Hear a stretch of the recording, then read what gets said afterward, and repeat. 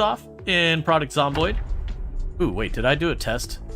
We'll have to see what save I'm on. I may have done a test off stream of some stuff. But we're going to jump back into our character. I actually don't even remember. Wait, is our character's name Daryl? I can't remember.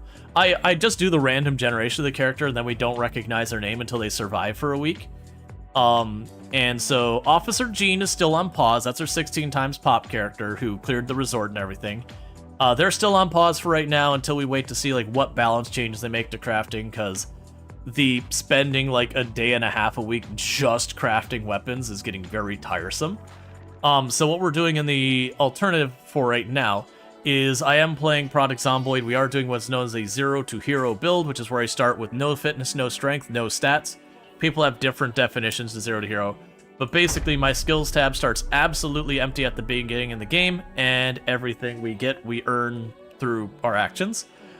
Okay. Yeah, that should be right. Yeah, so Dale Coleman. Right, we were right about to start going underweight, so I was going to need to start fishing. Skills-wise, we're doing relatively well. Like I said, we started with 0 fitness, 0 strength, and all that. We're right about to hit fitness 3, strength 4. We got 2 points in nimble, which is very important for combat.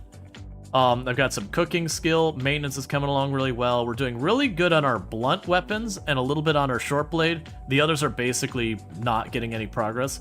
And that's because this character, since we are playing in apocalypse settings, I haven't had the need to like craft that many weapons, which is why I went to switch to this. But the goal of this run is to do a full clear. That is something almost no one does because it takes forever. But the plan being to basically clear the map on our apocalypse settings. We'll go ahead and we'll drink barbecue sauce as... Oh wait, I still have eggs. No, go ahead and take that barbecue sauce. I forgot, I have like a billion eggs. Go ahead and take the granola back. Take the gum. Right, we didn't do an inventory clean out at the end. I do want both those books for reading. The welding torch doesn't need to be in my pocket. We also have a bunch of sweaty settings on here. So basically I'm on the default apocalypse settings, but I have changed it so that there is no respawn. We turned off the power and water immediately. I have made it so the helicopter event keeps happening again and again and again.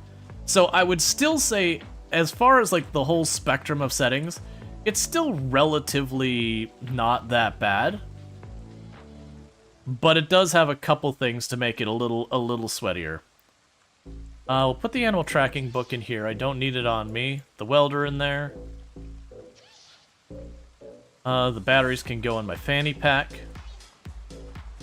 And how is our generator doing? Because I didn't check the generator last time. So it does need fuel and repairs. Let's turn off the generator and deal with that.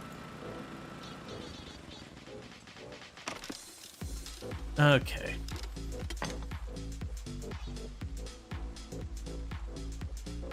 I wonder if I can keep that up with repairing. Because it used to be you'd just right-click and you'd keep repairing it until it maxed out. Hey, electrical 1? Yeah, electrical 1. Alright, so we're all fully repaired. We can go here, we can grab 1 gas can.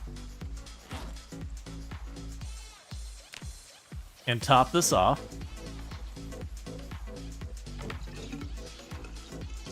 We don't want to leave it off too long because I actually do have a freezer full of eggs. Like 300 of them. And that's been our food source for a while. Okay, so we've got all that. Let's top off this gas can. So I got these spare gas cans.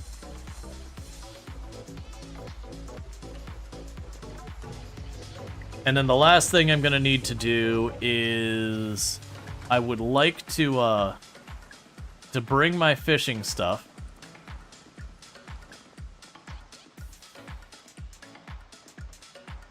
I'm gonna bring the car. I was debating back and forth if I want to bring the car, because the truck is very... You know what? Nah, it's fine. What I could probably do is take the other... You know what? Let's do it. Let's take the other truck, because I have spare vehicles.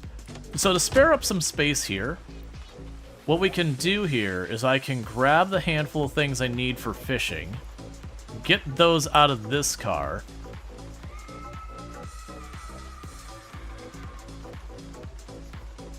Do I have a knife on me? I probably do, right? Yeah, I got plenty. I'm just gonna drop this on the ground by the generator. But yeah, so I could grab all the fishing stuff. We could take the white truck here. It's not as good shape as the truck I've been using.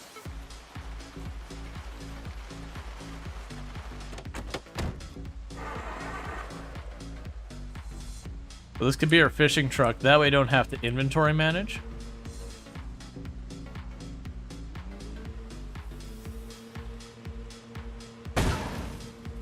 Don't worry about it.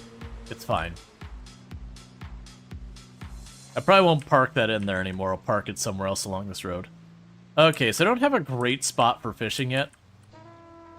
So this is going to be the best we can do for the time being. At least I think so. Do I have anywhere nearby? Yeah, so I've just got the river cleared, so until we get over there, I don't have a good spot, so we're just gonna do our best at the lake. I should also check, so we're on the 15th. I think we just had a helicopter. Yeah, the 13th, so it's literally just happened. Alright, so with this, let's go ahead and get ourselves a fishing pole ready. Put the crowbar away. And we're looking for bubbles.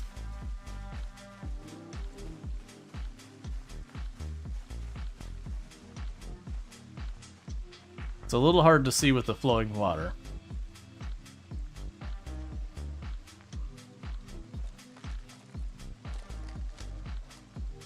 And we got bait on the hook.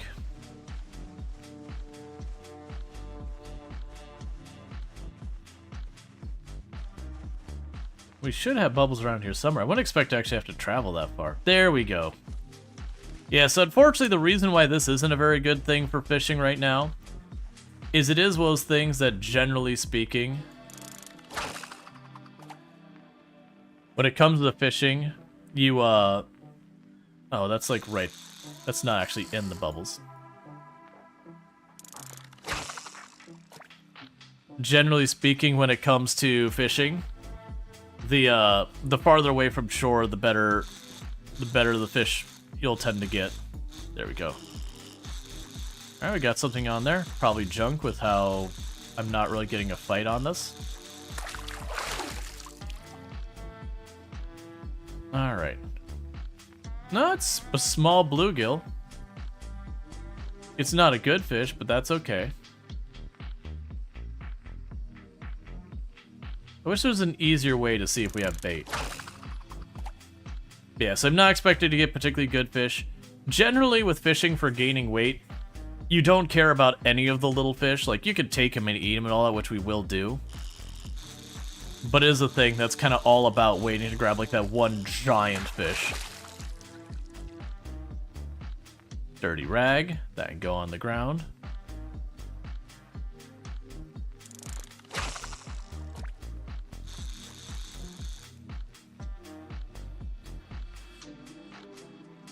Not sure if that zombie... I saw it pathing around. I don't think it can path all the way over here successfully. Like that the pathing AI can't figure that out. If so, we'll just step away and deal with it. Empty plastic bottle.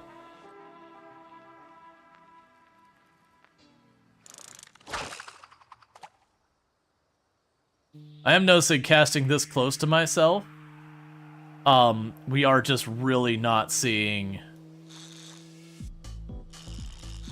We're just really not seeing a whole lot of benefit.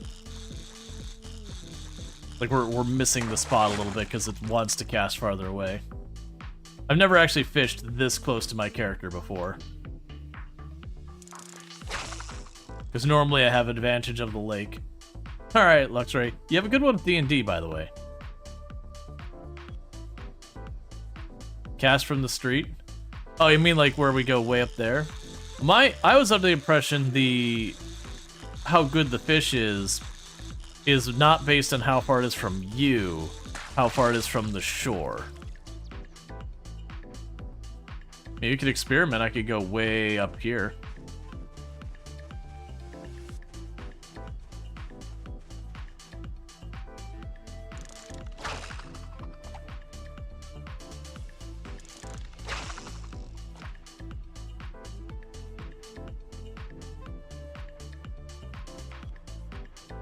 Yeah, are you talking about for the difficulty of catching? Because I know that's a trick people use to abuse, like what you just saw right there, to make it way easier to catch fish. I've only ever had like one time that the fish has like solidly gotten away from me. It's just the nature of how the fishing works. You have an easier time reeling something in the farther it is away versus the closer, just by the mechanics of it.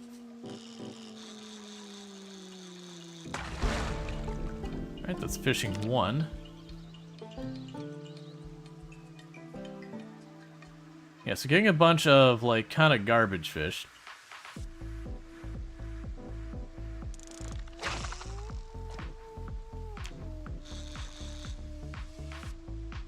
That's okay.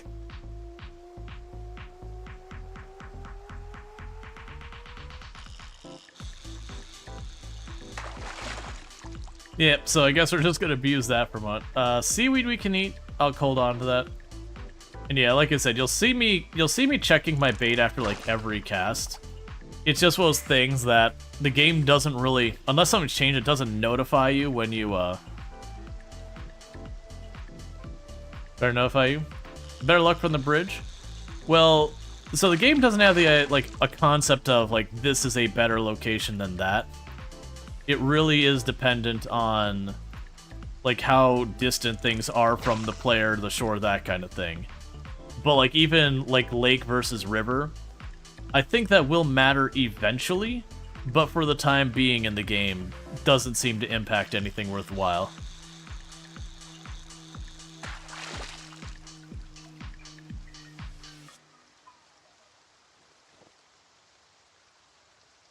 One thing I will say about using the actual lures, they last a while. It'll be a bummer when they do break, but I haven't bothered collecting any bugs for purposes of fishing.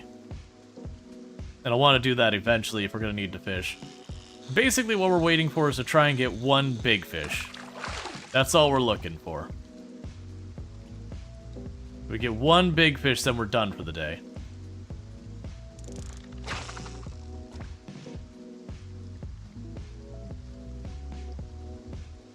Now, unlike a lot of games, I don't believe you can fish out the bubbles.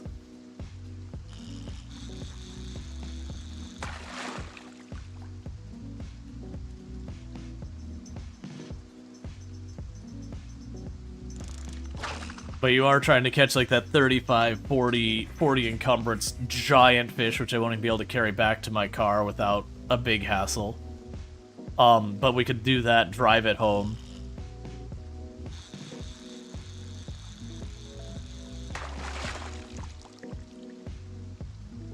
Alright.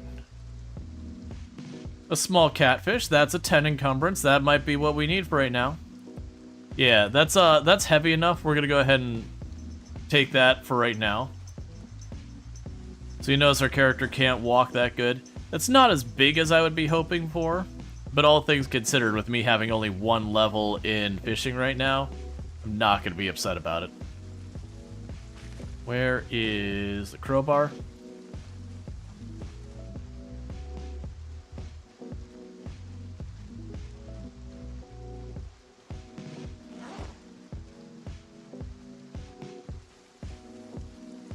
Because that's 79 hunger, which is not what I'm worried about. I'm worried more about the calories. Drop that in there. Grab all the other fishing stuff that's here and drop that in there.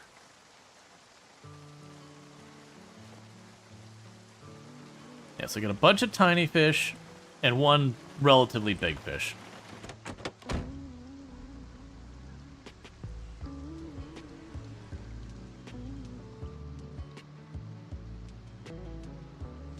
Now, you know what I'll do? Fishing truck can sit on this side of the pump right now. And the other truck can stay on the other side.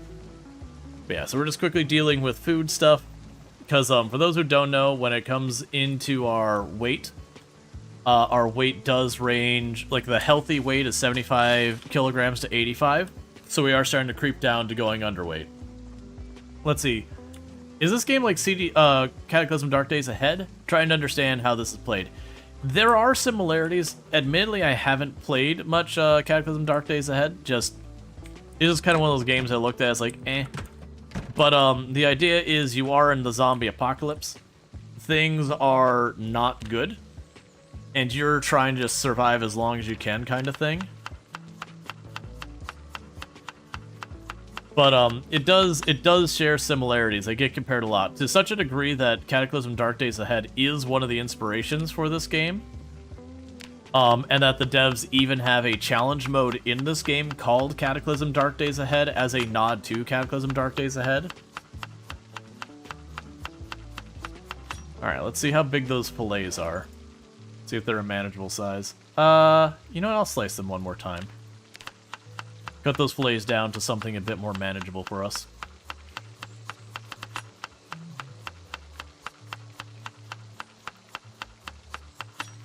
Alright, so more than likely I'm probably going to need to get another fish to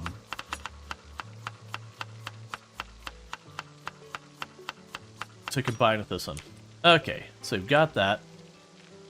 But yeah, they are similar in that they're zombie apocalypse games that you're just trying to survive and yada yada yada. So seaweed we don't need to cook. We can grab all these fish and chuck them in there as well. They're just little tiny ones. I don't really need the cereal, so I can toss the cereal and the beef jerky in there. Alright. But yeah, so the idea behind Project Zomboid is when you start the game, the zombie apocalypse has happened. Project Zomboid takes its place entirely in 1993 rural Kentucky, Knox County, Kentucky. And if we look at it, it is a handcrafted map. But to give you an idea, we traveled from here to here. That little teeny tiny box is where we traveled.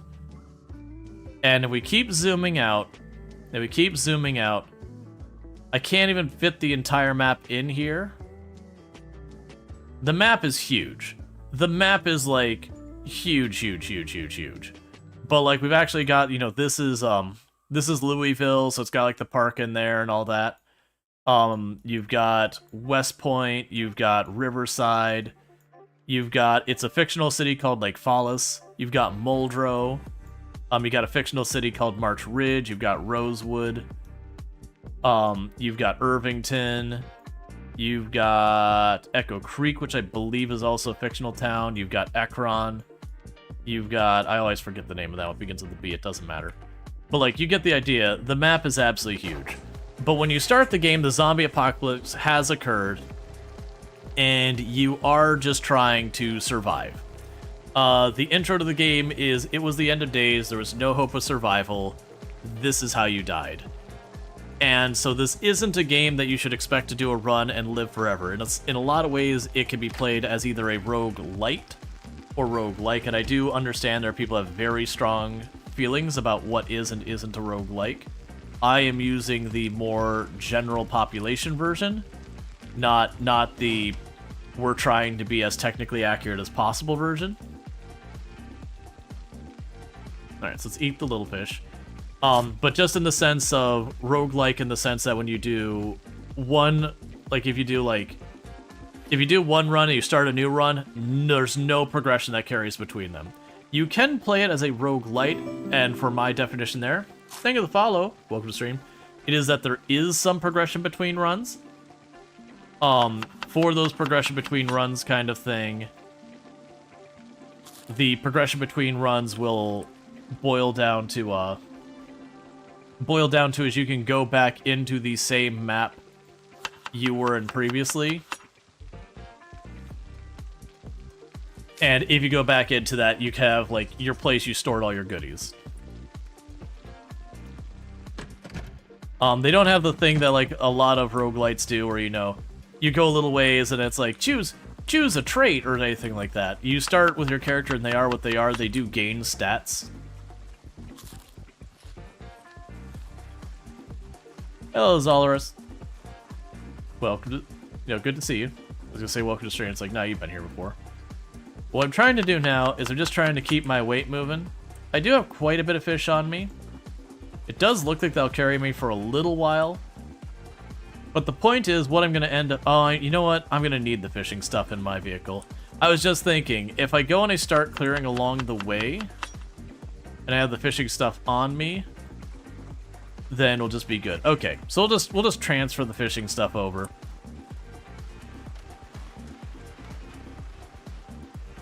It's not heavy.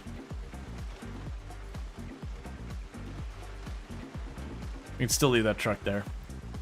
Let's see, tips for gearing up for the winter. So, one thing I will say is a common thing in the game is a lot of people will worry too much about winter.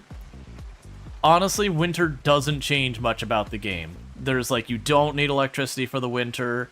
You don't need to hoard food for the winter. You don't need to worry about any of that. You don't need to be paranoid about freezing to death. Very genuinely, if you toss on like a leather jacket and a sweater or so, you usually have enough to stay warm. It's actually easy to overheat yourself trying to prep for winter. Alright, so we'll start pushing on to the west. But, so winter is genuinely not that big of a mountain to climb. The big thing is, like I said, you probably just need to watch for, like, getting yourself, like, a leather jacket, maybe a sweater. Long johns could be pretty good, but you just put a little extra clothes on. Once you get it so you're not seeing, like, the, you know, feeling chilly or whatever over there, then you don't need to keep putting on more clothes. If you ever see, like, the little sun icon that you're getting overheated and it's not something like chopping down wood, then you're wearing too much. It used to be in Build 41 that when winter showed up, the difficulty was keeping your weight up, because fishing would get a hard penalty on it during the winter, and that trapping, you needed bait for the traps, and a lot of your bait was produce which you couldn't grow during the winter. But right now with the game, you can still just forage for like low-calorie food the entire way through the winter and do fine. It just takes a bit more foraging than during the other seasons. And then fishing, while it does get a penalty, it's nowhere near as bad. Yeah, that's the thing. A lot of people go into winter being all scared of it and all that. It is easy to have like way more than you need to deal with the winter, which isn't a bad thing.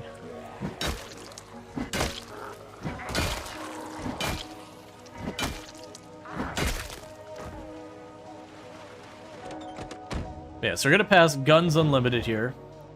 And what was the path that's gonna take to Irvington? So, yeah, so path, oh right, it's gonna go right to this T intersection, and then we can take that down, and if I just stay on that road, it'll take me directly into Irvington. Cool. Yeah, so this is a place I've been clearing the last couple times. It's right over here. This big area to my left. That's Guns Unlimited.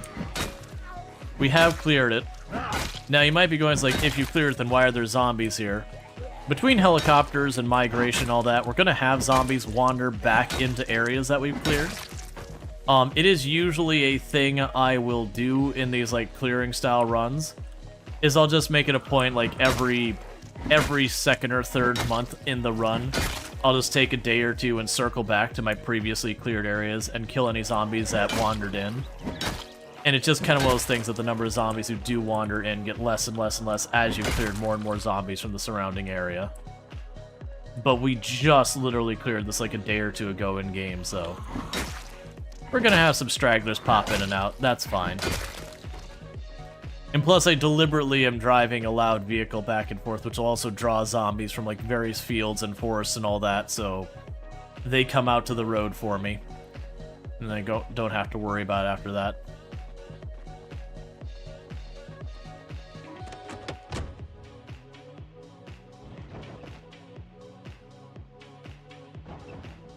Alright, this will be the first time we've driven past this on this run. Don't be surprised if we end up running into big groups of zombies up ahead and all that.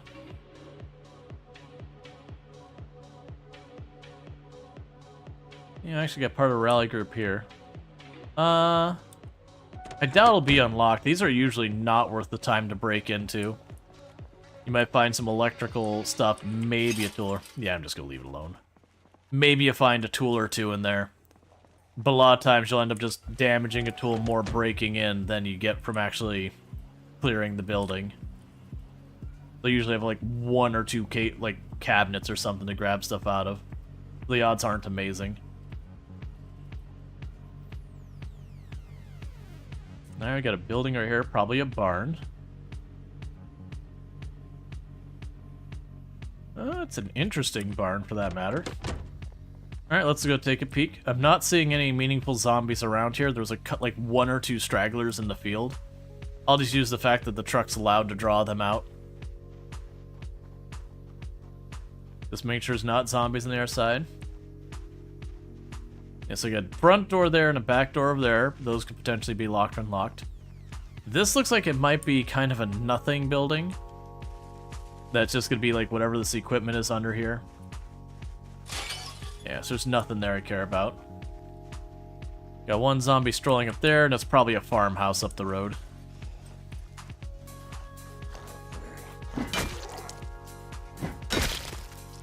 Good job, man. Alright, so let's go see what we got in this building. Probably nothing we care about. It'll probably be like produce or something. Though with this, I'm not sure what it is. If it's produce, it means there's going to be maybe a tool shelf, and otherwise it'll all be garbage. We've just been alive so long, if it's anything that can expire, it's going to be rotten.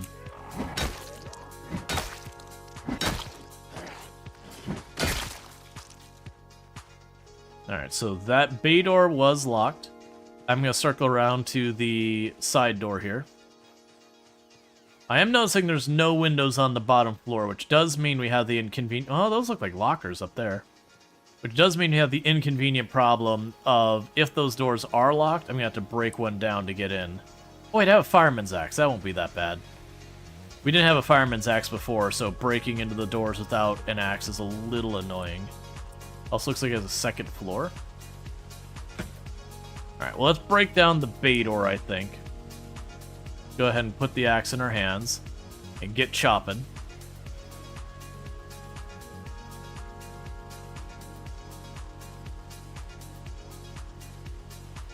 There's a good chance there'll be a couple of zombies in there. I actually expect it to be pretty quiet, though. We are in the middle of pretty close to nowhere.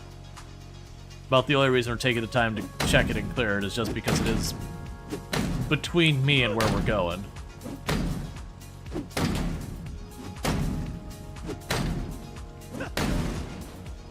Alright, let's put away the axe and save it.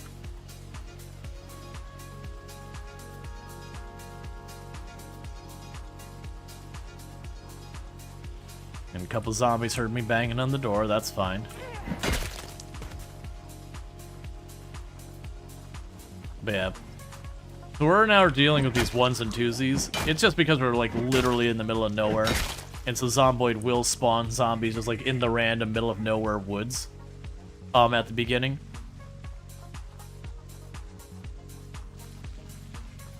Alright, let's switch to our wrench and get out our flashlight.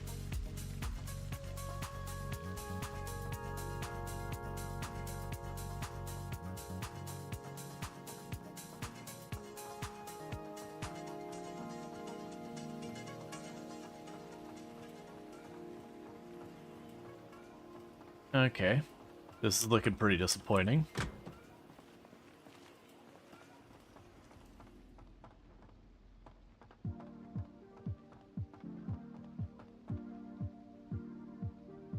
And we went through all of that, and we got a club hammer. Honestly, not really bad, but about what I was expecting. Such loot, much wow. Yeah, the random warehouses in the middle of nowhere in the map, most of them are pretty disappointing. But considering as far as like the risk versus the reward, the risk is pretty minimal. It's not super surprising the reward is also pretty minimal. There are 1 or 2 exceptions, though, where you can find like a tool warehouse that the tool warehouses are pretty solid.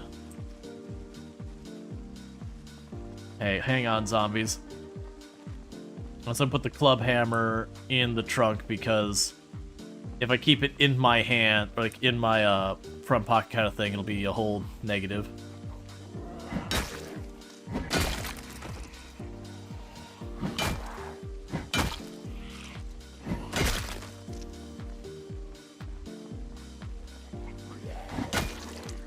And we do have the random zombies turned on this one, which is the default for Apocalypse right now. So it seems like some zombies go down easy and some zombies have to like really kind of work at it. That is just the random toughness. And if it seems like a lot of zombies are just like really cold, like really slow and not that interesting, that's also that we have some that are faster, some that are slower.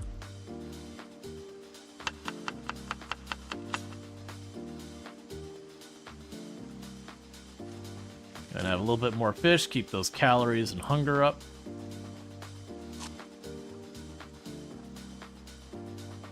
Okay, and then we had what looks like a farmhouse and maybe like a carport or something up here. Maybe a chicken coop, actually. Oh, a tool shed. Well, what looks like a tool shed, at least. Yeah, so we can go check that out.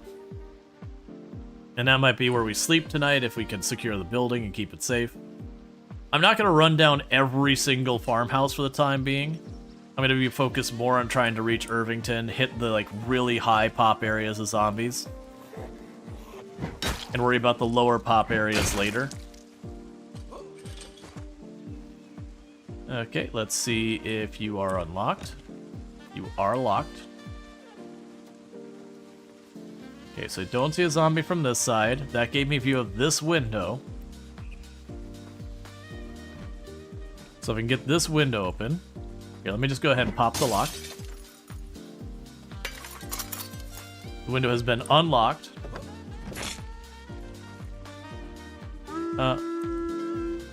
Hey, whoa, Jazz, thank you so much for the raid. I really do appreciate that. I hope you are still surviving and striving in Project Zomboid, which is a totally different thing. Project Zomboid, I wouldn't know what is. But definitely check out Wojess, another fantastic content creator on the platform, fellow member of the Halcyon Frequency stream team. Also been playing some Project Zomboid and good times over there. And I do apologize everyone raiding into the ad break, that does just happen. We don't have pre-rolls here, but, you know, if you get caught by an ad block, you get caught by an ad block. It just be how it be. You can't post this raid message? Hey, Quiet, how's it going? But yeah, so again, check out Wojess, plays a variety of games. Been playing some Project Zomboid recently. So definitely good times over there. Absolutely recommend. And once you have a little bit of a break after that shout out, just so it can reset, How to Be Quiet is another fantastic content creator who is also someone you should check out if you're into Project Zomboid. Has been playing a lot of it recently. Alright, so let's go drop this in the truck. We'll drive the truck up here. Quiet rated you right as your ending too. So it's a double raid. I appreciate that. Yeah, no, Quiet's a good people. Jess is good people. Nothing.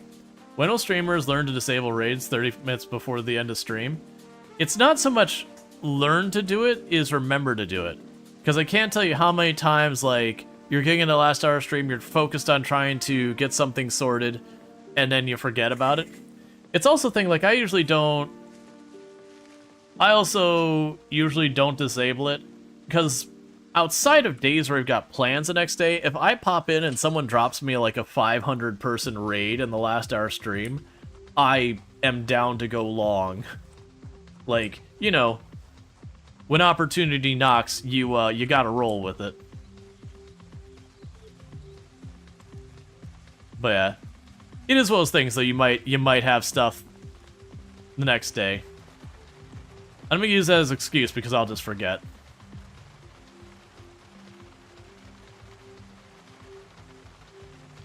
You kind of like rapid redirections? It can be fun. It all depends on, like, how disruptive they can be.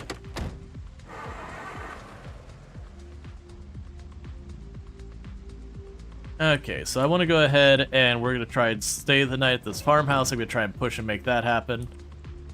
I popped the truck 1 to get the truck farther up here. 2 to make the noise to try and draw the zombies along. And then also 3... because it gave me a moment to sit down to recover some endurance.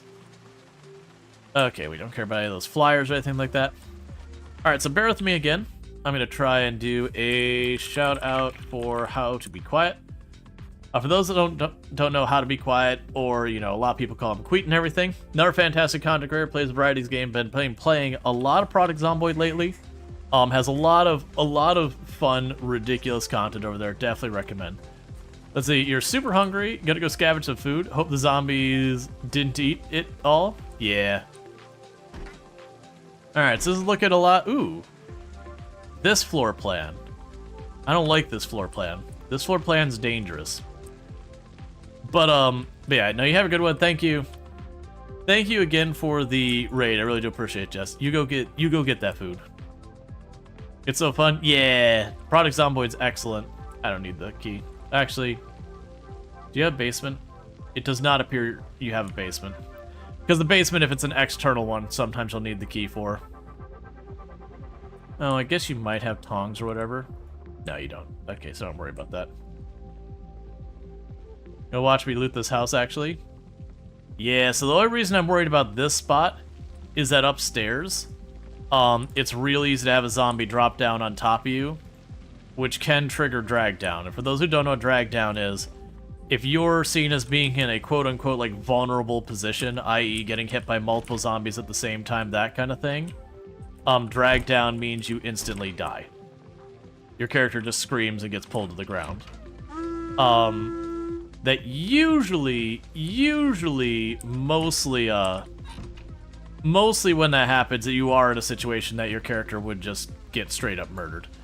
And hey, Red Hawk Black Sheep, thanks so much for the raid. You're gonna have to wait just a minute before you get a kind of shout out. Just because we just did one. Nah, canned vegetable soup can just stay there. And it does appear like this has been a pre-looted building. For those who don't know, there's a mechanic in Build 42 where buildings can be looted. I think it's after like 2 months, it's like 50% of buildings can be looted. And thank you for the follow. Welcome to the stream. And so this one looks like it has been a preload, which it still means it has some stuff in it. I'm pretty sure I already have tracking one. Just in case we don't, we'll grab it and I'll chuck it in, but I'm pretty sure it's already in my truck.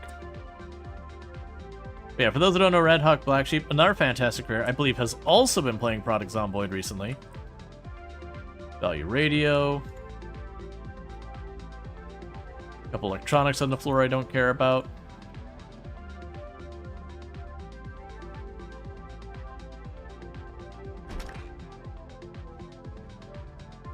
Novelty X-ray glasses. A fanny pack. It does have a granola bar in it, but I'm not going to worry about it. We're at that point that food's just not something I'm super worried about. Firecrackers. People get all excited about those, and then you realize they're really just not that good. What type of traits do I like to run my characters? So, my characters, I run self-sabotage kind of builds. Things that make things actively harder for me. You don't have an alarm on you. Let's just take it apart. So I do take traits to give myself 0 strength, 0 fitness. So I take the one where it has like slow metabolism. I forget what the names of them are now because they've changed. But it's like weak, unfit, obese. They like change the names of them. I do all that kind of stuff. I like keen hearing. Keen hearing is like the trait when people ask me, it's like, what's a trait? Like if new players, what's a trait you should take? Keen hearing. The keen hearing is the always trait. There is no time you don't want keen hearing. They did change the view behind you aspect of it, which is its strongest point, but I would still argue it's got way too much value to ignore. Fast learn's another really good one I like to get to level up faster. So if we actually look at my traits on this character, you'll see like out of shape that just from where I was talking about where I start with 0 fitness, 0 strength. Weak is again from that. But keen hearing is probably one of the most important traits in my mind. Fast learner is really good. Organize is fairly convenient. Eagle eye gives me a wider view. Situational awareness to me is the most important thing in the game. I don't actually like adrenaline junkie is just something I use to fill points. I actually don't care about one way or the other. Wakeful, I have a love-hate relationship with Wakeful. Wakeful is objectively good. It means you have to spend less time sleeping. So in that regard, you just get more done during a day. It's good. There's no other way to put it around. It's a good trait. But it makes managing your sleep schedule really annoying because of how little you sleep. You end up waking up in the middle of the night and still being dark outside. Fast reader I actually don't recommend. I just put it there to fill points. It's nice. It's just not important. Like, slow reader can suck, but the fast reader is just kind of unnecessary. You run wakeful, but you always end up with fog in the middle of the night? Yeah, so you'll see I always stay up till 1 a.m., and that's why, is to make sure I wake up after, like, 5 a.m., like, 99% of the time. Because if I do that, then we're usually good. Yeah, wakeful is good till you have no more books to read. Yeah, it's a whole thing. Alright, so let's go ahead and get our flashlight out. And we can continue reading our trapping book. Okay. Dexterous. Dexterous is a very nice convenience thing. I wouldn't say it's an important one. It just makes you loot faster. So I wouldn't say it's important. Cat's Eye makes it easier to see in the dark. For the record, that doesn't meaningfully help in rooms that are pitch black. Like when you're in basements and you don't have a flashlight, you still can't see crap. Speed Demon, I actually don't recommend. Again, I'm just putting it there because points. It makes your car drive faster, but it's got a couple side effects. And then Slow Healer is fine. If you're worried about the rate your character heals, something is going very wrong. Because any and all zombie injuries you take are just begging to die. Because any zombie hit whatsoever is potentially fatal. A scratch is a 7% chance you just died. A laceration is 25%, and a bite is you died. You just don't know it yet. But it is one of those things that you'll have people who will like try and like disinfect and do all sorts of stuff. They're like, I got a scratch, I need to do what I can to help. None of it helps. Literally, the way the game works behind the scenes is when you get hit, a dice is rolled that says, okay, did you die? Yes, no. And if you roll bad, that's just it. You can, like, disinfect, you can do anything you want, has no impact on your survivability. Like, if you got the zombie plague, you will die. So, it's one of those reasons... It's a meme in a lot of games about, well, just don't get hit. But in Project Zomboid, it's like, no, very, very genuinely, you very genuinely need to not get hit. Like, really, really, really don't get hit. We'll go ahead and eat some egg salad to deal with our hunger. We're not going to worry about our calories. Our calories are kind of good. They could be a little higher. Oh, yeah, no, that's, yeah, I was hanging out in Jess's stream before I started mine, and we were discussing weight gain. That's actually why I run these bars in the corner, is to help me explain that specific mechanic. So if we look at what's going on back here, I can actually turn on. I usually don't keep these other ones on. So show bar, carbohydrates. Oh, it's fine. So basically, if you look at this, that's how many... Okay, so it's more than 2,600 calories. So I gave you bad information. It's 3,600 calories. The point is, there is a amount of calories you can have. It goes to the bottom of it's like minus 2,200, and it's like the max. It's like something like 3,200, 3,400, 3,600, whatever it is. And then you know zeros around here. And the way weight gain and loss works in Project Zomboid is there's like a range of calories that's I think something like 12 or 1,500 or whatever, and there's a couple traits that'll adjust it. But there's a range of calories, let's just say it's like 1,200 to 1,600, I don't know the amount off the top of my head, that your weight is neutral, you're neither gaining or losing. If you go below it, you start losing weight. If you go above it, you start gaining weight. But then there's also carbohydrates. And the idea being is, if your carbohydrates are high enough, you can gain weight even faster. So if you're slamming a bunch of ice cream and all that, you can absolutely balloon your weight. Whereas, if you just have, you know, just your calories are maxed out, you'll get just one up arrow typically, versus your carbohydrates, you can get up to 2 arrows. And 2 arrows, you gain weight real fast. Like, you can get, I think it's like 1.5 or 2 kilograms a day or something like that. That's a lot of weight. But the big important thing when it comes to eating is just, if you don't have the up arrow here, eat stuff that's high in calories. And about the best way I could recommend for telling what's high in calories is, as much as you'd love to be able to say, oh, in real life that's a fatty whatever food, it's full of sugar or whatever. In Project Zomboid, that's actually not a very reliable metric. You have a kitchen with no sink? That's disgusting. What? Do you not wash your hands while you cook? Where's your sink?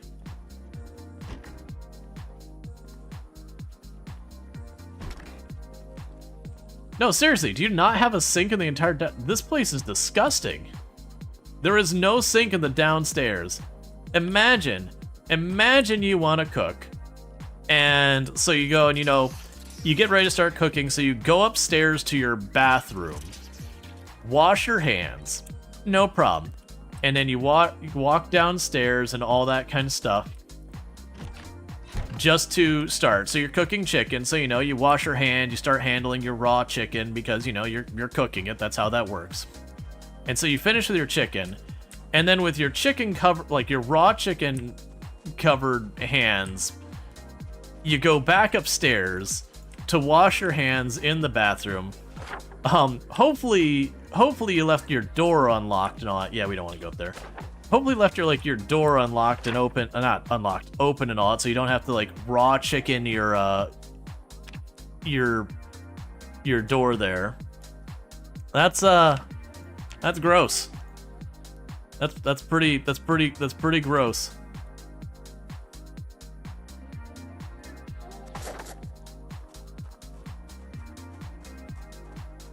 Neither afraid of the cost of insulation. Also known as the sink cost fallacy. Why do I stream? But yeah. So we're just using that as a place that I could just park in to sleep for the night. We just keep on pushing on over this way.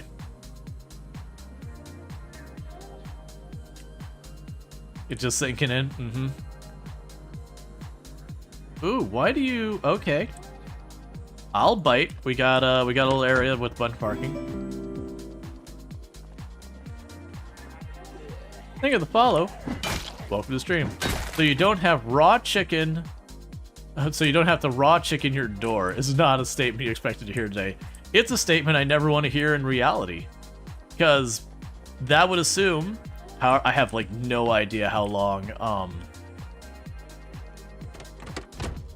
what is it? I'm blanking on the name of the, it's the same thing that's a problem with, like, eggshell coating and all that. Like, really, really awful stomach illness. That you, like, is your main reason why it's like, no, really, cook your chicken. Salmonella, that's the one. Yeah. Because I don't know how long salmonella could survive on a doorknob. I also, low-key, don't want to find out how long salmonella can survive on a doorknob. Oh, the fishing hook should be in there.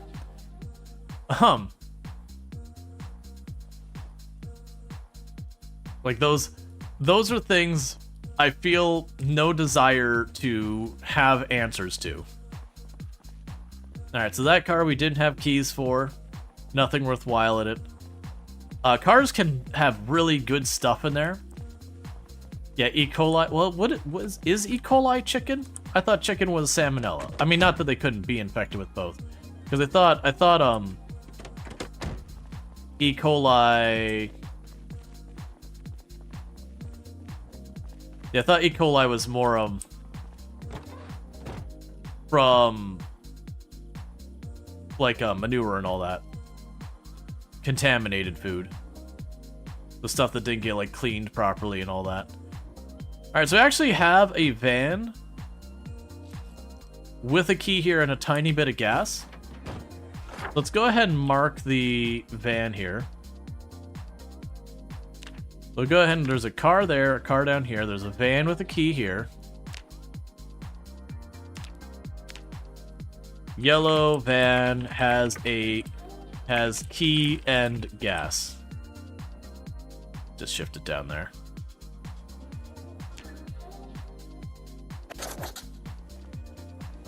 E. coli can be found in chicken? Like I said, maybe. I'm not aware of it. Ooh. Alright, so let's, I don't have room to carry that with us, but that's a good find. Yellow van has performance heavy tire. Because that way when I start having one of my tires go on one of my trucks, that's about the best tires you can get for that vehicle.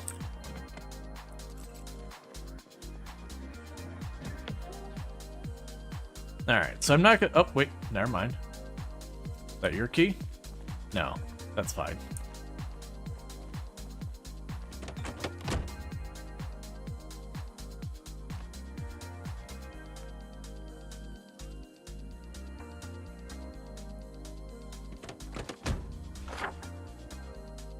And go here and there.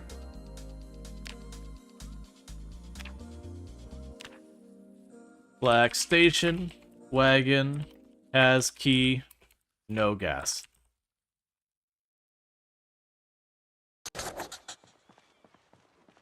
You got food poisoning one, genuinely terrifying. Stomach issues for 3 days, fever symptoms, all hit you once. Oh yeah, I've done food poisoning once.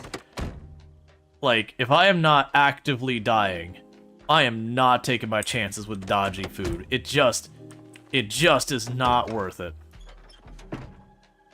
Like, just in no way is worth it. Is that a key on the ground? No, it's just a crack at the ground. Alright.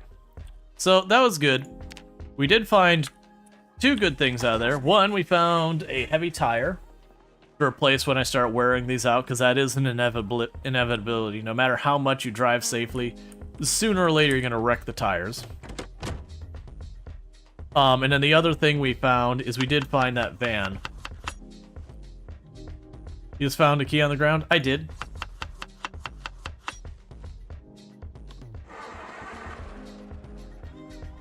But I already figured out which car that was for, and then labeled it.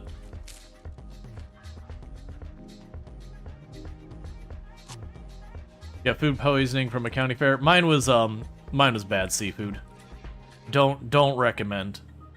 Like, very, very genuinely, like, if something seems off or dodgy, just don't.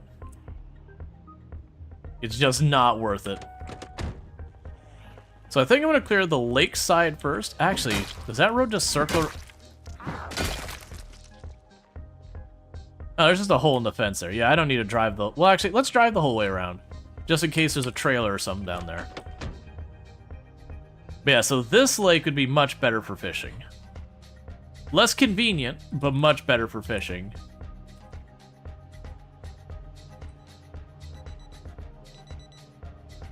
Alright, don't need to worry about it. It's only been like 3-4 days, so the helicopter can't show up.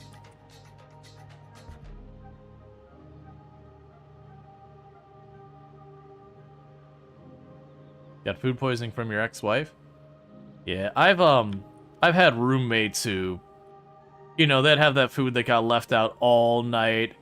Definitely, like, was not good anymore. Not even from the, like, oh, it probably should have been refrigerated. It's like, nah, man, this doesn't smell right. And they're like, nah, let's not, like, not gonna waste it. And like, yeah, I'm not eating that. It's just not worth it. You do proper food poisoning once, and you're just like, nah, man, just no. Like, again, unless I'm starving, like, actually, like, no, seriously, if I don't eat, I'm gonna die. It's just not worth it. It's one of the things I remember. I had, I did, like, the survival thing in the Scouts when I was much younger and all that. And that was one of the big, like, the big pointers they gave you. It's like, nah, man, if the water nearby you is like stagnant water, and you don't have a means of, like, boiling or anything, unless you're, like, really going to be, like, genuinely worried about dying from dehydration, you just don't. Because the moment you get, like, food poisoning or something like that, you've made your situation exponentially worse.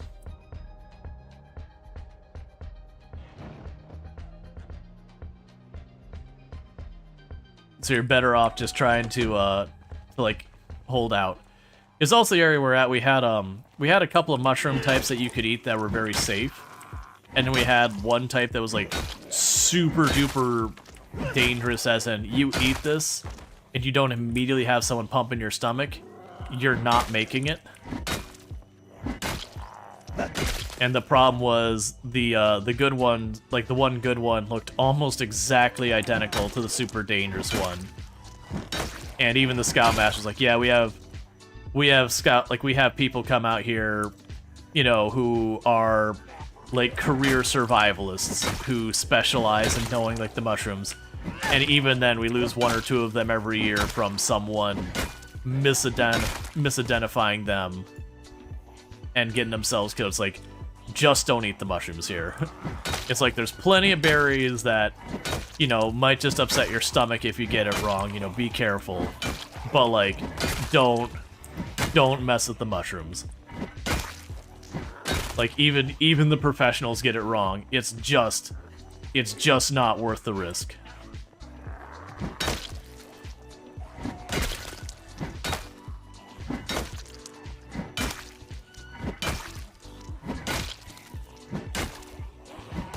Alright, Night Dweller. Alright, so we're going to back off for a minute, because we are taking a penalty to the rate we're recovering our stamina and all that, because I am slightly overweight down.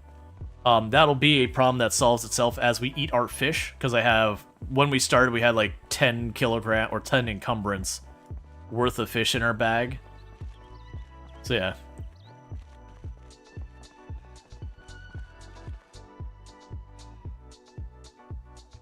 There was a movie called Grizzly Man, an interesting documentary, ultimately done by berries. Yeah, they can still definitely be dangerous. At least the berries are way, like, the berries that are dangerous versus the berries that are not dangerous, if you have understanding of the plants around you, are not that close in appearance. You know, or if there are, it's like, it's that one type of berry you gotta worry about, that hit or miss kind of thing. Because yeah, usually getting the wrong berries will they'll very much upset your digestive tracts, is usually what happens, which could cause, you know, dehydration and a whole lot of other problems. So still dangerous. They messed up their field guide. Oh, like, just as they were out there, you know, it got muddy or whatever, and not legible or something like that? Or got burned or something. I mean, probably not burned. Got wet or something like that. Ah, read it wrong. Yeah. But yeah, that was always one of the big things they went about. It's like, if you're in a place where you do not know the plant life or whatever, it's like, you know, it's just one of those things. You're almost better just doing without and hoping, you know, help comes, versus taking your chance in something you really don't know about. There's a lot of stuff that's poisonous to us out there in the woods. You want to play stuff we can eat. If you don't know what you're doing, you don't do the product Zomboid thing where you take like a nibble of a berry and go, okay, has this really made me sick? No. Okay, well I can go ahead and eat another one. It's like, no, man, no, that's not how that works. You definitely don't do that.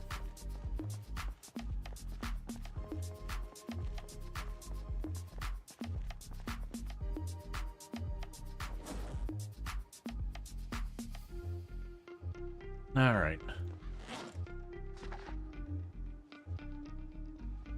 Because honestly, a lot of stuff that's poisonous, that's like the kind of stuff that's like mildly poisonous type deal, it's usually not like a one and done kind of thing.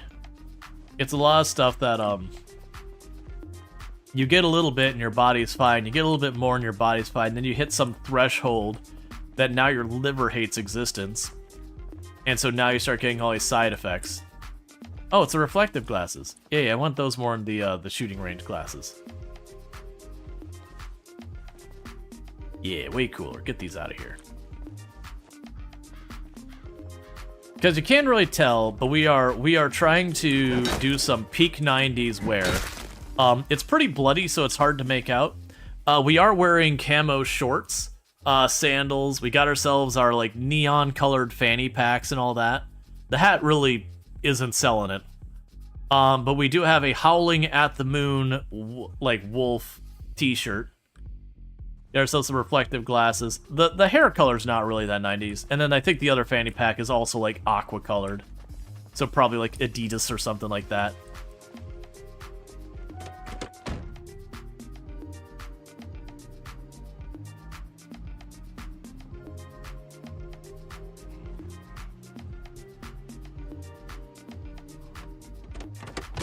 Alright, so let's start clearing out the zombies.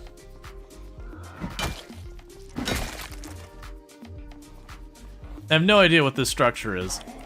It's mostly these are between me and Irvington, so I want to clear it. And then on top of that, there's a really big lake that'll be good for fishing here. So I could see that as doing a thing where later on, as we're a little bit better established, I would come out here with a truck with almost no, like nothing in the trunk or whatever. Catch a couple of big fish. Toss what we can in the freezer. Oh, you know what I ought to do? Next time we're back at the base, I might have to rearrange some cabinets for it. But let's tear down the fridge/freezer we've got there. And there was the ice cream freezer we had downstairs. Move that up there. Well, actually, let me double check the capacity, because the capacity of the ice cream freezer used to be the best. For like actual freezer.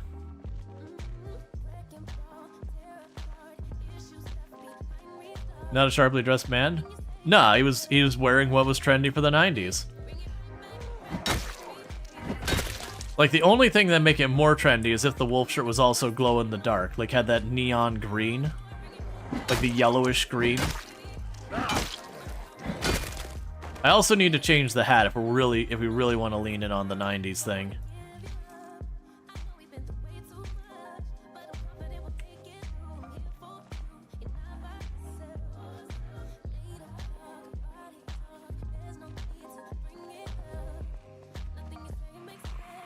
We get some of that like bright neon green, glow in the dark wear.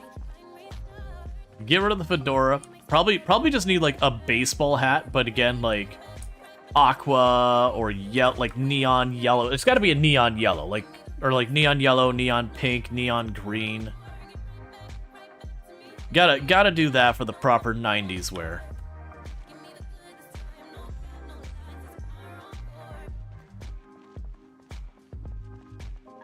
Or we need a shirt that has, you know, like, make 7, and then you turn around and it says, up yours. I do remember that shirt. That was a really, really excellent marketing campaign by 7up. The make 7up yours shirt.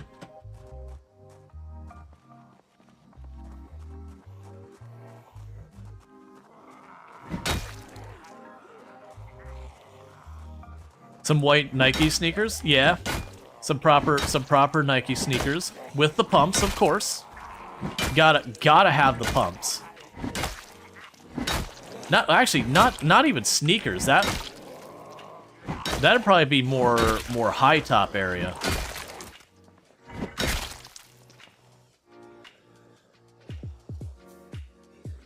Okay, nothing I care about in there.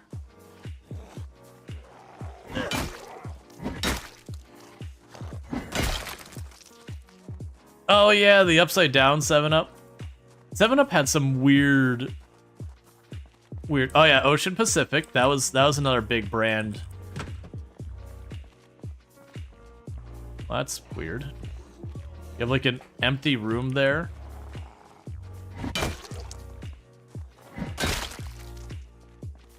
Alright, let's back up a little.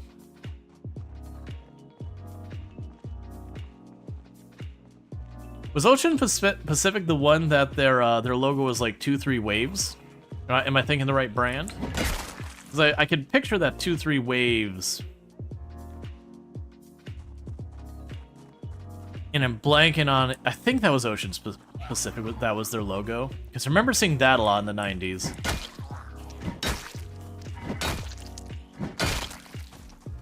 Have a lot of Izod. Izod brand was pretty big in the 90s. I think it actually was pretty big into like the early 2000s too. And it's still around, still does pretty well. Oh yeah, there was the one where it was like a silhouette of a gecko. I don't remember which one that one was either. I saw that a whole lot. Some of those brands are definitely not still around. Or if they're around, they're just not nowhere near Jinko jeans, yeah.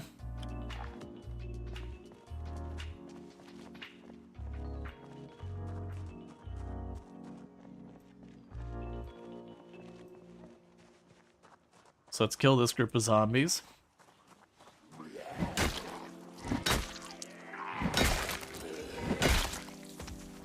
This definitely feels like we're not even dealing with the actual regular growth. I have a feeling if we would have come here when things... Yeah, this is a an abandoned area. So like even if you came here at the beginning of the game, it's an abandoned factory. There's a couple places like that in the map where you can find like a neighborhood that, you know, was like abandoned at the start. Wait, what do you have in there? Oh, it's fire extinguisher, that's fine. Oh, good. Dried ramen noodles right out of the trash. Heck yeah, man. Fish yourselves some unpackaged ramen noodles directly from the bottom of the dumpster.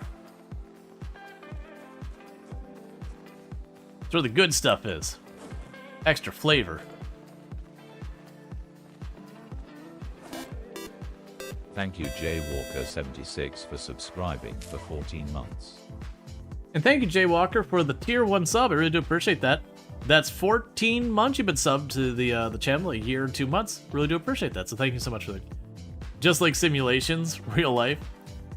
Yeah, no, Fractal is sponsoring the channel, which I really do appreciate. They do make computer cases. They do like cooling solutions, like air cooling, water cooling, all that. They have headsets. They have computer chairs, which low-key I'm really excited for the computer chairs, specifically. But yeah, so they've been kind enough to sponsor the channel for 6 months. We're on getting pretty far into month 2. And it's been really, really nice having them. I've been a customer of theirs for over 12 years, well before I was making content or, you know, or expecting to ever have any type of sponsorship opportunity. So this is just a bunch of machinery.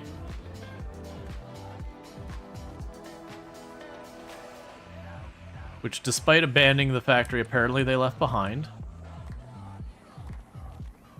I'm pretty confident this place is mostly empty.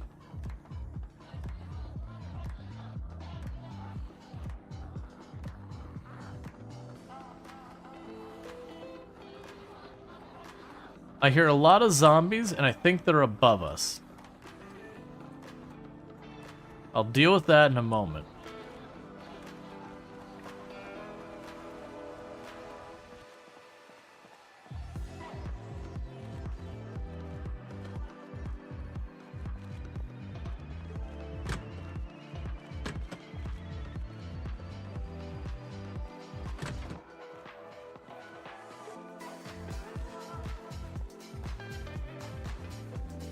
Alright. Okay, so this I'm not liking, because I definitely heard more than one zombie up here.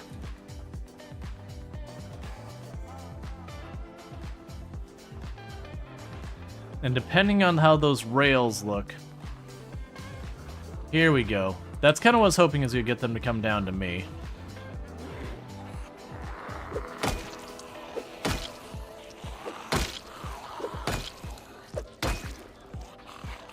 So making a bunch of noise. Let's get away a little bit. I need you to path down here for me, friends.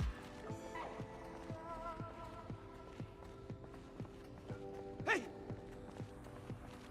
Hey! Yep. Okay. That could have been really bad. I thought I was farther away from where the rail dropped down. I'm glad none of them were in a position to grab me. Hey. Hey. Hey. But as you can see, part of the reason we're running into problems is with the way that loops around. They're really bad at pathing. Hey.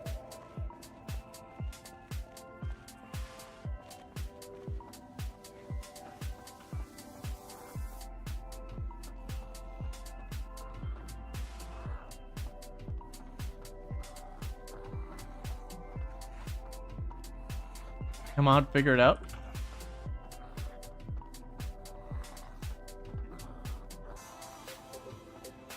This is dangerous. Okay. Alright, we're alright. I was not feeling good about going up there, but it's partly because of the slow zombie, and that's one of the issues and why I really don't like the deaf and slow movement and all that kind of stuff, is you can run into situations like that where that zombie was probably just turning back and forth in place again and again and again, trying to figure out how to get to me. This is interesting. I also don't feel super safe about this because it'd be easy to have like a tile missing and not be able to see it.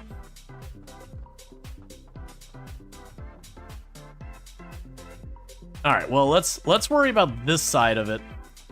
And we can cut across the other side later.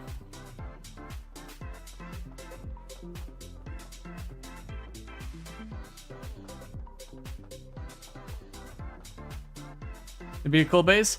Honestly, it wouldn't be the worst. You've got water right here. You've got a big area. It's a bit overgrown, so you'd want to deal with that. The upstairs, I could see you doing some pretty interesting things with that area. Because honestly, if you're the kind of person who wants to go up to the top floor and then, you know, have yourself have an easy escape and all that, that would be a place you could easily do it, because there's just that much room. You could easily toss down a rope anywhere along the way and be able to see what's below you to know you've got yourself a safe spot. So I actually, normally with a lot of these places, I'm like, oh yeah, don't worry about getting a, you know, a place you can get fences around you, one way in, one way out. Like that's as much a risk as a benefit. But in this case, it isn't one way in, one way out. Alright, let's leave that one alone. I don't expect to find much in a lot of these buildings because it looks like the factory is intended to look like it's abandoned.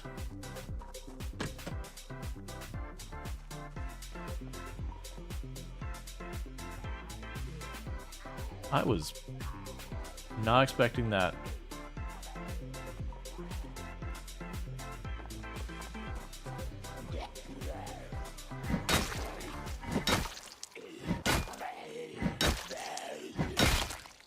It does seem to have a mostly intact fence here. You've got the lake right there. So that lake means you got water, you've got the source for food to gain weight. For food to lose weight, that's easy anywhere, just forage. It practically feeds itself.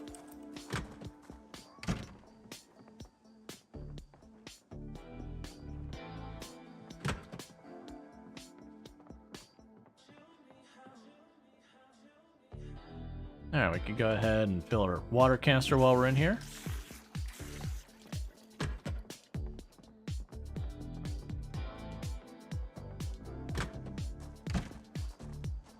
Alright, let's really quickly. Right, so I want to mark you with that symbol because we cleared the building, but we didn't fully loot it. We can go, we cleared that one, that one, that one, that one, that one, that one. And then we looted this one, this one, this one, this one, this one, and this one. We didn't get that building. It was locked. We also did that building down there. Cleared and looted.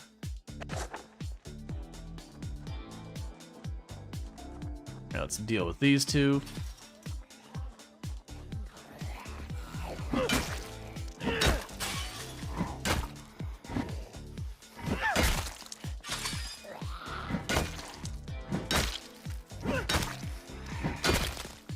And honestly, having that gate there is pretty good too. Because as long as you don't get near the gate, the zombies can't get in, and then you can wander in when you want to leave.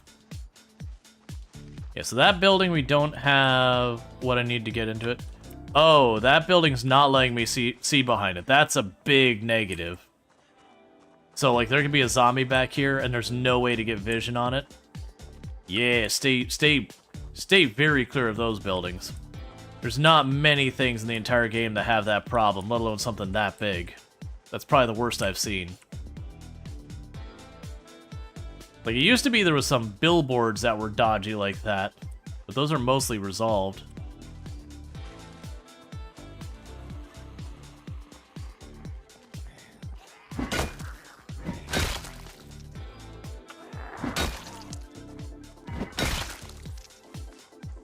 This would probably also be a really good base location if you plan on, like, actually doing the farming stuff.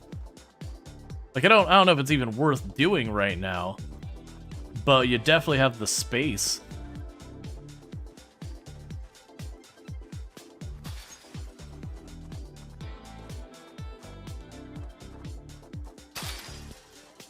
That's a curled up dinosaur.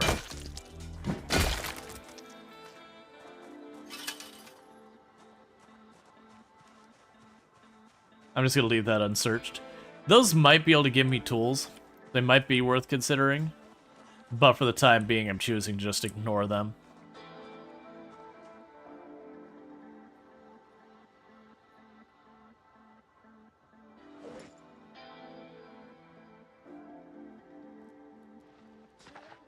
Alright. Now, one downside, there's nowhere worth sleeping here yet. The closest we had was that little office trailer thing. But it'd be a pretty lousy place to sleep. But yeah, you'd want to do a lot of clearing out of this place. It's a pretty big area. Did you clear Guns Unlimited? Yes, we did. Why is that showing like there's a door here? Yeah, there's something there. I think they misplaced a door frame.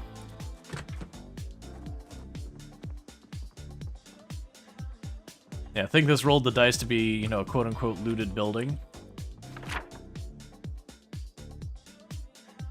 Let's mark that.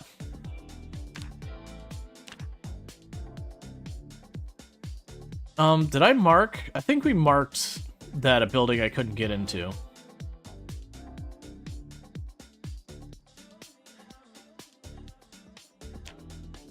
No, I was trying to, we'll use the ladder.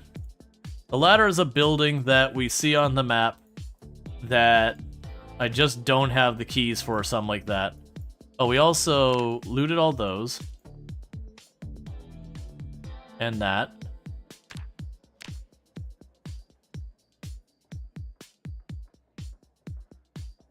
Yeah, so I could use the ladder just to be like, hey, we couldn't get into that building, couldn't get into that building. Those two we don't have the means to get in right now.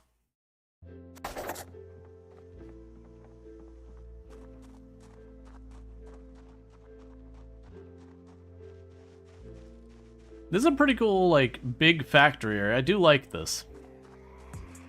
I think this is probably more a multiplayer-based kind of thing, though. You're talking a pretty big area, even with it being enclosed.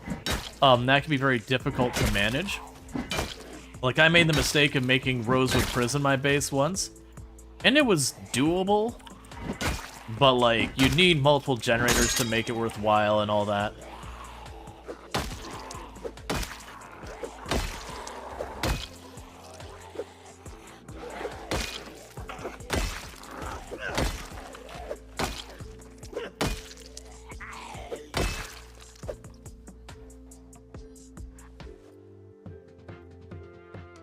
Heard another. Oh, you're way up there. And apparently right here.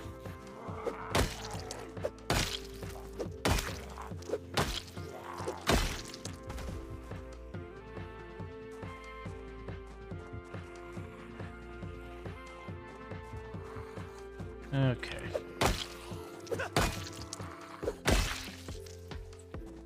But yeah, no, I cleared Guns Unlimited. We didn't loot it.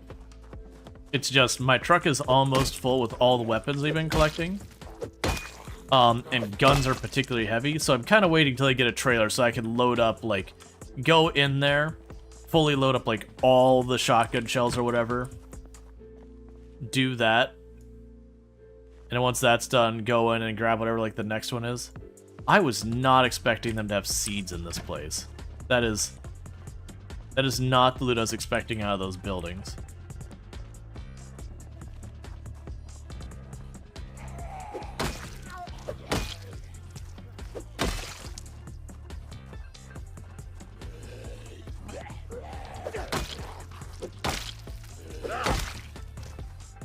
Like, it almost feels like they didn't, like they had meant for other loot to be here, but just never got to correcting it.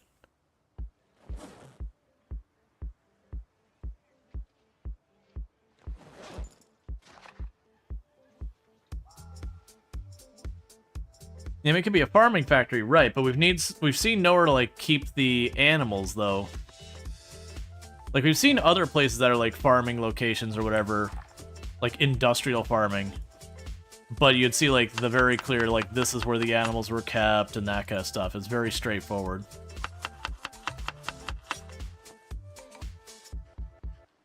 Alright, so we can go ahead and keep our calories going. Slowly gaining that weight. Let's see if we got another... So I want to save the axe until, like... Yeah, I'll do that. Let's say I want to save the axe to be, like, my last two-handed weapon I use. And just because it has the utility purpose of being able to knock down doors pretty easily.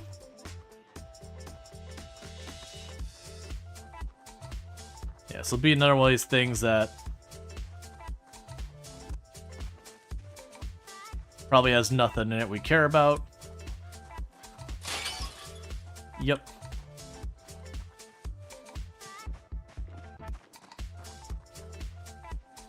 And then we got a giant building over here.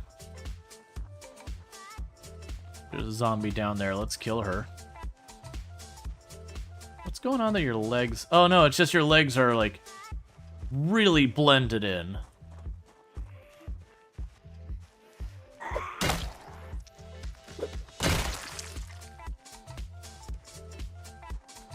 You have that sometimes. It's for reasons why I try not to fight when it's, like, really dark or really foggy or whatever. Is a zombie like that, when it's like the visibility is kind of garbage, can be extremely dangerous. Because you can walk right into it not even realizing it's there, because sometimes they'll be very, very quiet and other times they won't be.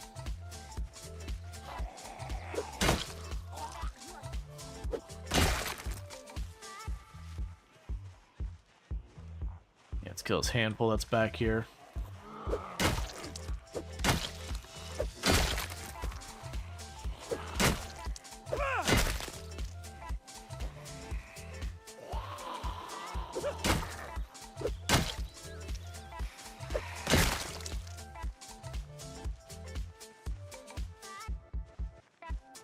Alright.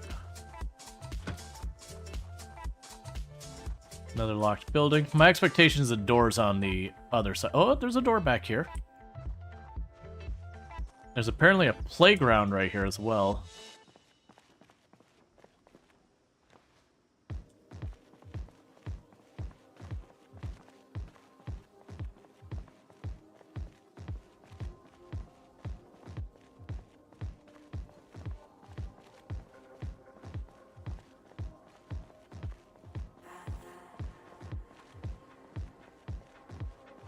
I have a feeling this is just going to be a big open warehouse.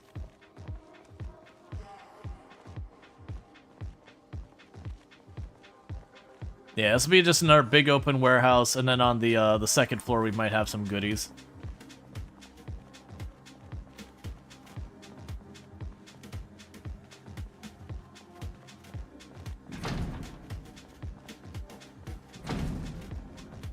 Well, that's not right. Apparently locked from the inside. Or locked from the outside. Let's see, you've probably heard about planting corn with fish to grow fish corn bushes, obviously. What about if you plant seeds with zombies. If you're like trying to say like, can you grow zombies? No, you grow corn.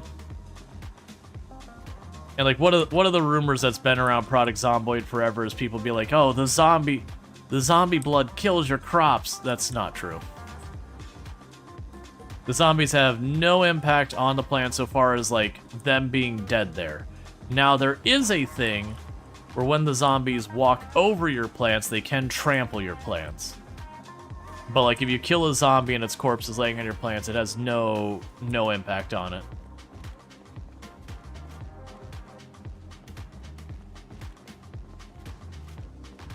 Have you tried agriculture? I've messed with it a little. Right now with the real world grow times, I think it's kind of a dead-on arrival mechanic right now. That they have bitten off too much on the realism side of things, and they just need to, you know, accept that it's completely unrealistic. Because right now, like, don't get me wrong, it was a pretty boring mechanic before. Like, I didn't mind it. But yeah, you just put the seeds in the ground and you let rain take care of it and just ignored it otherwise, is the way it used to play. So I do know that, like, it's very clear they wanted to do more than that. But at the same time, you know, crops having, like, a 90-day grow time, 180 grow time, a 200-day grow time, it's just like, sorry. The amount of effort that's going to go into getting a single crop, even for those of us who have long-term characters, that so far as we take, you know, the time to go multiple years and all that, even out of us, I just don't see people doing it.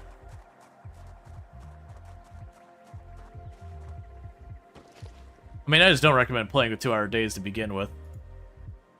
2-hour days is like the longest. I might be like, yeah, sure. But I still would discourage it. The game is balanced around 1-hour days. When you extend the day length past that, a lot of weird stuff can happen.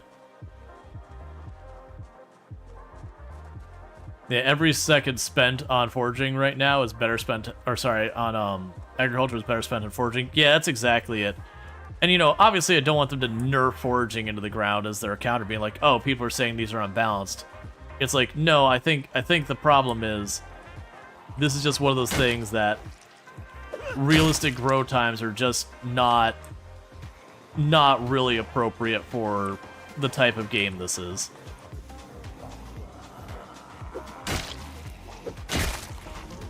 Because like I said, it kind of makes it a dead mechanic. Whereas while the other one, like I said, was a little too easy to succeed and a little too low effort.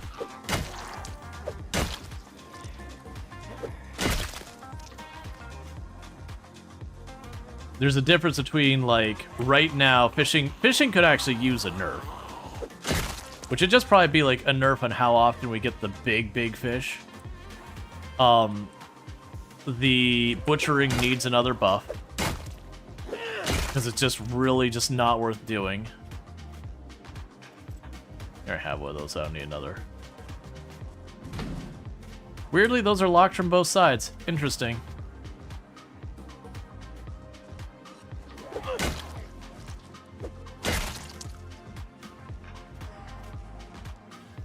Alright, let's circle around. We're gonna need to sleep, it's getting dark. Well, my assumption is the factory keys for one of the buildings on the other side of the road. Would be my guess.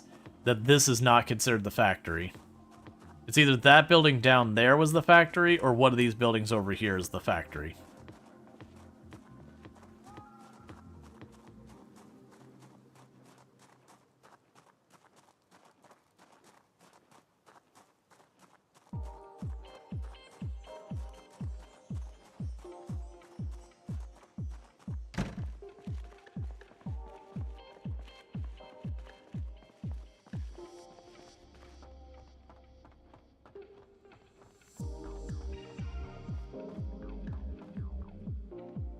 Alright, what we can do is unpack our bag here.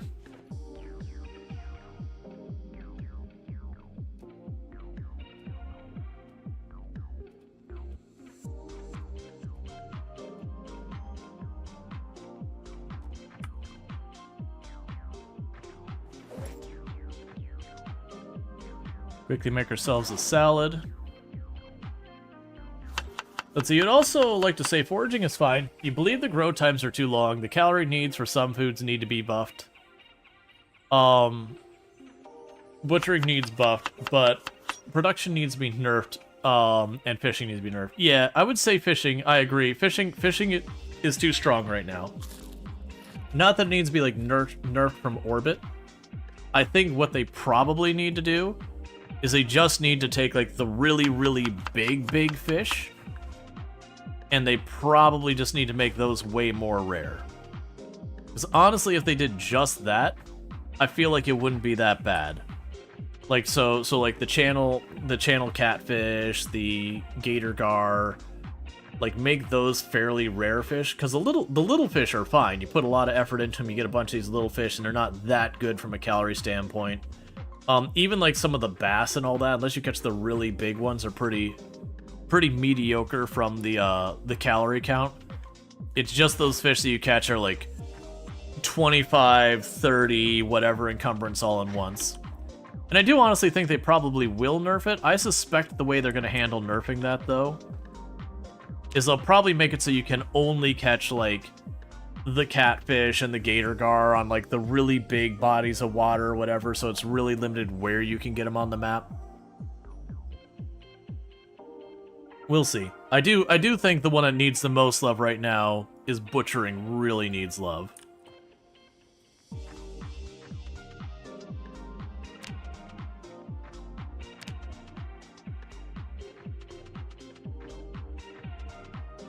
Because with butchering where it is right now, it does mean both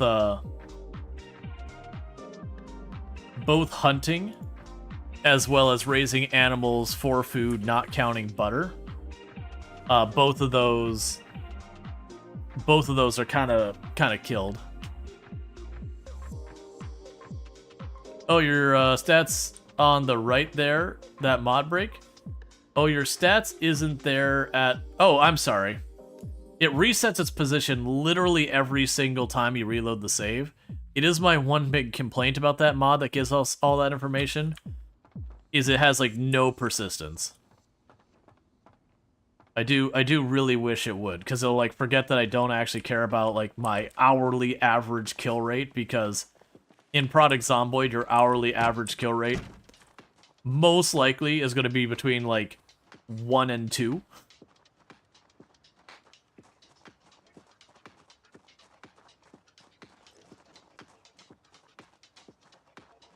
Alright. So we'll go ahead and we'll check the, we'll check the little, like, playground next to me and everything before I cross the street. Here, have a book about trapping.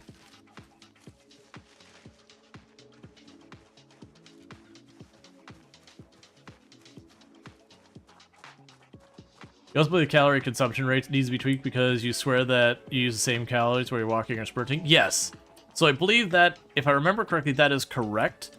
And the reality is, most likely the solution to that is simply going to be increasing the calories consumed by running. And I know a lot of people are very upset about the calorie consumption of walking right now. The thing you gotta keep in mind with Product Zomboid is that it is also taking into consideration... I forget what the term is for it, but basically how much energy your body just needs to exist functioning. And so it is just a thing. That got that actually got buffed up to what it is in build 41. Like that really rapid calorie consumption has been a thing even back as far as build 41. The difference is right now the sources of calories are kind of a mess. And due to that, it feels so much worse.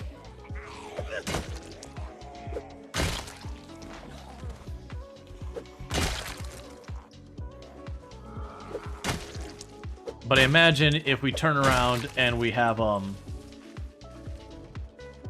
we turn around and we go and we buff the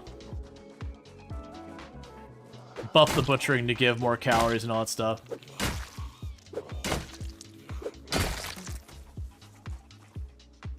Because you're one of the ones who's not happy the calorie consumption while walking is too high. Yeah, that's fine. just like I said, keep in mind that's been a thing from build 41. So like if you, like a lot of people are like, oh my god, this is so high, I wish it was like in build 41. It's like, it's literally the same. It's the calories you gain so far as eating that's the thing that's kind of not where it was before. Because I want to say the calories in the game, I want to say like in the course of a normal day you will, in Product Zomboid, you will burn like, it was like a little over 2,000 calories or something like that. Which isn't an entirely unrealistic number for like I mean, very genuinely our character with some of the stuff they do, some days you'd be probably burning like 3,000 calories or so. Like chopping down trees like one after the other, you are going to be burning some absolutely absurd calories.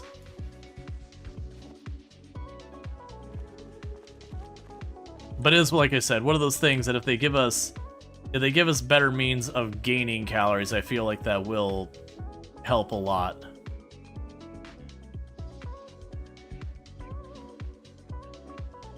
You can play in a build 41 to notice it? Yeah. Well, it's one of those things that usually doesn't become an issue till you start surviving a long time, so early on it's not a big deal. Do I already have the mechanics? I feel like I already have... Yeah, we already have the mechanics too. Just in case, I am going to go ahead and mark this. So we did loot that building.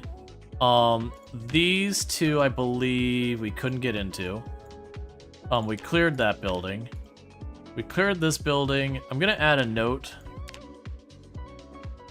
Mechanics 2. I think that's the only thing I cared about in here. There's a lot of other goodies in here.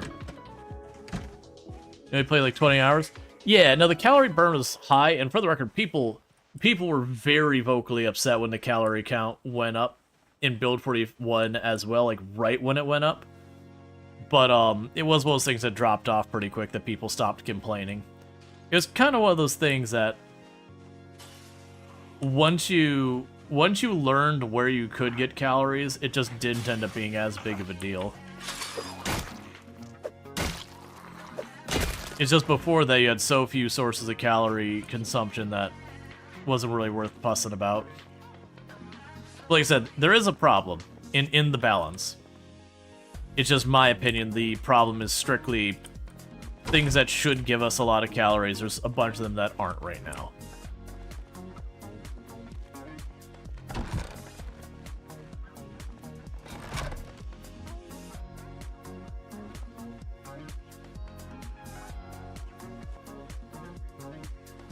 Let's read that magazine real fast, so we'll chuck it back in the shelf so I don't have to lug it with me. Let's see, suggest you as having the fish still bugged where the calorie count doesn't half along with the fish fillet. No, it's worked for me. I've noticed it go down. You gotta go and split the whole stack. It'll still show like the highest calorie counts chunk on the top. But it's also a thing if you have different size ones in the group. It can make it harder to tell if it's working or not. Agriculture 2 will probably never use that. Alright, let's get back to our vehicle.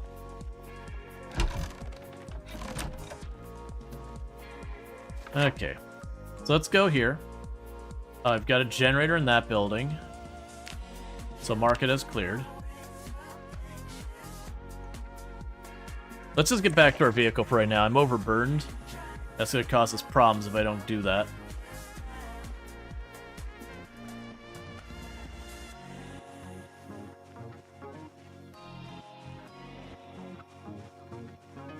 Let's see, is there a strength mechanic? And if so, how do you build it? There is strength in the game. And if you're carrying at least 60% of your maximum carry weight, you will gradually gain strength just from existing in the world, kind of walking around and doing that stuff. On top of that, every single time you hit a zombie ever, you gain 1 point in fitness XP, and you'll also gain some strength XP. The calculation of strength XP is a little bit more complicated because it takes in a matter of like how much protein you've got in your system and all that. So it does make the math a little bit weird, but it's somewhere between, I think it's like 0.8 and like 1.5 strength XP per hit with a weapon. generally speaking, when it comes to leveling your strength and fitness, you can do exercises, and that does help. I actually don't recommend it right now with the way Build 42's muscle strain works. Yes, you get a little extra XP from it. It's not bad or anything like that, but it's just one of those things that I see the negatives as more of a danger to you than the benefit of getting that little bit of strength. Yeah, so let's go back to our truck. And I'm gonna pull that around to get over here. We're just gonna keep getting more and more stuff, and then we have to juggle loot, and I can just chuck it in the car.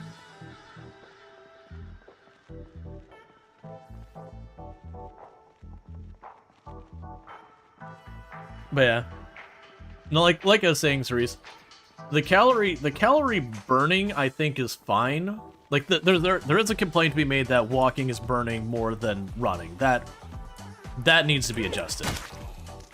I do agree with that. But I don't think inherently the walking is a problem with the calories now. It's our sources of calories this thing. You found scuba gear. You didn't know you could go underwater at this time? What's the purpose? So you cannot go underwater. The scuba gear completely 100% eliminates corpse sickness gain. So you can walk through the bodies of the scuba gear on and have literally no impact from being around tons of corpses. Do I think it's worth carrying around? No, not really. It's neat. I just don't see actually doing it.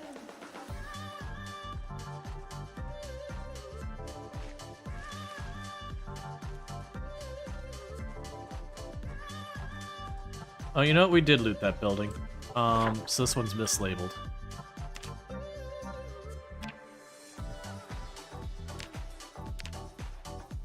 Oh, nope. I got that backwards. That one we didn't get into. And this one's like that. And for the record, I might literally never bother breaking into those buildings. They might get me like one weapon or something like that. They're almost certainly just not a big deal. Yeah, no, that's the whole thing. Corpse sickness is pretty mild in the game right now. So a lot of things is not a big thing. There's no use for oxygen tanks outside of not getting corpse sickness? I believe so. I believe that it's its only function right now. There's a lot of stuff in the game that has like one singular function that's pretty irrelevant. Like, you have fire extinguishers that you can put out fire with. They're really not great. And on top of that, if you've got a fire that's gotten out of control, you've done that to yourself. That doesn't just naturally happen on the map. That is a self-inflicted problem.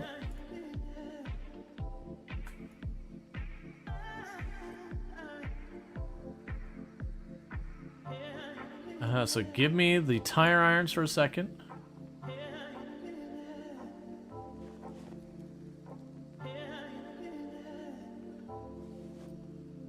But yeah, using the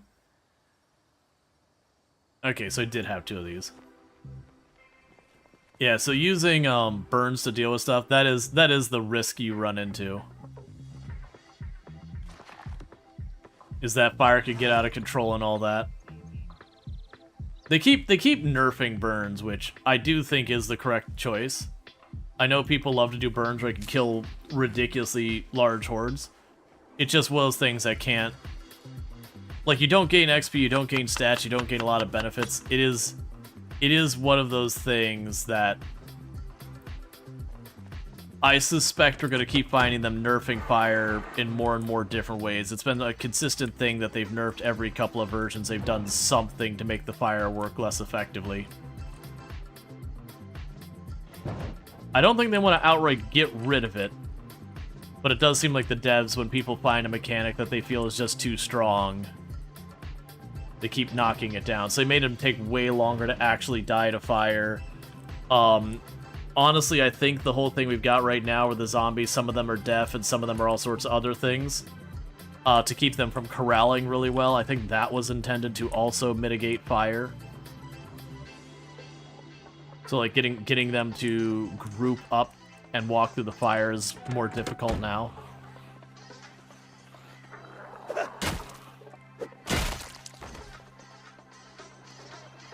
Someone was cooking under campfire and a rat ran through the fire and set the base ablaze. Yeah.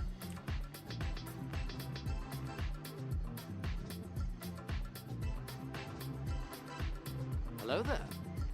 Hey, Bentley, how's it going? Yeah, so it wouldn't surprise me if we see more nerfs coming up for it.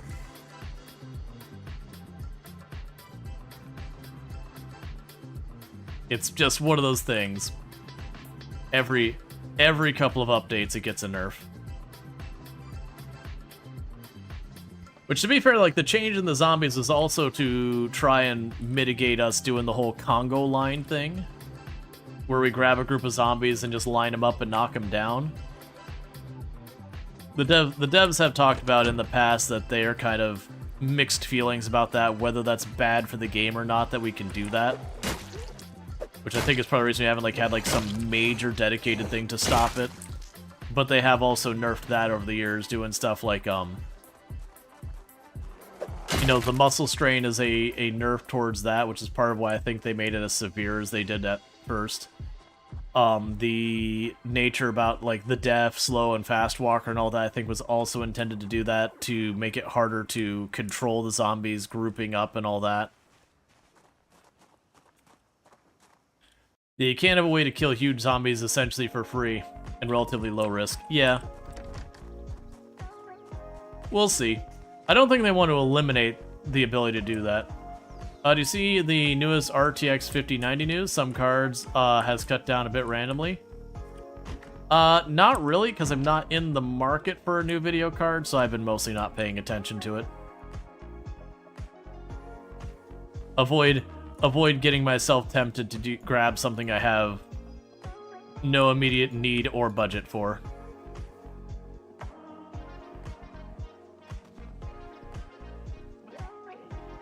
Could you not break this window, please?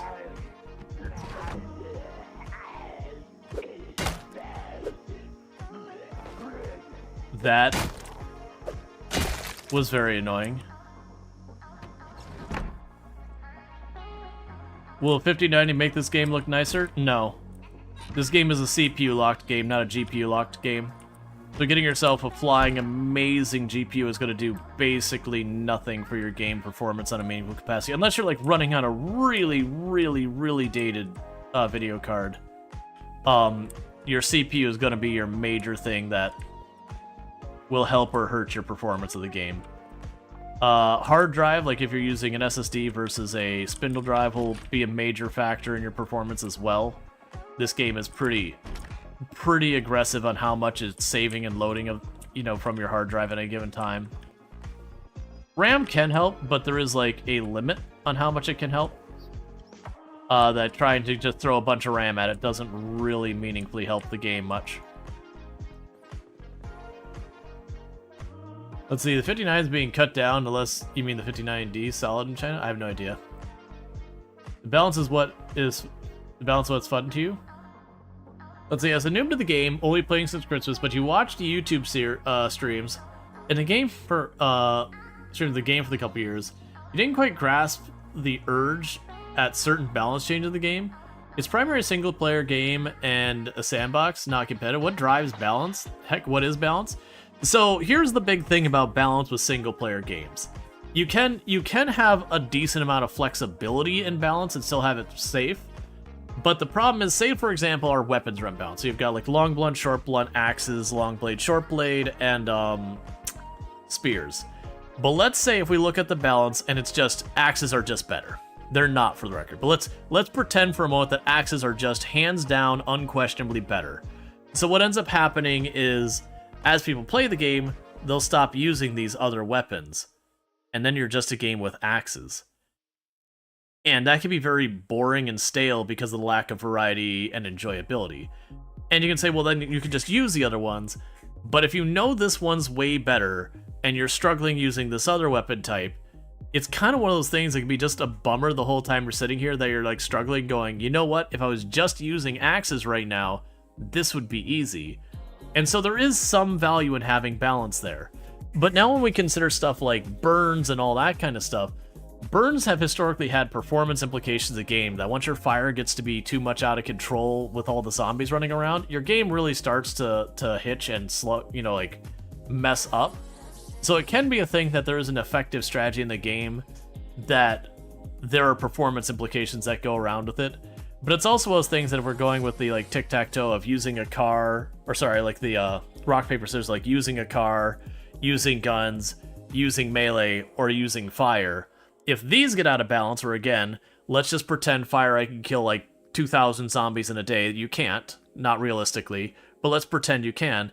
Then again, if I'm meleeing and I can kill like 400, 500 zombies a day, once I've taken the time to level it up to its max, or I can use a car and kill a couple hundred zombies a day before I total my car, or use the guns, which very briefly I just don't have the ammos. It means now, again, you run into that problem where you're always feeling that pressure to approach everything with the purpose of a burn, and you end up burning out on that. But when you do go to use another thing, it's just a very feels bad kind of thing, because you know the other one is that much better. Now, as some games,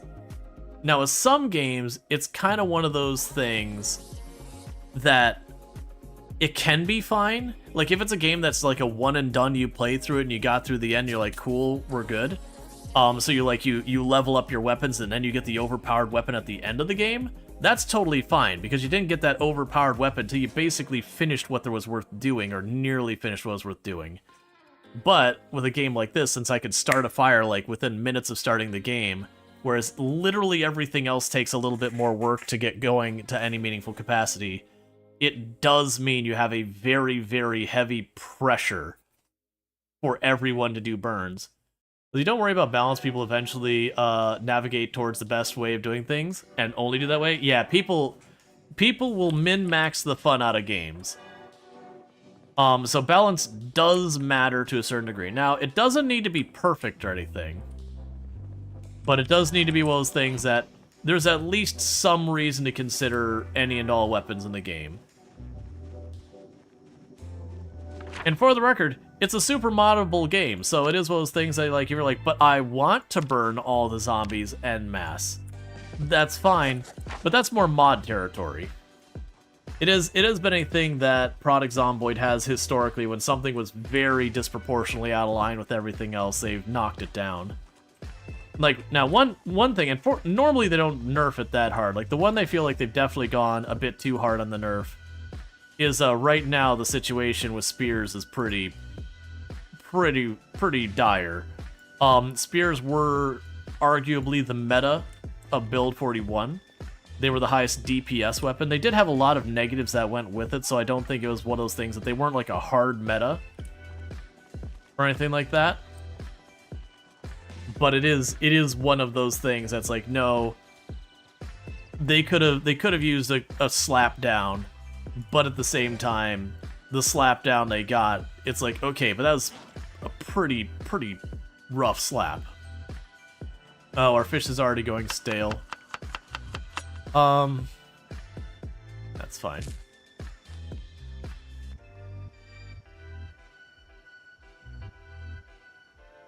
That's okay, because we also just ran out of fish.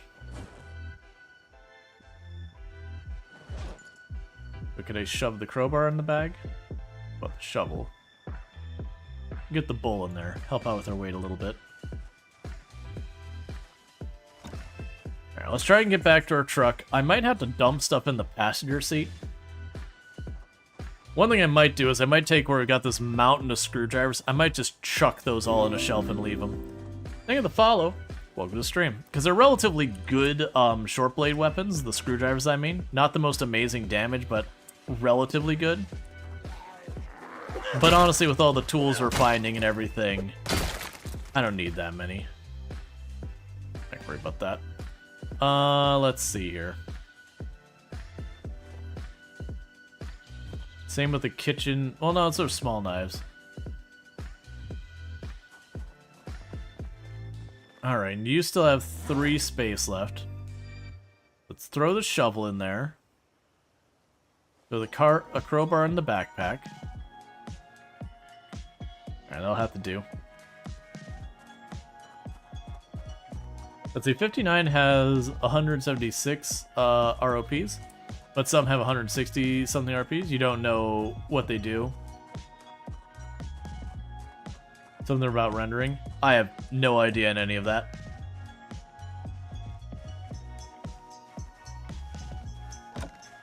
I usually don't fret about any of that stuff till I'm about at the point it's time to replace a computer or like a video card or whatever.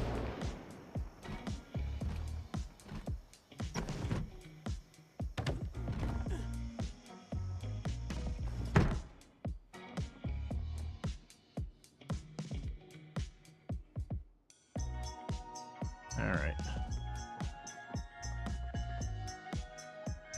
I believe that's a new book.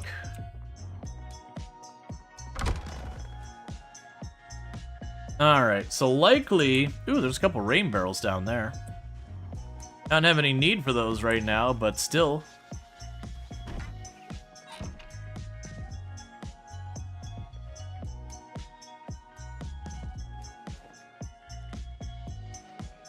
And Mechanics 5. Didn't I have 2 zombies down here?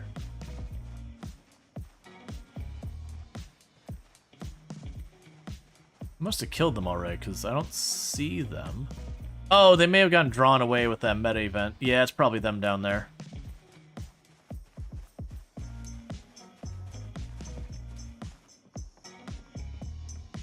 Okay, nothing we care about in there. Okay, so, with that, we can go in here. Let's actually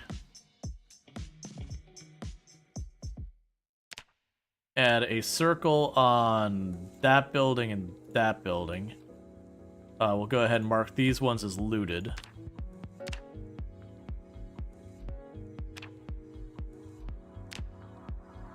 We'll just say, like, metal. There's a bunch of, like, random, like, crafting materials and all that stuff. Ever made the blacksmith ammo? You can't seem to find the recipe. I made the primitive one. So if you look at a lot of these stuff... Oh, the anvil itself, that is, alright, that was, was that the clay you make the anvil mold with, and then you use the anvil mold with the kiln? No, it was... No, you make the anvil mold with, the forge to make the anvil? It's something like that. Like, I remember it wasn't a super straightforward process. Alright. So I need to ditch some stuff. Yes, let's grab all these screwdrivers out of here. Grab the worn one. I didn't cancel that fast enough. I'll put one screwdriver. That's fine. I don't even worry about the one screwdriver.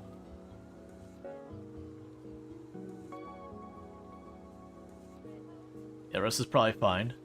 So drop you in here, drop the other book in here. Drop the chocolate in there.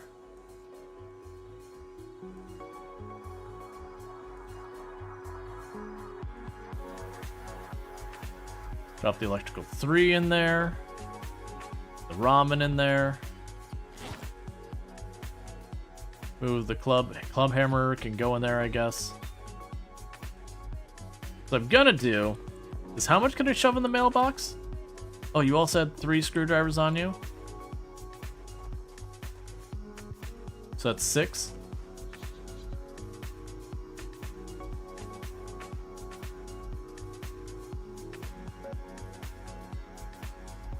Alright. So I cleaned out a bunch of screwdrivers, so I'm gonna go ahead and put a little thing that says, mailbox is full of screwdrivers. So if I ever find myself, like, desperate for weapons, we can just go to the mailbox to do that. Let's top off our water real fast. We'll start fighting our way into this factory area. Let's see, it's the furnace. You need to have a fired clay mold at the furnace. Gotcha. Yeah, it was something like that. No, I didn't open that door and all that. That's fine. This will top off our water before we get into our next fight.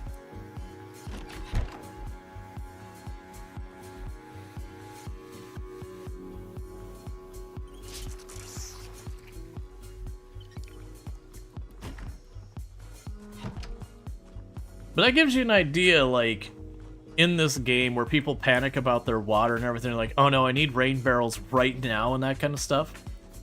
If you just get comfortable fighting, like, really I can just kind of go from, like, one place to the next place to the next place. So I believe we have just the factory stuff here, and then that path just goes out into, like, the log cabins and all that. So we'll just worry about the factory itself.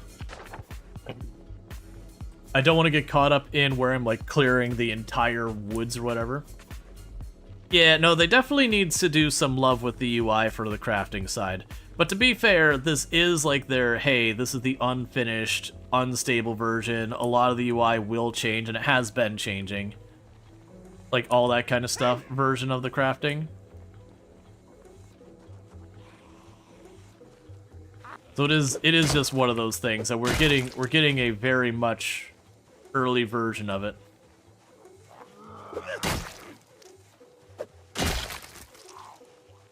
Alright, let's get back out towards the road.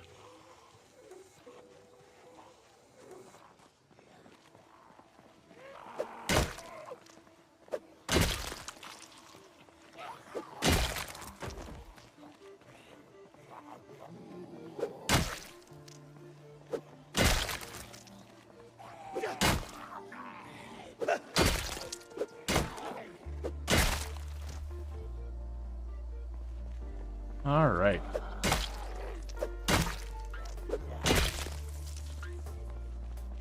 Yeah, so it's got some pain points. By all means, give the feedback. And if you're ever wondering where you should give feedback, the place that the devs are most concerned about is their forums.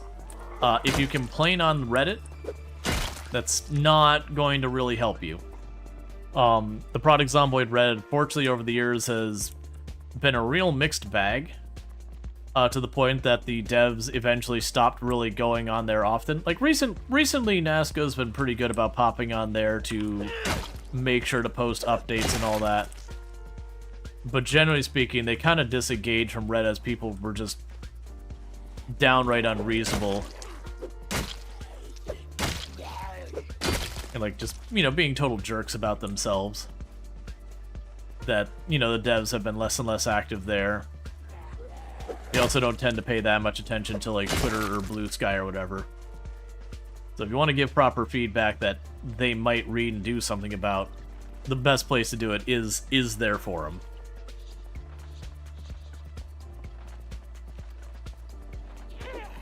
And also, with that feedback, like, don't just say crafting sucks. That doesn't help them at all.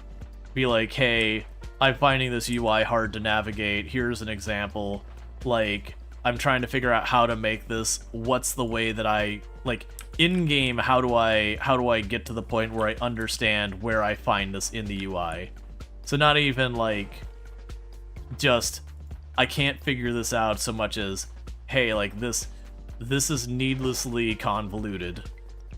Like, I want this as functionality, but, like, you gotta give me an easier way for discovery in-game. Whether it does a little bit of hand-holding, or you have to, like, rehash it to make it more intuitive. There's certainly stuff to be there. And that's one thing I will definitely accuse Product Zomboid of, is that they are pretty bad when it comes to just not having an organic way of figuring out certain mechanics in the game. That you kind of just have to, like, look up guides and videos and wikis and these kind of things. Because in-game there's just no explanation. And that even if you trial and error it, it's just kind of, like, too buried in the weeds. It's one of the reasons I actually find the random toughness, I think the random toughness is one of my least favorite settings right now in the Apocalypse of the Unstable. Because I couldn't imagine being a brand new player and trying to figure out why the heck some zombies, it feels like I'm really struggling and can't do any damage, but our zombies go down easy. And you would just assume it's like, oh man, like, am I doing something wrong? Because you're just, like, you're still learning that, like, oh, exertion is really bad, drowsy is really bad. All these kind of things, and you'd start to wonder if there's some other mechanic you're just not figuring out, and you'd be trying to watch your stats and whatever. And meanwhile, it's just, no, that zombie's extra tough. but there's no in-game indicator of any kind that you're like, oh, here's the thing that lets me know that this zombie was very tough. So it's really, really hard to suss that out.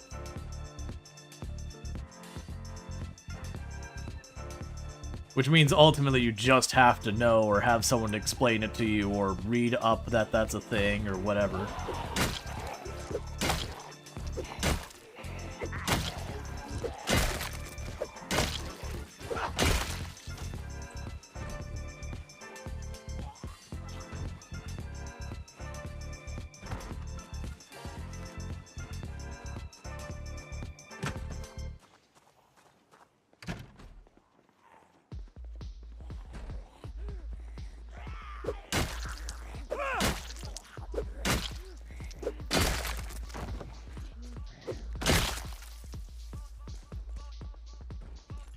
Alright, so we got a bunch of, like, barracks here.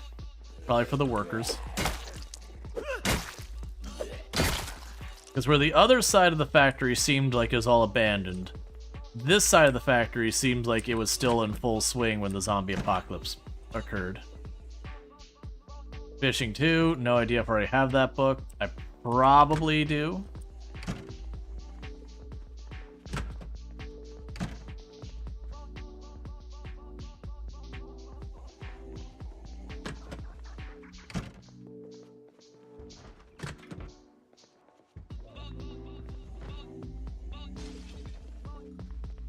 Pretty sure that window right there just broke.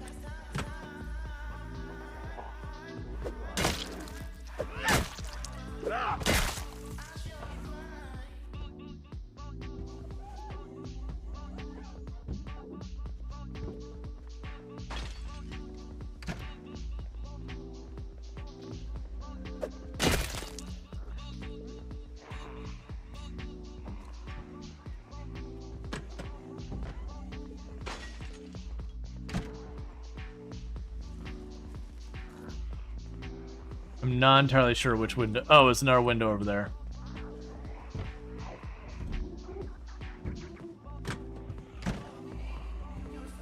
Guess you didn't pop through, you just broke the window and moved on.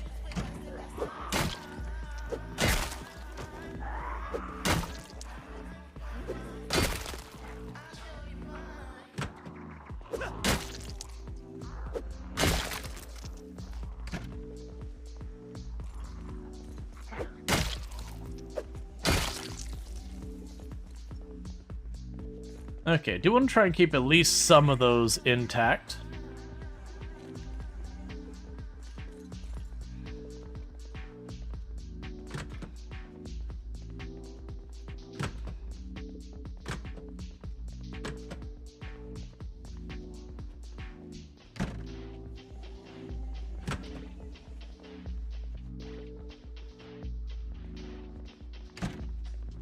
Alright, let's go to the back room over here. Let's rest on the floor for a minute. Because it's got both of its windows intact, so we should be fine resting here.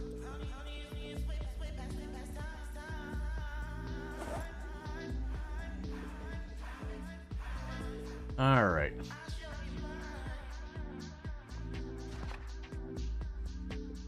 And we're just continuing to read book after book after book, keep that thing going. Pretty soon we'll start running out of books that I still need to read, that I have hands on, at least. That's fine, though.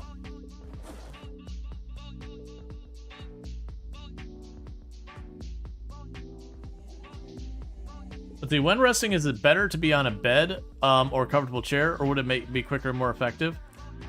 I don't believe the comfort, and I could be wrong about this, I don't believe the comfort affects your resting. What the comfort can affect is if you sleep in a poor quality or uncomfortable chair or whatever, you can wake up with like neck pain and stuff like that. It also, I believe, will affect how fast you sleep on the quality of sleep.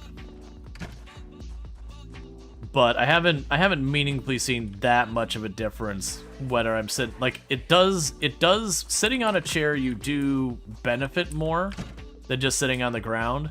It's not much though.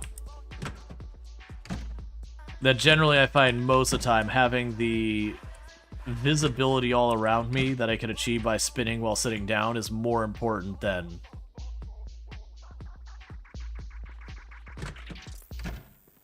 the benefit otherwise. Fishing 3.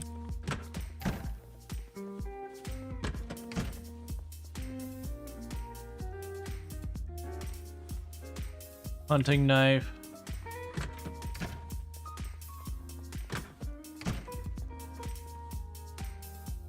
Oh, camo gloves? Okay, that's interesting.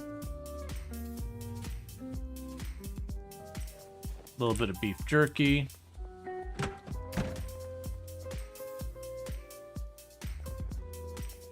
Wires for welding and all that. Okay. Let's work our way.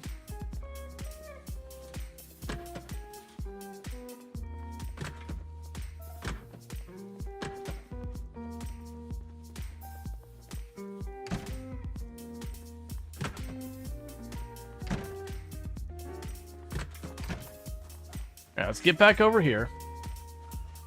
It's time for us to get our character tarts to start sleeping for the night. So we can go up here. We can rest there. We got one more barracks tomorrow.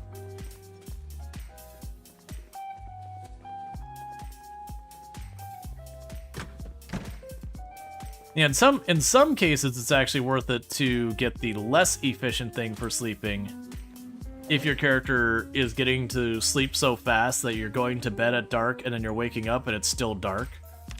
It is just kind of a painful thing there where now you're ending up kind of just killing time because of the danger and all that from wandering around in the dark where you can't see the zombies as well.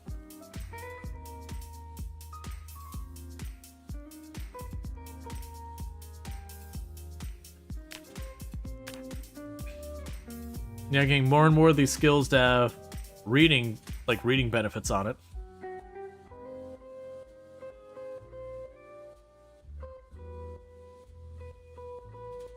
Which, for those who don't know how big these reading benefits are, if we look at a normal skill at level 1, I need 75 XP. With reading, I get 3 times the XP, which means I only need what would be normally 25 XP. And that's for the lowest level, and every 2 levels you can read a different book for more. Do I have one that's got a couple levels behind it? Not really. But to give you an idea, I want to say it's like max level is 15 times XP. 15 times XP. So you have to do 1/15th as much to gain the level, which is absurdly powerful. So books are extremely powerful. That said, you don't need books. Like they're really, really nice things to have. Don't go getting yourself your character killed just to find like that one book you're missing. Especially the earlier books aren't as important. I honestly, do we just push through? I think we just push through and we finish this book so I could chuck it in here and just pretend it doesn't exist anymore and ditch one more encumbrance worth of weight that way. Because then I can chuck the other book in my backpack.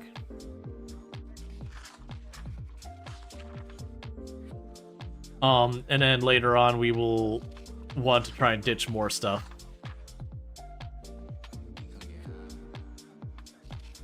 Part of it is we're getting so much maintenance that these weapons we're looting, I'm looting so many of them, that very genuinely we're just doing extremely well from our weapons perspective.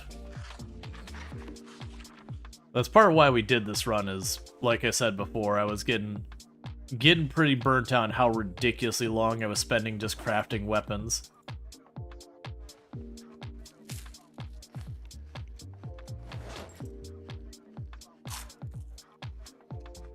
So let's eat our sugar. We can eat the beef jerky. Just gonna waste it.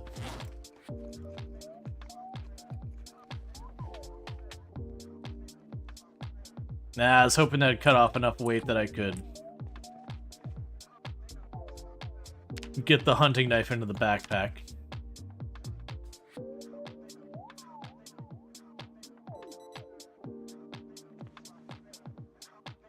All right. Top off our water.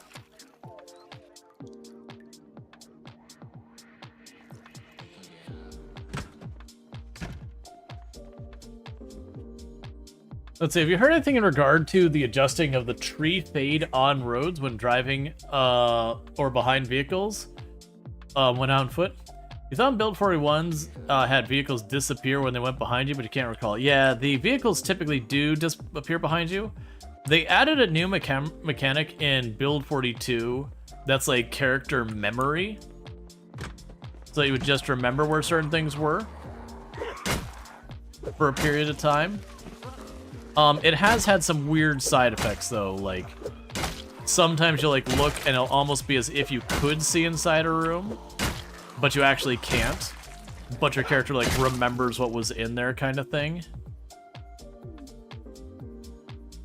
Oh, let's grab that, put in our secondary. Grab those sunflower seeds, put that back in there.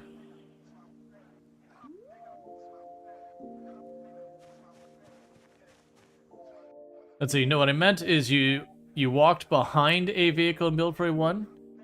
You seem to remember the vehicle. Oh no, your vehicle did not disappear in Build 41. No. Other things like buildings would, but vehicles never disappeared when the character went behind him. I know that because I've gotten caught by zombies. I've lost a character to being behind the big van and having my vision obscured.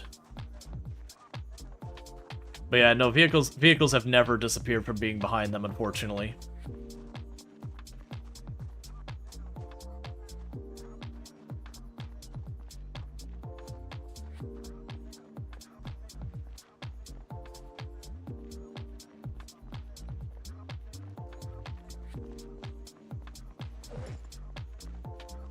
But yeah, no, I've absolutely died to that problem. Where you walk up to your vehicle and you approach it and you just hear rawr, crunch. And you're just, you know, at that moment you realize what happened. There was a zombie behind it. And you just walked right into it. Alright, so let's see here.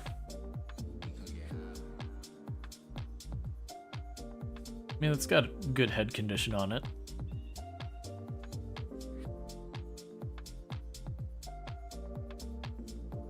Do I have 2 of any of these? Oh, that's not what I wanted to do.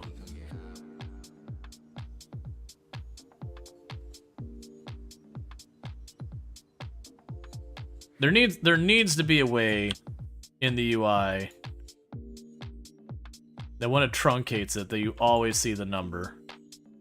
Okay, so I do not have 2 of those, of any of those books. That's all I want to double check.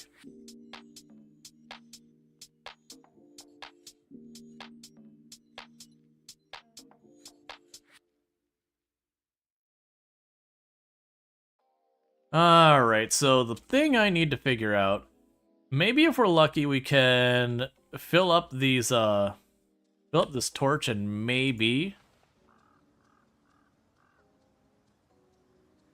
that'll be enough to empty one of those propane tanks.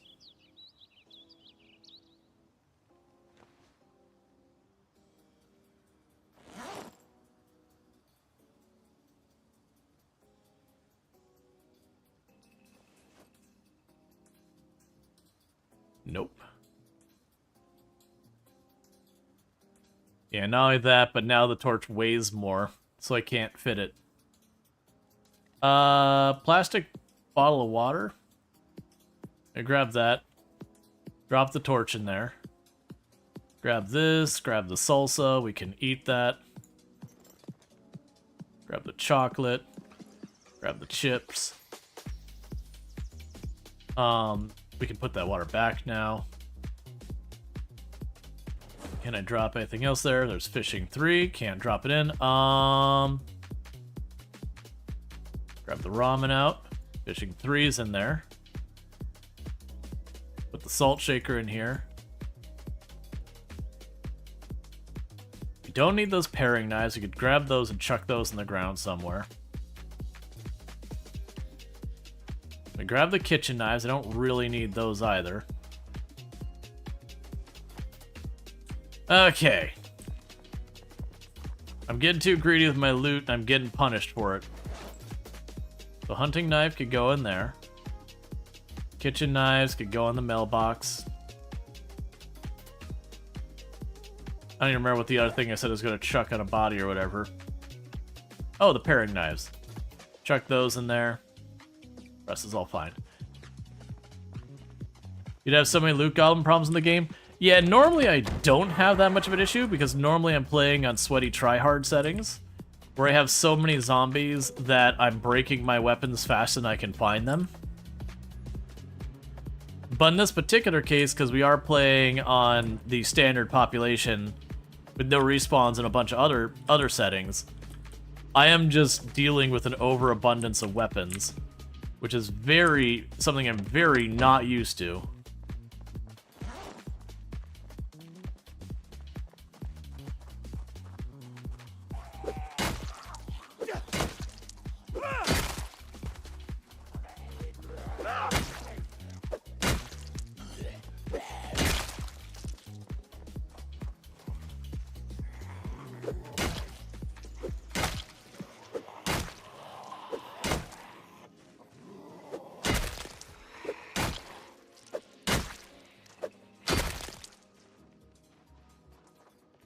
Okay, so still got that trailer to deal with, and unfortunately those trailers have had good stuff. Which is weird to say unfortunately to that, because it just means it is worth me going there. I'm probably going to ditch the fedora. It just doesn't go with the 90s vibe. We just tossed it on because we haven't found a better hat. Yeah, we'll just go like that for right now. We leave stuff you'd take at least. Mostly because my inventory is so overburdened, I'm having my issue forced. I need to get this reset back the way it was.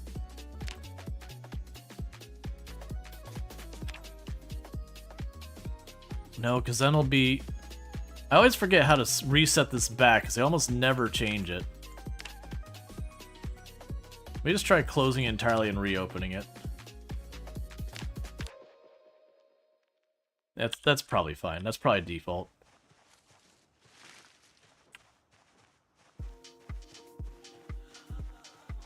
I mentioned a few times I have been tempted to turn on the thing where anything that you would hide in your world can't show up on zombies.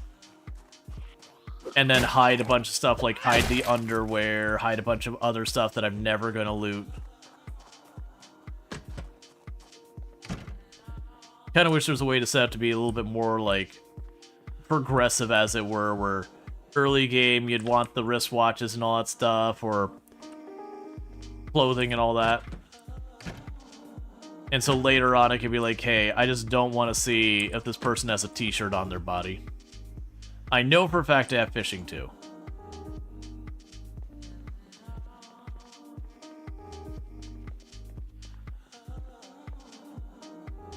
We have a dull, large knife that's actually in relatively good shape, so let's go ahead and grab that. We already read the Wilderness Survival magazine. It's good. Yeah, for those who didn't see, this has triggered to be a looted building. But as you can see, looted building doesn't mean there's no loot in it. Looted building means there's not as much loot in it. And then a bunch of loot is, like, scattered on the ground as well.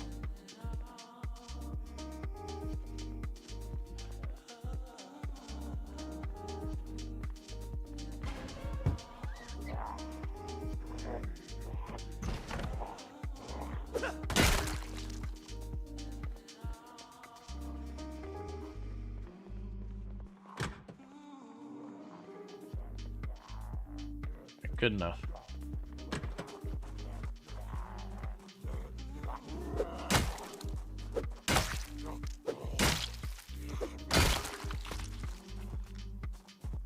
Okay, so let's take 2 seconds real fast before we get into more.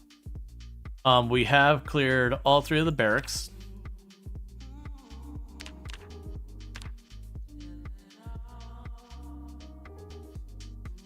Oh, I probably should, because we had a marker here. Yes, that was 0721, and this would be 0815, is I believe what we had here. Guns, unlimited, cleared.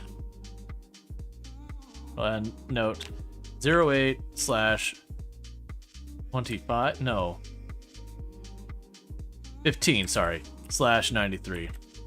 And the reason I'm putting down this is one, just to kind of keep a record. But also two, as I mentioned, every once in a while I'll circle back to an area I've already cleared just to double check it. If you're trying to dress this guy for the 90s, wouldn't it be someone from Kentucky in the 90s? Yeah. Not everyone dresses in flannel in rural areas. Our person is dressed as a lot of people would be dressed in the 90s. Dude, that's a better reflective one. Like, where I grew up in, like, high school age, we had a very rural community just a bit north of us that went to, like, we had the, you know, students went to the same high school, had a lot of the same jobs, but, like, they were, like, almost every other house had, you know, horses and that kind of thing. They were just way out in the area. They'd raise their own chickens. They had actual city ordinances in the quote-unquote city north of us where you're allowed to keep chickens and all that kind of stuff. And I would say for the 90s, a lot of what you'd see is you'd see a lot of, like, camo shorts. You'd still see a lot of t-shirts for, like, rock bands or for, you know, the Howling Wolf and all those kind of stuff. The 90s tattoos are considered dangerous. I don't know where you were at. I knew a lot of people who were tatted in the 90s.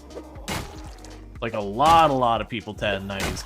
Like, don't get me wrong, it was like, what's the word I want to use for it? Like, it was a culture counterculture kind of thing in the 90s. But yeah, no, tattoos were real common still. Like, maybe for, like, a very religiously heavy area, maybe not as much. But, like, there was definitely stigmas around tattoos. Like, tattoos weren't a new thing in the 90s. Those have been around forever.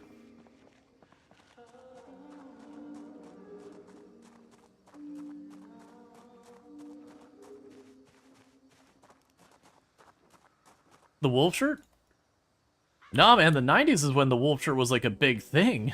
It was obnoxious, like, every other person... Not every other person. It was such a common shirt. I think you're mistaking the 90s for, like, the late 70s, early 80s.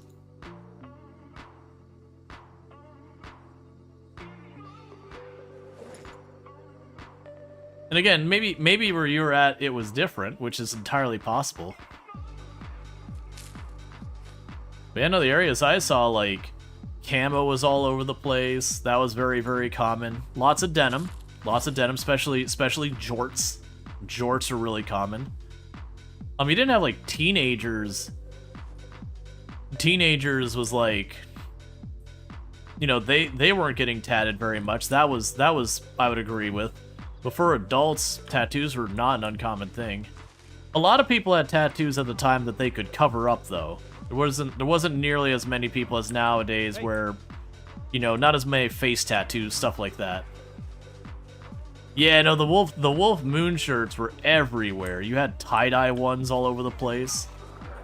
Lots that were just black, gray, or white. So, like, don't get me wrong, the bright pink wolf moon shirt, yeah, that's probably not authentic 90s.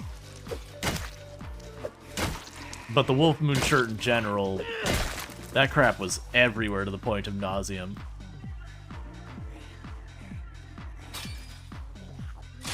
Oh yeah, no, by the early 2000s, like, the wolf moon thing was absolutely one of those things you'd be like, oh man, it's not one of them.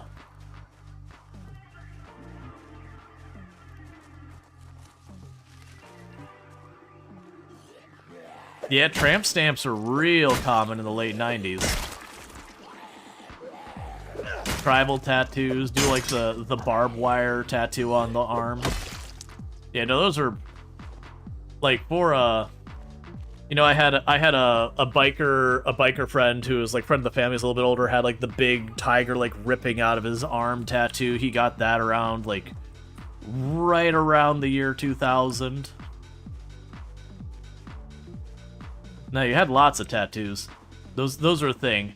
But like I said, it was a culture counterculture thing. So if you're in a very like heavily religious community and that kind of stuff, I could see where you'd have very little of that in that kind of a community. But honestly, like, even where I grew up had a pretty significant number of religious people, but we still had lots of tattoos.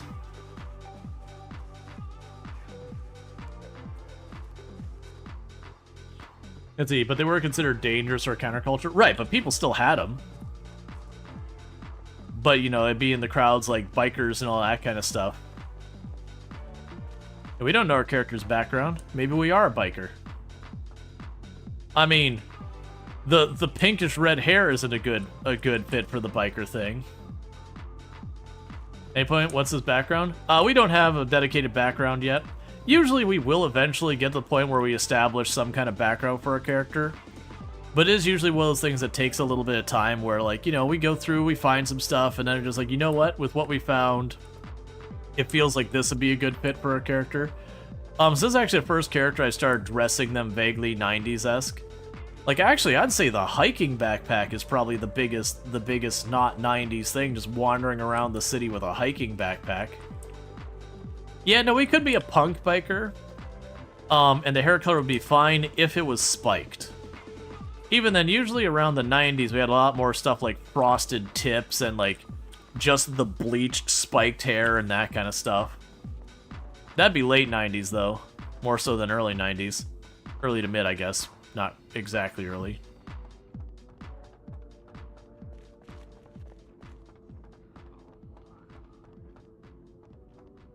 Dealing with this crap again where we got zombies up here and they're not going to come down.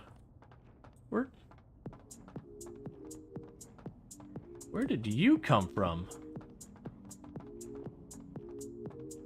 Where are you?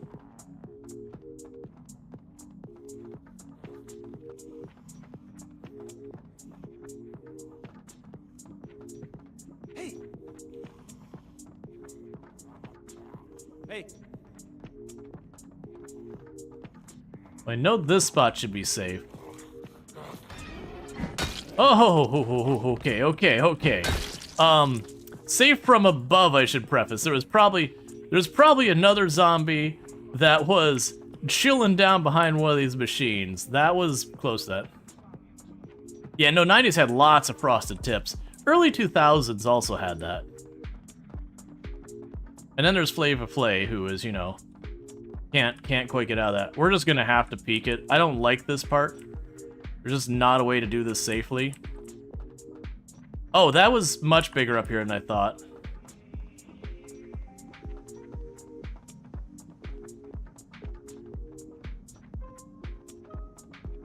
Alright. Yeah, and I kept seeing one up there, and there's like a getting view through that.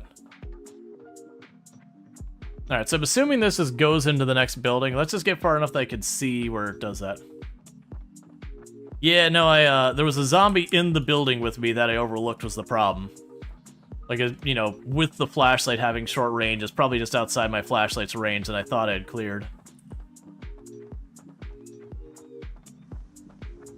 But the point is the upstairs is clear now. I was hearing the zombies outside. It was the one construction worker zombie that looked like it was down here. And I think it was, like, clipping through the building or something like that. That was just kind of confusing me as like, where is this zombie? Let's see. Also, this is a 90s person who is currently... This is the end of the world. Maybe he wants to do his hair, but social pressure. Yeah.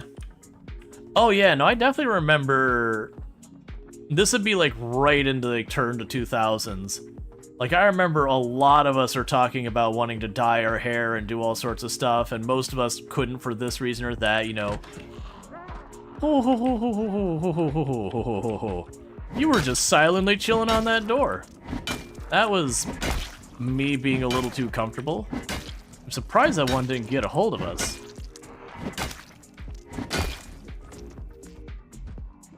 I think we technically broke vision with it on that door, is I think what happened. So, like, I think we may have actually been in range of the attack, but technically, because we stepped enough behind the door, we were okay. Not sure. It was real close. That's the kind of thing that gets you killed in these runs, that you get, like, the long-term runs. Is that 1 second of carelessness that you're like, yeah, it's been clear. That's, honestly, I'm a little bit more worried about dying in this run than my usual 16 times pop run, because it's really easy to just get careless. Because you just don't feel threatened. And the reality is, while it's super easy to manage the zombies when they're in lower pops, I mean, you know, in higher pops, it's pretty easy. It is just one of those things. It only takes one. Alright, let's get away from all these, because we can't look behind them. Get over here. Alright, so let's sit down for a minute. Eat some seaweed.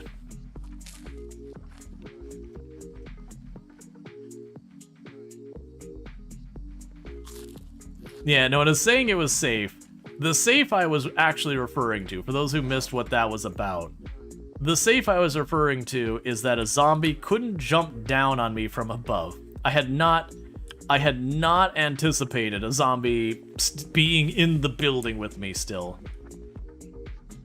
That definitely caught me off. That was two different times in a short window that we got ourselves into kind of dicey stuff. Alright, so let's go up here. We have looted this building and cleared it. So I get a handful. Those look like they're the exact same size as these, so those are probably all barracks. Those are probably like some of those little tool buildings. We got that one, a couple more tool buildings. And then that'll be whatever this like little factory place is done. Yeah, let's go towards the barracks next. They'll probably be the busiest of the places here. A couple zombies each building. Fuel silos? Yeah, they could be a bunch. They could be fuel silos. They could be something carrying like the milk silos. They could be... there's all sorts of different chemical silos. But yeah, none of the right style. I have no idea what this building does. They've had a handful of machines inside. They got all this piping. It's really unclear what type of factory this is.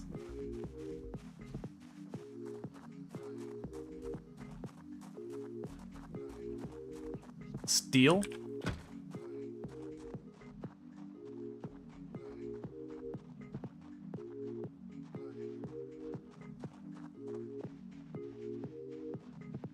I believe this is AMZ Steel. Yeah, no, that's AMZ Steel. You're not wrong. It feels like it's just missing a lot of stuff. Like we're not seeing any of like where the raw material would come in, where they bring in their ore to process, to smelt down. Or like the surplus steel, if it's not that they're producing steel, but they're like manufacturing steel goods.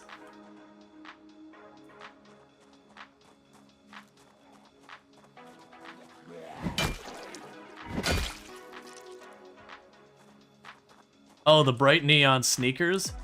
Yeah, that'd be 90s. Because we also, right now, we're not sure what our character's age is. So it's 1993, and clearly they're depicted as an adult. But, you know, maybe we're like 20 years old. So we're in with all the hip young people stuff. Probably not sporting Nickelodeon, but you know. Might wear a Ren and Stimpy shirt.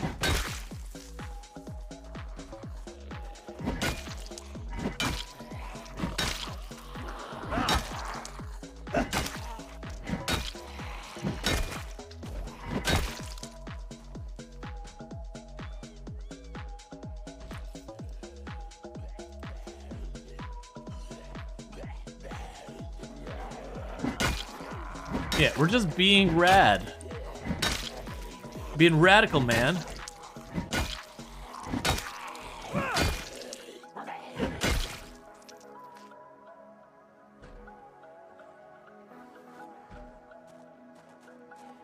Man, I've got so many hammers.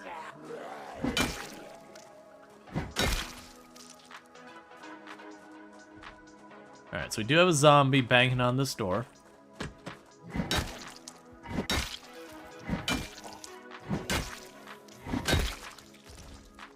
Yeah, gnarly. No, bogus. Bogus.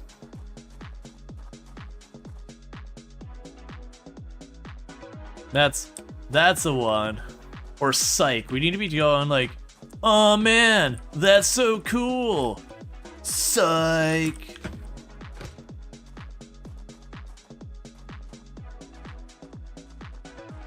Look at that Poindexter, thinking he actually meant it was cool. Got him. I mean, we wouldn't say got him, that's not 90s.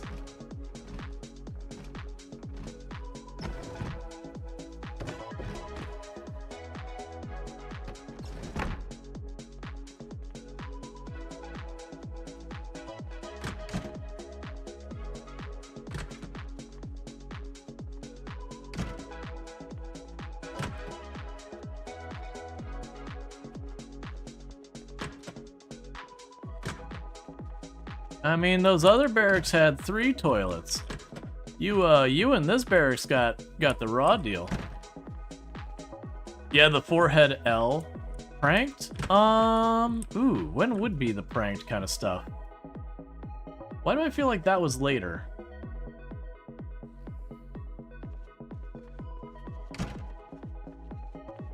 Like, it could have just been something that I wasn't into. Could have sworn I've already read the angular. I think the zombie's over here. Could be down there though. Oh, you're in the room with me. That zombie is right there. Deaf zombies are scaries, friends. That zombie was there the whole time while I was sitting there just reading that magazine.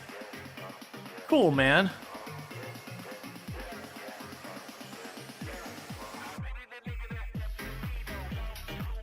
Deaf zombies, real dangerous ones. Because any other zombie would have turned around and turn around when it hurt us right away.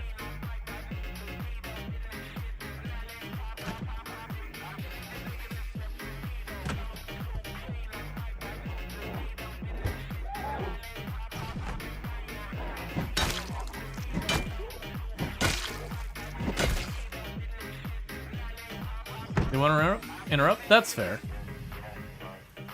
That's just rude. Like, interrupting people while they're reading? Come on, man. I don't need to grab the twine, we've got so much. Is there something we can ditch here? Oh, you know what you can do? We can just slam that granola bar. That'll free up one... Oh no, not that much. It'll free up some space.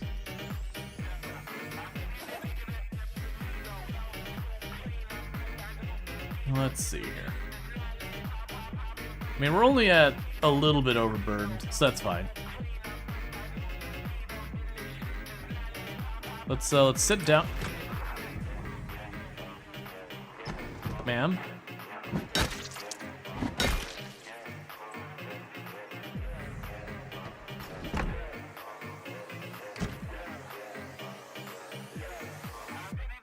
Fill the bottle.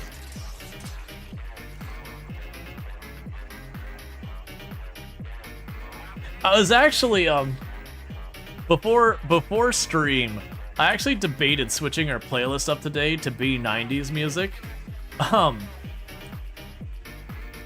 You know, a bunch of like alt rock kind of stuff. Not like the really heavy stuff that came later. We would need stuff like that, and we'd also need stuff like Creed and all that. There was a bunch of different genres that were pretty big at that time.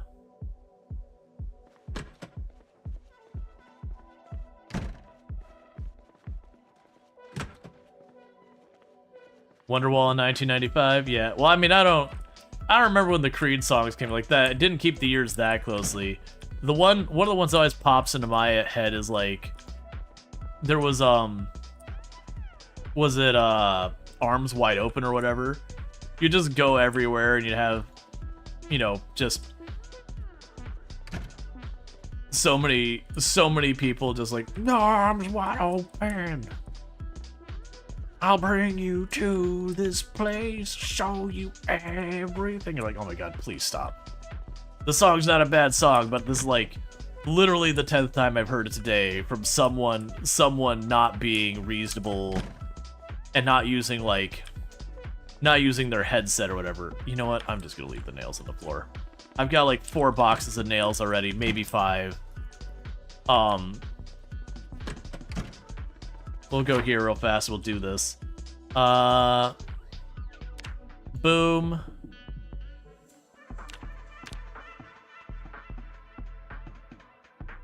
Plug a headset in your Discman, dude.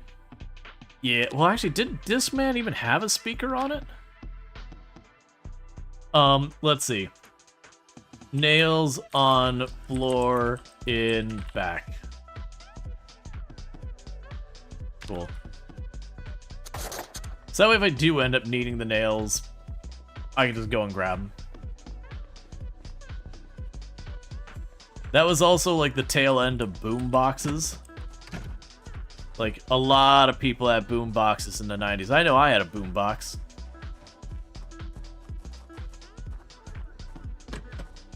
Oh, I guess it's someone banging on a door inside this place. Okay, so no one right there. Alright, so it's in the toilets. Okay, I just want to keep backing up in case it was that bathroom where you pop the door and then like 30 zombies flood out. It's actually usually like 4 or 5, but you know. The good old foam ear headphones. Oh yeah. And that foam would disintegrate so fast. If it ever got any amount of wet, whether you got caught in the rain or you're working out and got sweaty or anything, that foam would just disintegrate all over your ears. So you could like get little bits of that all over the place.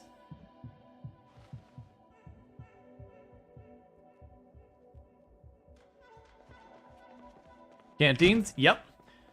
Yeah, no, I've got a Western style canteen. Because that one I can actually like put on our character. So like if we look at our character right now, we got our canteen right here. The little canteens, I could put them in these slots, but I'm not letting a bottle of water take a weapon slot. That's not a thing I'm entertaining.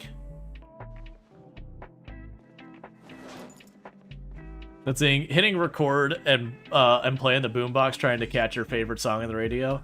Oh yeah. And I'd be like, coming up next is gonna be, I'm trying to think of a 90s song I care about. Huh. It'd have been like 1998, 1999 or something like that, but still. Coming up next, we got Weird Al Yankovic on their new CD coming out for the new Star Wars Episode 1.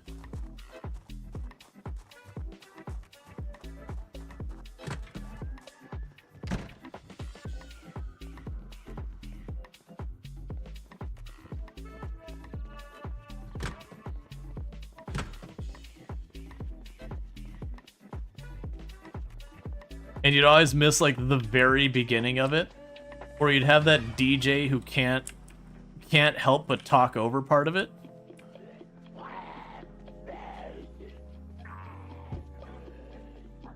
You're probably here. Oh no, you're right there.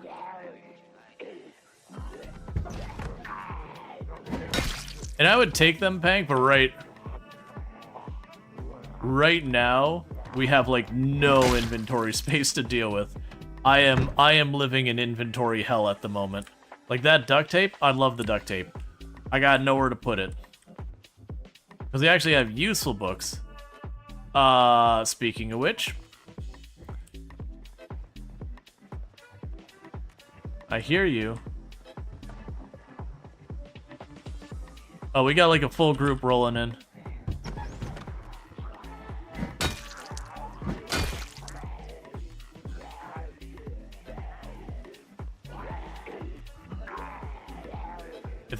go in like onesie twosies. That's gonna be way too many. That's not gonna end well with us having this much carry weight. Alright, let's back off. I'm gonna need to chuck the book on the ground so I'm not super overburdened. No, we're happy. We eat good food. I grab fish and I put it in a bowl. Just fish. No seasoning. Like, it's not even salt and pepper. We're living the good life.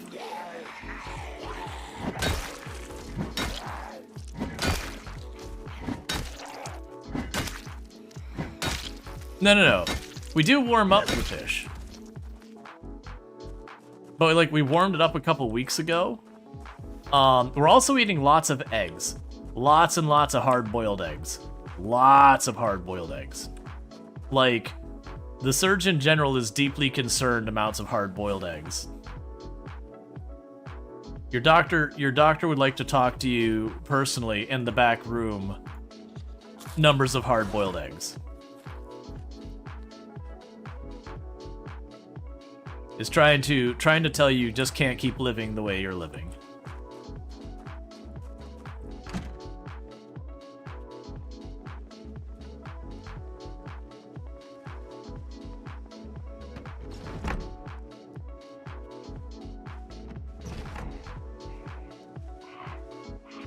You have to agree with Pancraro. Yeah, no, if it wasn't for like how limited our carry weight is, I would absolutely consider grabbing the entertainment books. But like very genuinely, we're massively overburdened and has not been improving at any point. Our truck is full. The only thing I could put more space in, don't do this to me. Okay, cool, we've already actually. Okay, literally it's the same one we already have. All right. Cool. I had a momentary, like, no, don't give me another book. Books are heavy. I have a very limited capacity for books. Cool, a rotten fish on the floor, just what everyone wants.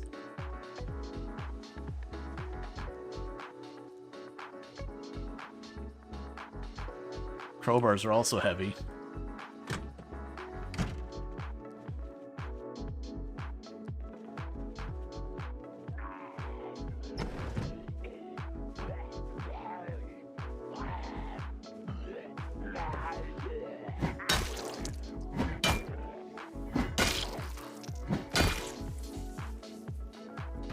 We're literally carrying so much, my character is losing health.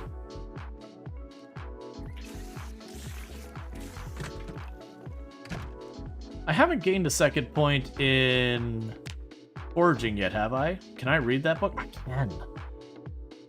Alright, that's one praise as a bird. I could actually read that book.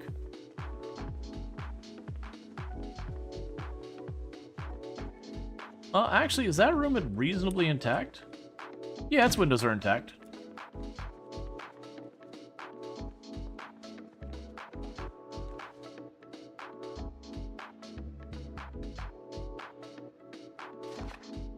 All right.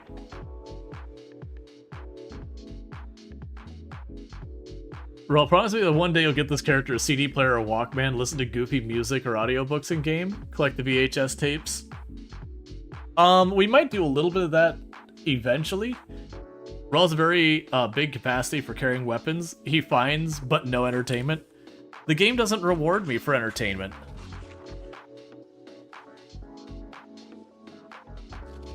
In the mechanisms in the game, they just have decided that entertainment has no value in this world. Which is a really weird choice for a company who is producing something for entertainment to do.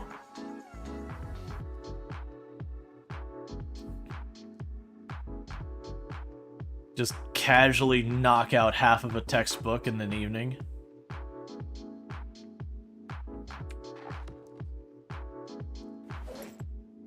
Okay, we can eat the dehydrated meat stick.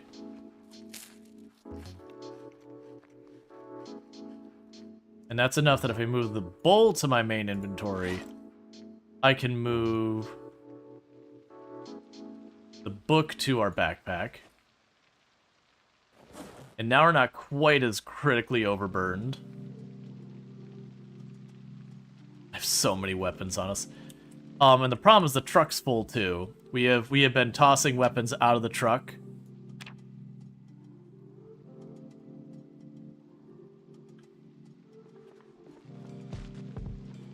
Watch, I'm gonna add the extra water. Oh, as expected, that pushed me overburdened again. Okay, so we got this building sorted out. We got one more barracks over here, but before we do that, let's hit our vehicle and see if there's something I can throw on the ground. Oh, we are still slowed. Crowbar in the ground for a moment. Oh, that's in the bag. Other crowbar in the ground for a moment. There we go.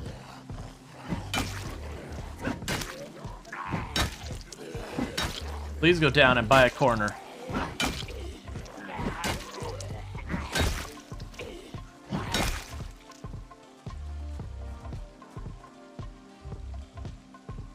You wish there was actual music on the radio stations that... Yeah, they do have mods that do that, but no, Project Zomboid... Because you understand, like, they would have to come up with all that music. They couldn't just, you know, grab, you know, 90s actual songs. And even if they did, I, as a streamer, wouldn't be able to stream that because I'd be just poking the DMCA copyright beast, and you just don't poke that beast. Yeah, you can probably get away with it for a while, but it is one of those things that if you get nailed for it, it's bad news.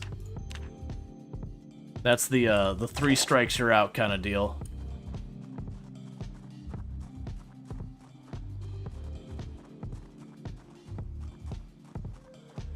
Yeah, no, there's plenty of mods that add that, but it's those things that it's... Every once in a while, some of those mods get pulled down, and it is because, you know, copyright violation kind of stuff. Some of the mods on other games that have gotten pulled down for that, usually the workaround they'll have for it is they'll be like, hey, go find these tracks, you can find them here, here, and here, but we're not going to include them in the mod. Like, we'll have the links, so if they're present, it'll work. But you have to actually go get that music yourself. You ever able to get in work? Yeah, it's probably that kind of thing, like I said, that they'll be like, hey, here's the tracks it works with, but you have to go get that music yourself. Because Steam will pull down mods that get reported for copyright violation. Alright, so this was looted and cleared.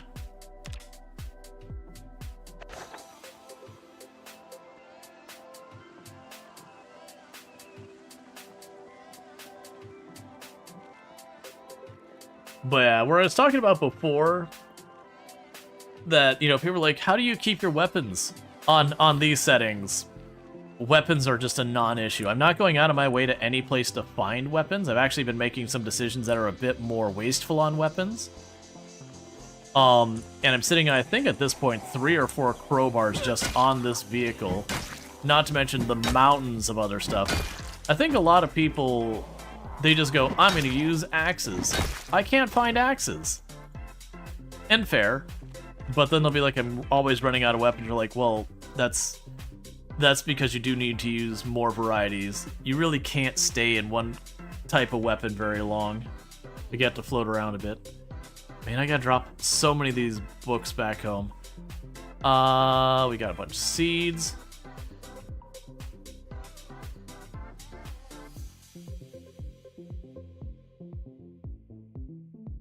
I don't want to get rid of it. That's pretty full. So I grab... Let's see here. Grab the wood mallet. That'll let me drop off the crowbar. That's a little bit lighter than what we've been dealing with. We can pop into the truck. Yeah, I got a little bit of space here. So you can drop the wrench off. You can drop this off. You can drop you off. Drop you off. Did I not have... Okay. Drop the other 2 ratchets off right now. We'll drop off the meat cleavers. I'll drop off the small knives. And that'll do for the time being.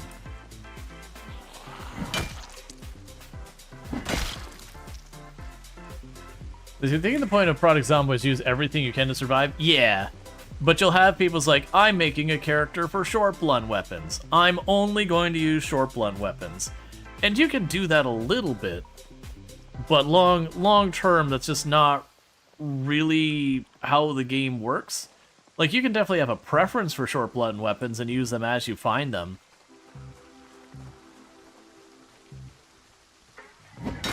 But you are going to have to dip a little bit into different weapons.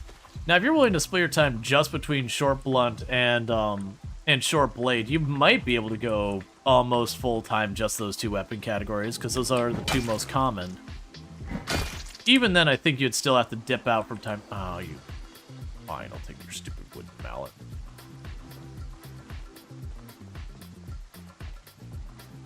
But yeah, so you can see very much, though...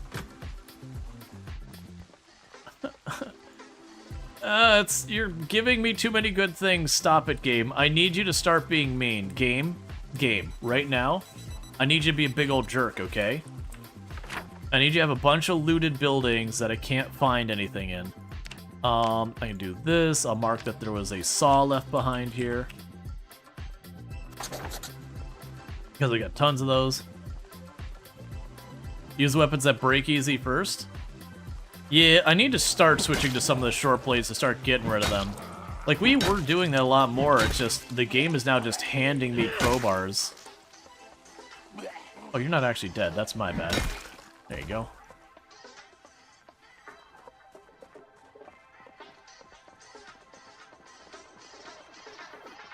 Game's being a jerk, giving you everything you want when you can't carry it? Yes.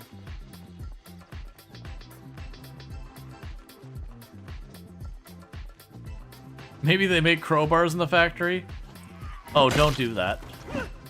That would be honestly, like, really aggravating, because I would really want all those crowbars, and there'd be just no way. That's like when you get to the baseball bat factory, that you just get a whole lot of baseball bats out of it. Like, it's really, really a silly amount of baseball bats. Like, not silly from a realism perspective, but silly from, like, you know, just Product Zomboid, how long you get to work with it. Cool. We broke a weapon. Our life situation has improved slightly.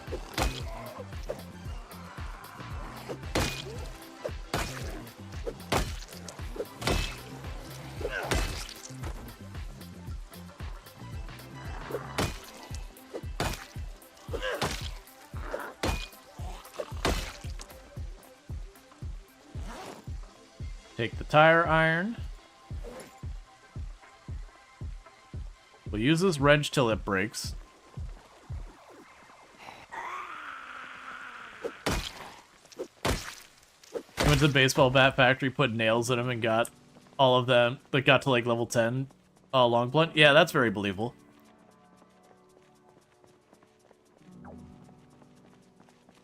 But yeah, it's just one of those things that you get that bat factory and just, you are set for a pretty long while. Eventually you'll run out of them.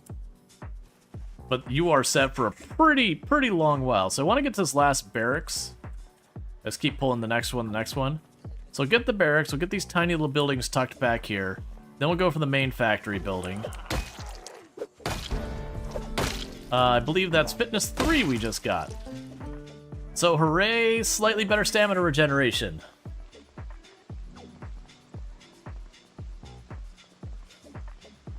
Oh yeah, no, I've started doing that, Jaywalker. There's a mailbox that's full of, like, 20 screwdrivers because it was grabbing all the screwdrivers, because I'm still used to 16 times pop, where if it's something I can hit a zombie with, I need it. But this one, it's like, okay, well, I dropped all our kitchen knives and our screwdrivers and all that. So we're getting to, like, better and better weapons.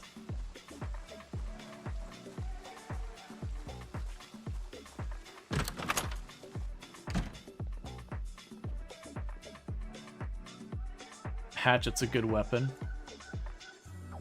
Let's adjust this.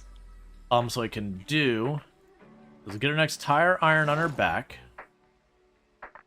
And put the hatchet in there. We're just trading where the weapons are.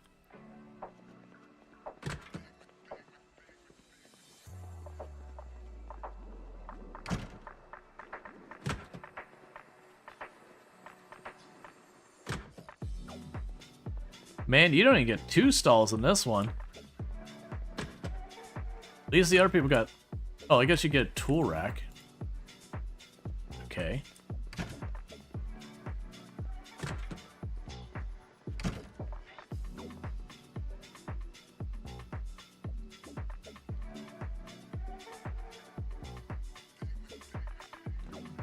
Hunting knife, beef jerky.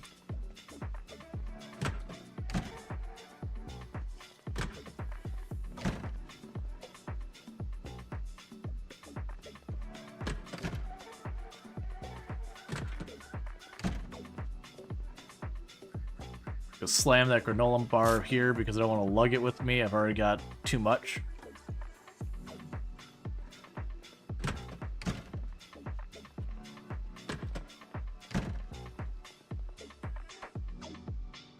Small game hunting.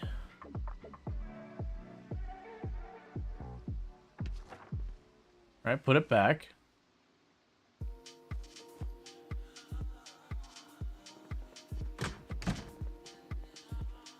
Does the compass do anything? Nope. You can, I believe you can like right click on, it'll be like you're facing north, but doesn't add like something to your UI or anything. And so it's kind of one of those things that I think it weighs like 1.5 or 2 encumbrance to keep it. But like, because the game style, you always know if you're facing north or not. So it's kind of one of those things. You can't even take it apart for electronics either.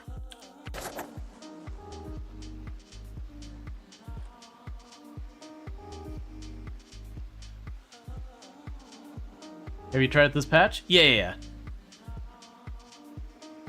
The compass was, I believe the compass was new with build 42. If not, it was rare enough that you basically didn't run into it. I don't remember we checked that building. Honestly, I'm gonna ignore it. It's probably locked anyways.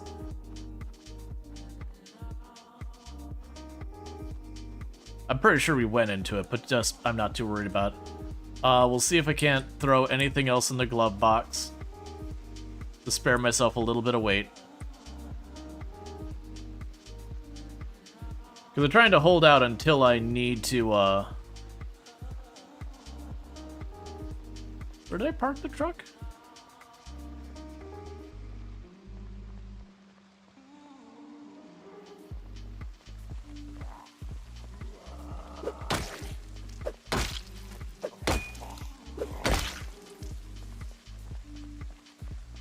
Sharpen your knife? Oh, I'm not gonna worry about that right now. That's not even one I have equipped right now, it's just in my main bag. If he has a weapon I was using at the moment, I would do that. But honestly, I've got so many knives that are sharp and in good shape, I will just wait and use it last.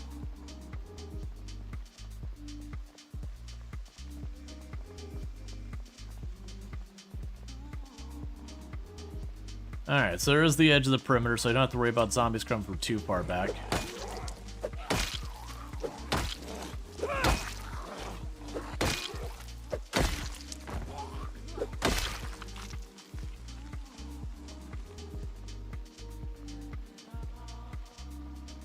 Okay, so we got a couple little buildings up here. And then that's all on this side. Then we got like the main building, and we got like a couple little buildings like this tucked back on the other side.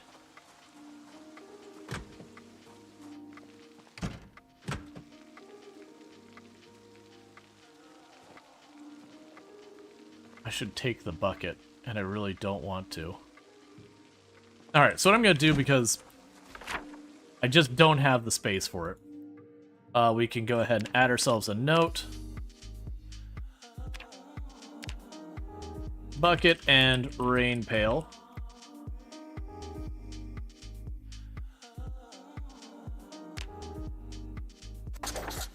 So, if I find myself with extra space... not too worried about the scythe. I'm not going to be doing much in the way of animal husbandry with this run.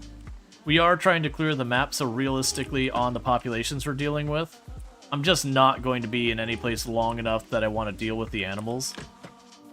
We did a whole lot of that the last run. Are those steel girders usable? Oh, you mean those? No. Those are just cosmetic, aesthetic, whatever you want. World. Okay, so this one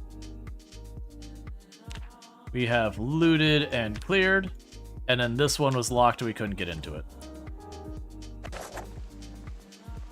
I was hoping they were like log piles. No, unfortunately not. It'd be good for them to do that someday. That wouldn't be a bad change. Alright, so let's get back to our truck and see if I can't drop a couple more things into the glove box. I do not want to fill up my passenger seat or my driver's seat, though. Because we block the passenger seat and something goes wrong, like we blow a tire and then end up getting swarmed. It means I can't switch seats to jump out. And it's a thing that can get dangerous for little to no benefit. And then if you put stuff in the driver's seat, there's been weird behavior from that. So I'm just choosing to not do it.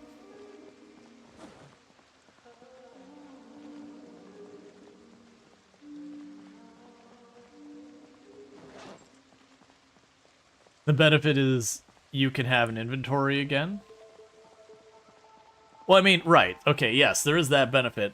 It's just the thing is, I can always just leave weapons on shelves and just, like, mark them out and be like, hey, when you get low on weapons, here you left some weapons. Do you expect any mega swarms? I mean, even on these populations, when you go to major cities like Irvington and Louisville and that, yeah, no, if I get too close, you can still just get overwhelmed. Like, and there's also points of interest in Project Zomboid will still have a ridiculous number of zombies at them. The whole thing where insides of buildings don't have their zombie population adjusted by your population settings unless you set it to 0. That's the only caveat. 0 will make them not show up. Okay, so for inside here, we can add half an encumbrance.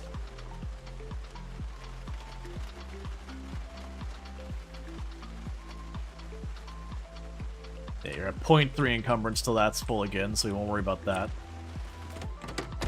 And you have 2.5 I can drop in here. Well, right now, I have multiple crowbars on me. And it would be good. So the wood mallet is probably the best one to get out of here, because it's 1.5 and not that good. I could lose 1. Oh, don't we have a hunting? Yeah, I can take the hunting knife that's in our bag and put it there. Drop the bull back in this inventory. Okay. And that's basically full. But yeah, no, it's even when you're playing in regular apocalypse settings, it is a thing that people underestimate apocalypse settings. Like right now where I'm clearing these like quieter towns, it's no big deal. But if you go to places like the prison is still an extremely dangerous stuff, because all the zombies inside this building, whether I'm playing on 16 times population or just regular apocalypse, which is 0.65 times population, we have the same number of zombies inside here. The zombies out and around it will be different, but the zombies inside that building will be the same. Same with the secret military base, same with the mall. Now, granted, the mall, it's the zombies around the outside that are kind of the big concern anyways. But, like, a lot of those points of interest will be pretty bad. But even if you cut down the populations of the major cities by 16 times pop, you still can end up with a good couple thousand zombies in a cell. Just, like, normal behavior. Like, the really, really busy cells. I was not expecting these to all be their own, like, separate segments.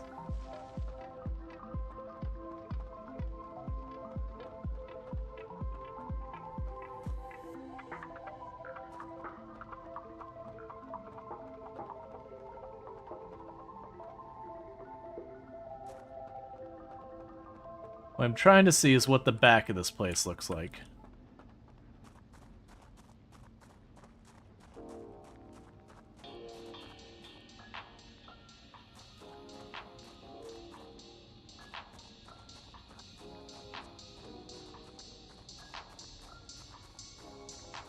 Alright, let's not mess with the upstairs yet. We got a separate segment over there. I know there was a zombie over here by the door, so I want to kill that. And yeah, I know I could use iron pipes and they're relatively good weapons. I'll grab those nails, they are light.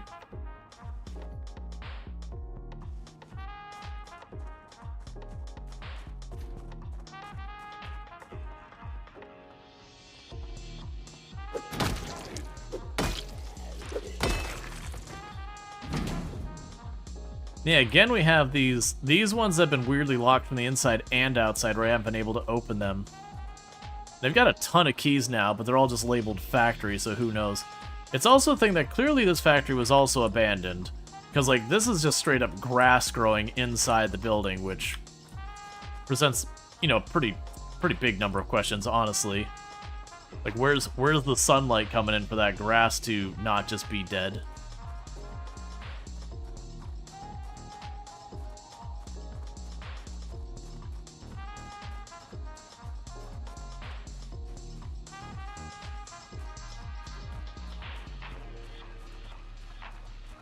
I was not expecting this to be like one giant assembly line. I couldn't just walk around easy.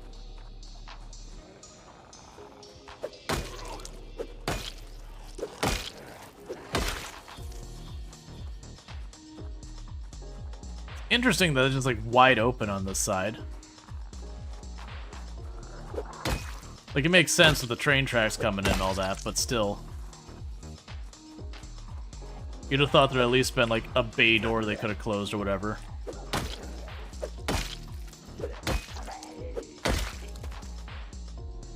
Let's see. So if you had been in the building and it looked at the loot, can the loot disappear over time for story reasons? I don't believe so. I believe once you've checked loot, it just stays the way it is. Let's see, unrelated because you're playing Build Prey 1, you just vaulted through an intact, unopened shop window after rounding a corner. Yeah, no, you can get some weird glitches like that. That's just it's not in its place, right? So it sees as an open window there just happens to be a separate glass thing in that area. You don't run into that very often, though. Definitely not something you want to try and count on in any way. Planks you definitely don't need to be picking up.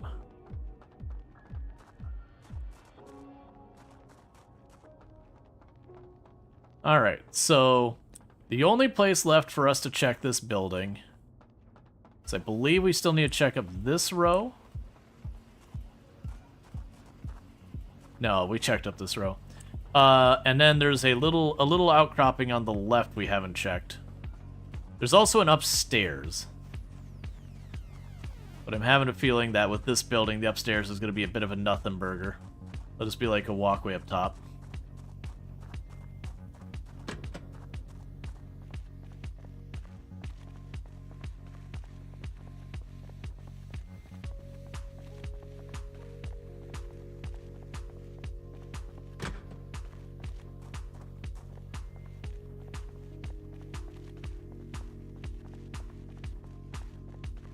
I think the idea is it's like an abandoned factory, so there is just stuff left behind, just raw materials that weren't valuable enough to be worth mess with. All right, so there's like a little teeny tiny room over here.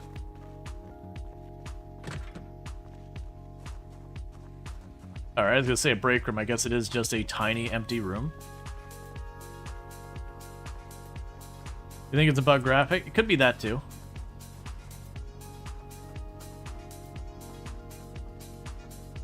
I was not expecting to face that way.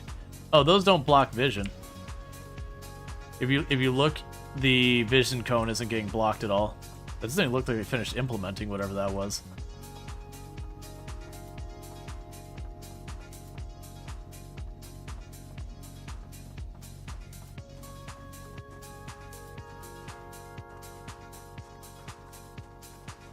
What is that? Is that a room back there? There's no door to it. Alright, and there was another staircase up here. Which, like I said, I think it's just a catwalk. up top.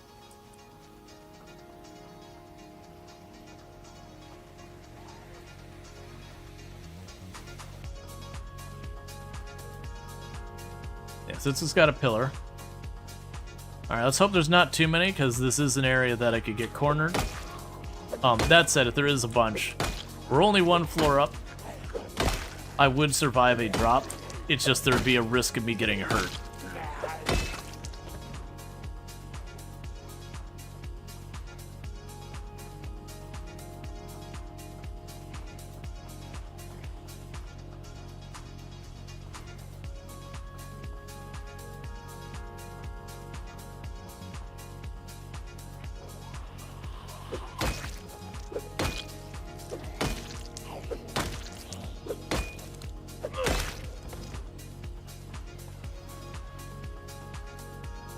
Yeah, we do have zombies down there coming after us.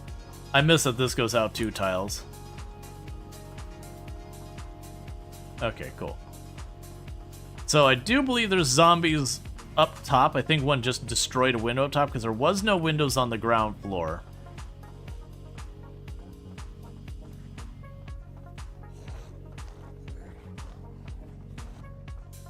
Hey! Come on, man.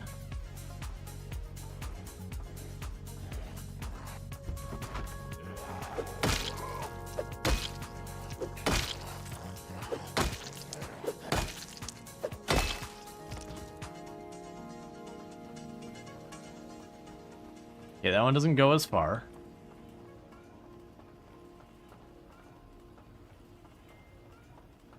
So now I gotta worry about another floor up. Why does it have all these extra floors up?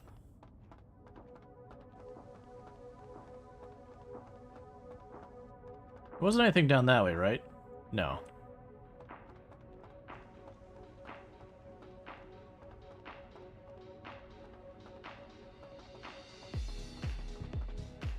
Ah, roof access.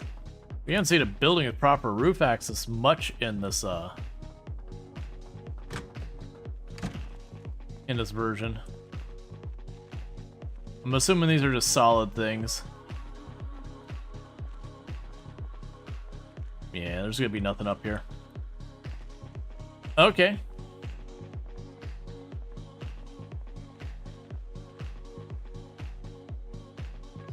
Ah, that's where they're getting their material. So I was looking at that thinking it was all just the water. It's basically, that's like your coal or ore or whatever. They would ship in the other materials they need.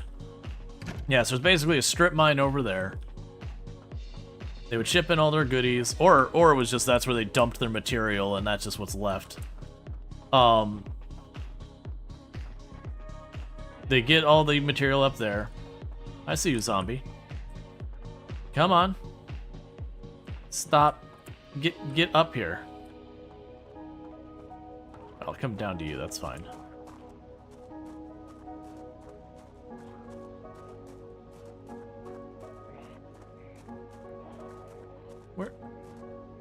Where did you go?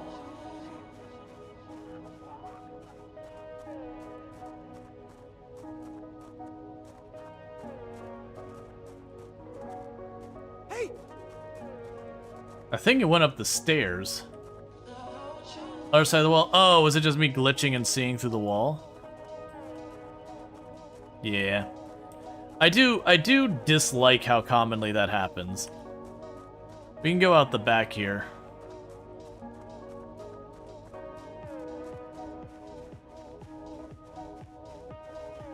We'll also want to peek at how our flashlight's battery is going pretty soon. Let's see, did you see the clip of the map bug that killed his... Did you see the clip of the map bug that killed his run? He walked up some stairs and clipped through the floor into like 300 zombies. Who? Oh, Sequisha? I did not.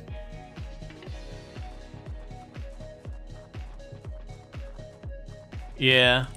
That is one thing. Cool, if you post it, you'll have to give it to one of the mods.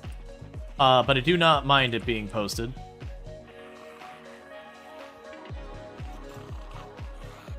Wonder where he was that he had like tons and tons and tons of zombies that he could fall into.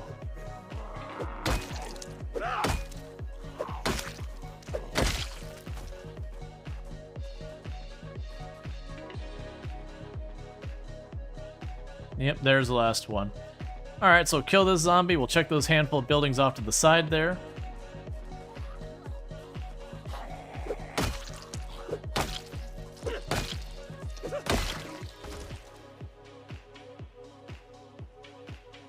That's about enough. We can probably just eat that now. Okay, so I'm going to take all these factory keys we've been finding, and again, I'm going to chuck them all on this body. I actually have a bunch of keys we probably want to ditch on these. Because all these keys do have pretty reduced weight. It's not nothing. And as you can see, I'm getting lots of vehicle keys over time, and those I want to hold on to. But like, once I've looted a building, I probably will never come back to that building because it's got nothing to offer me.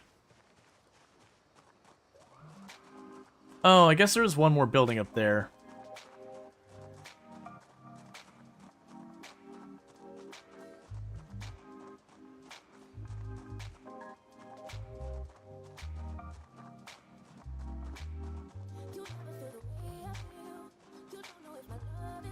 Alright.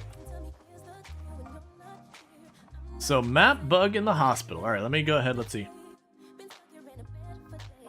The most rocking mustache and eyebrows you've ever seen in a long time.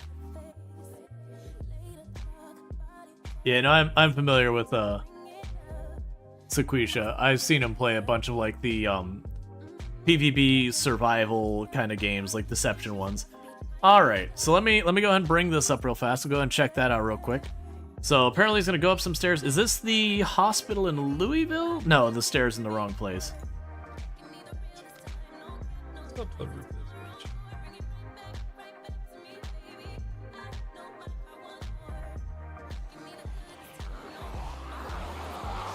What the fuck? I know exactly what happened. I know exactly what happened here. So, for those who don't know right now, the way Product Zomboid works with the spawning in zombies is it only spawns zombies, I believe, 2 floors above you. So right now, or sorry, 1 floor above you. So right now, that floor does not exist. Like, all of the zombies up there does not exist. So if you watch, there's a little bit of a frame hitch right when he hits that floor there. That's because it has now just spawned the zombies in on that next floor. Which is why, you know, none of them have gotten aggroed or anything else like that. So he did basically go from 1 floor to this next one. And so, oh, that's also wild. So another thing is there's no staircase here, so that's not made right at all. But yeah. No, actually, that might even be what it is, because it looks like he might have cleared that floor. But yeah, so there's no hole for the staircase. Yeah, so there's a map bug there. That is certainly a face. That is certainly a face. That is someone definitely needs to send that to him for an emote like the firing my laser emote kind of thing. But yeah, no, that one, okay, so that one was not what I was talking about. That one it seems like with the map, the devs accidentally left the floor tiles where they put a staircase going up. So when he walked up to the higher floor, he clipped through the floor and then couldn't go back down the stairs. But it's also interesting because if you watch when he got to the top of the stairs, how he seemed to like have almost like a friction when he was trying to go up the stairs, like he slowed down and kind of like moving to the side. It's because he was running into the zombies. They just couldn't yet see him because he was technically on the floor below him. Not that he misplayed any of that. Like the floor, like that's just broken. Do you prefer the hiking backpack or the duffel? Yeah, the hiking backpack is just better than the duffel. Like it's just a straight upgrade. Now, when you're talking like the school bag versus the duffel, it's a side grade. One has more capacity, one has more weight reduction. And that one is a bit more mixed.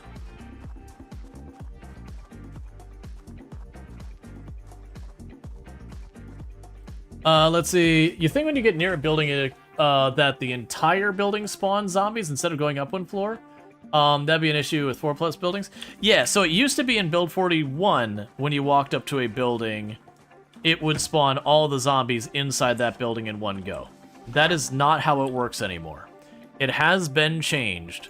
so that it does spawn them in, it does spawn them in by floor. I can't remember if it's 1 or 2 floors above, because we ran into that issue with the resort where what would happen is I would go up the stairs, I would get like to the top of the stairwell, and suddenly the whole game would hitch as it loaded the zombies in the floor above me. We repeated that a couple times.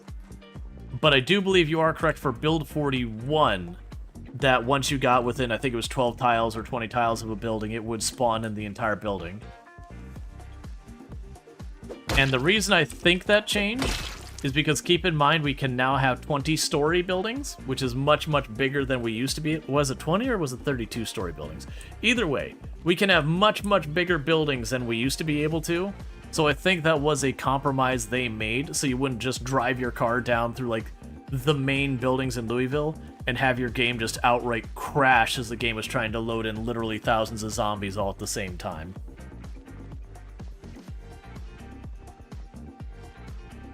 As for anyone who's done, like, the, I'm blanking on the name of that mod, and I do that every single time. It's a custom map mod. That's one, like, the most popular one that has the tunnel that goes into it. Not going back to the car? No, not at the moment. I'm just checking this building in the back, and then I'll go back for the car. Because I'm not going to be going up these dirt roads and out into the woods. We're going to check this building, and then we're going to turn around and head back towards pushing for Irvington more. That's going to have nothing in it. And then this is probably a warehouse that has nothing in it. Raven Creek, yeah. That's, if you ever play Raven Creek, if you turn up the population at all, Raven Creek can get real messy. And it is because of stuff like that where there's so many tall buildings that you just go into an intersection, you're loading in these, you know, not skyscrapers, but really tall buildings, one after the other after the other. Yeah, it's gonna be another warehouse of stuff I don't care into. So this is locked. I'm not even gonna break down the door. I'll just mark it as a building that's locked and we'll move on. There'll be maybe 1 or 2 zombies in it at the most. I don't feel like burning down a bunch of our endurance to pop the door for a useless building. Oh, but luckily it was unlocked.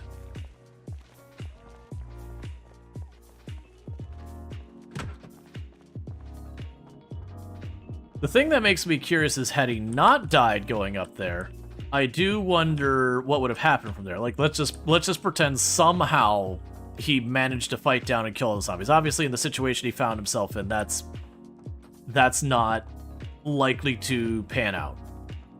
Spawning, like, effectively popping in the middle of a giant group of zombies, not likely. But let's pretend for a moment that by the magic of power of weapon, he was able to just, like, spin to win and kill the entire group. With no staircase going down and being several floors up, getting down not being dead would be a bit of a trick.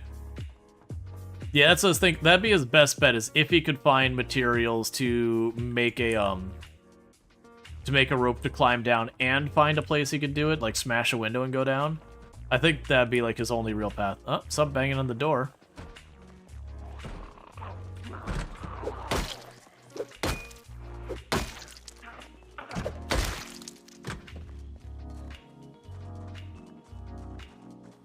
But that's what he would have to do, is do a rope down from there. Which, depending, like, I have no idea what the circumstances were. If you've got a zombies waiting outside, that could be very dangerous. Like, if you didn't take the time to properly clear, you might go up to the window, think you're all in the clear, start climbing down the rope, you see all the zombies at the bottom, and you just go, well, I'm dead. So reasons I don't do the, like, the rope ladder. Like, you know, the thing that was used to be, like, the meta strategy back in the day was, like, you know, the meta strategy was to get a sledgehammer, smash your stairs, put a rope ladder on the top, and then climb up and down kind of thing. I don't do that because it's one of those things that you get unlucky and you have that 1 or 2 zombies just chilling at the base of your building that you didn't see because you just don't have an angle to see them from above.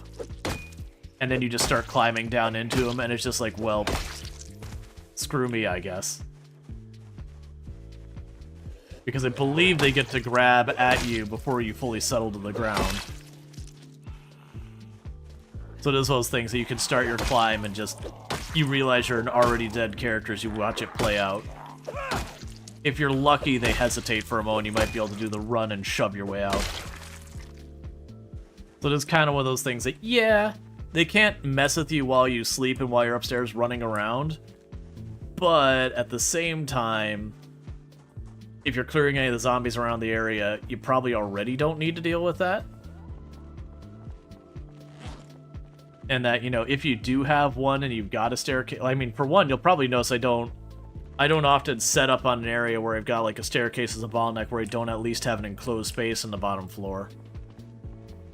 But even then, I'd rather have the staircase, let a zombie or two go up, do the thing where you run them around like in the hallway or whatever, run past them and then go down the stairs. I feel like that's way safer than doing the gamble of potentially climbing down into zombies. And there is stuff you can do to mitigate that. For those who don't know, there's actually like two really good ways to establish if there is a zombie above or below where you can see. If you are climbing upstairs and you grab a gun and you hold right mouse button, it will highlight the zombie if it's up the stairs from you, because you're aiming at the zombie, and vice versa. You've probably also noticed I don't put any time into that because it's just not a thing I have to worry about very much. Oh, that was equipped, wasn't it? That's fine. We'll put a claw hammer on the right side. Okay.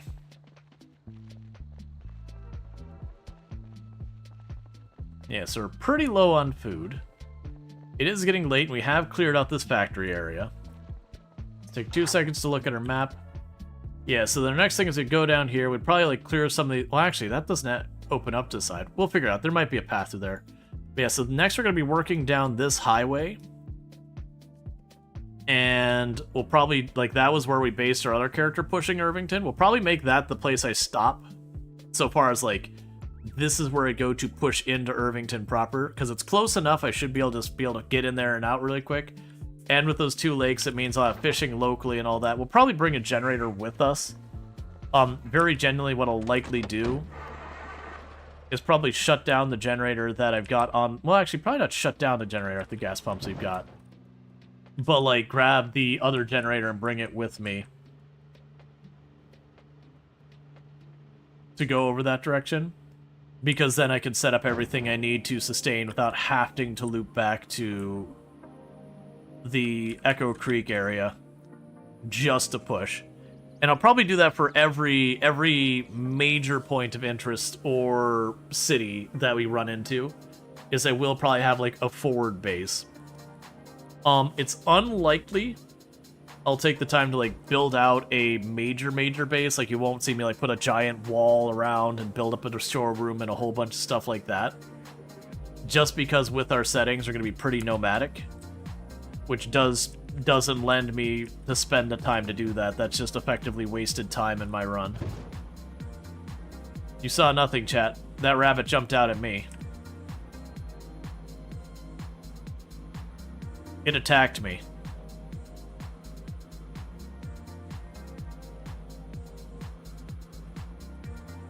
Yeah, I'm not worried about it.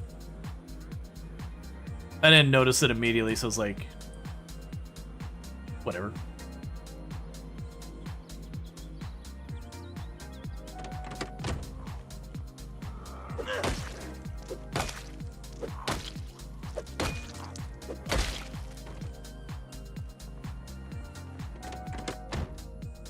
Eventually the zombies will figure their way out. If not, like I said, sooner or later, I will, as we clear locations, I'll circle back, and I'll do a once around the area. I probably won't go into the building Guns Unlimited again until I'm, like, taking the guns out. But for, like, clearing areas like Echo Creek and all that, we'll do a lap through, like, Echo Creek itself, and we'll kill any zombies we see. I just know we're going to end up having, like, stragglers here and there if I'm constantly, like, jumping the fence, killing them, jumping the fence, and all that. We're just going to waste our time.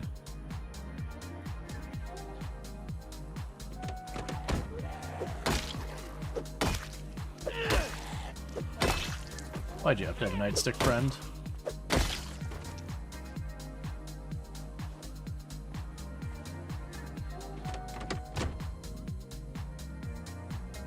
Okay. It'd be real nice if we could get ourselves a large backpack and or another large hiking bag. Start doing the 2-bag thing.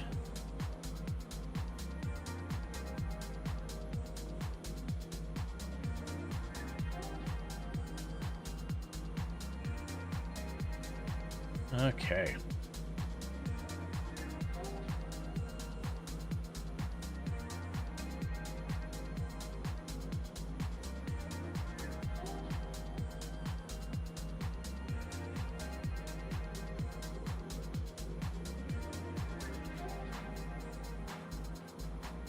And I'm debating what we're playing tomorrow. I'm thinking tomorrow we might do more RimWorld. Because I am liking splitting our time between those two games for time being. Even if RimWorld's numbers are pretty low right now at the moment. It's been a long time since Anomaly dropped. Hasn't been any major RimWorld events recently that I'm aware of. Like no Rimmership or, you know, RimWorld Hot Potato or anything like that driving a bunch of interest in it. When the 24th comes by and Steam Next Fest starts, I mentioned earlier in the stream, I'm definitely going to be playing Roadcraft. That's one that's absolutely happening. Because I enjoyed SnowRunner a lot. And everything about it sounds really good.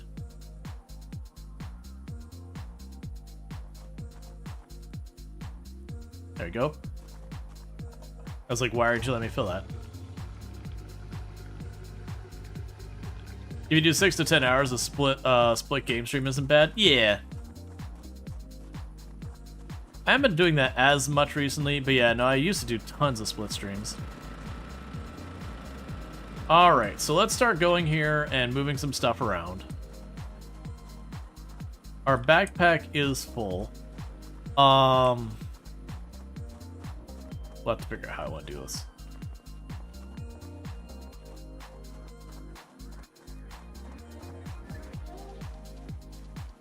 Then go ahead and unequip you. Grab you, do this. Put you in here. And I used to do it a lot. I used to do it like very, very regularly. Make it a thing that, you know, first 4.5-ish hours I'd play one game. I haven't been doing that as much. We'll put away the hatchet for now.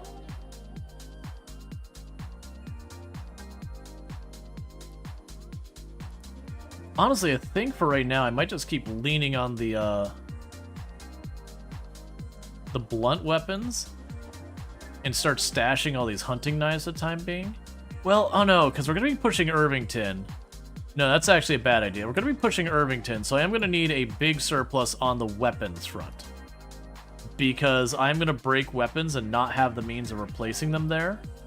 And drop the nails off. Oh, we did toss a bunch of stuff in here that I don't need to keep. Let's go here. Drop off the surplus food.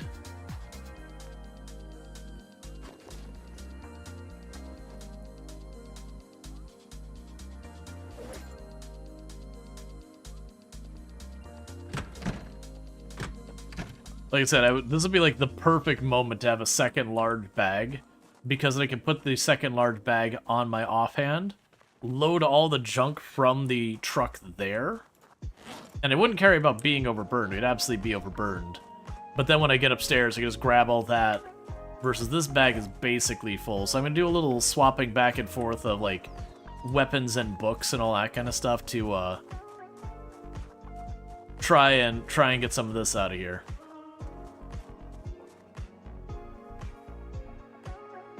So give me that book. Give me this book. Give me those books.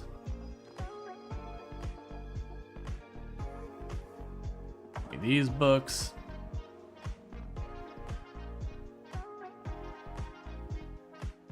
We'll deal with all that in a minute. Give me that book. And the welding book. Alright, so with that, grab the hatchet and chuck it in there. Grab the fire axe and chuck it in there.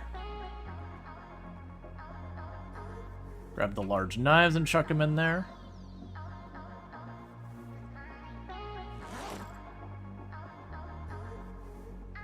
grab all these books. Put them in the bag.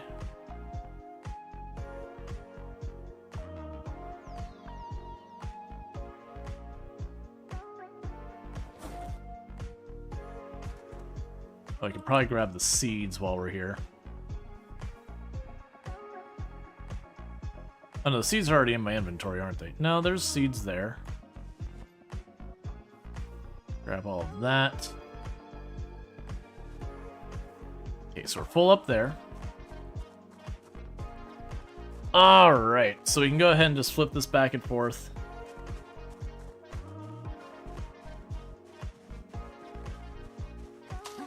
But that'll help a lot, because that's going to be like 10, 12 encumbrance worth of books out of there. A couple encumbrance worth of seeds. A bunch of other goodies. The thing that's going to happen is I'm probably going to get a decent amount of loot on the way out towards Irvington. And then once we reach, like, Irvington itself, realistically, that is going to be kind of where we slam into a brick wall. I was not anticipating you filling up. Alright, let's... Slight change of plan. Let's grab those 2 books. I'm going to grab all of these books. We're going to ignore the side table for a moment.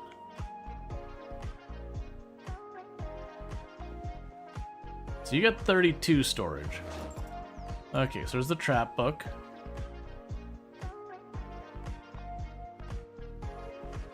There's all of you.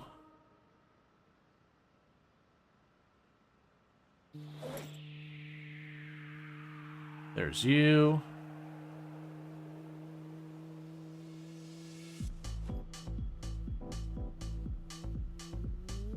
There's you. So bring those 2 books with me. Oh, still got 2 more books.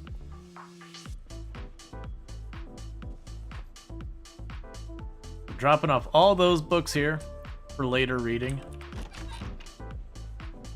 And pop over here. Grab the seeds and chuck them all in there.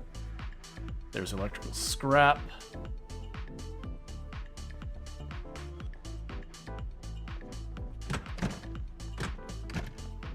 So my books, yep, and that's barely a small fraction of the different books in the game.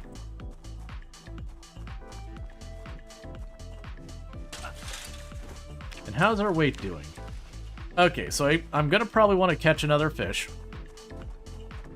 in game tomorrow, because it is just one of those things right now that realistically that's gonna be necessary to keep things moving. So we can also go in here. Let's chuck one of the crow. That's still full.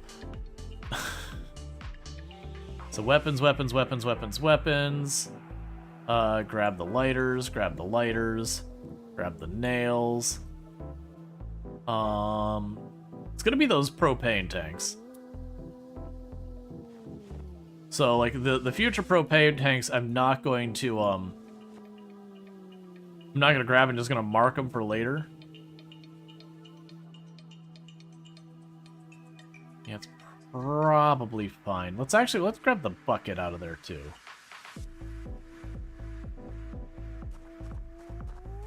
Do you recommend playing in multiplayer servers? That all depends on what you want to do. If you prefer playing multiplayer, you can play multiplayer. If you prefer playing solo, you can play solo. I will say that multiplayer and solo are very different experiences. Because with a group of players, you can knock through, like you can get through zombies really fast compared to solo. Just because, like, while I'm resting, my buddy can be going and continuing to wail on the zombies and keep them knocked down. Whereas otherwise, normally I'd have to find an opportunity to back off, recoup that whole bit.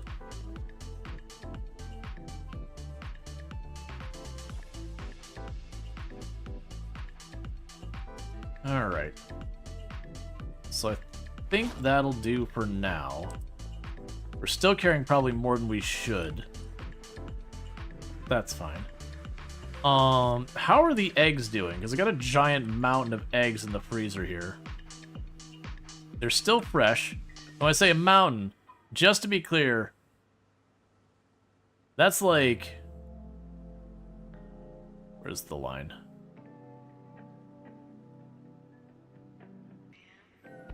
Yeah. That individual egg is 0.1 encumbrance. The stack of eggs is 25.98. So it is very genuinely 250 something eggs. It is genuinely like 250 something eggs we got there.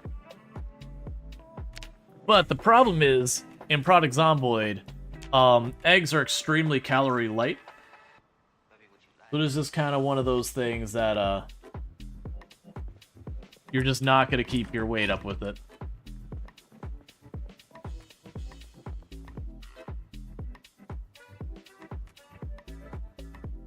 Top off our water. Alright, so we're on the 20th. And right now, the last helicopter we had was the 13th. So I got 3 more days till our next helicopter can happen.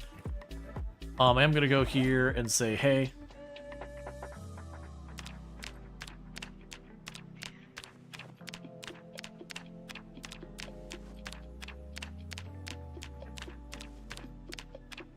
Grab a couple eggs. Just for snacks. I thought you're overweight? No, we were overweight, but we're way underweight now. We're not underweight, sorry, we're in the sweet spot, but we're below halfway and going down. So it would be good to catch myself a fish. Know that. Should make cakes and stuff with eggs. The cake, I've made a cake. The cake is so many things you need to do it. Yeah, we got more stuff there. Like the cake has a lot of things involved in making the cake.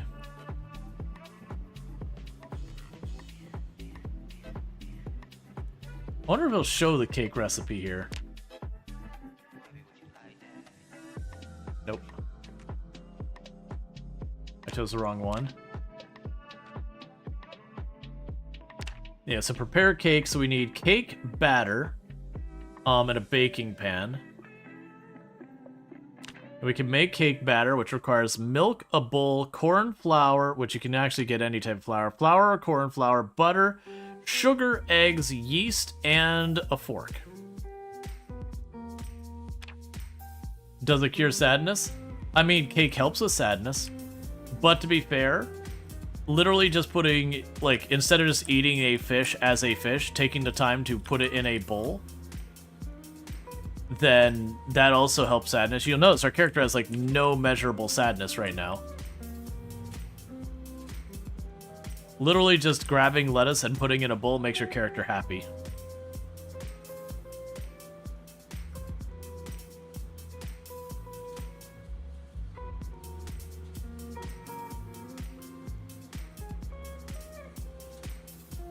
So we are driving out here a little ways to fish versus going for the river.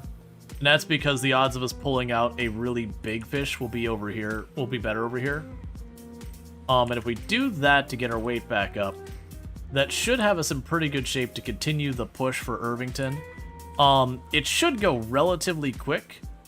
And the reason it should go relatively quick is just the fact that most of those buildings we're looking at are probably going to have a total of maybe 12 zombies inside or around them. So we're going to just knock down house after house pretty fast. Do you have a fork? Does it make you eat faster? I don't believe it does. If it does, it's not relevant because of how little time you spend eating. Like, I'd rather have the carry weight than the speed. I don't believe it has an impact of any kind, but I also, like I said, it's something I've never worried about before.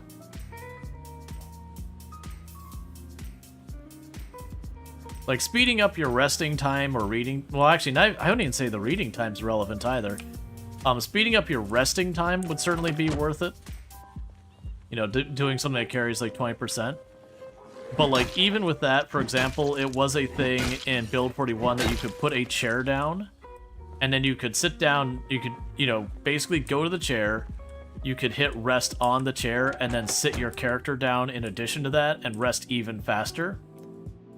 So while there's a lot of benefit to that, I didn't even do that because just carrying the chair around and putting it down and picking up and putting it down and picking it up.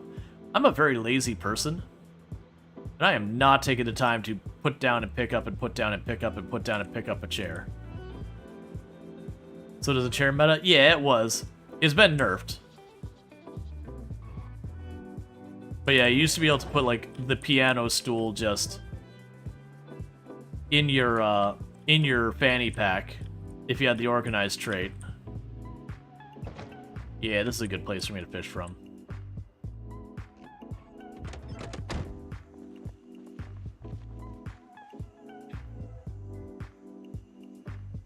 So we need to go here. Equip that in both hands. Grab the extra lure in case I lose my lure. So we've got one spot right by me. We got another spot way over there.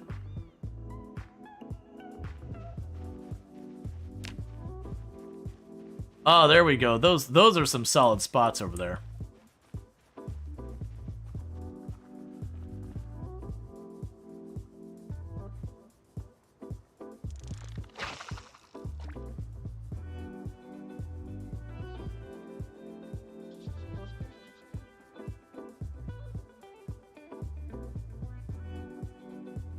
The problem is in Project Zomboid, the eggs have, like, no calories. Come on.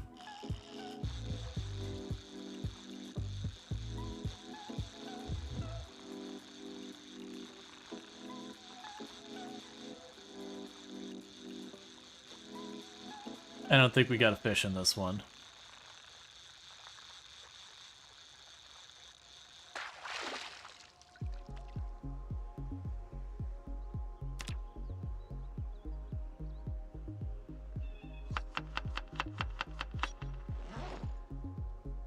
Go ahead and eat ourselves a egg salad. Drop this. Have some more egg salad.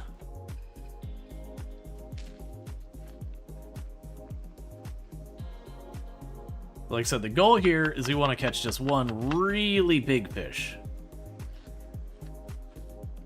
Alright, I'll have to deal with that zombie here in just a second.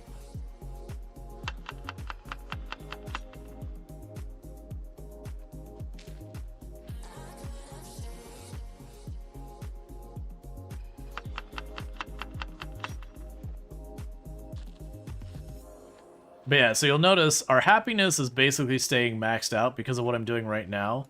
Every single time I cook with that, it is giving me a slight bit of happiness doing that.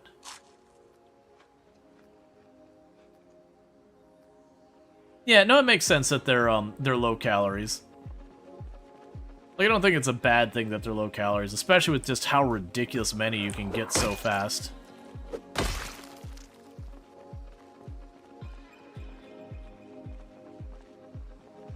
Gonna put that in our bag for right now.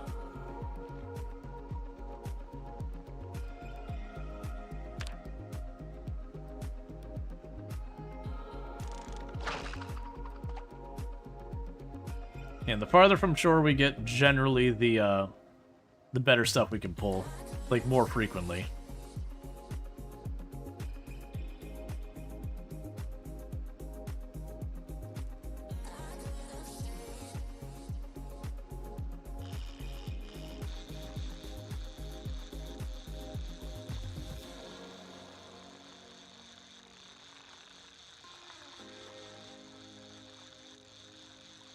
The downside is the far from shore. How would you rebalance agriculture and butchering? Butchery, you just need to increase the yield. Like that to me is just a numerical problem. Like, I don't think there's even more to it, just numerically it needs more. As far as the agricultural goes, I do think for the agriculture, they just need to cut down the grow times. Because that's one, they can't just increase the yield. Not realistically. Because if we consider, like, cabbage. So I think cabbage is 60 days now. I could have that wrong.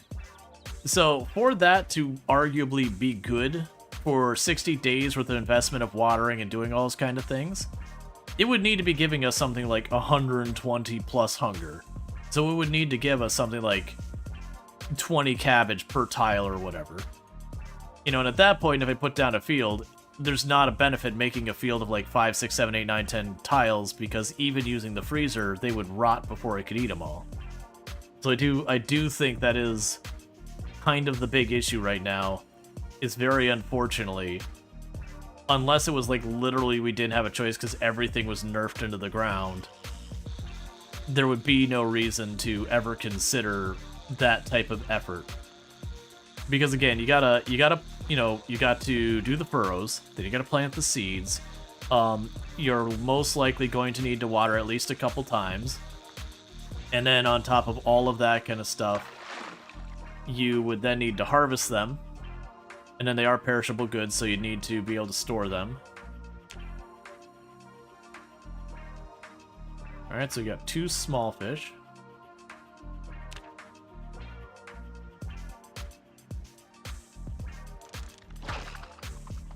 How much do you get from butchering a cow? So for hunger, it's not that bad. For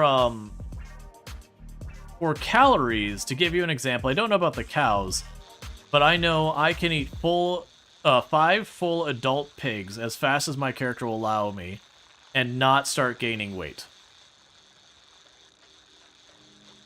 Like and that's with low butchering. If you get really high butchering skill, I hear it's actually kind of okay, but still not good.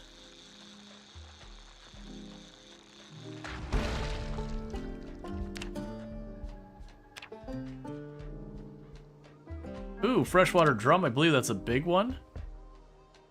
I mean, big-ish.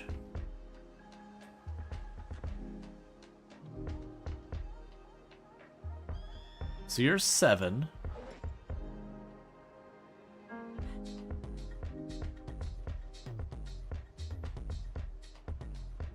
You move just a couple more things over here.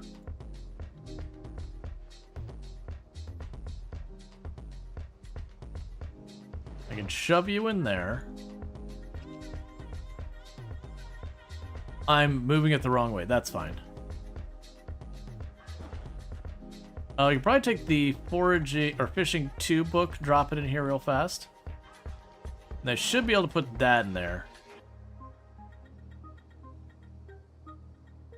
Yeah, no, it's not even. And for the record, I'm not concerned about it from the realism standpoint. People here know that my general stance is realism in a game is fine, as long as it doesn't come at the cost of game balance and gameplay and fun and all that.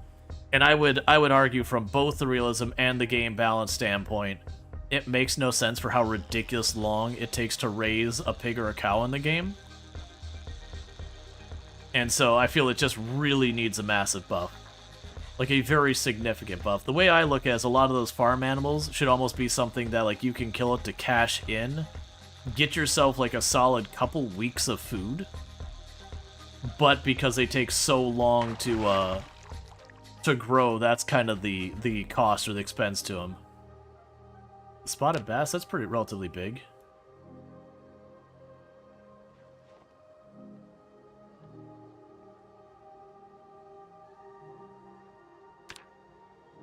We catch one more thing about the size of the spotted bass or bigger, that'll be good enough. And we get something like a gator gar or something, it means I'm going to be putting a bunch of stuff in the freezer. Because I'm considering this day to be a fishing day to at least get food secured.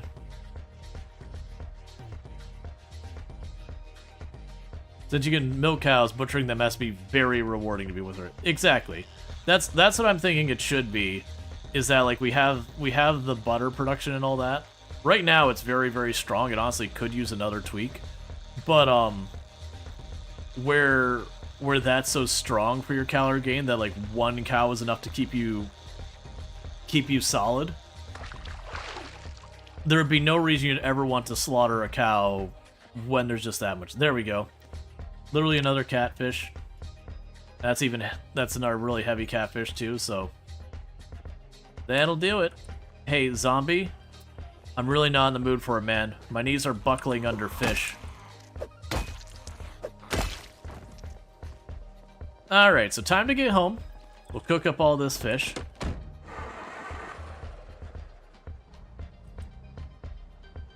And that should have our weight handled for a little while.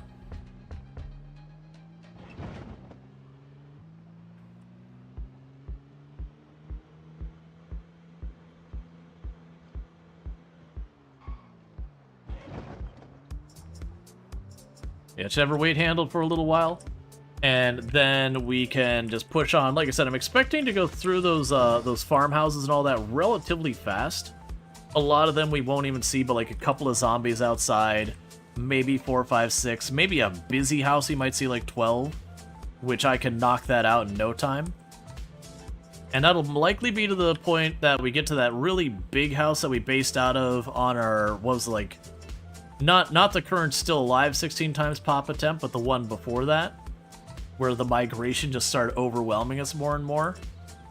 We'll base out of that exact same house, because with the lower population, we should be able to knock through that much faster. To be able to start gaining ground inside the city itself. And then once I do that, we should be solid about getting weapons. Because that's the other thing, is that run I had to keep doing the exact same thing that I had to do on the resort run, which is about 1/4 of my time spent dropping back and making weapons.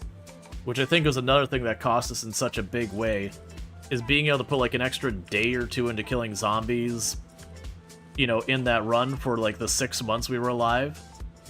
That would have easily been, because it was like 150 kills a day. Thank you for the follow. Welcome to the stream. You consider over the course of that long, that would have been probably like another 10, 20,000 zombies killed. Which is a measurable percent of the entire city. And thank you for that follow. Welcome to the stream. So that would have been like really, really good for that run.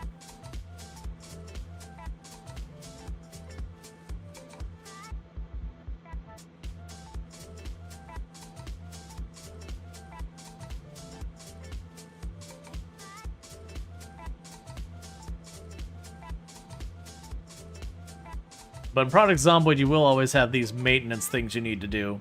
Like for right now, we're having to go out our way to get like calorie-rich food for our character's weight. When you're not living super long, it's kind of a non-issue.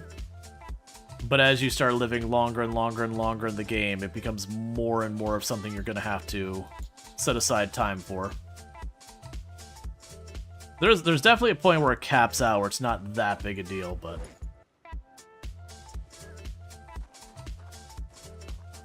Alright. Let's see, holy crap, you thought it was an audio clip, you saying thank you for the follow? But you're adding the word "that" change enough that you notice the voice change? Yeah. Like, don't get me wrong, it's like a spiel in the fact that they've got like a pattern I fall into with and all that. Which doesn't mean I don't mean it or anything like that. But, I don't know, I wanna make sure I thank people like that. Like, actually thank them versus just, you know, dump it all on the bot to do it. Nothing wrong with those who do. Let's see, you remember Build 41? You used to rate liquor stores and bars for high-calorie drinks. Are they still a good source? I mean, I think they still are high-calorie. The downside is, like, all those alcoholic beverages, when your character gets drunk, that is a whole big thing. Alright, so what I'm gonna do is we need to split these fillets. So, like, if we look at this, I have no idea which fillet we're splitting right now.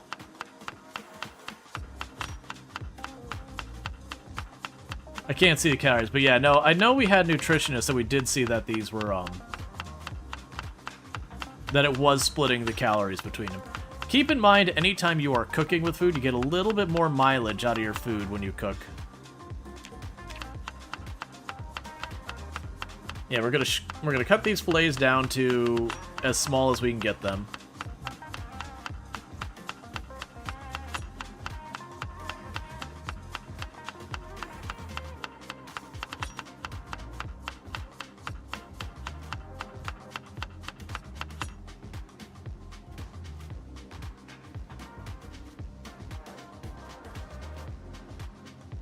Okay, so they are maximum small. Chuck them all in there. Turn it on.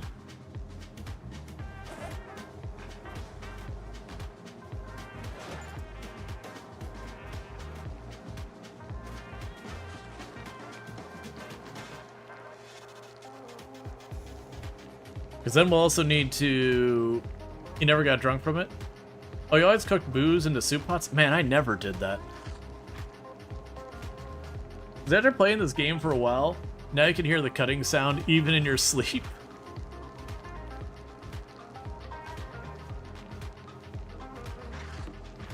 Yeah, it would be really good for, Oh,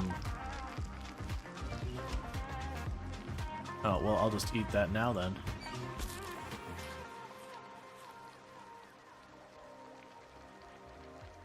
And then we can eat the other one. It would be really good if the devs gave us the ability to, I was surprised I couldn't split that more. It's fine. Oh, it's 2 stacks. Yeah, that makes sense.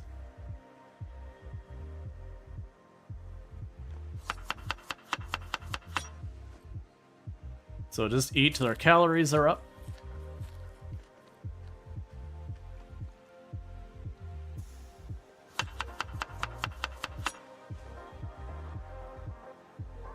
And you get more hunger and more calories by cooking over time. As you level it up, it can help.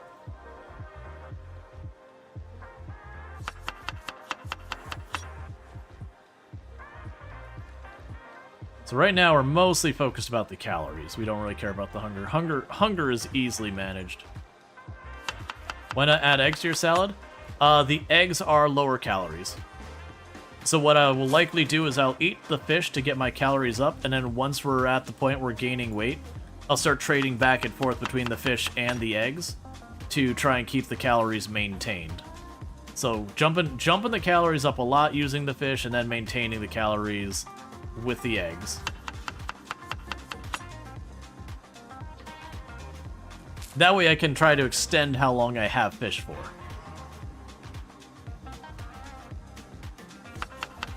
That was an egg, that's fine.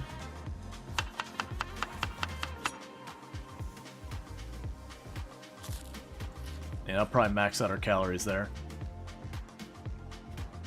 Boom, so we could put that away. So next time we eat, we will, we'll be eating eggs. Alright, so we should be good. We did lose a good chunk of a day, but I think we'll actually be able to make some decent progress towards the next thing. Let's take a quick check on our tires and all that, just make sure our truck isn't in bad shape.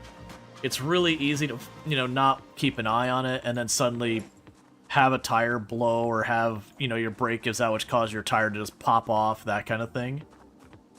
Those are things that'll sneak up on you. They take a long time to get there. That would be minimal display bars. If you do exclamation mark mods, I'll give you the name. Okay, so it looks like everything's doing relatively good. How are my tires pressure? Yeah, the tire pressures are fine. Okay. I figured it was probably okay. I was just a little worried that one of our tire pressures might be low.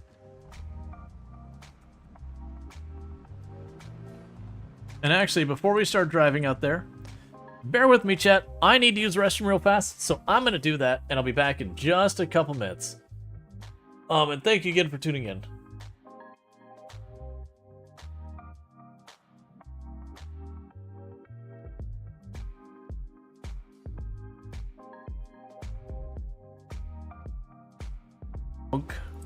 Oh, good. Paperwork. Oh, not good. A wall of zombies.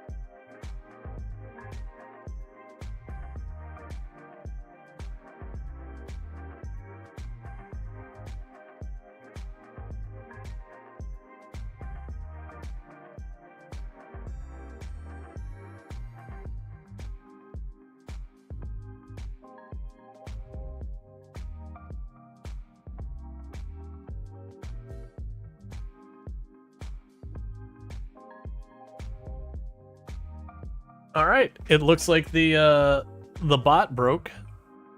I know they just made a change on the application I used to do that, so apparently I can't trust it again. And it was a shame, because I was really able to trust it for a while there. That's okay, I just need to use the restroom and grab myself a new drink and all that. But yeah, it's just a thing I have to keep in mind that it may not be reliable anymore. Oh hey. Zombie in my neighborhood? That's gonna be a big old no.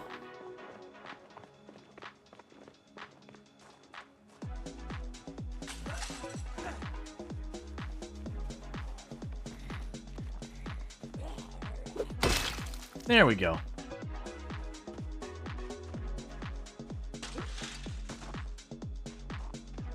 I do look forward to finding ourselves a bull driver. Preferably one with sirens. I do have my siren volume turned way down compared to my other things. I use a, it's like advanced volume enabler or whatever. And I use it to turn down the sounds on certain things that are kind of loud, like the horns, the whistle, that kind of thing. Because otherwise it's like super obnoxious to listen to on stream. So we still have it so it has some sound, but it's just way, way, way lower.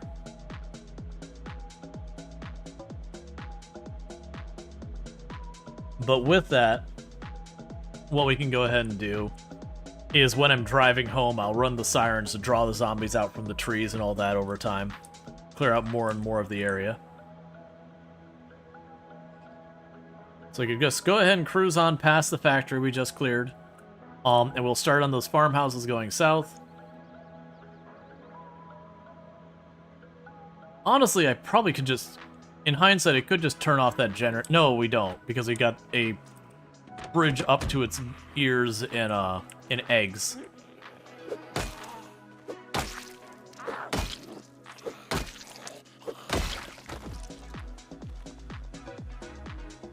But yeah, otherwise,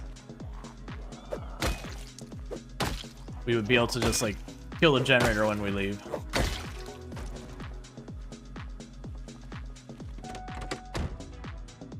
Alright.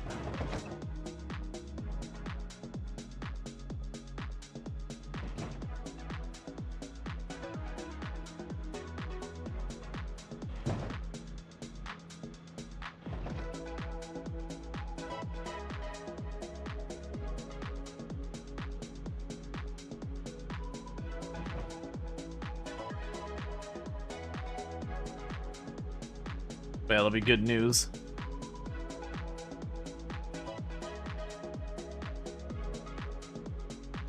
As long as we can keep that stuff going, can leapfrog place to place to place.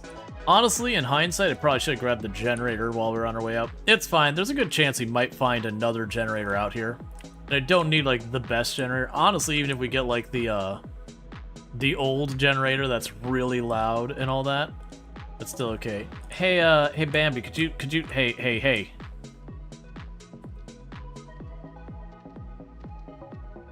There you go.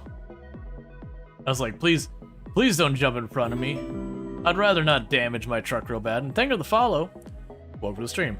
Especially when I have enough meat on me right now that getting a deer kill and then, like, butchering it with plans to cook it wouldn't really do me a whole lot of good. So just kind of be wasting food. That said, unfortunately with where butchering's at, it still wouldn't even be worth it for me to butcher the deer. All right, so let's slow it down. This is area we haven't been through, so we do have to worry about potentially running into a big rally group or whatever. You know, wrecked cars, that kind of thing. So we haven't cleared any of it, so we'll have to see what we got. But it looks like with the route we're going to be going down here, it's not going to be until we get pretty close to Irvington that it won't be just a really fast leapfrog from house to house to house, trailer to trailer, and that kind of stuff. They're pretty spread out, pretty rural. Now, a question with this one. So I'm going to check right up here. There are buildings on the other side of this, but it doesn't look like there's a road to get there, really. I mean, I guess there's that dirt road. We can try it. Did they hear me and they're chasing? Nah. When are you planning to move to Irvington? I mean, probably once we get our foothold. I'll probably stage from that the house of the two lakes just outside Irvington until we full clear Irvington. And then we will move on from there, because then I'll be done with Irvington and I won't need to continue to work on Irvington. That's a pretty big, impressive house. That's a really long hang for performance. Probably spawning in all the loot and zombies inside the house and whatnot.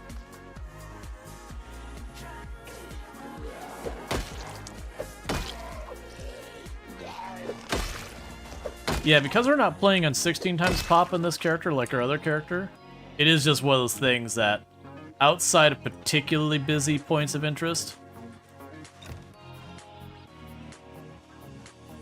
generally speaking, we're relatively okay. So there's a...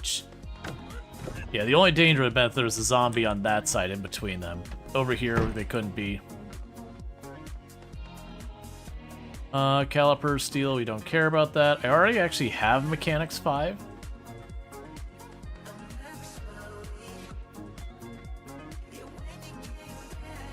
Our fish lure, fertilizer. Okay, this is all junk we don't care about.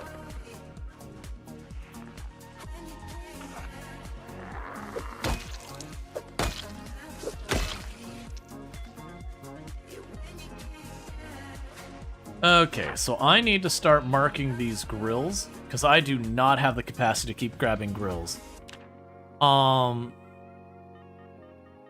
always had something I marked them with in the past. Was it a star, I believe? I believe it was a star. Just trying to remember where it is. There you are.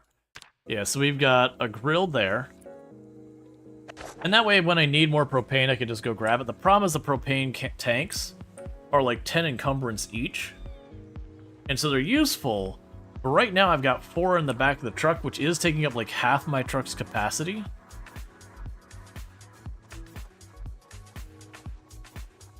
Which is not worth me worrying about.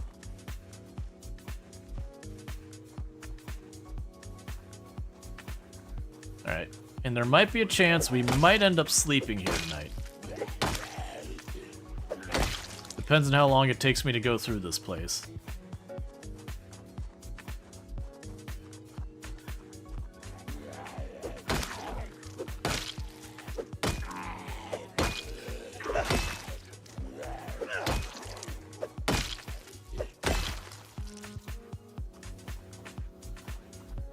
Okay, so it's a looted building.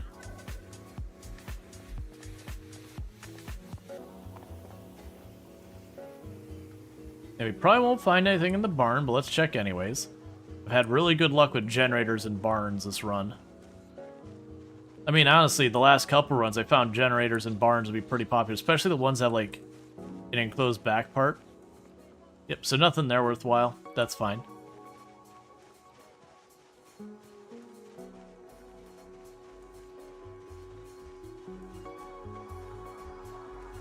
Let's kill the one zombie over there. I'm going to mark that we've got chickens here.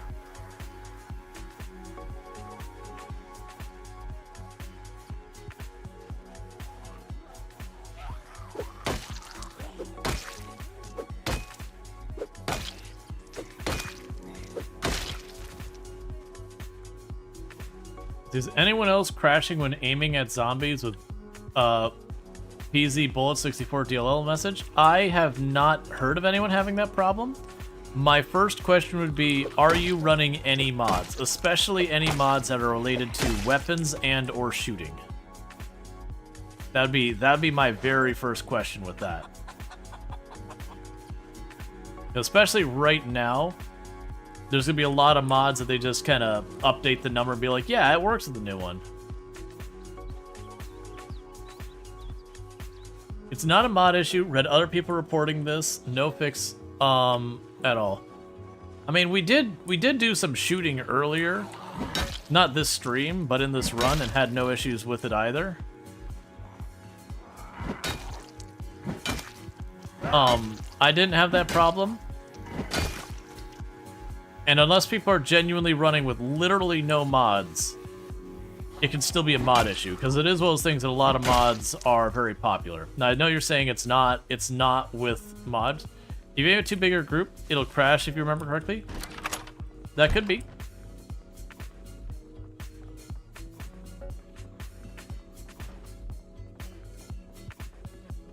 Yeah, because I've had a lot of people who tell me it's like, I'm running absolutely no mods, and it'll be like, oh, well, I actually really like this, and you're like, that's a mod.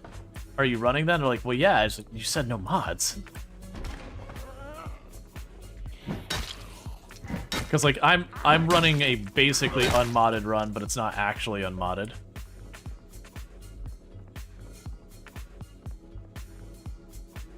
If you remember correctly, yes. That is what that means.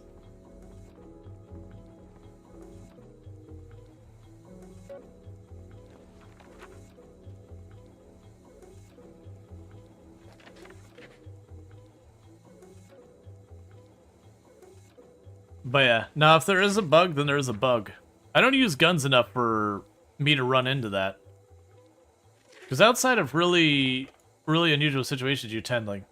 That's why I mentioned the BZ Bullet 60... Or even the Java VM reports it's outside its frame. Yeah, mods can still cause that. There are mods that change the, that do change the actual Java to the game.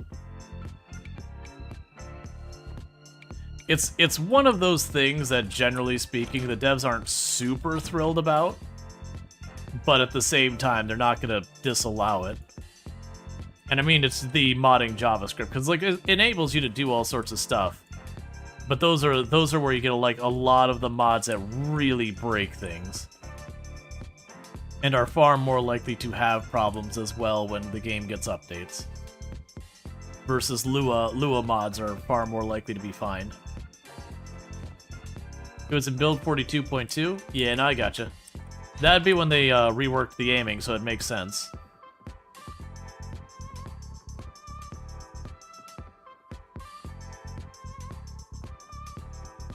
Even if mods are disabled? No, if the mods are disabled, you should be fine. Like I said, if you actually did turn off your mods, like literally turned off all your mods, every single one of them, then yeah, it's safe to say it's not a mod.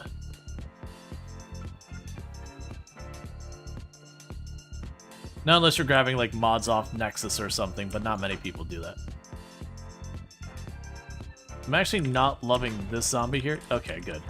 I was say, because there was a group of zombies in there, there's not really a good way for me to open that door where it can also retreat more than a step or two.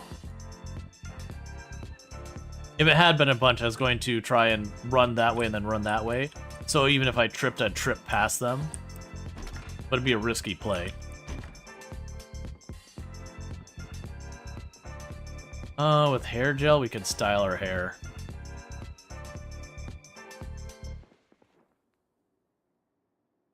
I believe we can style our hair with hair gel. I'm probably forgetting some. It's fine. You want to use guns as noise makers, sadly crashing when shooting? Yeah, no. From what people are saying, where it's crashing when you're aiming at a group, if you're just shooting a gun to make noise, that shouldn't be the issue. But yeah, I don't know what to tell you, unfortunately. I haven't experienced it myself. That isn't saying that it isn't a problem, like it isn't a bug. I don't have anything to help you with, unfortunately.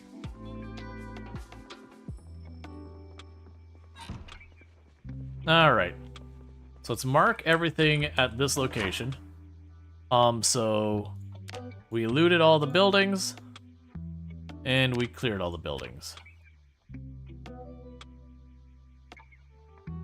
And by the time I reach the next building, it'll be dark again, so let's go ahead and get ourselves some fish. Toss an egg in there for a little extra stuff. Go ahead and add seasoning for happiness I don't need, but it'll work. Use some of the goodies up.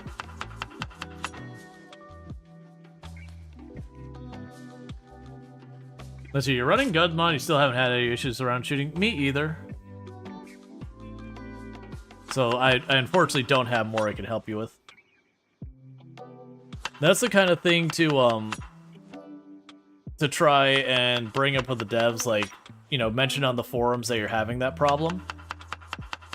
Because it very well could be a bug that, like, if a zombie has a certain weapon or is in a certain situation or a certain whatever.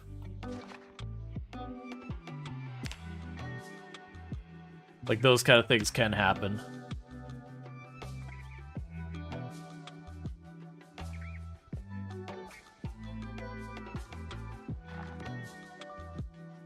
I also just realized this bedroom has a body in it, so we probably shouldn't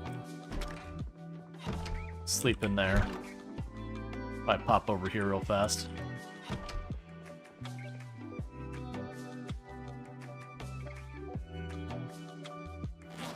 So I could finish the foraging book. And then we could read the fishing book that we got in the trunk, and then that'll be the books we've got.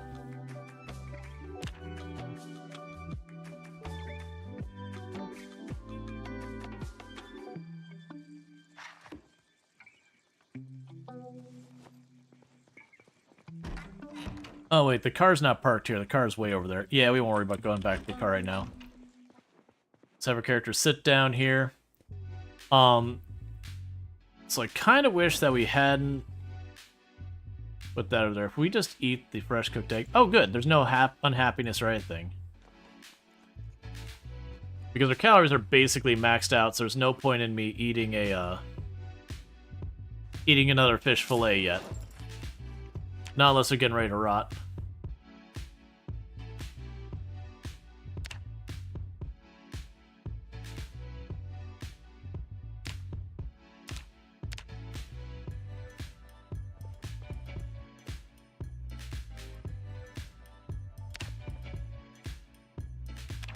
Maybe we should install a good mod. Last time you had a problem with no duct tape spawn, you installed a mod and you started finding them.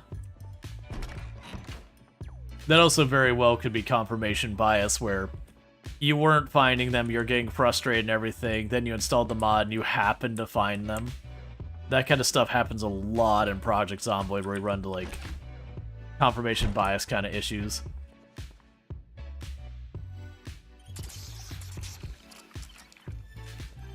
That people will swear up and down something's true because they're like, you know, I've definitely noticed, and then you realize it was just like, you would notice you were killing zombies faster after you did the thing, but it's really you're just killing them the same rate. You just notice the more crits, like you notice crits more not. If you didn't find them in the game for like 3 days, like 72 hours play with rare loot. Oh, if you didn't find them in 3 in-game days, yeah, that's perfectly normal. That just happens. Duct tape is not a particularly common item.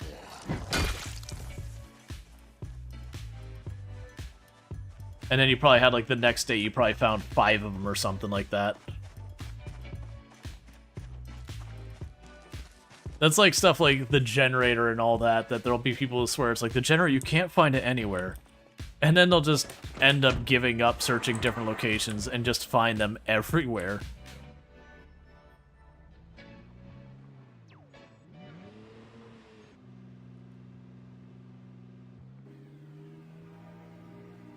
When's the next RimWorld stream, friend? It might be tomorrow.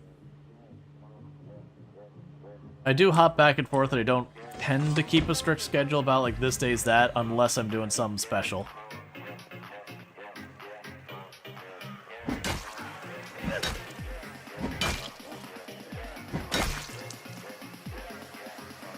Oh, yeah.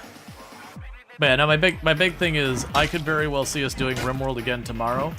It's just one of those things that, outside of, like, me planning a collab with someone or a sponsored stream or anything like that, there are definitely days where, like, you're like, oh yeah, I'll definitely play this game the next day, and then the next day comes, you're like, you know what, like, didn't sleep well, not really in the mood to deal with it or whatever, that happens. Like, RimWorld's not a game that would mess with me being tired. That'd be fine. Project Zomboid's a game that if I didn't sleep well, I'd be like, yeah, there's no Project Zomboid. It's just, with how big the stakes can be in Project Zomboid, you know, you just don't play it sleepy.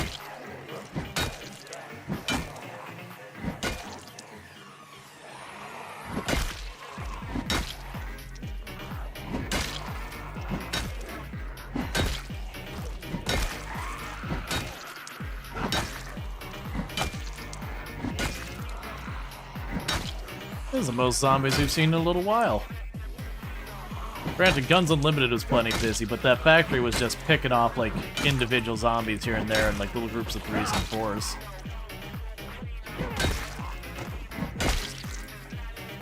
Oh, also, take those keys back. If you're sleepy, you play RimWorld. The base looks like a little ugly after.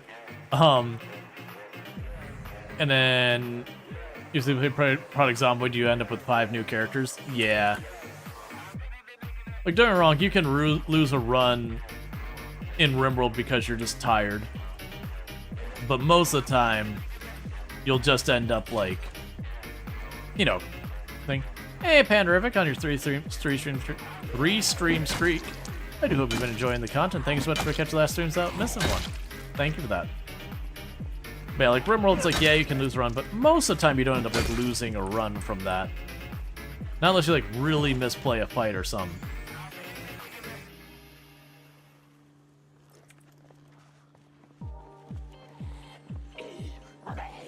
I think I left that truck running.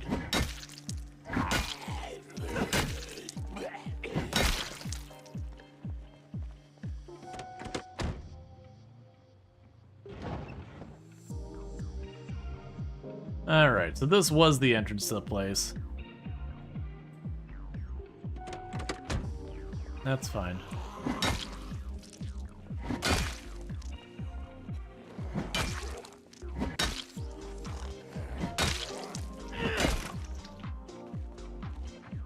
Oh, let's kill the engine here for a moment. So the tire iron is pretty bad in the muscle strain front. It's one of its big negatives.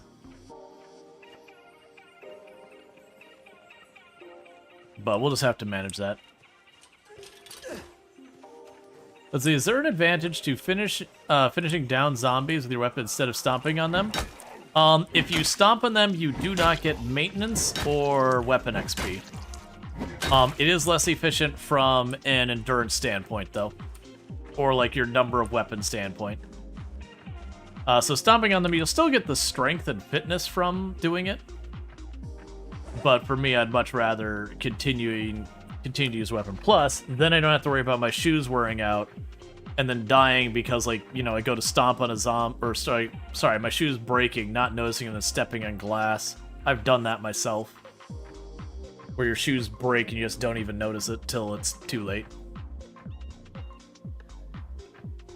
Do I think strategically it matters one way or the other? No, not really.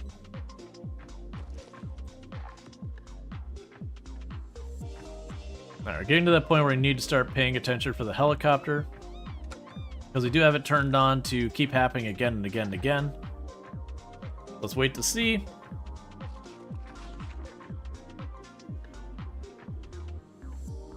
We're looking at perfectly good temperatures tomorrow. Clear skies.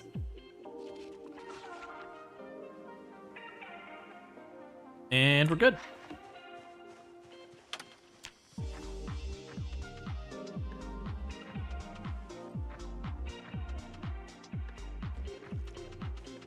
Cool.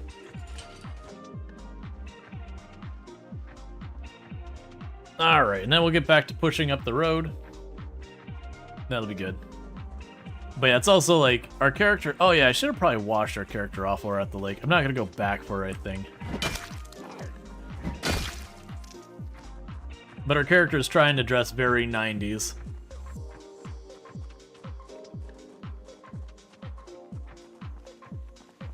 Granted, the hairstyle and all that they go, unless they're like biker 90s, is probably not something you'd see much in the 90s. A person with like the hair the whole way down, like the full beard and all that, especially not in like a bright color.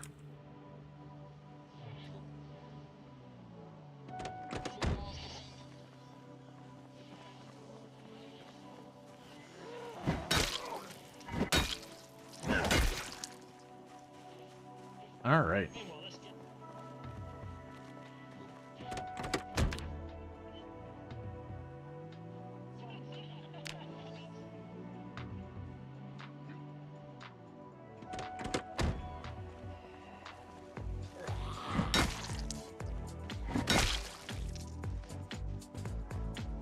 It's not looking like that's an actual barn. It's looking like it's just a bunch of the big feeding troughs, which I can't really do anything with.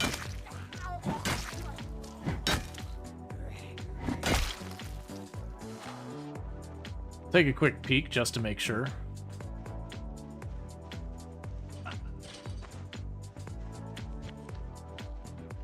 Oh, no, it has an interior space. I'm wrong.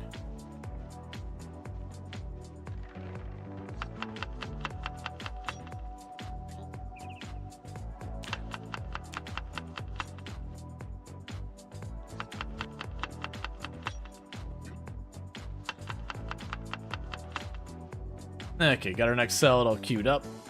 Yeah, I'll take a peek in there. It looks like it might be one of the buildings that's like pre-looted. It looks like we've got a handful of buildings down there as well. Some of those ones might be far enough off the main road that I'm just not going to worry about them. Not now, at least.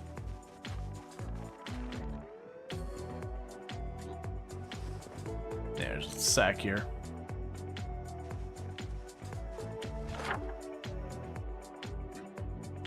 Yeah, like that. That one's probably fine. That one's feeling like it's way back in there. I think those will all probably be things we'll clear out eventually. But right now I want to focus on the main population centers. Take the time to like work on all that versus like trucking down every individual house or whatever.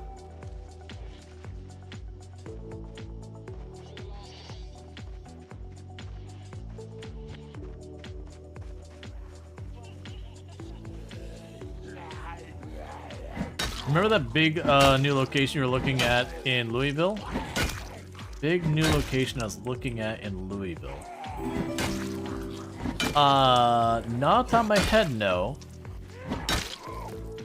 Thank you for the follow. Welcome to the stream. Apparently it contains one of the top 5 most populated cells. New location in Louisville. Oh, over here. Yeah. That doesn't surprise me. That absolutely looks like a location that, like, you look at the size of those buildings, that is bigger than that mall. So, like, here's the mall there. That's probably more volume than the mall, not counting all the different warehouses. That would be the fort way up there. Yeah, so that I believe. That I believe 100% being a ridiculously high population area.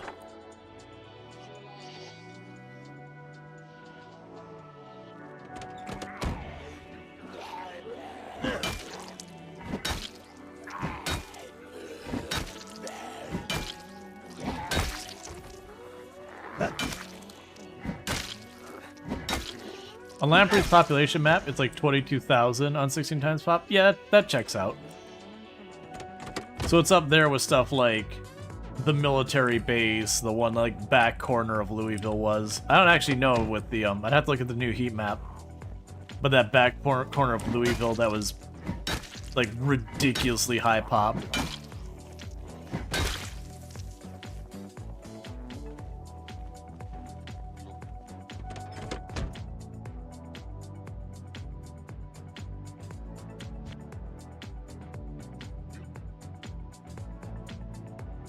Surprised I haven't seen any vehicles, wrecks or otherwise, along the road here so far.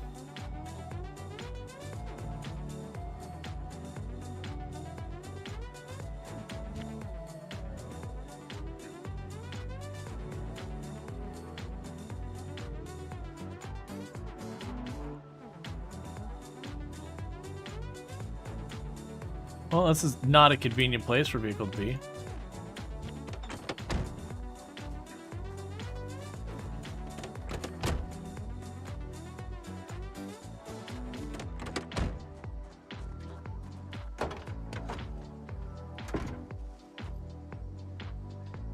Grab those two real fast. I'll probably just mark that the car's there and just ignore it, because on this narrow channel, realistically, to tow it, I'm going to want to drag it the whole way up.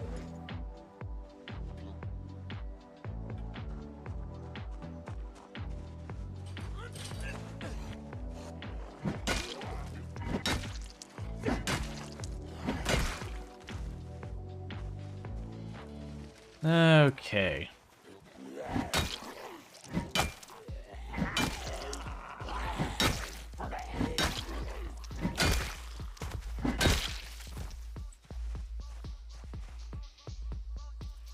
A key to base 1? Heck yeah. I'm assuming it's just a building with a weird label.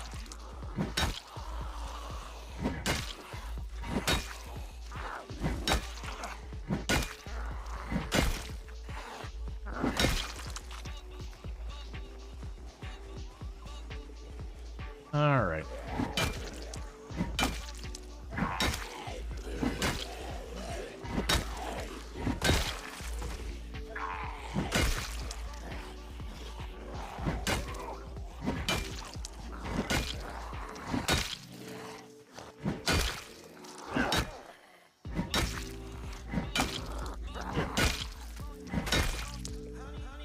Another key.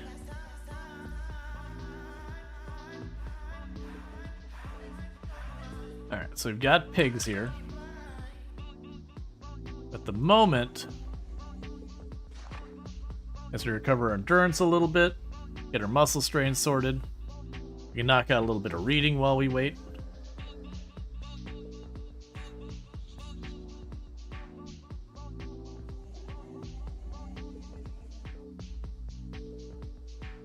And little by little, we'll get these books knocked out one by one. But yeah, so it looks like this is just a pig barn and all that. I'm probably not going to worry about marking the animals. It is just one of those things that, one, I'm not going to probably do much with them. It's kind of not worth the effort. We're just not going to be in the same area long enough to keep them fed and raise them. Nor do I want to get into the cycle of having to do like the butter churning and all that. We're just marking that there's propane up there. What are those? It looks like those plants are good, like I could harvest them.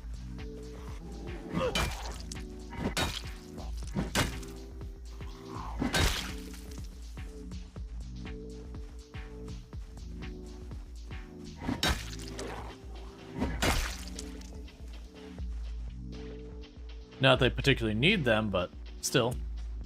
Also looks like a farm that actually has a decent number of zombies at it, considering the population settings are at it. Having to kill about a rally groups with the zombies spread around here and there. It's not a little farm.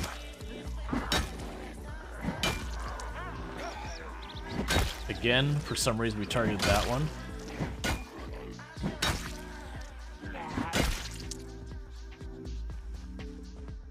Okay.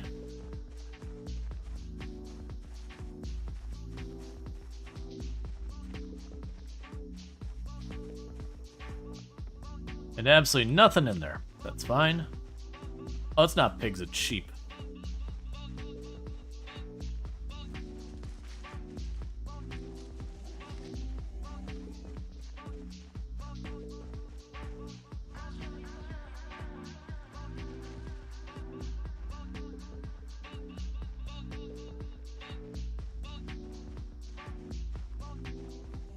They are harvestable. Well, that's interesting. I think that might be rice. I'm not entirely sure what we're looking at up here.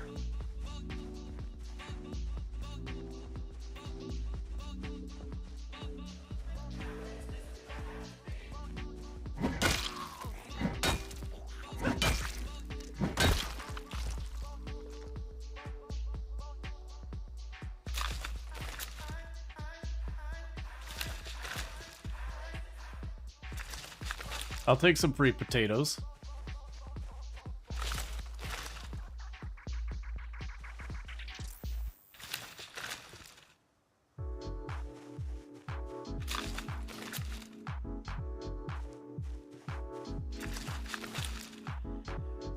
Now, unfortunately, we're not gaining any agriculture XP for these because we didn't plant them.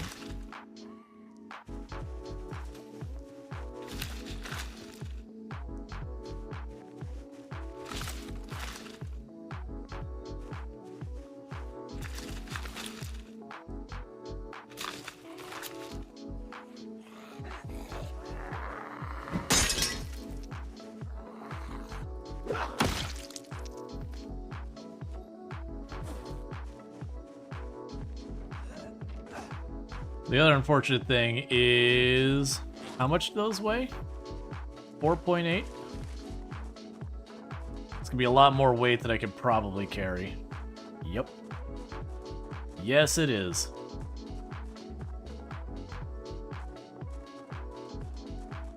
Alright, we're not gonna bother harvesting all those. I'm not gonna gain XP for it. I'm not gonna be able to keep them on me. So it's fine. We have another weapon. Yeah, so use the tire iron. We'll keep getting these out of our inventory.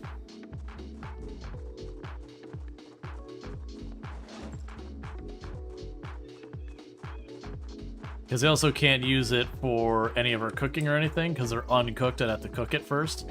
And I'm not driving back just to warm up some potatoes so I can craft with them.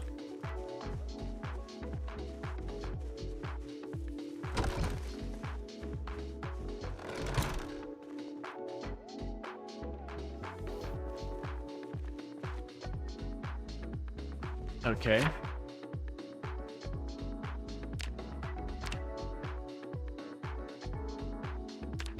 Mark that there's another heavy tire in there for whenever I need one.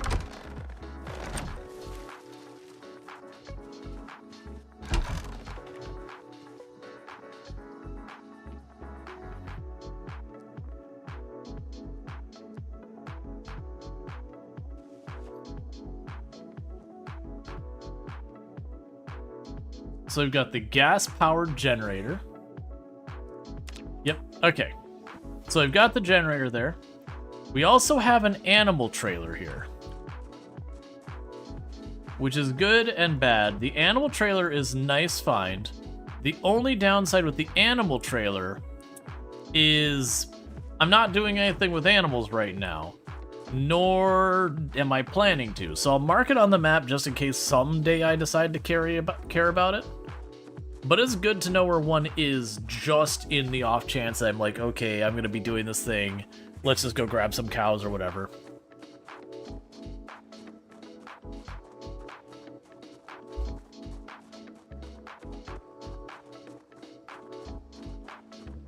And meanwhile, I am going to go ahead and grab this generator and chuck in the passenger seat, because I did mention that I probably should have brought a generator with me. I don't really remember the stats on any of the generators. It is one of those things I feel like they probably should add. Yeah, I think that's one of the budget generators that is not as efficient kind of thing.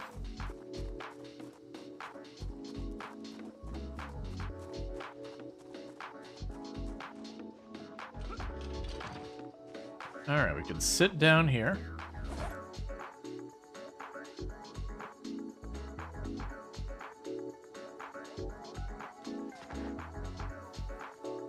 Cover endurance.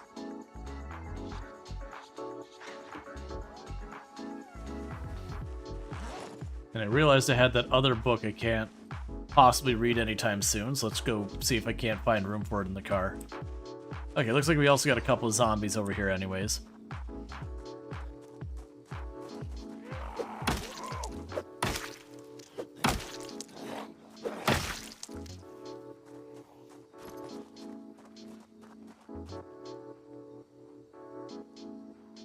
Alright, so I gotta grab some stuff out.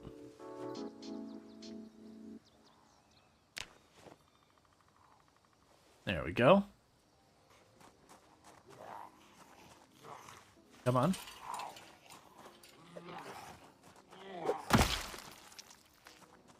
Cool.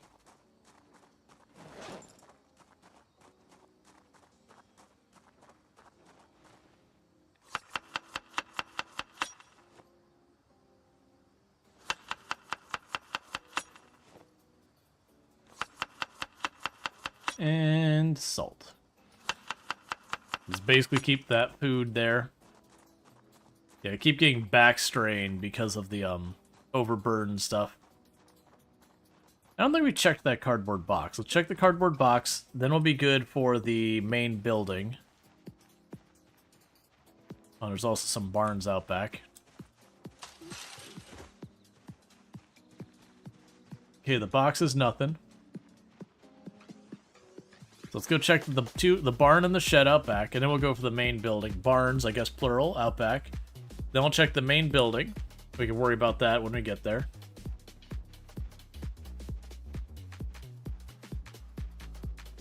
It's actually a decent sized property for like just all the random little things.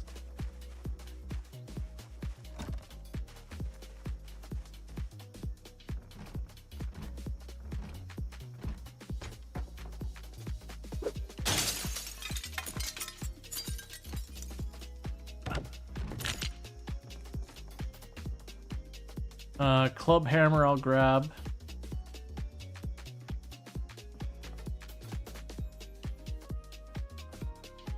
Grab the iron. Alright. Getting to that point where I have too much stuff again.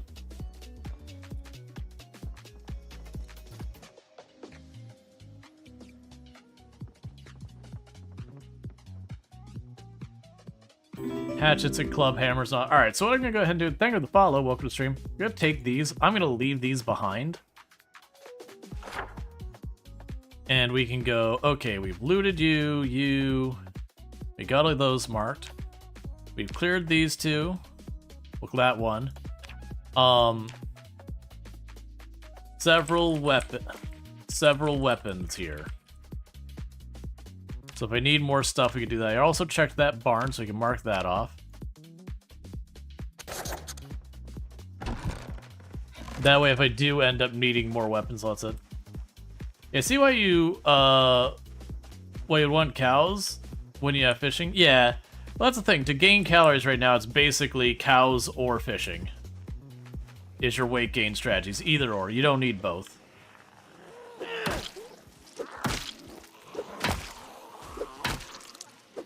And I find I much enjoy the fishing more. Partly because it honestly takes less time. Because the cows, it's just milk the cow, fast forward. Churn the butter, fast forward. Milk the cow again, fast forward. Churn the butter again, fast forward. Write down the animal thing. I'm gonna not worry. I mentioned it earlier, I'm just not gonna worry about the animals. Oh, the animal trailer, yeah, I'm sorry. The animal trailer, yes. I should mark that. I thought you meant like the chickens and all that. I'm like, oh yeah, I'm not gonna worry about the chickens. Or actually, I think it was turkeys and then there was sheep.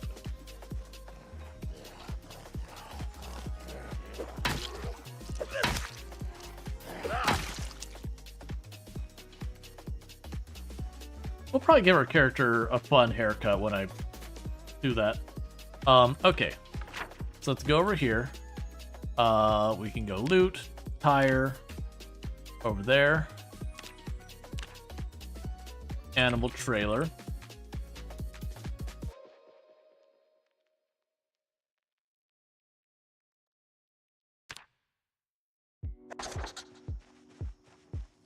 And we've got this barn and then the main house to check. And it'll be time to move on. We should be able to hit another house, farmyard, whatever. Or if not, if we don't get through that, we'll at least be able to clear up some of the road.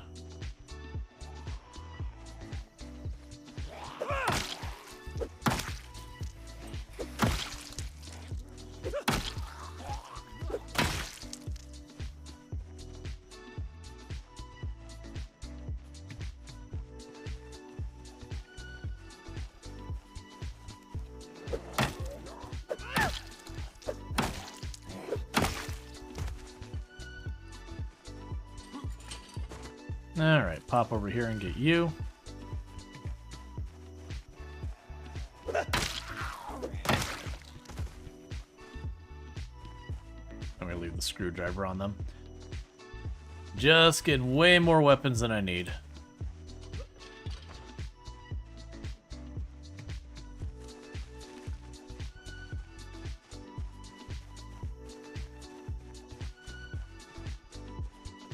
Yes, this is the type of barn I keep finding generators in. Like, very consistently finding generators in. Now, granted, this looks like one that's already looted by the, by all the junk we're finding laying around.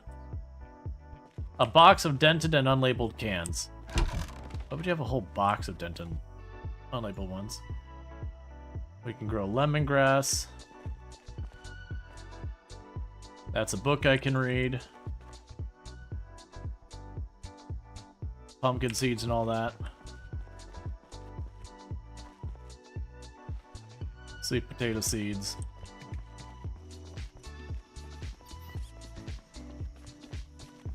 Unequip you. Chuck you in my fanny pack. I'm gonna just carry on to going into the house. I know our inventory is kind of getting full. But I'd rather just go into the house, grab like 1 or 2 things, and ignore most of the rest.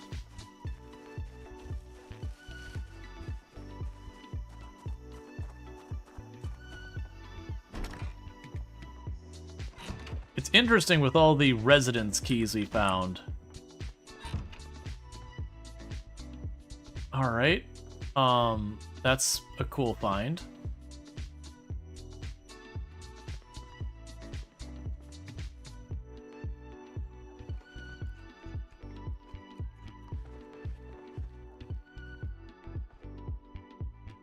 Alright, we'll deal with all that in a minute.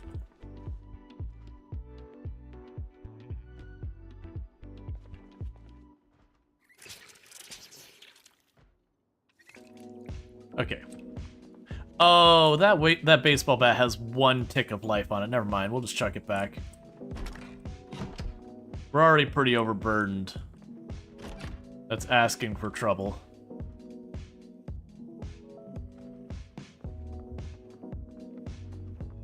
If it had been even like a quarter of condition, yeah, I would have taken it. With having like 1 durability hit where I literally could swing the weapon 1 time and it could break, it's just not worth my time.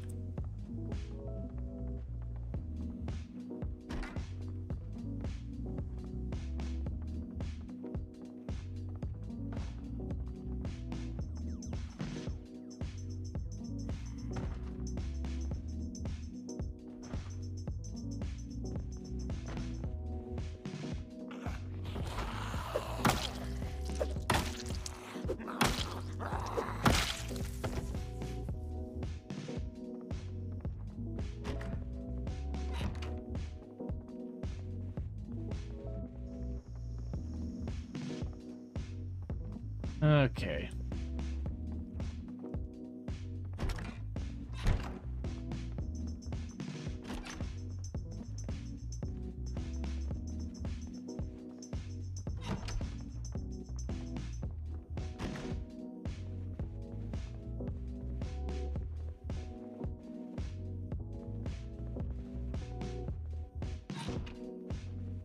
Oh, it sounds like Tomb's home from the work thing she's doing. So I'll probably do here is not too long. I'll take a quick break to run downstairs, welcome her home and all that. How long to the next ad break? Yeah, it's a little while. Yeah, so probably run downstairs in here just a minute to welcome my wife home. She had like, not a normal work day, but just like a work thing. Which is why I was streaming today versus like doing other stuff, because otherwise she probably would have been home and would have hung out with her instead. Because this is normally my day off. Well, one of my days off. But just because, you know, she wasn't going to be home anyways. Like, well, if she's not going to be home, I'll just stream anyways. Okay, so the house is relatively empty of zombies. I think we only saw 2 the entire time we were in here. So let's go back out to our car. 7 p.m.? Yeah, so it's... Considering by the time I'm done juggling the loot around, it'll probably be like 7:38 p.m. That's probably enough that we sleep in this place for the night, and then move on to the next place the next day. Oh yeah, and you.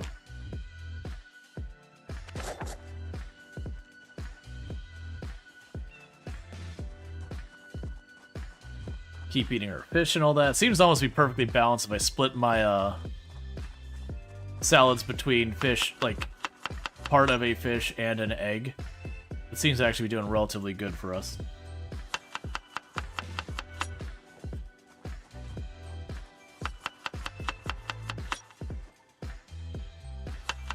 All right.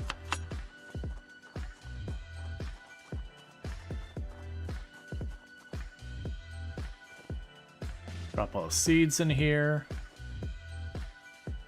That's a spare book. Drop those canned goods in there. I don't need them in there.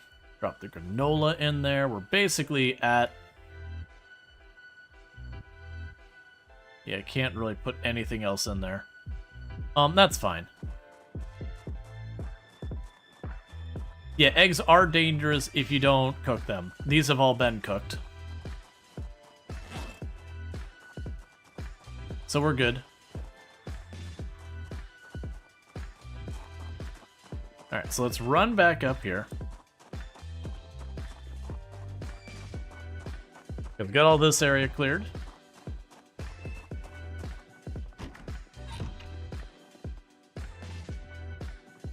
I'm gonna pop right up here. This bedroom will work just fine.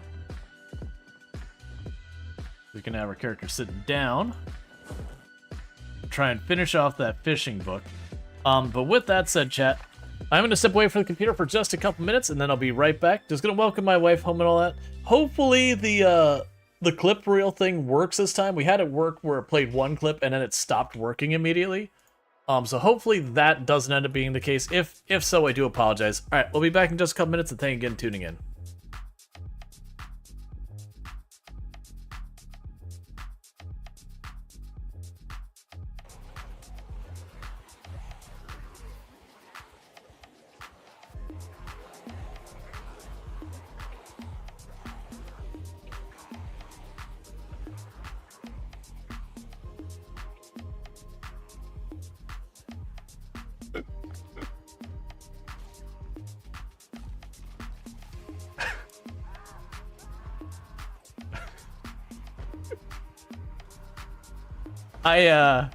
I'm pretty sure I just got Brildain killed.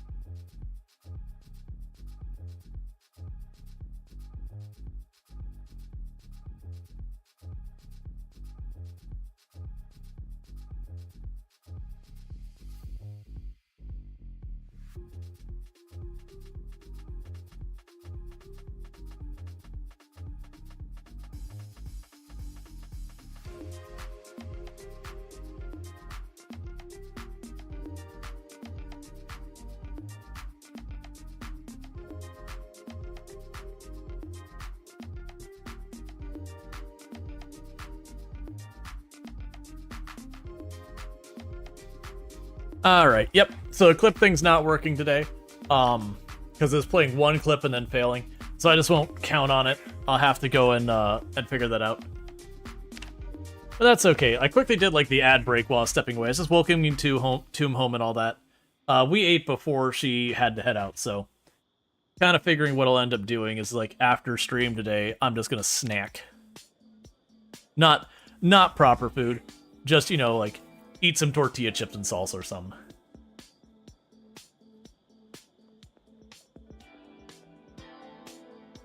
All right.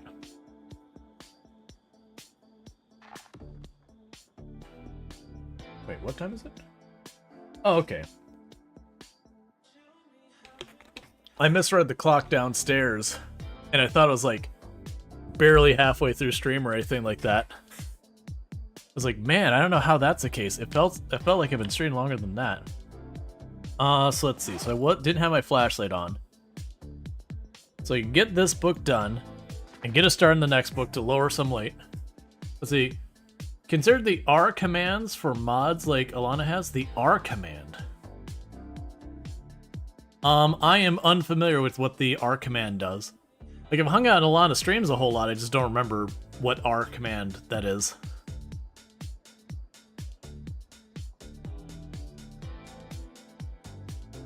They can order up a single clip to pay. Ah, no, I haven't messed with that. I'll have to check with Ilana how they have that set up. That sounds pretty good.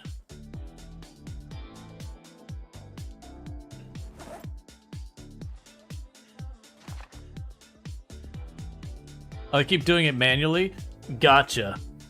Yeah, no, I use Sidekick, and most of the time it works well. There was a while back, they were switching domains, and while that was going on, it was super unreliable. And then they got set up on the new domain, but like they still supported the old links and all that, and it was working really well. But now we're kind of on the other side of that, where they're now switching it so it's like exclusively the new domain. And so I think I just need to like generate a new link or whatever, and that'll probably be fine. Also, the bot deletes the specific R message from chat, so it's not spammy for people without that one setting. Yeah. It'll be nice to get some higher kill count days, because like, right now, because I'm spending so much time looting, I'm actually not getting that much in the way of like actual kills. Too much time going from point A to point B.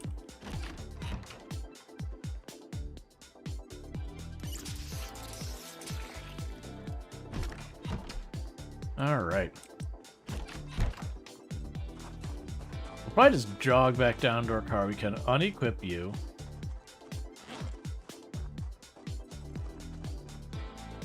You love the metal baseball bat? Yeah, there was a metal baseball bat in the trash in there, but it had one point of condition on it, so I'm like, okay, literally I'm gonna bang one zombie with it, and then suddenly it's gonna be broken. So if it wasn't so strapped for inventory, I probably still would have taken it. But with my inventory juggling being what it is, it's like, you know what? It's fine. So we're on the 22nd? And it was the 13th that we had the helicopter, right? Okay, so I still have... Not today, but in-game tomorrow. Let's also mark that car.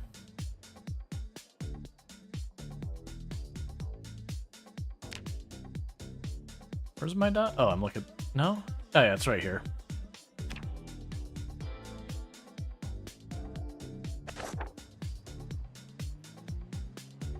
Toss the truck, get the truck's full.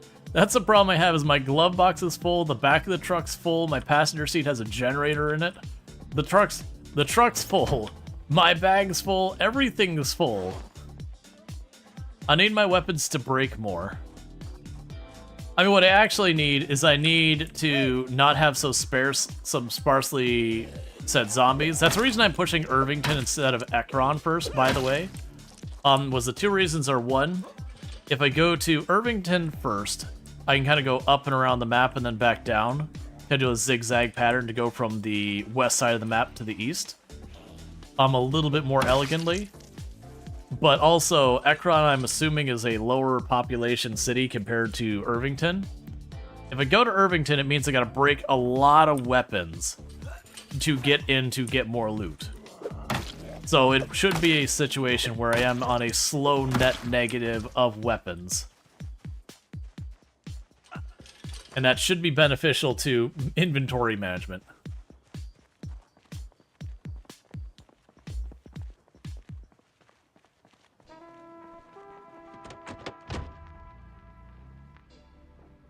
Alright, again, we don't know what's going to be on this road. Whether we'll have like a full survivor group or a car wreck or everything. So going into the area we haven't seen yet, we will be driving slow. Plus, you never know what weird moving around the zombies may have done or whatever. So we'll take our time going in, but areas we've revealed already we'll be a little bit faster about. The farm to our north, I'm probably just going to ignore for right now. It's so far off the path. It's just not it's not important. It's not kind of on the way. Like, that's the kind of stuff that, like, as we clear and we're, like, backtracking to double check places I previously cleared, I could see popping into those ones. Should be fun clearing Irvington, getting the gas station. Yeah, so the population... So if we remember on the other 16 times pop character where I died trying to do that, we had killed, it was something like 20,000 zombies when I ultimately finally died. That should be the total population of all of Irvington, should be less than that on normal pop settings. Because you take like that 70,000 and then you divide it by 16. That is roughly right of what we should see. And you get the idea. We should definitely have at least a good couple thousand in there. Ooh, survivor pack. And that's why we didn't drive full speed, so I didn't drive into that at speed and mess up my truck real bad. Where's the survivor in there? I guess it's you, maybe? Oh, yeah, so you just have a satchel. That's disappointing. Like, getting magazines and books is still nice. But I was really hoping at a minimum getting a second large hiking bag. Because getting that would do a lot for me.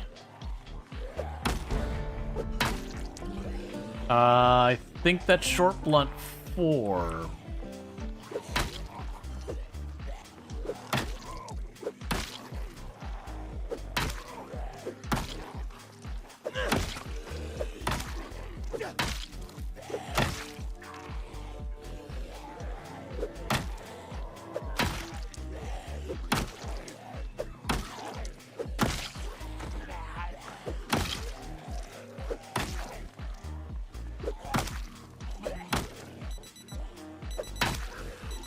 One second, watch. I got a thing.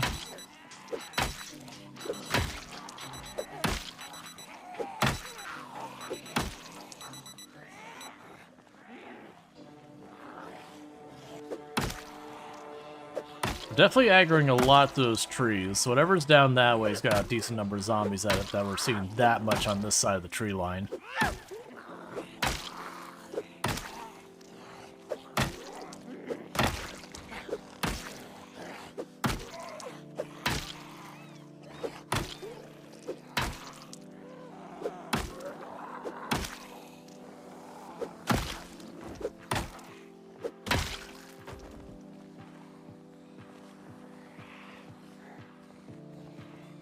We've almost got them all. There's, what, 4 left?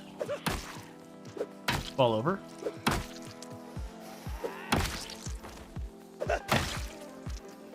Yeah, so this one down here with the satchel is technically the survivor zombie.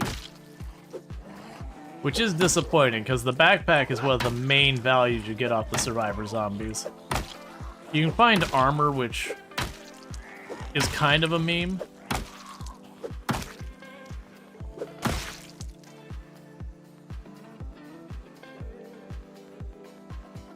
You get a large knife. And a leather satchel that does have a lot in it. I'm going to chuck that on the ground for right now. We're going to kill this zombie. I'm going to rest reading a book for a minute.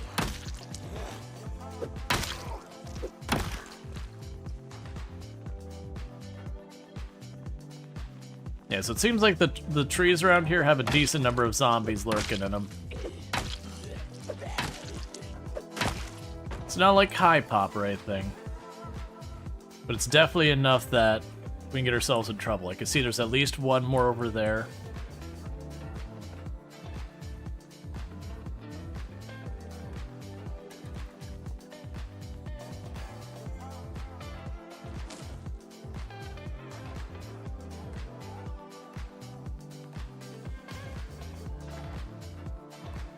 Okay.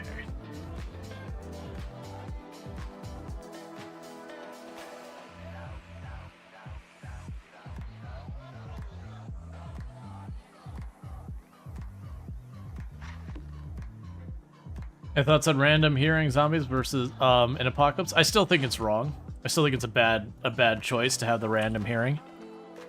For the record, I do agree with making it harder for us to group up the zombies. I do think having some level of randomization isn't bad, but I still stand by, I think it would be far better that you choose, like, deaf, normal, pinpoint hearing, and it'd be like plus or minus 20% is the range of random, versus, like, literally you need to be on top of them, what you expect, or from a mile away. It's just the variation between those is such a very broad amount. I don't see it as good. And then the eyesight's the lesser degree the same problem, but it's not nearly as bad because of how often things are going to have their vision obscured. And then even more so, I think the toughness honestly has a whole additional set of problems, and just that for people trying to learn the game and trying to figure out what does and doesn't help them do more damage in that, it has a way of even farther obfuscating what does impact your ability to fight and what doesn't, that I think is genuinely bad for the game. Because the game is already difficult enough for new players to pick up, that they don't realize how severe things like, things like the muscle strain, or being exerted, or being fatigued. Like, those are already something to figure out and be like, oh, it's not like a 5% damage penalty, it's like a massive 50% penalty. And that takes one thing. But then you also have, like, this random tough zombie where you're just good to go, like, no moodles whatsoever, and it takes you, like, 8 or 10 hits right at the beginning because, you haven't leveled anything up yet. And so that makes it feel like it's just genuinely RNG on how many hits a zombie takes, and it can be 1 or, like, 10. And that's not a good experience. Okay, let's deal with these zombies we got rallied down here. I did chuck the satchel on the ground so I could recover it anytime we want. It won't disappear. Now, I'm down for those settings existing, by the way. I do think the randomization settings existing is good. And they have existed before. Like, they've been a thing that you've always been able to choose. I just don't think it's a good idea to have that on just your random kind of default default difficulty settings.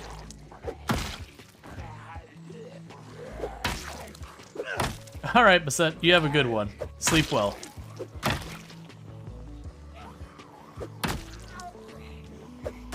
Like, having them for sandbox options I think is excellent.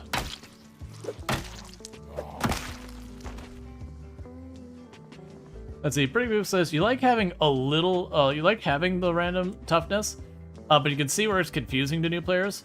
Maybe just having more zombies wearing armor would be more friendly, way of having variation. Yeah, because that's another thing that they added on top of it, is we have the random toughness and we have armor as a brand new mechanic, that if the zombies are wearing like a leather jacket or whatever, they can take significantly more damage before they die.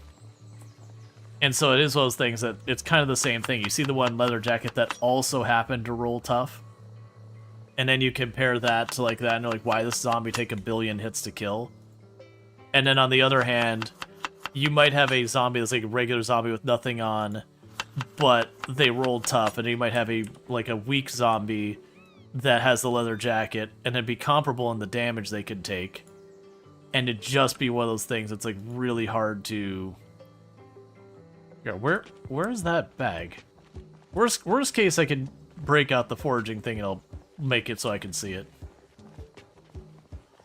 So I think honestly having it so you see like the guy in the bulletproof vest and he takes a whole bunch of damage, just by having that defense, I think that's fine. Because at least then there is something that communicates to the player that like, hey, when you notice the zombie that looks like that, he's a little tougher to kill. Takes a couple more whacks to the face. Let's see, you haven't played with the toughness settings for this reason, but does it have a limiter, like having it max out at 2x stuff? Is this one mine? It's all the default settings that you can have. I don't remember like what the full range is. I don't think they have like a 1x, 2x, 3x toughness. I think they have a name for them or something like that.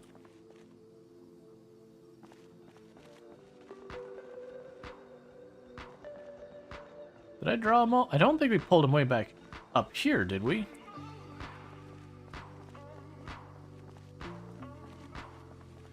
Oh, yeah, it is all the way up here. Okay.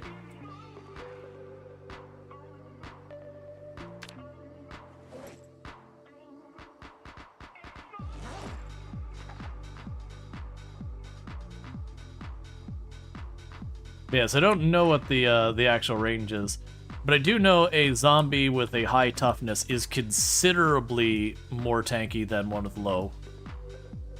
So we got aiming book, we got carving book, we got foraging 3, we got a napping book, we got a couple of magazines that can knock out. I'm gonna just leave the canned goods on the body and just let them disappear.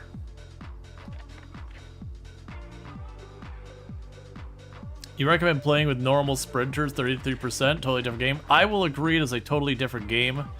I will disagree with recommending it to literally anyone who plays the game. Like, it can be a fun kind of arcadey way of playing the game. It just is, unfortunately, when it comes to sprinters, there's no feeling of progression. And because of how the game rolls sprinters, even if you choose a 1% chance of a zombie being a sprinter, it is just kind of one of those things that it can go, like, you can go up to a group of 16 zombies and it can literally be at a 1% and roll for every single one of those 16 zombies to be a sprinter. So I actually heavily discourage playing a sprinter heavy game unless you're specifically looking for a sprinter experience. But honestly, even then, if I'm gonna turn on sprinters, I'm just gonna turn them on. I'm not gonna do like 1, 2, or 3% because strategically for me living long term, it won't change how I play the game. Because, like, sorry, I will still have to play the game as if they're all sprinters. Just because that chance where you pull the group and the whole group starts running at you. So it means like you always need to treat it like you need to be ready to book it and all that.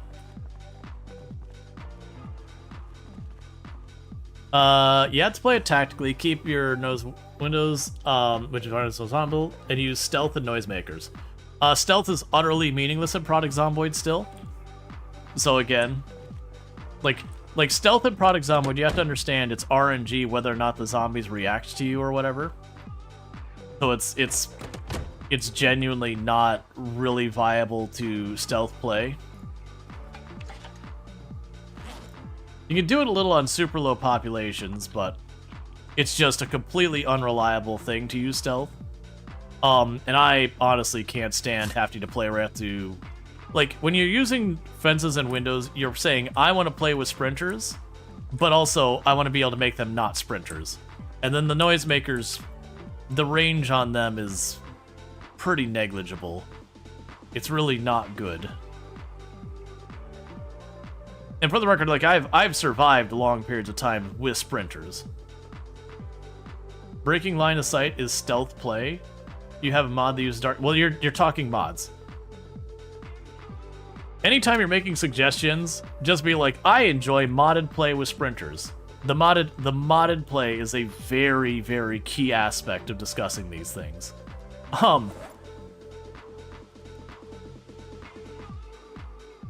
Yeah, it's exactly. It's like the moment we're talking mods, we're not talking the same game anymore. Mods are cool and all that. I'm just jumping on the body. Like, mods are cool and all that, but for doing any type of comparison, like, it's just we're not talking apples to apples anymore. We're talking completely different game experience.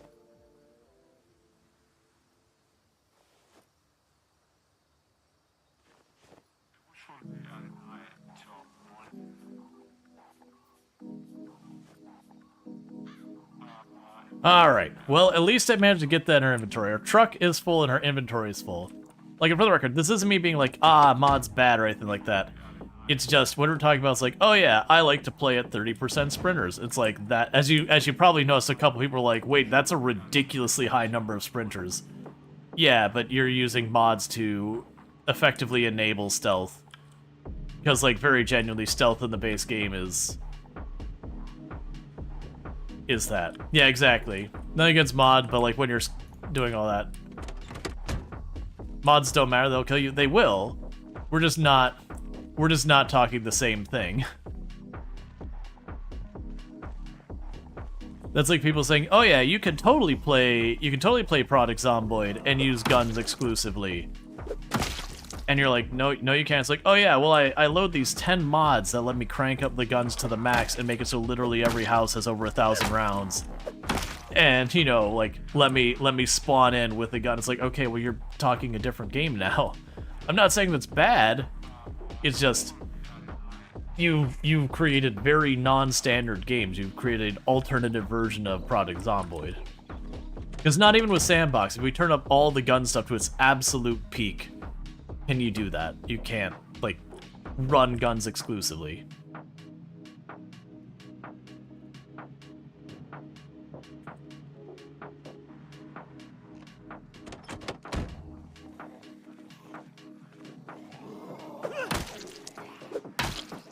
Oh, Angry Pigeon. That's a thing. The zombies actually do have, it's about 14 seconds long after you have previously aggroed. They just know where you are. That they basically get wall hacks. So, like, if you run around the corner and then duck into a closet real fast stealthing, they know your current location. Not where they last saw you. That's always been a mechanic. It just used to be very, very short window. And I don't know why. I think it's probably a performance decision or something like that.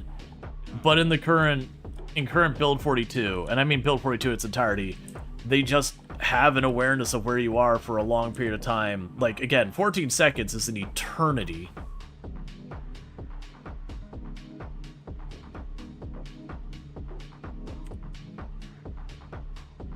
That's how it used to. What you're talking about, Angry? That's how it used to work in build 41. Build 42, that doesn't work that way. Not unless your mods are doing more than you're expecting them to do.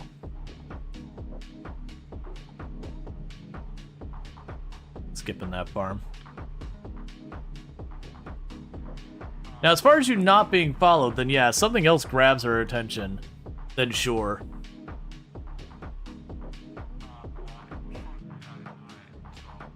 Not schlepping in the trees to deal with those.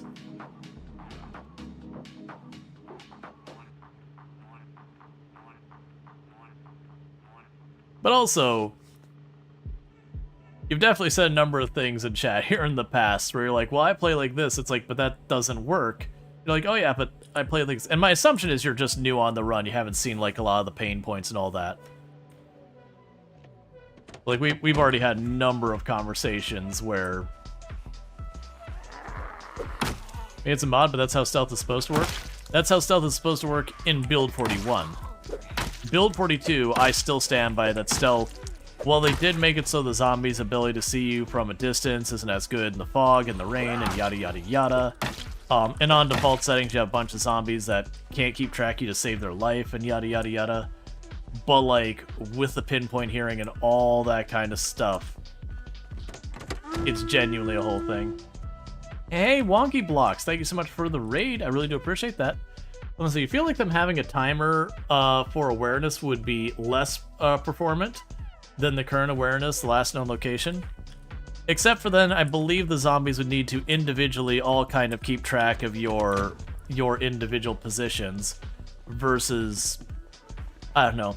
I think the idea is it doesn't keep doing checks again and again and again because it just knows where you are.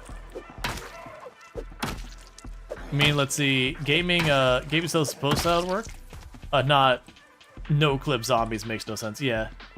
Let's see. Need a mod where if one sprinter's aggro, any other sprinter get the sprinter flag disabled, so you only have one at a time. I don't need about that. I'll need to keep track of that timer. Anyhow, I have no idea. I don't know if the timer is per zombie and all that. That'd be one we'd have to ask the people who checked into it. I'm not sure if the timer's on the player or on the zombie. And again, you can check out Wonky Blocks. Let me check to see what they're playing. I'm assuming it's Product Zomboid. Apparently recently they played Product Zomboid, Minecraft, and Super Animal Royale. So if hey, that sounds good, you can find it over there. Yeah, no, I think it's more of the it has to run like basically, if the zombie is alerted to you, it just kind of follows you. But they also have to run a separate check to be as like, okay, is the zombie alerted? And so that'd be a matter of like, okay, does it hear you? Does it see you? That kind of stuff. I don't know. It's just a difference we've noticed in behavior. Like we don't really know the justification for it. It's just a difference we've noticed in behavior in build 42. Let's see, on the player would only, the only one that makes sense if it's performance thing. But yeah, 14 seconds would make stealth next to impossible if it's on the player, so it's weird. Yeah, it's one of those things that, like, it feels like with stealth, it is a matter of not being noticed at all, but the moment you get noticed, everything escalates very rapidly. And a lot of that comes down to things like that, where 14 seconds in Project Zomboid is a very long time.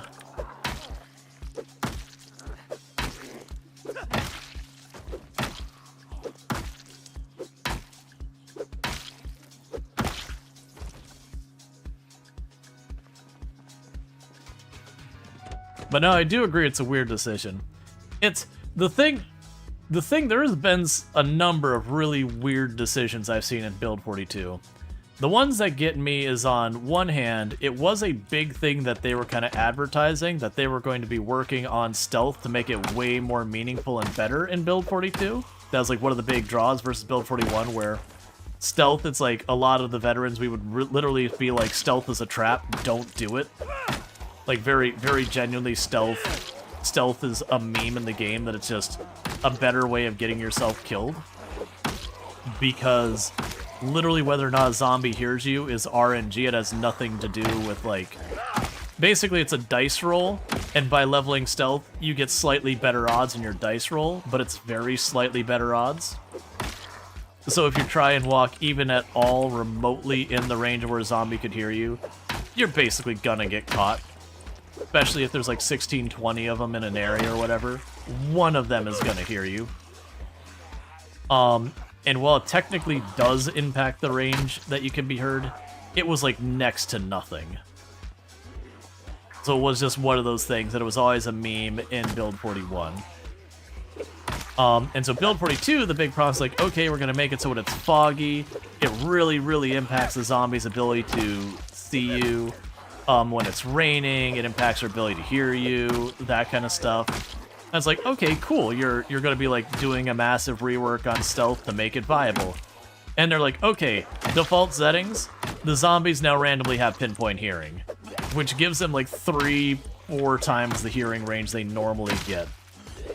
It's like, or it's like 1.5, 2-3 times. It's really, really wildly large hearing range.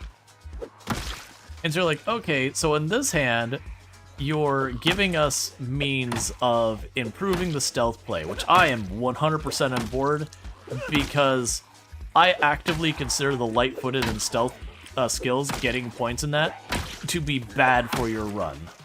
Not like you're making bad choices, but being less noticed by zombies consistently is way more dangerous than a lot of other things to me. Because being able to reliably aggro the zombies, to me, is just the best thing for making them predictable. Whereas having it all be like RNG at certain distances and all that, you know, there's a lot of risk there. Oh, you're just gonna aggro me. Let's do the rank. Build 42 is still experimental. We don't know if this is how they intend it. Oh no. To be clear, we are in the unstable branch. This is not the final version. I think they're doing some experimentation. Some of the things they'll keep, some of the things they'll get rid of. Some of the things will get balanced. Some of them will get completely replaced. We'll see where all the dust settles. Like, this is very clearly not the final product. But it was one of those things that even on the surface saying, hey, we want to make stealth much stronger. By the way, we're also going to do something that makes stealth way worse. And you kind of head scratch, you go, what?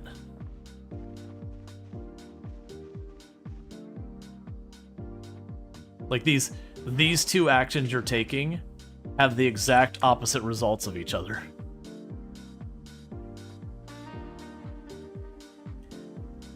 It'd be a game going like, oh, we want the player to have more mobility around the world. So what we're going to do is we're going to give you a sprint function. By the way, we're also going to slow down the player's max speed by 50%. And then you kind of stare and go, huh? What? That's not something that happened in this game, by the way. I'm just saying that's how it feels to me. It's like very the left hand's doing one thing and the right hand's doing the thing that directly undermines it. Does you rewatch Brett Naro's 42 video just now? Cars break line of sight, so circling around a car does lose aggro on the zombie.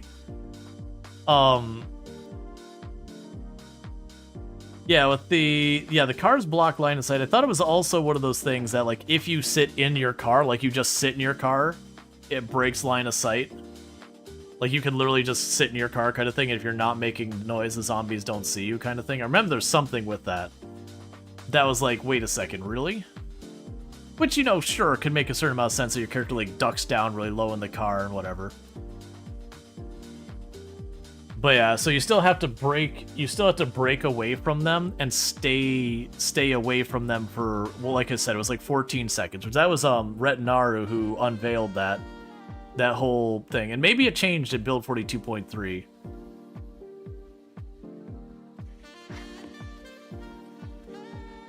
If you sit in the car, it's like the zombie sees you. Ah, gotcha. So they probably already fixed it. There was a thing for a little while that if you sat in your car, like, the zombies physically couldn't see you. Like, it was such a silly, like, it's such a weird thing.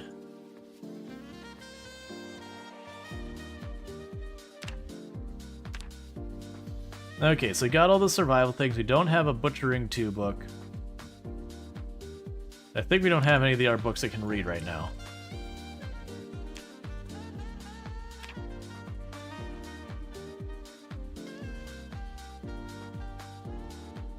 Just trying to wait on the muscle fatigue to go away. But yeah, no, there's definitely... And part of it is, like, for example, like the calorie thing. It's not that the devs are going through and trying to, like, really hammer down our ability to gain weight or anything else. It's just side effects.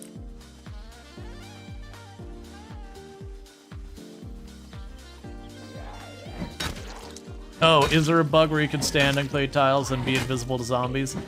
Yeah, there's been a lot of weird stuff. And you get it, a lot of it's like newly implemented things that got weird side effects to them. Haven't quite been sorted out yet.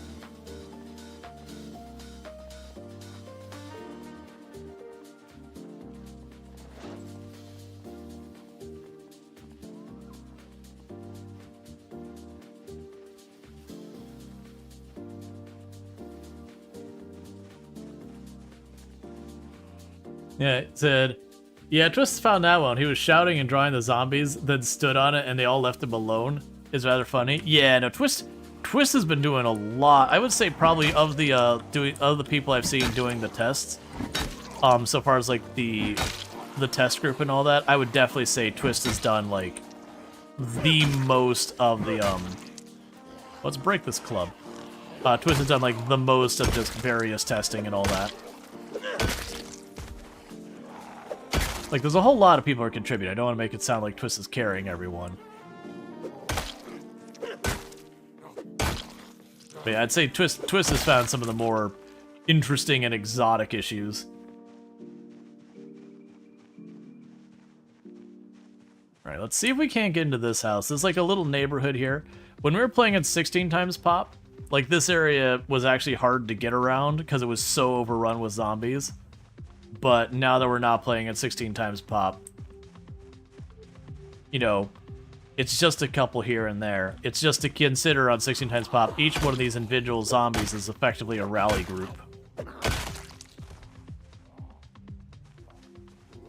So these two zombies here would be 32 zombies we'd be fighting instead of 2.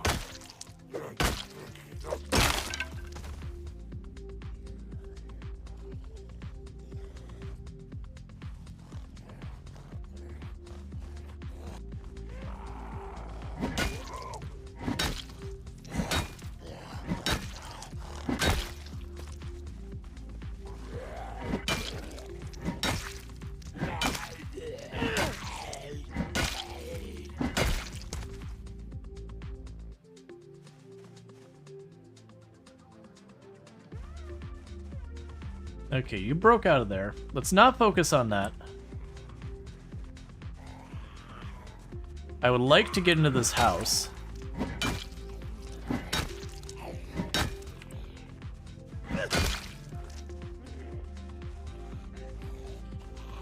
So we could potentially sleep in here at the end of the day.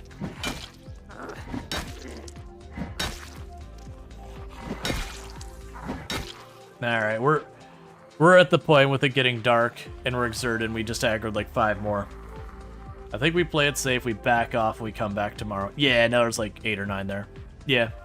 We had been pushing like way late into the night, we got max muscle strain and something.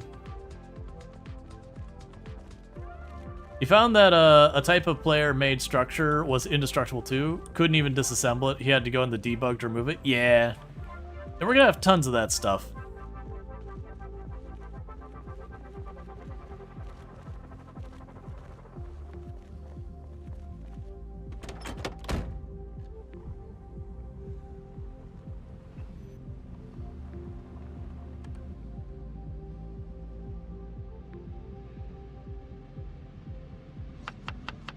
Did my fish go bad or I ate it all? Okay, so we ate all the fish. We're at 81, so we can go a little while before I need fish again. Probably be able to clear down to where that next fishing spot is.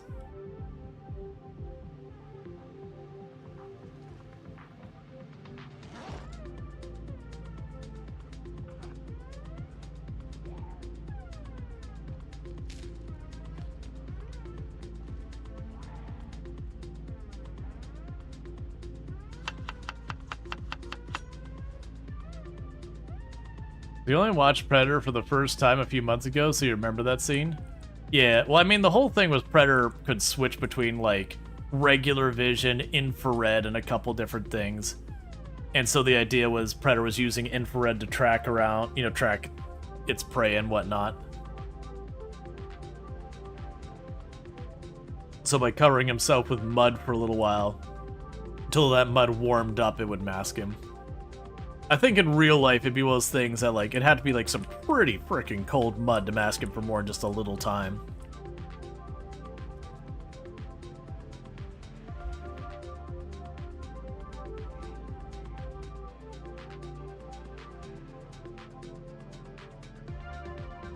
And we should all stop standing directly in the perfect center of the road for me.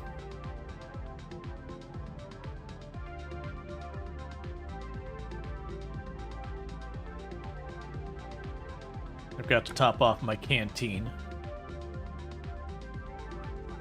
That's fine. We'll kill all these zombies he pulled out of the trees from the noise from the car. On the way back out.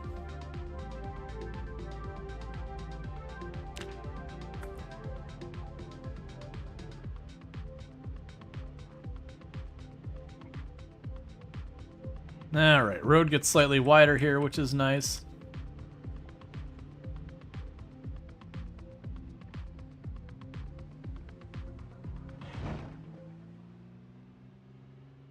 Yeah, only now did my muscle strain go away.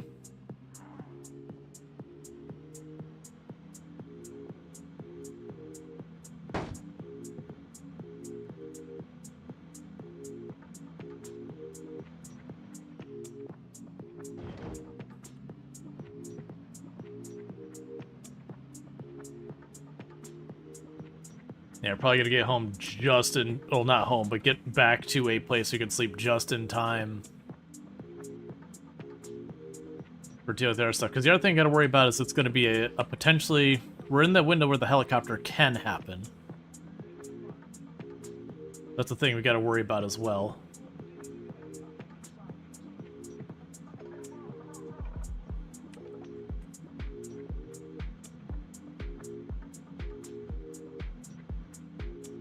You know, Ekron is definitely bigger than Echo Creek. Echo Creek is like the smallest of the cities by a large margin right now. Like, Echo Creek makes Riverside and Rosewood look straight up metropolitan.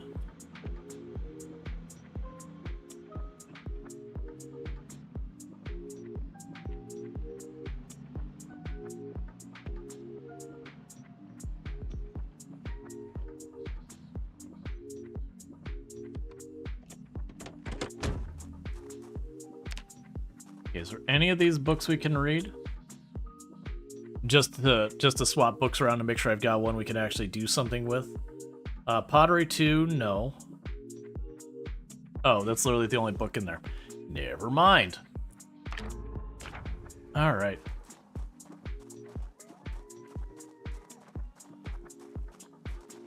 You still argue that Echo Creek is a sleeper hard mode start location due to lack of loot? I don't know, I've found plenty of goodies in Echo Creek. I mean, we found our generator magazine, all that. And you know, yeah, part of that's luck of RNG, but it doesn't have much, but it reminds me it's not quite as good as Lake Fallis. Lake Fallis does have a bit more variety of the loot.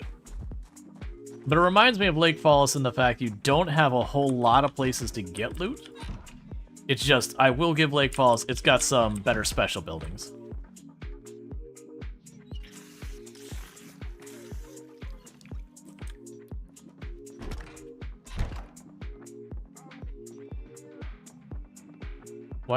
Why do you need a belt? Did you not start with a belt for some reason?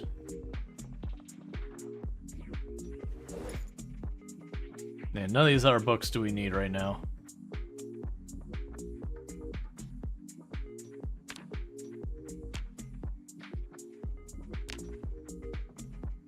But yeah, no, I definitely would agree, like, the number of weapons there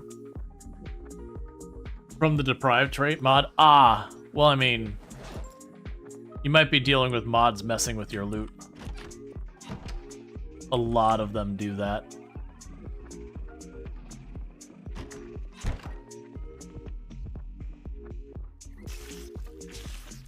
And a lot of them are really bad about documenting what they actually do. I've been burnt by that a lot of times.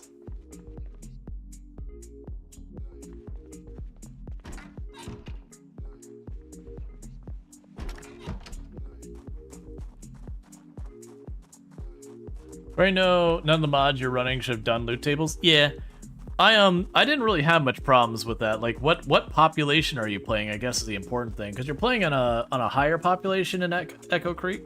Then yeah, I would imagine you'd really be struggling. But you're playing on a lower population, it shouldn't be a big deal. Yeah, no, you can make a rope belt. I think it's literally just rope.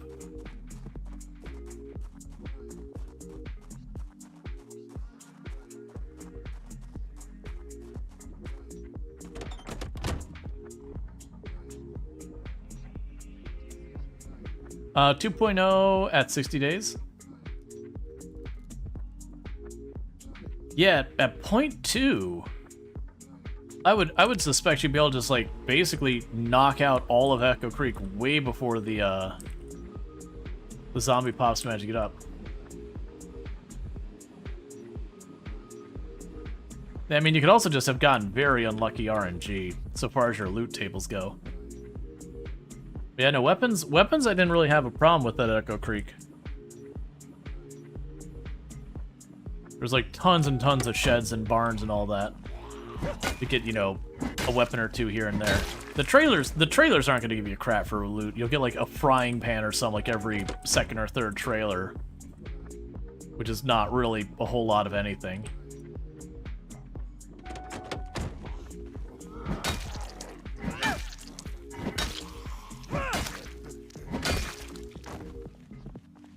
Oh yeah, no, pretty big oops, right. That's right. There's a setting now that the loot you find in an area is multiplied based on the zombies in said area.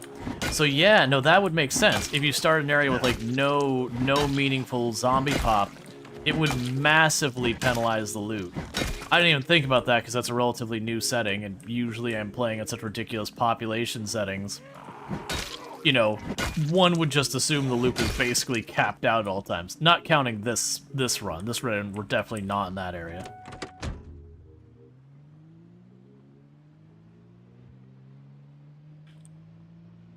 Do you know the thing? Yep. New setting with build 42. You can turn it off, by the way.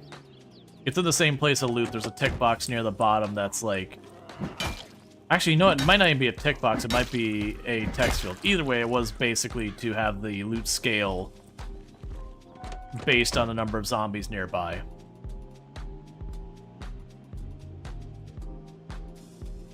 But yeah, so I feel like you kind of put yourself in the worst situation, starting with a ridiculously low pop and then multiplying up to something decent.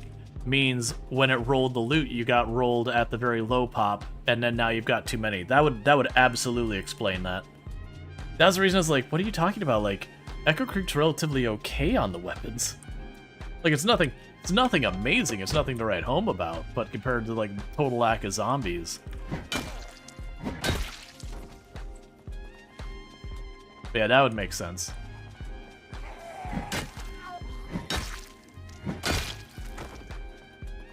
I could certainly see if you start your game way later, that could also get you.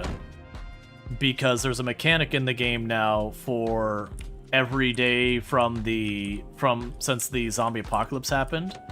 There's a very, very, very tiny little cut away from the loot. Like, we're talking fractions of a percent. Which does max out at whatever number of days, like 10 years is. It's like 3,000 something or whatever days. But like it slowly nerfs the loot. And then there's also a separate thing that it's like, I think 60 days from the zombie apocalypse, that as time goes on, you have, buildings are looted, and that caps out at about half the buildings. Not counting any like special event houses or anything like that. But like just your plain old buildings will be, half of them will be looted. So I could see people doing a 10 years later run and being like, what the hell? Like, I set it to 10 years later, why is my loot terrible? And then having that mechanic into play that they're not even realizing is there. And then, potentially on top of that, also getting the zombie pop stuff in there too.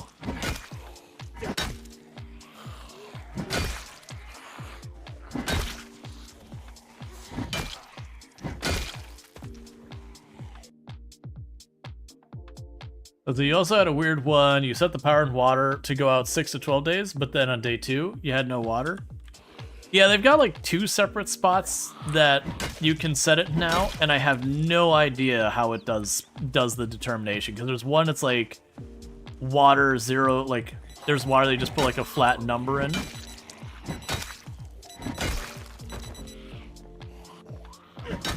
And then there's another one water-wise where you do like the 0 to whatever. And I'm not really sure how that flat number comes into play, because I've definitely had the water stay on longer than that flat number.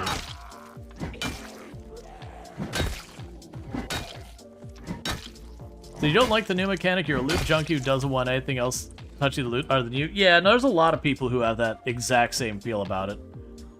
Personally, it doesn't bother me. And the reason it doesn't bother me is I've personally found once you start surviving like 2, 3, 4, 5, 6 months, it used to be a joke. People would pop in the channel and be like, why aren't you looting that house? Or why aren't you looting that building? It's like, loot doesn't matter. Like, that was literally a meme on the channel. It's like, loot very genuinely doesn't matter. And it was just, once you get past that early game, there's very little loot that you actually care about. And that's build 41 things, because the weapon-wise, you just get it from the zombies. And so you didn't really have a need to loot more. Okay. So no helicopter. Oh, I thought there was a zombie popping out from those trees. To such a point, we did a run where I just straight up turned off loot. And we did survive in that run like 3-4 months before I basically was just really bored.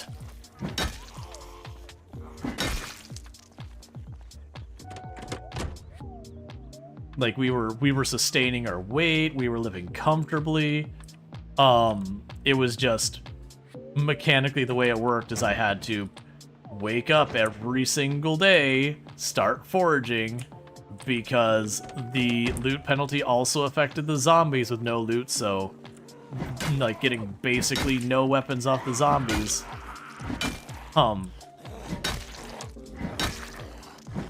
Was it fun?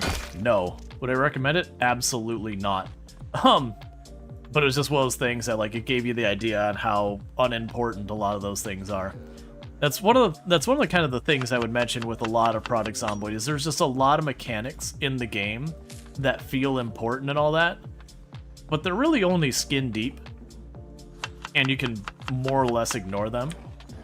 like regular old, like first aid as an entire mechanic you basically ignore. Stealth you can ignore, light foot you can ignore. Those are all not particularly useful or meaningful.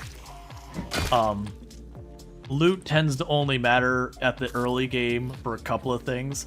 The generator, you don't need it. About the only thing right now you need in build 42 is you either need cows or you need to get the fishing stuff. And that's just because of the way the thing is right now. Or even with that, you can get around with just rabbits. If you could corner some rabbits into a pen and let them breed, you can also get away with just having rabbits. Those are the only thing I'd say you actually need now, because unfortunately with the way things are balanced at the moment, if you want to live any meaningful time, you're gonna need one of those to keep your weight up.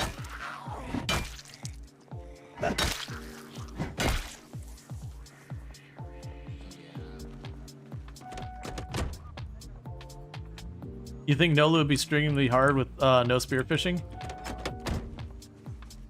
I mean, it would be harder. But right now, with how easy it is to get yourself some cows or get yourself some rabbits, I don't think it'd be that hard. It would just, unfortunately, kind of trap you to being around one of those. But in some ways, that would arguably... Well, I don't think it'd be easier. Because making a spear and poking the water was pretty easy.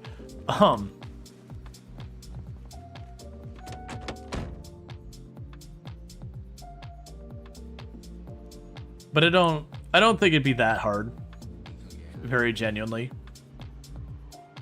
Because, like, if you knew you were dealing with and you saw a group of rabbits, you could deliberately try and chase the rabbits into a pen area. And then you could survive on foraging until your weight starts to get low. And then the rabbits breed aggressively enough that you'd probably be able to sustain yourself on that. Like, go out of your way, eat all but, like, one of the adult male rabbits, and just let the population explode.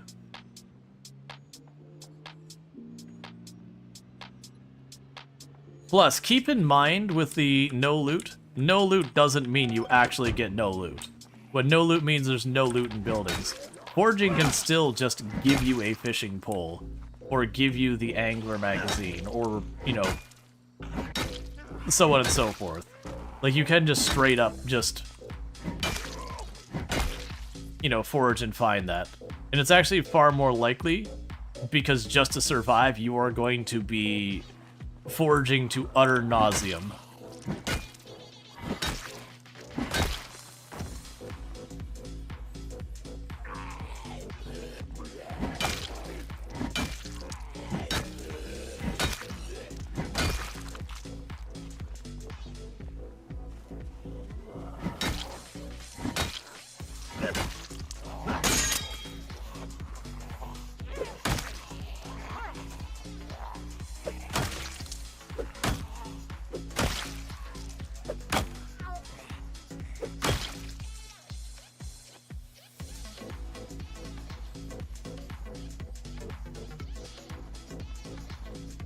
Let's grab that.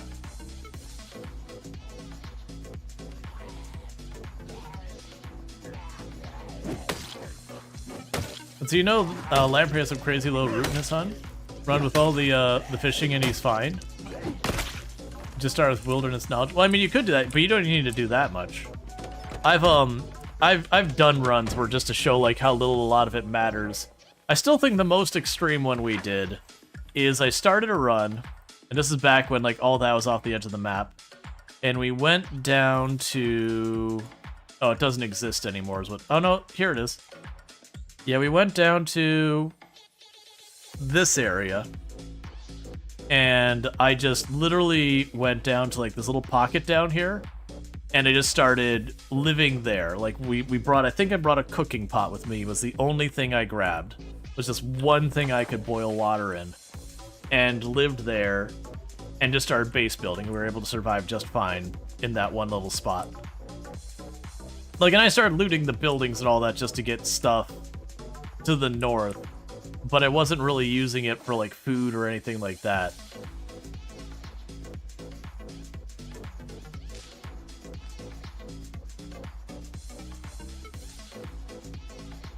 Does the map have the area where Fort Knox should be? I don't believe so, because in real life, Fort Knox would be down here somewhere. And so the closest we have is March Ridge, but Fort Knox would be over in this area. Like, this road might eventually go to it or whatever. That sounds fun. It does sound fun, and if you've not done it before, it can be interesting. It is unfortunately one of those things that, in practice, it's a whole lot of pacing back and forth forging for long hours.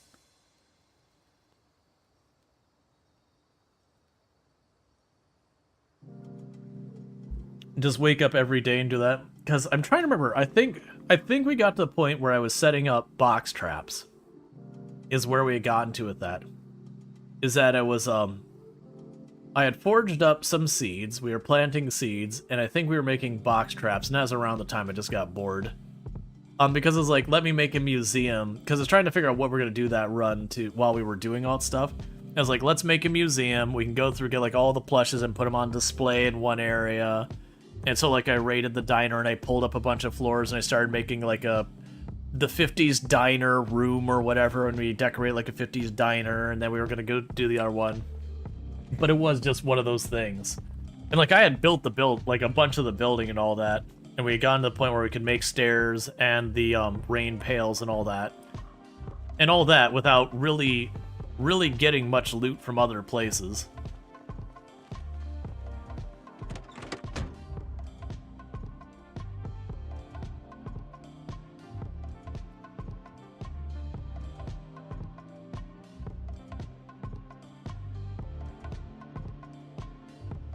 Actually, with what we've been doing, let's see if I can't swap this axe for something else. So the axe weighs 3.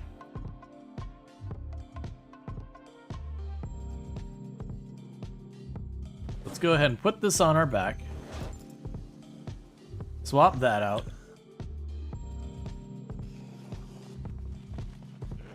Because we don't have any axe skill yet. And I know I shouldn't be using the crowbars yet, because I need to keep breaking our not as good weapons.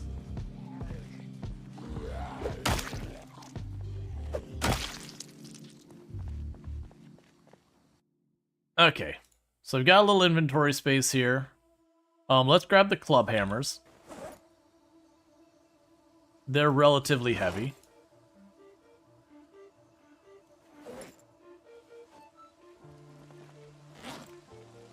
And we'll stash the fireman's axe. So I'll grab you. Get our next weapon primed. Okay.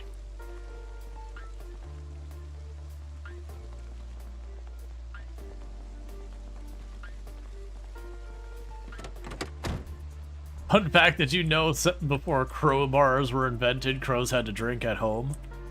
It was a tough life, man. It was a tough life.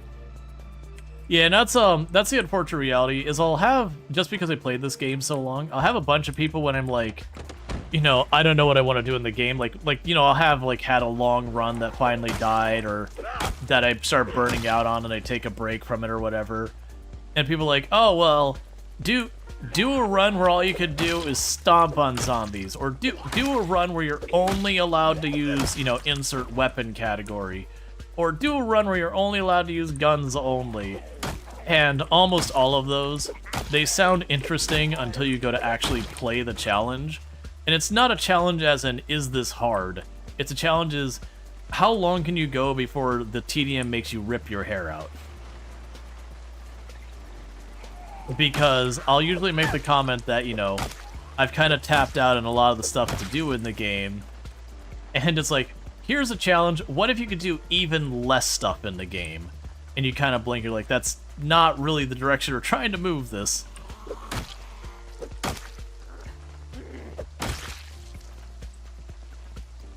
Do you remember the no loot run? That was so boring. Yeah, like it was fun and interesting at first. But yeah, after about a month or two in game, when you're like, okay, we basically got most of our problems handled, that we can kind of demonstrate that we can live forever like this. It's like, cool. Well, now it's just a normal run, but wildly inconvenient. And that's honestly very, very, very many of Product Zomboid's challenge runs. That's just the reality of the challenge run. There's some type of cliff you gotta get over, and the moment you've gotten over that cliff, then it's just the same as any other run. But like, whatever that cliff was might just be a persisting inconvenience. That's a bad direction. The real direction is to rebuild town, but there's no NPCs. They're called for mannequins. Yeah, but that's also just like the base building side, which can be fun, for the record. Like in the past, I put a lot more time into the base building side of it. But as time's gone on, my motivation to spend time on the base side of it has just kind of gone down. You know, there's just a lot to do to get it all set up and running. There's a lot of grinding your carpentry to get that up and going. Like that kind of thing. You get tired of just like cut down tree, drag logs over here, turn logs into planks, put up one tile of wall, do the next one, do the next one, do the next one. Like it's fine. But like, once you put in like hundreds of thousands of hours into the game, a lot of that kind of stuff, it's hard to keep that interesting. Like, the base I was the proudest of was Dr. Ellen Ennis. It was like a character I got to, it's something like 75,000 kills before she died. It was one of my first really, really big number runs. And it was just kind of one of those things that I had built a building between the gas pumps and the lake on the north side of Lake Fallis. And so I made like an entire custom building. It was 2 stories tall. I had a whole bunch of rain pails. I think it's like the front room had like a ring of sinks, and I had rain pails over all of them. But then like the back room, and then like in that front room there was the bedroom, so it had like the bed and like a dresser and all that. But it was the infamous katana bed that every single katana I looted, when it broke, I would bring it home and I would put it on the bed. And I think we ended up something like 37 or something katanas on the bed when she finally died. But like the really cool room was there was a room in the back that was like a showroom. That ultimately it was this broad room that had like a big bunch of depth to it. And that you had these like the cabinets, the lower cabinets, just the whole way up and down, and like a path in the middle. I would put if this cabinet was full of short blunt weapons, I'd put one of my broken short blunt weapons on the top of it to be like, that's the short blunt cabinet, so everything you could just see at a glance what was in there. And I put all sorts of light fixtures in all of it, which was honestly one of the frustrating parts of that run, is for those who haven't played a lot of Product Zomboid, the light fixtures in the game do not last long. You gotta replace the light bulbs a lot. And that base had something like, man, it's probably like 16 or so light fixtures, maybe up to 20. I don't remember exactly how many. And so it's like almost every other day in game, you'd hear a light bulb or two pop and I'd have to go figure out which lights went. Because it also had a fence around the whole thing that had lights, so the entire interior was all lit up.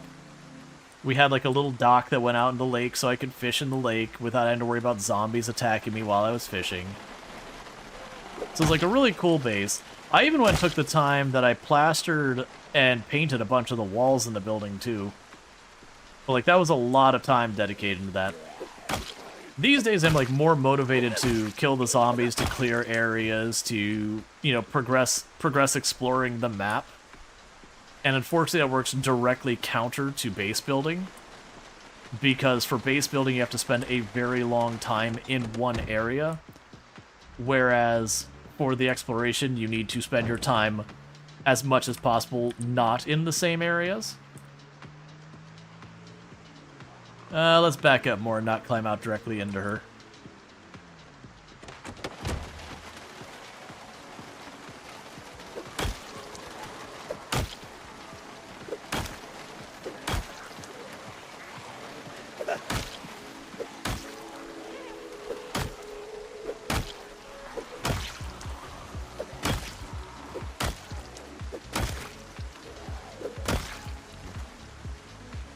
Alright.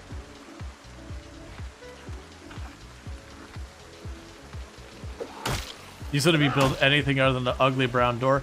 Yeah. I kind of wish that we could use, like, not the crowbar, because it wouldn't make sense or whatever, but, like, with the screwdriver and all that, you could just remove a door from its hinges and, you know, bring it back with you kind of thing. So you'd still need to have enough carpentry to build the door frame and everything, but just to yoink a door and bring it home, you just need a screwdriver, because that's all you need in real life. All those doors are just, you know, usually you'll have 2 to 3 hinges on a door, usually 3. And then usually each segment of the hinge will have 3 screws each. Like you can with windows? Yeah, where you can use a crowbar to remove a window. You just have a risk of breaking the window. I'd even be okay if there's a risk of breaking the door. Like, a glass door would have a relatively high risk. And then your carpentry would determine how likely or unlikely you are to break it.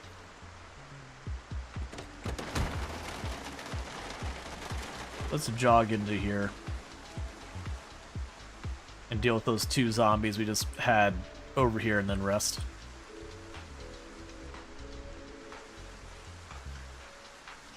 Because, yeah, that is one of the bummers. Like, we can paint our walls, we can put down new flooring, we can do all sorts of wild things. And then we can only have wood plank doors.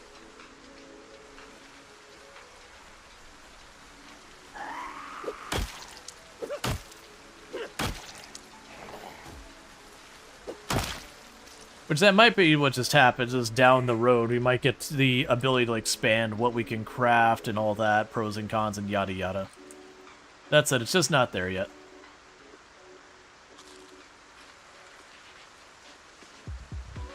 But you know, it is fun to do the whole playing Project Zomboid Cursed Sims mode, which is a very, very popular way of playing the game.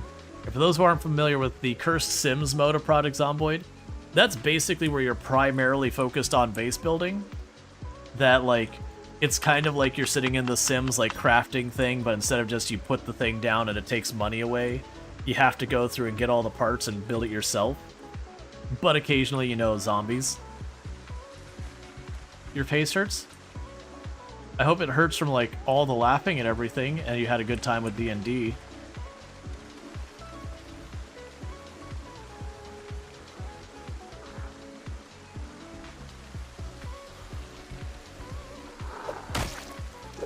Toothache? Oh, I'm sorry. Yeah, no, that's no fun.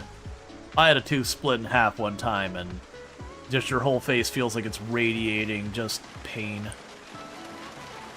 Just no end to it.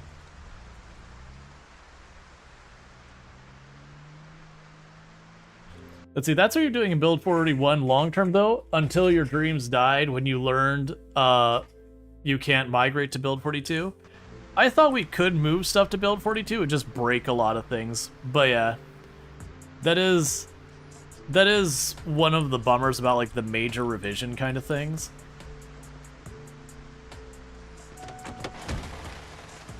Like, if you want to do a really, really macro scale project, you do have to worry about, like, where major updates and all that will mess with it. Let's see, 10 months is the longest you've ever lived. You have about, you only have about 700 kills, and you spend all your time in the base. Oh yeah, and there's absolutely nothing wrong with playing that way. Like I said, it is the base building thing is a very, very, very popular play style. Generally speaking, to me, I find there's kind of probably 4 different play styles you see a lot of. The Cursed Sims might even be the most popular. It's definitely up there. Which again, that's like where your main focus is on base building, and that you mostly go out and loot and all that with the intention of getting the things you need to do more base building. Then you have, like, the loot goblin, the person who their only objective is to get all of the things they can into their base. So it's basically Cursed Sims, except you're a hoarder. And then the other one is, like, what I'll call, like, the Slayer play style, which is more along mine, whereas the fighting the zombies is the main thing that they're trying to do. And then the last one is like the run and gun, more arcadey thing where you get like the Burritos gun mod and turn up all the loot, and you're just trying to like blast the zombies, like not looking for a challenge. You also have that. That is legitimately a playstyle some people play, and all of those are fine. So I think if I figured out why you're having trouble enjoying the game right now, you're in build 42 and you want to explore the new towns, but you're primarily a base builder. Yeah, so it's kind of one of those things that the thing you enjoy doing in the game and the thing like you've set yourself for an objective are counter to one another. You can do that. That's a thing that runs into a lot of stuff. Is like taking the time to recognize what do I like about this, and what can I do to get more of the thing I like about this, and what don't I like about this, and what can I do to get less of the things you dislike about it. And that's honestly a thing that goes with any type of content, whether it's games, shows, whatever. That there's all sorts of that kind of stuff. Like, with the stream, I have to make lots and lots of decisions on what I'm doing on the channel.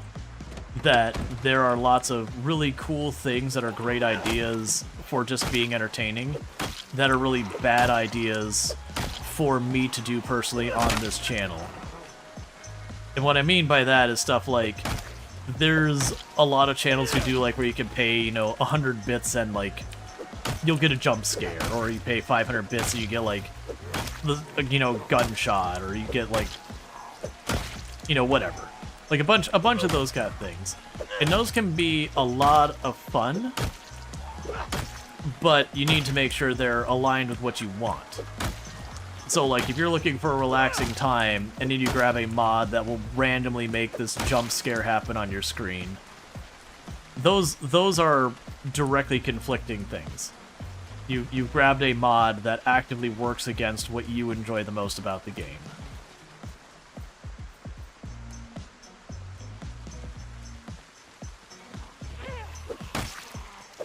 Or like the example I gave earlier where I'd be like, hey, I'm trying to come up with something new to do in the game, and I'd have a bunch of people suggest things that are effectively taking away things you do in a game.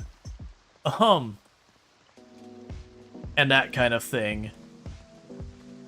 And it's like, you didn't understand what I was saying is, I'm looking for more to do and you've offered me less.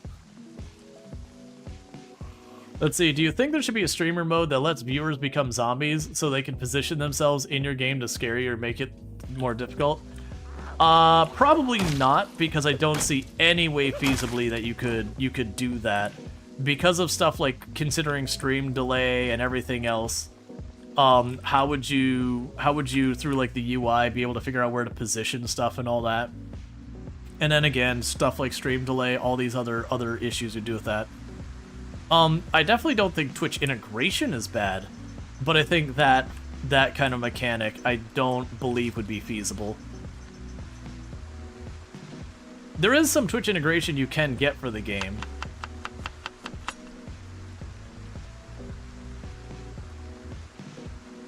You like fort building and fighting sieges? Sadly, Project Zomboid doesn't really have much in the opportunity for like sieges and that kind of stuff. There's a little you can do. There is like the Horde Night mod and all that.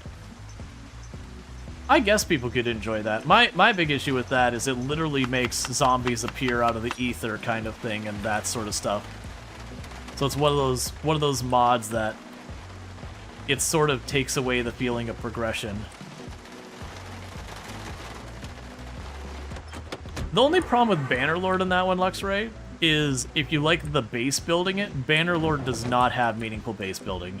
You kind of just go to a cast and you're like, make the things, but you don't have any control about how it gets built. So I would argue it doesn't really give that experience. Versus like, you know, 7 Days to Die, that's actually the thing it does well.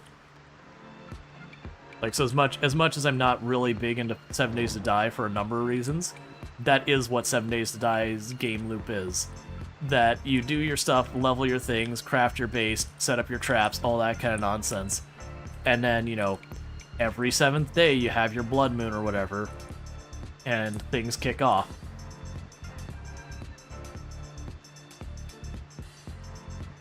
We're backing up a little early because I'm expecting it to get dark early because of the storm.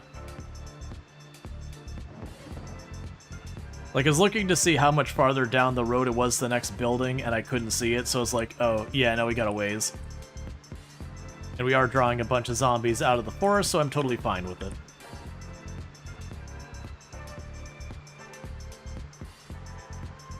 Now, Bannerlord does... Alright, to be clear, Bannerlord does have the siege aspect to it.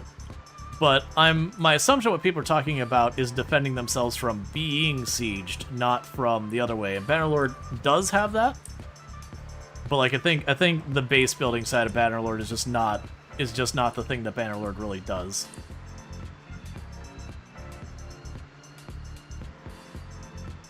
You just say I want tier 3 walls and you get the same building but with the tier 3 walls. And there's a couple different tiles. There's like the desert tile, the forest castle, that kind of thing. But it is just a handful of different layouts that it chooses from.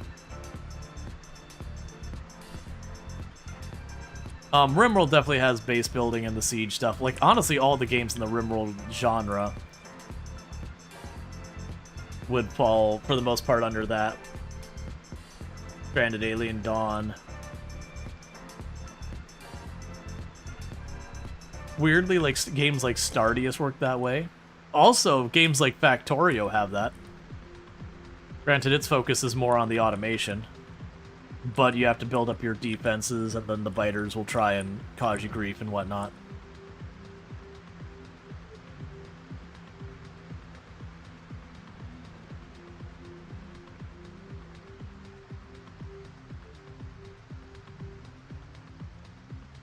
RimWorld's #1 in your top 10. Oh yeah, no, RimWorld's amazing.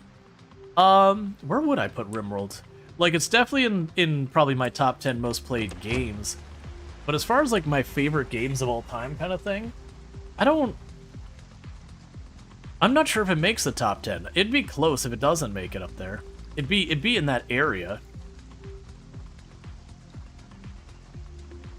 I'm trying to think, because like Coral Island's really up there. I very much enjoy Coral Island. I'd have to really think about it. In all honesty, I'd probably have to really think about like what games I'd consider my favorites, like both all time and in general. Because I know like Stardew Valley would be way up there. I definitely put an obnoxious amount there. Historically, I'd say probably Terraria would have been up there as well. Like these days, I'm pretty burnt out on Terraria. But that'd be another one I put in a reasonable number of hours in. Elite Dangerous, I put a crap ton of hours in there, but like now again, burnt out. I also don't like the direction the game has gone.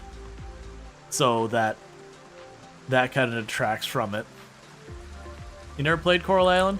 It's a Stardew Valley style game. Like it does suffer from when you start it. It really doesn't do itself any favors in like the opening sequence differentiating itself. But once you get past that early, like the right at the beginning of the game where like literally the opening cinematic feels... How long was your last Factorio stream? Yeah, Factorio, that belongs in my top 10. Factorio definitely belongs in my top 10. I have sunk a lot of hours in that game, and I have absolutely really enjoyed that game.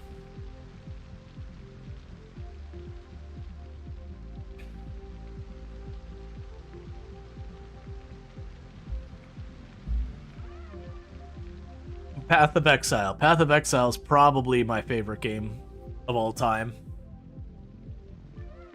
Granted, I don't like the direction Path of Exile 2 has been going that much, but that could just be like early pains. I feel like the more I hear them talk about their vision, the more I worry about my enjoyment of the game. They'll be like, we're gonna slow the game down. It's like, you don't understand. This is what makes your game unique and special. The fact that it does have this breakneck pace you can set and you can get to be like silly, cartoonishly over-the-top power. These are things that are desirable things for your game. Don't get rid of it.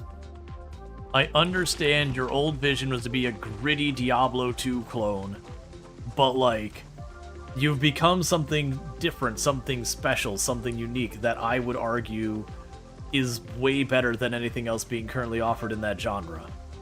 And they're like, but we want to be like all the other games. Stop it. You can't Factorio. The top-down spinny belts make you nauseous. Yeah, that's a bummer when that kind of thing happens. The value of Terraria for the cost is absurd. Yeah, absolutely.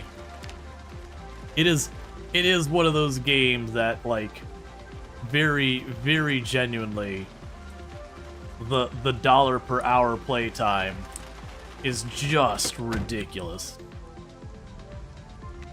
Spend like $12 and I get like thousands of hours out of it.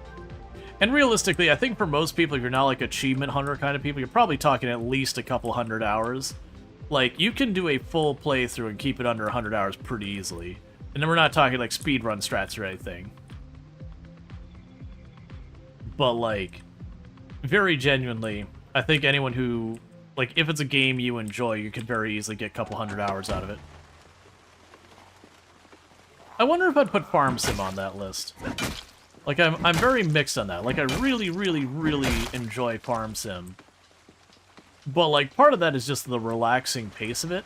I'm not sure I would go and put in my favorite so much as, like, it's a really nice game where you're just like, alright, I'm winding down, I just want to relax. Like, I'm not looking for sweaty try-hard time, I'm looking for, I just want to wind down for the night.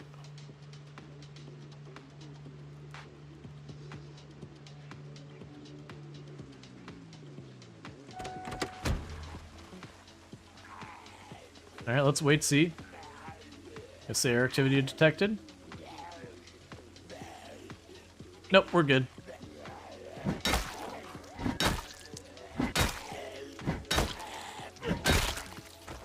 Must have been a zombie that rolled tough. Because at this point, I'm like, I could one-tap zombies. Why are you so indestructible?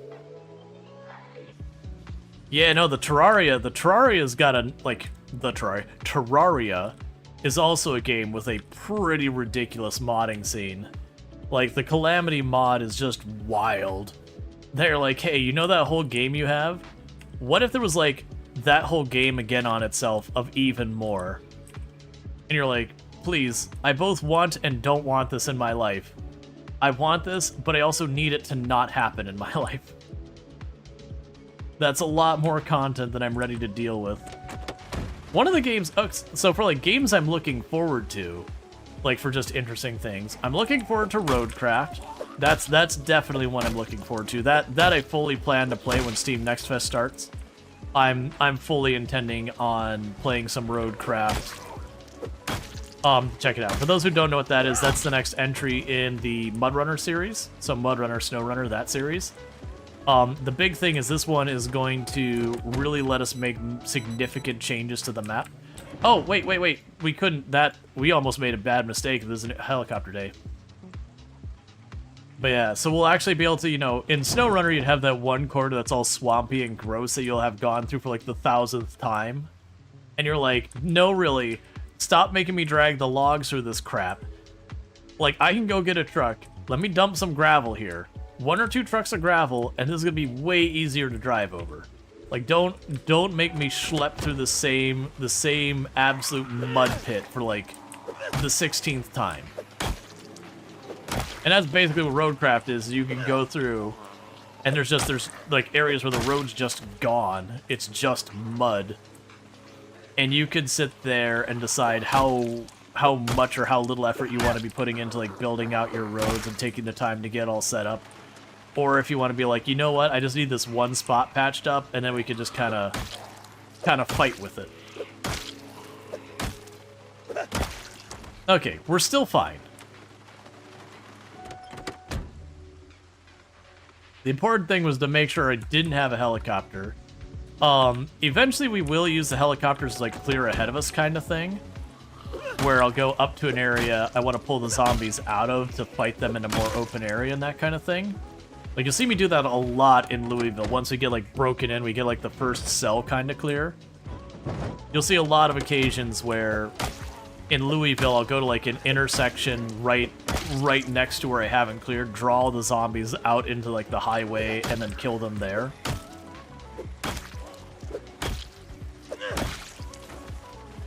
Yeah, so that's one game I'm really looking forward to. Grave Seasons, that's another game I'm really looking forward to. Mostly because that would be the one game that looks like the most just interesting. And for those who haven't heard of Grave Seasons, it's a game coming out that the gist of it is it's kind of a Stardew Valley game, but it's also like... It's also, I don't know if they call it a horror game or not, but basically, my understanding, and there's a couple games kind of hitting in the same general area, that you've got one that's like a Stardew Valley game, but like one of the people in your community is a serial killer, and you don't know who. And so you play like Stardew Valley, but, you know, your neighbors are disappearing one by one. That kind of thing, so there's like a mystery to it. There's kind of the same thing, but that got announced, that the idea is kind of the same thing, but there's like some spooky thing going on. And there was a game we tried that was also trying to go for that angle, but it was made in Game Maker, and so unfortunately, while it had some good ideas, like it really got held back by Game Maker. Sort of like Graveyard Keeper? Not really. I would say Graveyard Keeper is like more grim humor, like dark humor kind of thing. Like it's got a really good sense of humor, but it's more like a Stardew Valley-esque game, but dark humor and a lot less focus on your you know, your friendships and all that. Versus like, you know, Stardew Valley, that's a major thing in the game. Graveyard Keeper's amazing, but I would say it's a lot less focused on like any type of horror kind of thing. The Talking Skull is great. Yes, the Talking Skull is great. But yeah, no, it's this is actually going more for like, you know, they would show like the cinematic that, you know, there'd be the person, they'd be like, you know, saying like, I'm scared, and you'd be like off in the middle of nowhere in the woods along the road. And then just this like blackness would come out, grab them, and pull them into the woods. And you're like, oh, I guess I have one less neighbor now. Oh, darn. Which, it's kind of a bummer, because low-key, on my own free time, just as like a pet project, I was working on something that's exactly like that game I just mentioned. But they definitely have way better people to execute on than I had. It's like, cool. Now I don't have to make that game, because someone else did. Alright, I'm down. The serial killer one's also interesting. But like, it's the genre twisting. Now, some of those games, to be clear, where you do the genre twisting, those end up being very hit and miss. All right, Luxray, you take it easy. I hope your toothache lets up so you can get some sleep. And I do know there's that backpack with the annotated maps. We already looted it, read it, all that stuff. That is the kind of stuff that those experiments where you're mixing Stardew Valley and horror kind of things, that some of those games, they can be a fun, new, and different way of playing the game. They can be new and engaging. And then just as often, you'll have some of those games that you discover there's a good reason that people didn't put those two genres together in the past. That they just really don't work. And you never know until you try. I mean, sometimes it can be a bit straightforward where you look at it and you're like, oh yeah, I can see the big problem here. So we'll see. Because it definitely feels like something that I could see not working well, that for a lot of people who do play like Stardew Valley and all that, they're playing like a cutesy chill game where they can kind of just have that feeling of progression and make the bigger and bigger farm. So like having your neighbors vanish, there's gonna be some curiosity. I'll see. I'm excited to see it. I could see that kind of game also having a lot of room for like a new game plus kind of thing. Because also when you play a lot of those games like Stardew Valley, the big draw to play the game again is to go back, and a lot of times it's just, you know, romance a different person and go through that, or they'll have like meaningful game changes like the Joja Mart versus the community center that really changed the way the game plays through. That's Coral Island doesn't have it, nor have they said they're going to add it at any point. I kind of want them to have like the alternative story playthrough where you side with Pufferfish, which is their equivalent of Joja Mart. Because we're in Stardew Valley, Joja Mart's the big box store moving into town, bullying out the little guy. Pufferfish is like the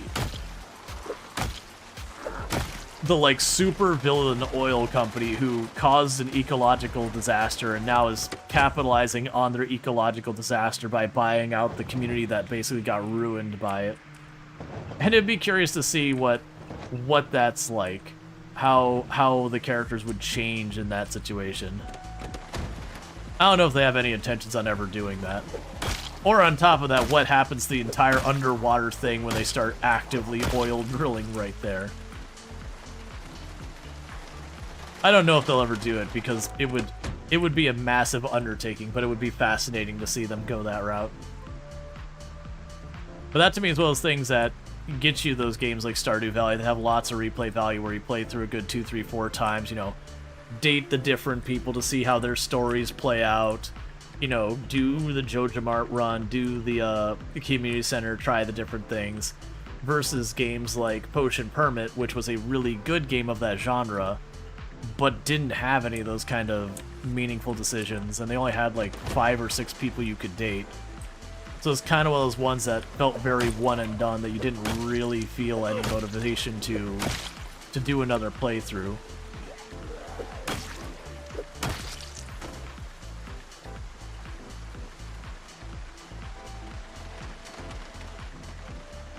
I'm also wondering with Starfield if that was the expectation, with the New Game Plus thing. If they were hoping that you'd go to romance a whole bunch of different characters as one of the motivators to do your New Game Pluses. So how are you keeping a steady play of weapons? If you're playing in apocalypse settings, they basically, there's just an overabundance of weapons. You don't even need to worry about it. Like, it's not even I'm struggling or crafting or anything. It's just literally there is more weapons than you need to fight the zombies. Just loot buildings. On the other one where we're doing the 16 times pop run, that one was very much a matter of, I had to craft them. Which is why we're not doing that run right now, is I was burning out on the crafting because it's just so time consuming now that they've made the crafting have way more steps, which I think is good, but then the weapons just don't last very long. So you just invest a whole lot of time and you get like nickels thrown at you and you're like, oh, I understand. And I'm being a little unfair with that.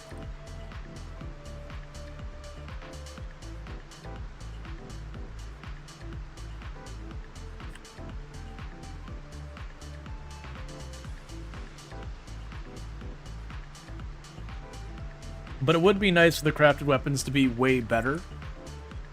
Like, at the end game, when you're getting to higher levels crafting, early on I don't mind if they suck. But, like, when you get to really high level in your crafting of your weapons and all that, it really does feel like for all the effort and time investment, you should have something good to show for it. And that's just not there right now. Blacksmithy gets it a little bit. To be fair, Blacksmithy gets it a little bit. They get some pretty interesting weapons. It's just for so many of them, the durability is just not sufficient. So you can get that cool weapon that hits like a truck, but then it just breaks too fast. Yeah, exactly. So it is actually a mechanic. I think it's like the RNG is weighted in your favor. But it is a mechanic that as you craft and have higher skill, you will get a bit more durability. Just, I think it needs to be, instead of like 1 or 2 more, like, you know, a slight improvement in durability, I think it needs to be a fairly significant improvement.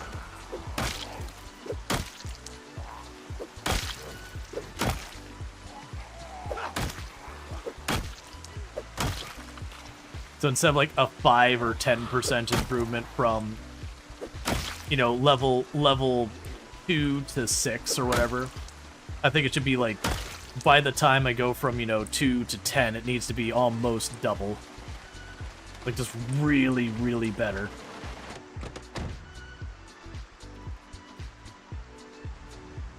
And that's, again, durability. I think, honestly, the weapon damage on almost all the crafted weapons are relatively good.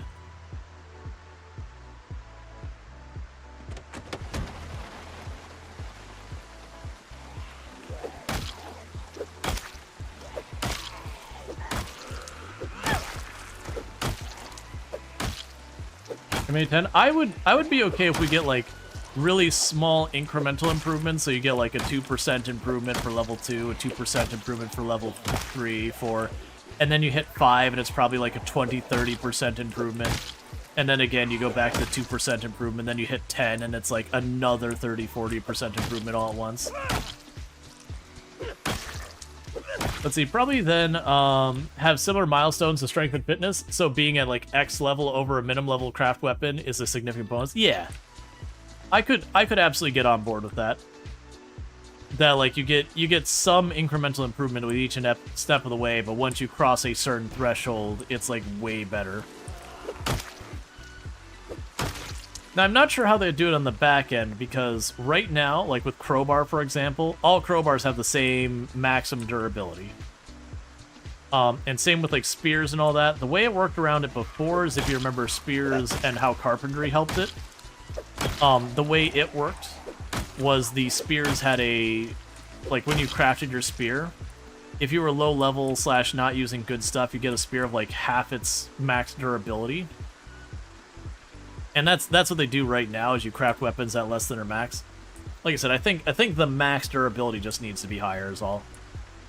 I think the base, like the starting durability, that's honestly fine. I'm okay with that being really kind of terrible.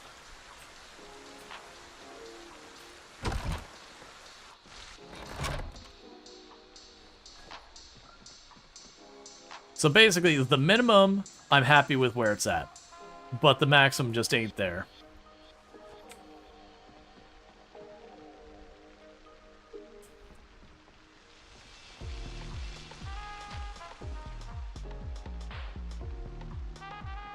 Hey, Infinity Simplex, how's it going?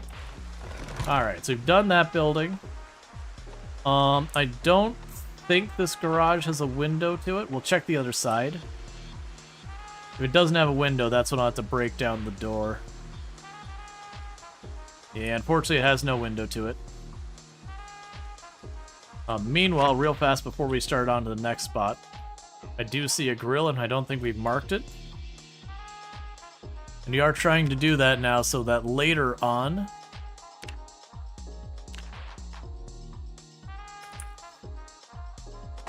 when I need more propane to take apart more cars and that kind of stuff, I just know where to go to get more.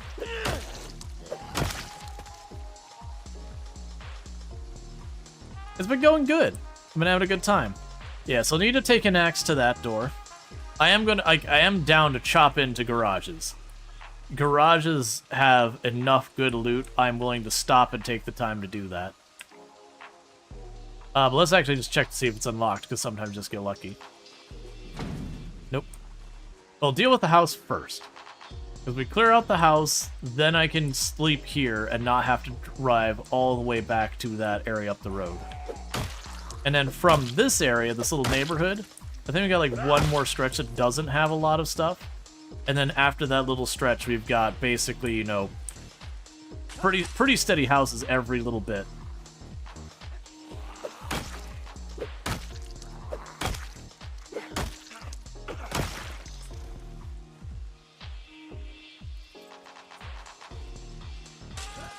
You don't think garages are ever unlocked? No, I've definitely opened garages where they're... I mean, unless something changed, I've opened garages plenty of times. They're often locked. Like, more often than not, certainly. But yeah, no, they can be unlocked. It uses a lot of the same rules as the houses. It's just garages only have one door, versus houses have many doors. So you might find one door of the house is locked, but not the other.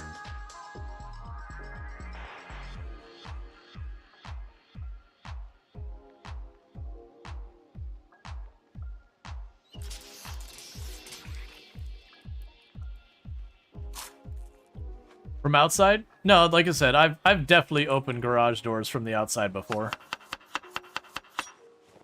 Again, unless it's a change with build 42, I've definitely found garages that have not been locked.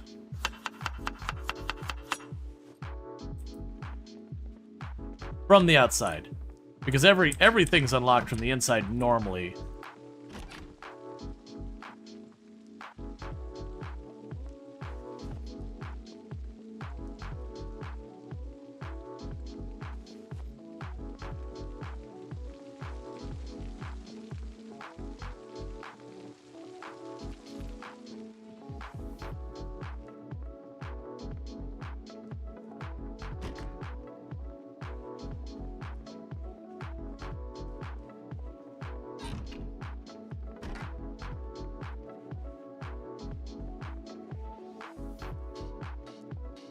Why can't you ever have a nice big bag for us?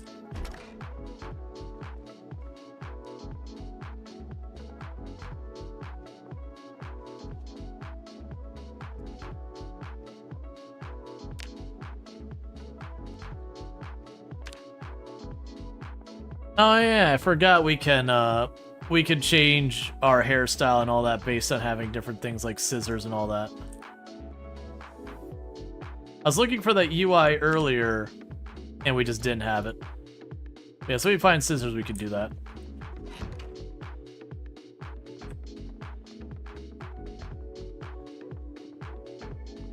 Okay, so let's mark off the first couple buildings. So, cleared, looted, and as you can see, it's a very small set of houses. Like, these 3 buildings are all one house. Like, one, whatever you want to call it. Yeah, it's like one property, whatever. Okay, so let's go here. And what we could probably do is I'll need to grab the axe out of here real fast.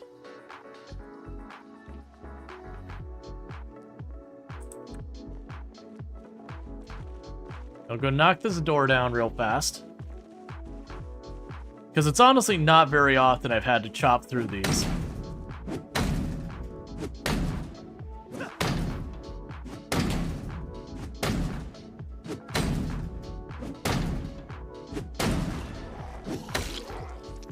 I'm impressed that you were quiet the whole time I was doing that.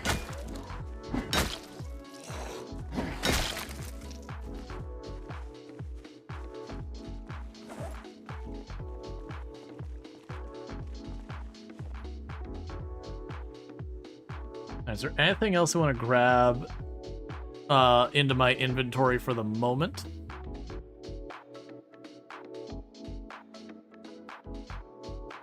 Because I need, you know what we can do?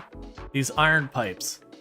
I've been trying to deal with inventory space. We could ditch the iron pipes. They're a relatively okay weapon. But right now, where I'm kind of really hurting inventory space-wise, they're relatively heavy. We could ditch a bunch of those really easy.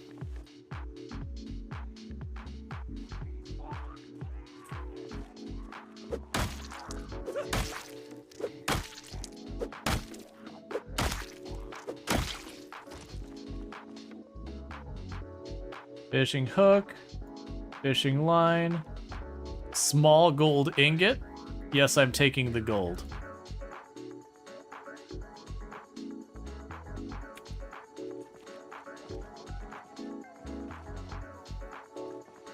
Alright, so let's mark the map. So this one, I'm going to say symbols. We have cleared the building, but there is a grindstone and bunch of pipes.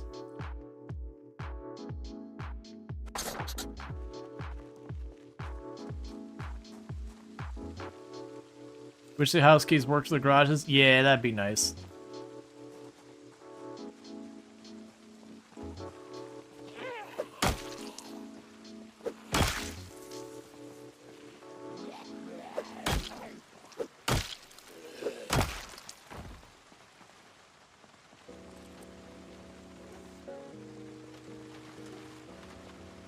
So drop off the ingot.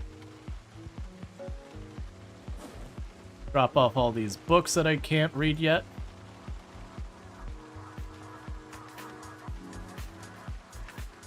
Drop off the gas can. Drop off the fishing stuff. Okay, so we still hit the maximum here. Is there something else we want to grab out of here while we're here? I could grab some, like, a weapon or two. Yeah, I could grab a couple of weapons out of here. We'd get to them eventually. We'll use those before I'll use these books.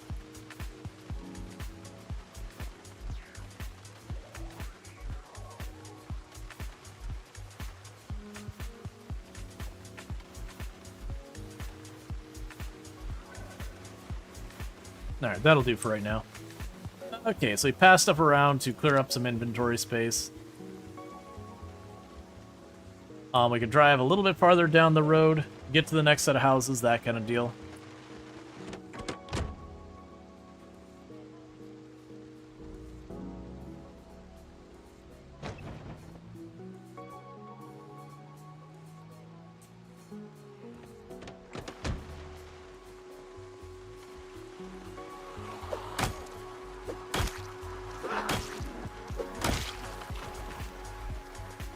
Alright, almost certainly any food here is going to be rotten.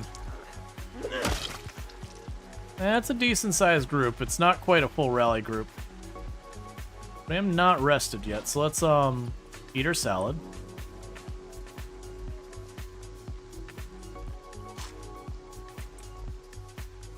Make our next salad. Eat that.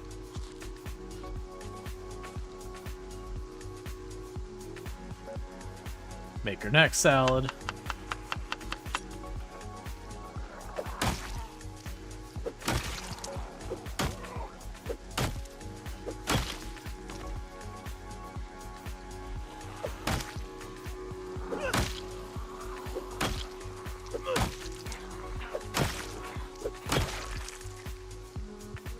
Ourselves a new key.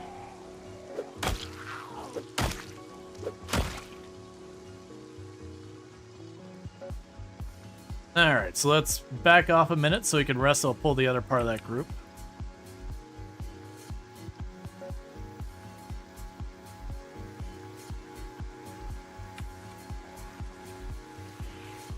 When will the full build 42 be updated? Not for a long time. We don't know the actual date. Like I don't have any like insider information. I don't even think the devs know exactly when they're going to be pushing it. But I think realistically, we're not going to be seeing build 42 as like the main build that everyone uses for a very long time.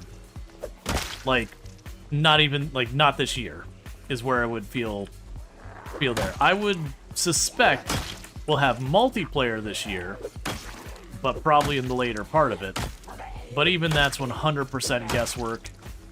Again, no insider information. This isn't me trying to be coy and not let slip secrets or anything like that. This is very genuinely I don't know.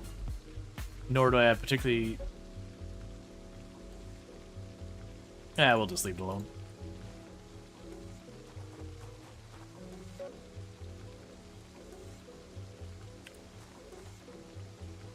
Okay, I'm not gonna worry about that. There was a little bit we could eat in there, but yeah, it's fine. But yeah, no, I wouldn't expect it anytime soon. It's the same reason why when people bring up, they're like, I can't wait till NPCs are in the game. It's like, like, the NPCs people want, that's like build 47. That's... For as long as the game has been in development, you got probably about that long to wait. Maybe not quite that long, but you get the idea. It is the pie-in-the-sky, super later goal. Not unless they, like, manage to massively increase the rate they're going. But I don't expect it to be anytime soon.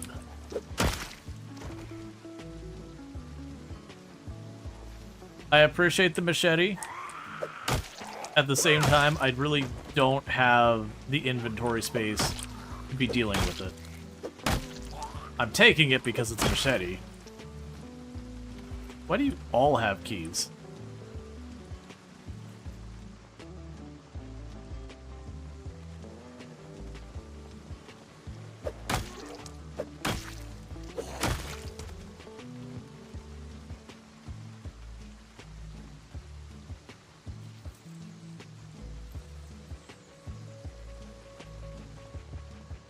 All right, let's back up and rest for a little bit.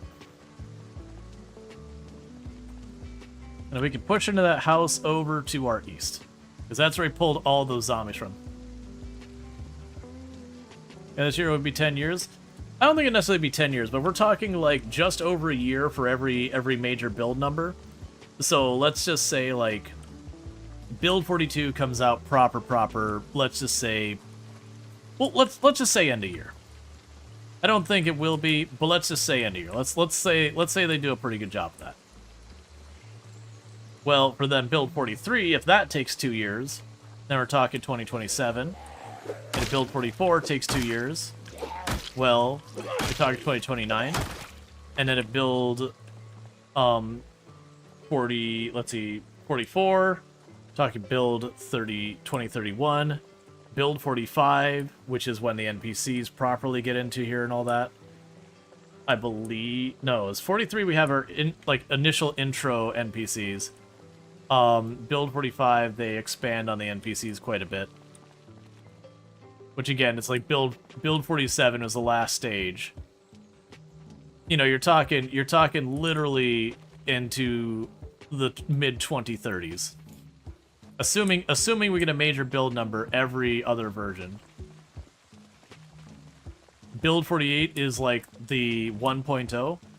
I didn't realize they even had ever said like a 1.0. It is cool to see that there's actually crops we could potentially harvest and eat now. That was the thing you never saw before. Just because you'd run to that problem with the cursed thing. I see the big delays are usually overhauls, so maybe you'll see it smoother from now on. Except having multiple years has happened multiple times.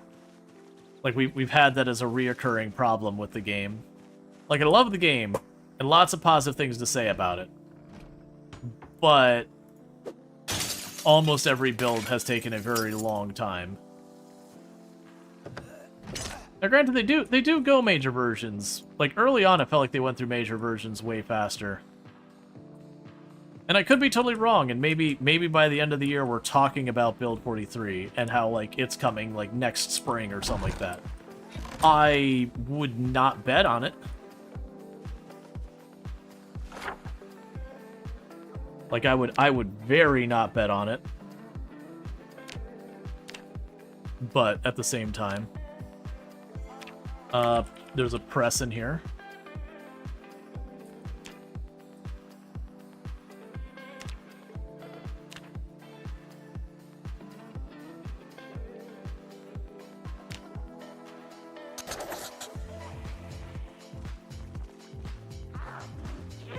Yeah, no, I wouldn't be surprised. So Bentley's saying like maybe they have some people just working on NPCs. I would not be surprised as they've expanded their team if they did have their team where like while there is, you know, a bunch of them working on just build 42 in the general whatever, if they don't already have people who are focused on some of the more challenging and difficult stuff for like build 43 and 44 and all that, if they don't have some people working on that as well. But maybe not. There's pros and cons of taking that approach, where you split your team up between multiple versions. Because you do have to have people circle back, and like, as new iterations happen, you gotta like reconvene and see what's changed and all that. Do a lot more with your management. You know, let's grab those scissors. I'm not gonna use them as a weapon.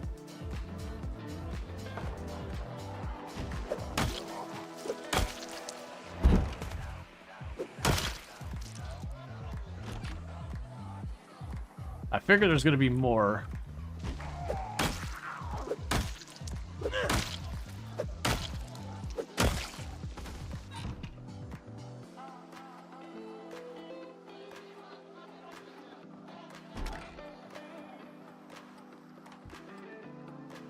Okay, there's a bucket in here. Let's remember that.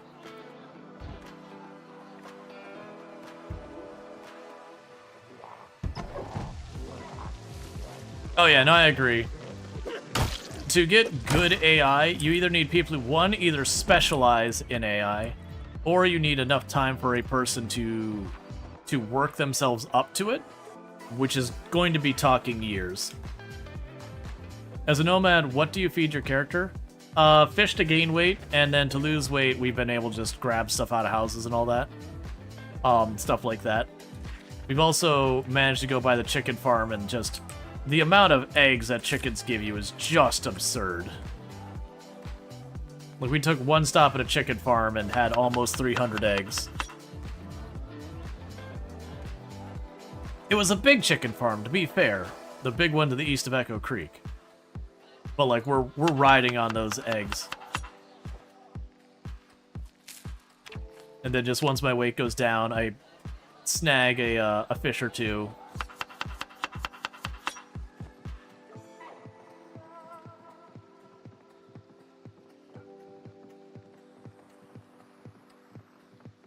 Have you gotten bitten because of a fence? Yes.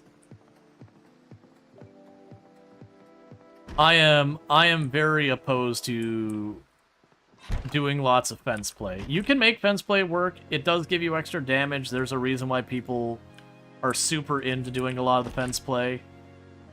But sometimes when the zombies hop over, the positioning just gets a little weird. And then you're making a new character. I've absolutely had to do it. Like, when you do sprinter stuff, you have to do a lot of that. But yeah, generally speaking, I'm usually not in the need of getting like that extra little damage you can get from hitting a zombie on the ground. So I'm not going to take the time to like mess around with fence play. It's just not needed. So you're incurring a certain amount of risk without necessarily getting a lot of benefit. Alright, so let's go here. Alright, let's go. And we can change our hair because it's getting all out of thing. So the problem is, since I can't preview these, it's really, really hard to tell which ones are what. What was the Fabian?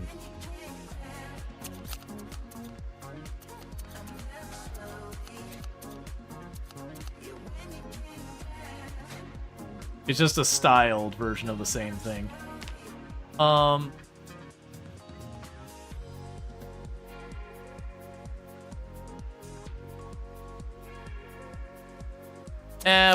We'll cut our hair really short.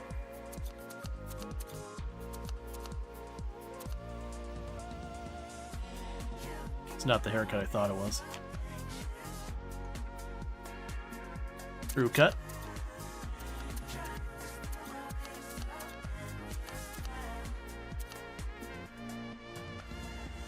That's fine. Not really what we're looking for, but I'm going to do that. And then for the beard scruffy, let's make it a nice well-handled goatee. There we go.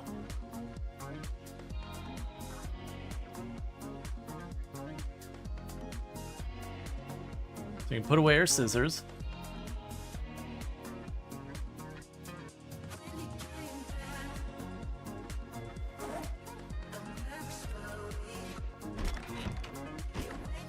Yeah, we can go in here.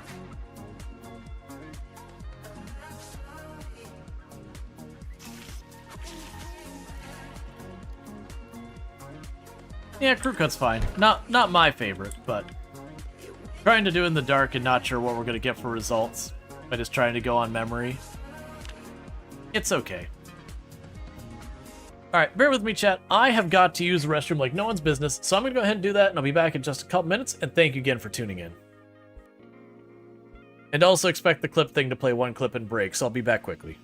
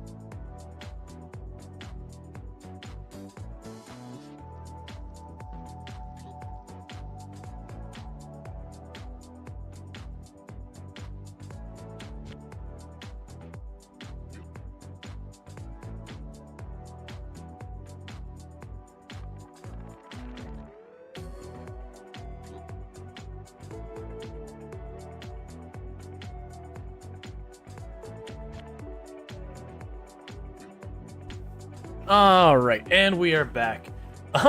Yeah, no, I noticed it didn't play the clip. It's like, all right, well, I'm just gonna use the restroom. If I sit here and fuss with it, it's just gonna waste time. Yeah, for the record, normally that plays like a clip reel that's like a bunch of random clips from the channel. It's just the tool I'm using had an update literally yesterday, and I hadn't had a chance to look at it at all, and it's not working. So, I gotta go fix it, but I didn't get a chance before stream, unfortunately. So, we did get a full night's sleep. Interestingly, we were tense, but we didn't wake up, which is a curiosity. I'm going to assume that means it wasn't a nightmare and there actually is a zombie in the house. Or at least close enough that we could hear it.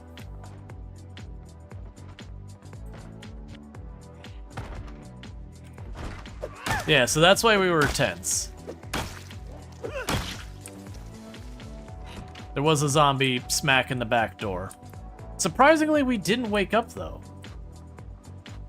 That's honestly not expected. Usually when you have a zombie banging on the door in the building you're in, your character just wakes up in a panic.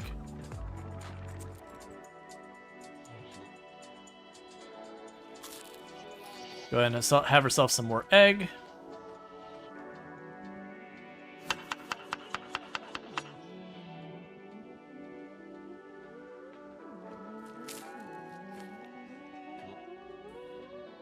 Oh, I see. Okay. I was trying to figure out what building was the one that marked ahead. Alright, so we cleared these two.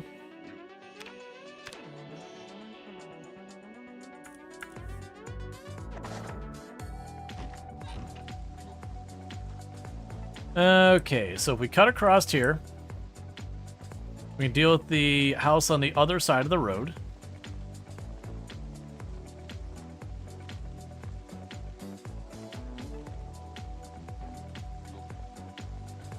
Yes, there's like 4 houses over on this end, and we got 1 more house south of us, and then that'll be the whole town.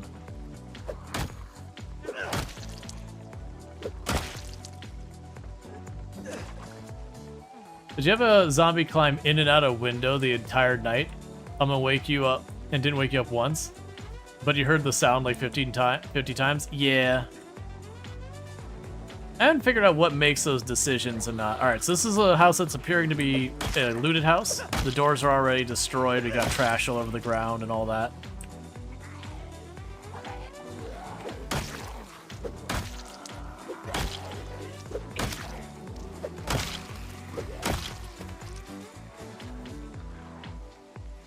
Yeah, I mean, the doors are missing. I don't think I need the key.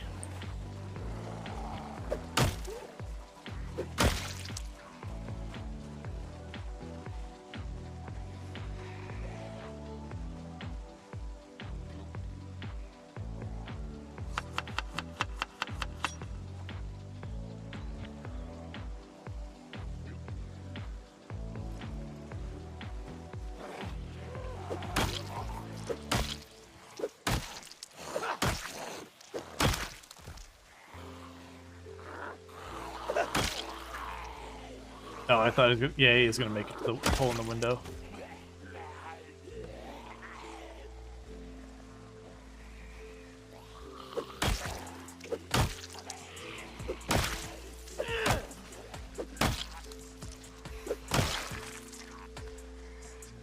No, not another fireman's axe. They're heavy. They're really, really heavy. I need you to stop giving me weapons fast and I can use them. I mean, I'm gonna take it, but, you know.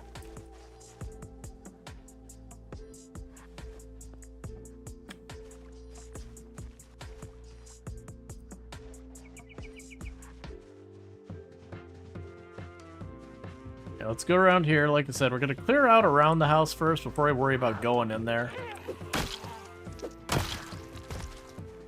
Just safer to do it this way.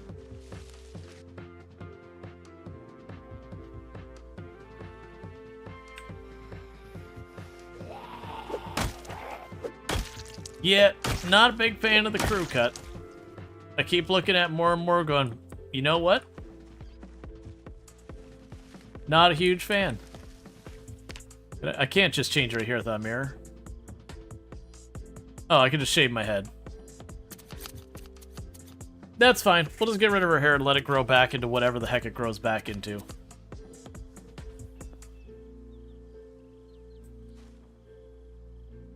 We're taking the safe approach to the zombie apocalypse. We're getting rid of all of our hair, keeping it short.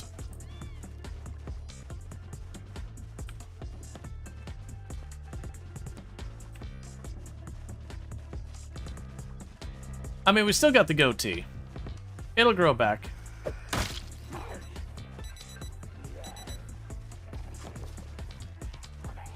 We need to keep an eye out for the helicopter, so...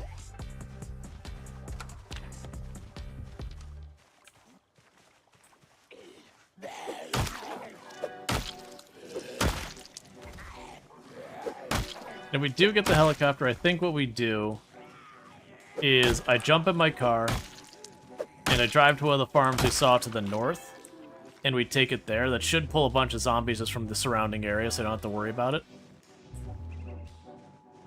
As I did see a couple zombies go around back here.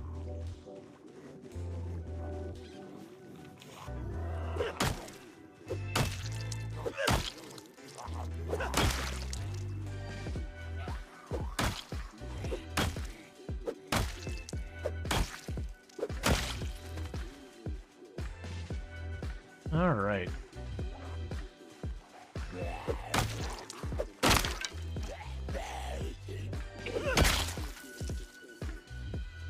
Yeah, that's an almost gone. Air activity detected. It is helicopter time.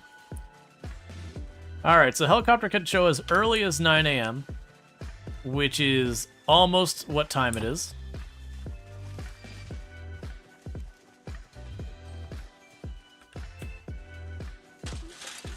Here, man, have this handle real quick. Alright, so, like I said, what I'm planning to do is I'll run over here. We'll grab our car. We're going to drive north to one of those fields. And we're going to go ahead and fight the zombies up there. I could actually... You know what? Do I dare just do it in the middle of town? I might. Let's just do it in town. We just keep clearing the zombies around the area. There's not many zombies here. There's a good chance to be able to, like, just take care of it here. Let's see. Good morning from Europe. Question. Do you also get any discount or benefit from the Fractal partnership? You're a big fan of their cases and wanted to get a Fractal North in the near future, so I'm curious if it would support you. Since you cannot directly order from their website anyways. So, I don't get, like, a kickback or anything like that formal. Like, it's not like you buy the case and I get 10% or anything like that. But obviously, if you click on the link and then do order whatever, like, it doesn't have, like, a tracking thing in that regard. At least, yeah, I don't think it does. It would just be a thing that, like, they see a whole bunch of clicks coming through my link and all that. It is gonna look good on, you know, for them just to be like, hey, we got a bunch of people who popped in here from the channel and then bought a case recently. Because with, like, cookies and all that and how they work on websites, if you enable cookies to be allowed, they would ultimately be able to see potentially, like, did a person click on, like, my link and then, you know, soon after buy a game or whatever. Or not game, what am I talking about? Buy a case. Fractal doesn't sell games. But yeah, like, I appreciate you wanting to support the channel. I don't get a kickback or anything like that. That's the whole point. It's not an affiliate program. It is a sponsorship. They're basically paying me to have that stuff on my stream and whatnot. But yeah, and I also don't have, like, a special discount code or anything. It'd be cool.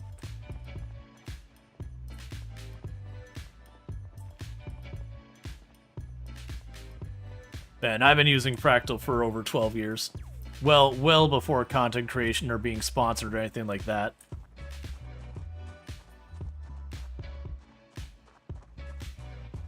And I actually have the North case. One of the things they asked me if I wanted a case when I, you know, took the sponsorship was like, yes. Yes, I would.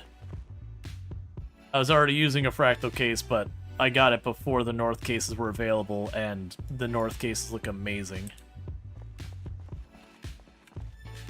Yeah, and I was using a Define.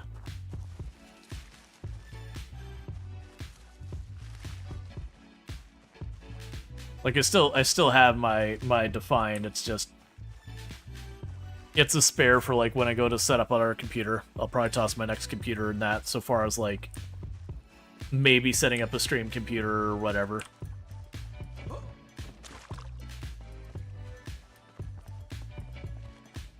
Alright, so you got too much stuff, but a hatchet I felt was worth taking.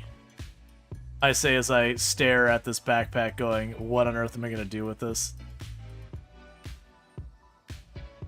What can we get rid of? Oh, I can just eat that now. Here, I'll get rid of that. That's only got a bad handle. Honestly, the pocket knife is probably not that good. I'm gonna not worry about the poncho. We can just get rid of that.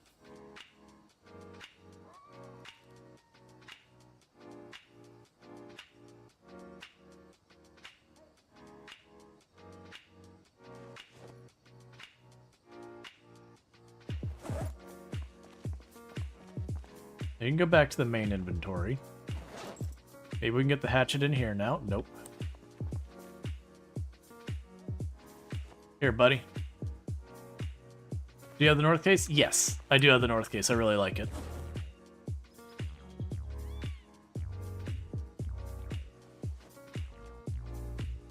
Are you gonna do any crafting? This run, probably not a lot. I'm not gonna say it will never happen. But I'm gonna have a way less focus on crafting in this run compared to my last run, because that was the thing that was burning me out. Was just the nature of how much time I had to spend crafting to get anything done versus being able to do the things I actually want to do in the run. Wifey. There's some warm in here. Because there's poor circulation in here. I like it. Uh-huh. Oh, I want poor circulation in my room. Plus I'm playing a game and streaming, which is making my computer work harder, and it works as its own, like, yeah. heater. Well, I'm heading to 35. Okay, you sleep well. Okay, and you sleep well too. Never. I know, I love you. Love you too. I love you more. 3 torches not needed? Yeah, no, I'll probably go and use like 1 or 2 of the torches and run them out of fuel. And then when they're out of fuel, I'll dump them. Right, helicopter day. So let's remember it's a helicopter day, so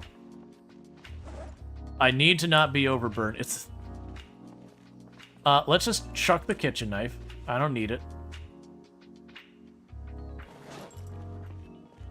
And that's enough to get the hatchet in my backpack, which should drop us off of the overhead. Yeah. Alright, we figured it out in the end.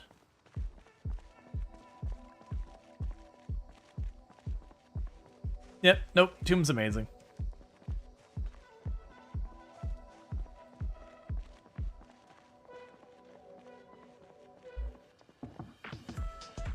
Like, me and Tomb basically made well, I mean, is more me, but Tomb was okay with it.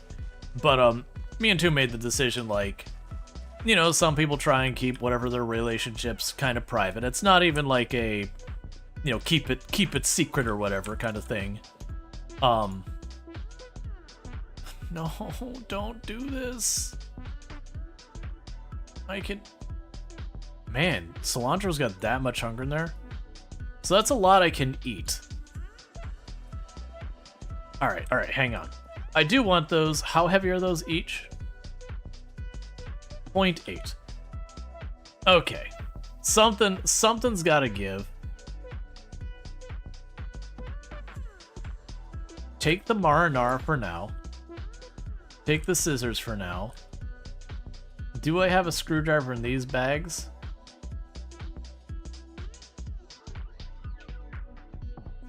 No, but we could possibly compress these a little bit better.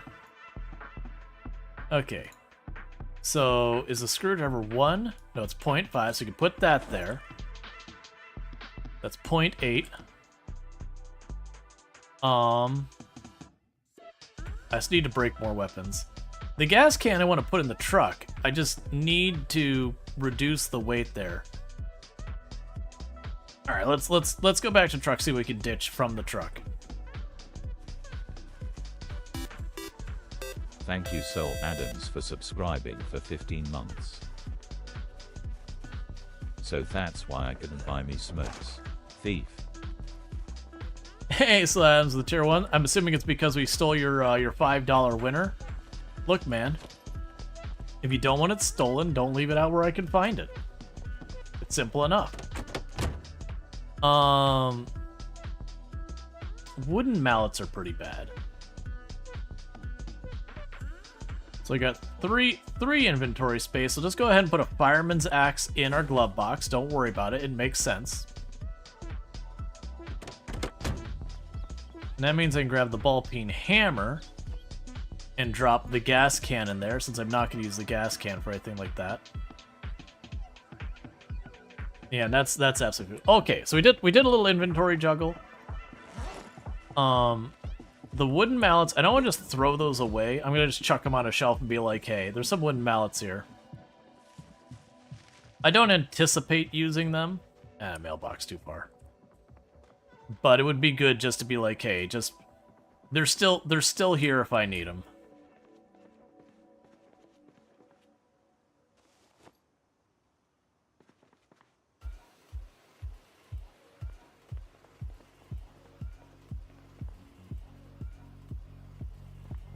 It's another one of those places with the weird floor plan where there's just no sink anywhere down there. Okay, so grab you. Grab you. Grab you. Alright, we're fine now.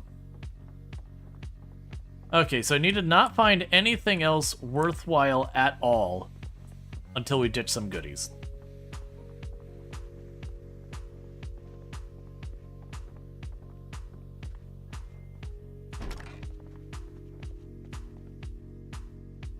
I don't care about the nails, that's fine. I've got tons and tons of boxes of nails.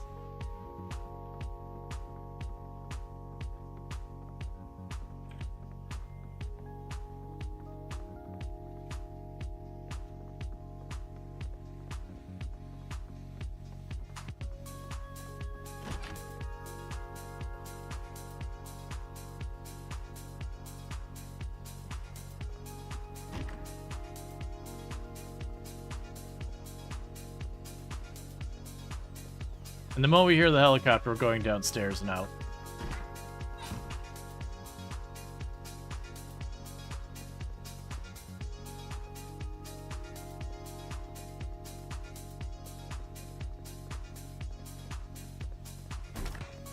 Okay.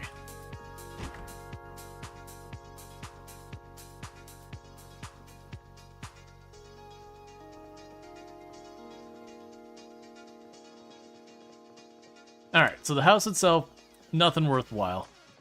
That's totally fine. We'll top off our water real fast.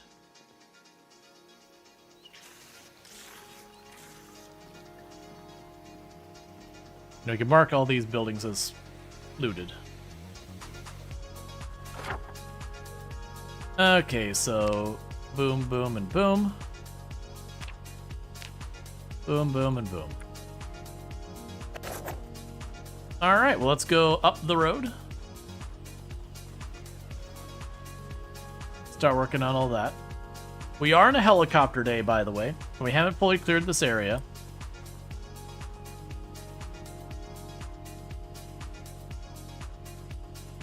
Got... Is that a battery charger? Like, a car battery charger in there? Okay. I don't need that, but I haven't seen one of those in forever.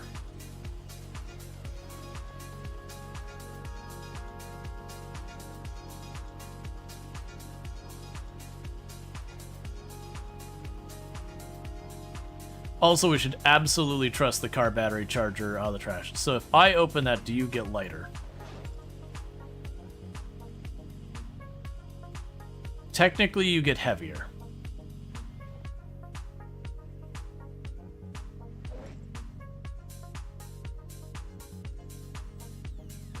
Where's my bowl? Alright, so add some tomatoes.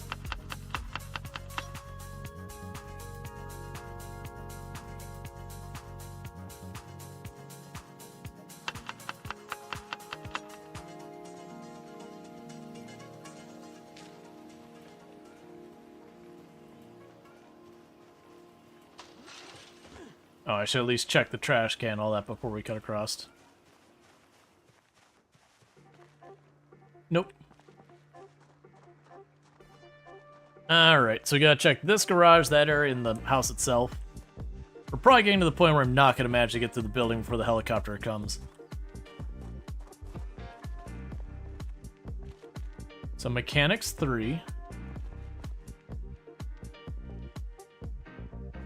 Mark that. I don't know if we have that already, and I don't have space for it, so boom.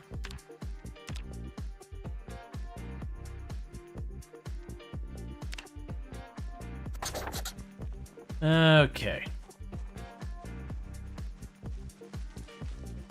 So it's like another house is already ransacked. Deal with this zombie.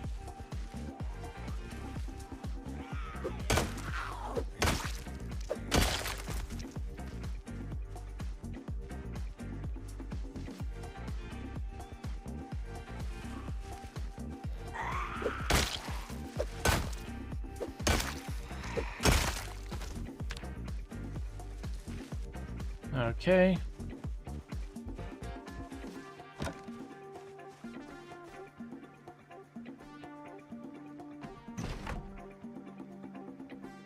Don't kill me.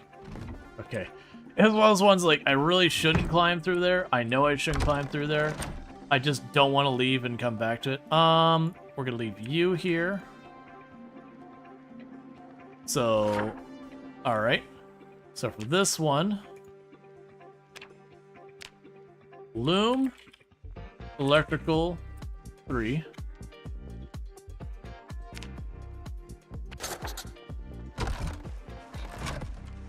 Okay, now I just got the main house here. And then we'll be down to just 3 more buildings, or 3 more houses or whatever in the neighborhood.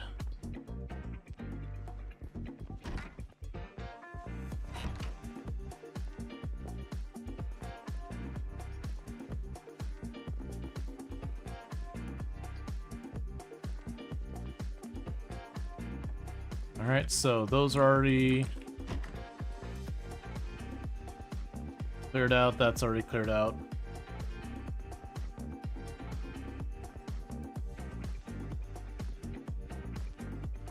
Yep, and this is another one of those buildings that's like already been looted, rolled to 50%.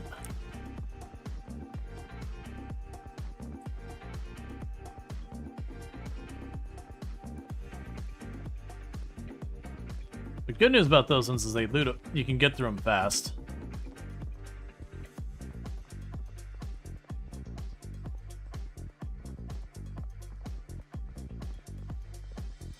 I've also found the buildings that are pre-looted, I've not really seen many zombies in them. I don't know if they like can't have zombies in them or they almost never have zombies in them or what the rule is around it. But I have definitely noticed that there's distinctly fewer zombies in the houses that it rolls to have them already looted.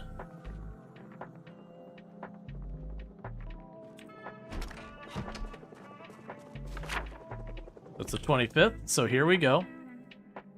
I'm gonna mark that as done and looted. And just for the sake of being able to see it, I'm gonna put this down here. And say 4th helicopter 08/25/93. It is the 4th, right? Yeah. Alright, so while the helicopter's going on, I'm not going to be going back inside the houses. It's just too easy to get yourself cornered in those kind of situations. So we are going to just go to the T intersection here. I'm going to stand there and we're going to try and fight whatever shows up. If it does start to be a thing that we're getting like just way too exhausted or whatever, then we start with the try and true strategy of walking away. Have to see zombies right here, so let's just deal with them.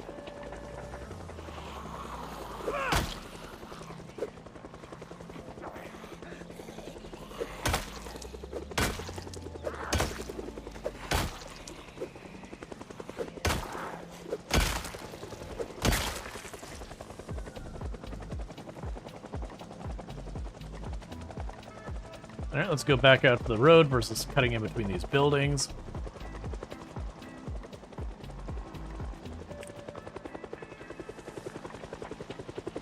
Now, this could end up being a mistake doing it this way. We don't really know how many zombies are just in this general area. So it's entirely possible we'll just see like a wave of zombies come from like the east to the west or something like that. And then I'll just have to back off. If it is, it is. We are trying to clear the, like, basically clear out all the major cities, the map, that whole thing. So, any zombie that shows up is one more zombie we know where it is now. But it's a pretty quiet area. So there's a good chance we'll be able to get through most, if not all, of what shows up. Especially since we've already cleared all but like 2-3 buildings. Or housing units, whatever.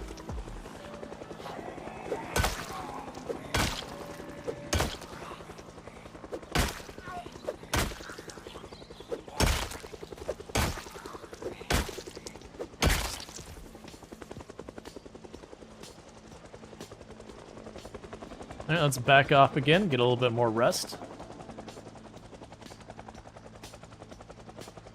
It wasn't a particularly late helicopter. I think it showed up at 2. So it should be done with its first pass around now.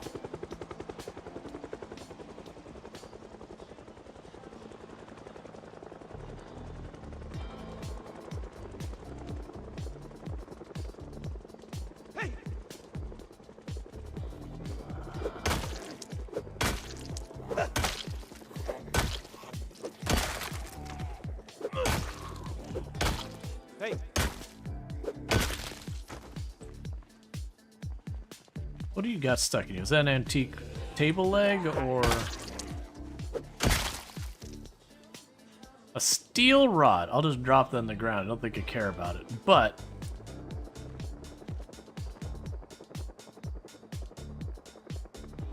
you can worry about that when we get there. Jar of tomatoes. Toss an egg in there. Put a little cilantro in there.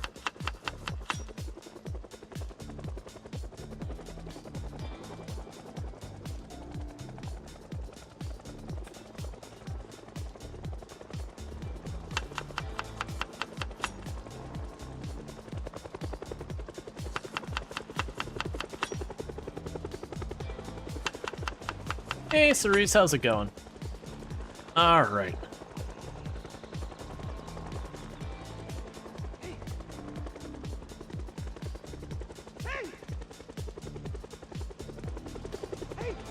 Oh, there is, over there is a, another grill. Right back there. So if we need the propane, we know where it is.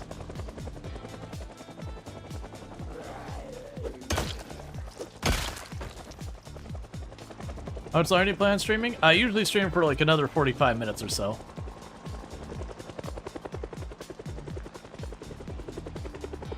Give or take, some days I go long, some days I don't.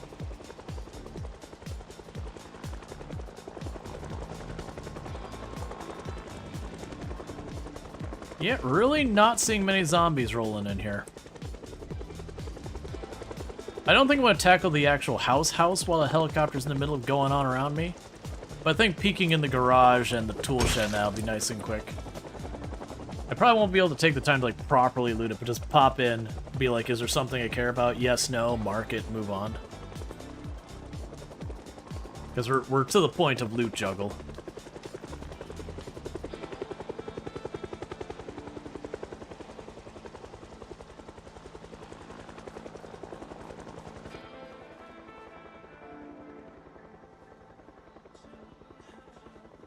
Yep, I don't need canned goods.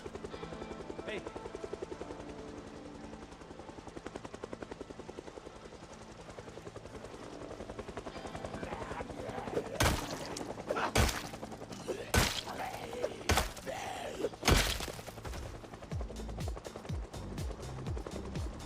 Alright. So check the garage, now I can check the shed.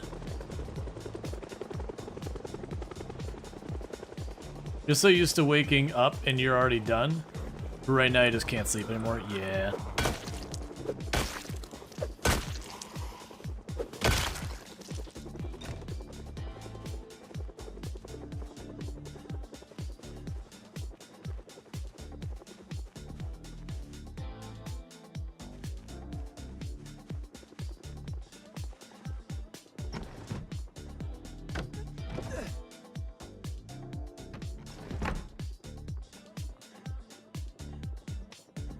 So electrical 5, mechanics 2.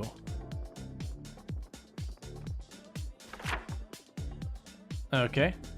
So we cleared that building out. And this building. This one had nothing we cared about. Electrical 5, mech 2.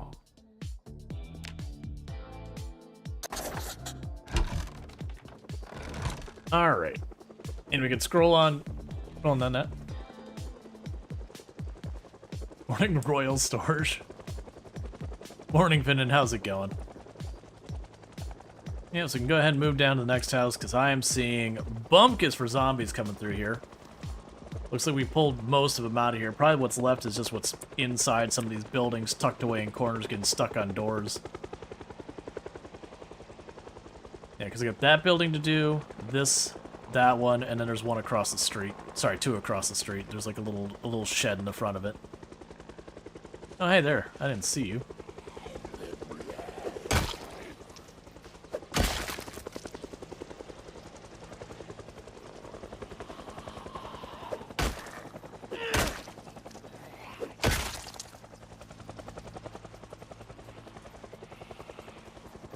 I got a couple scrolling in.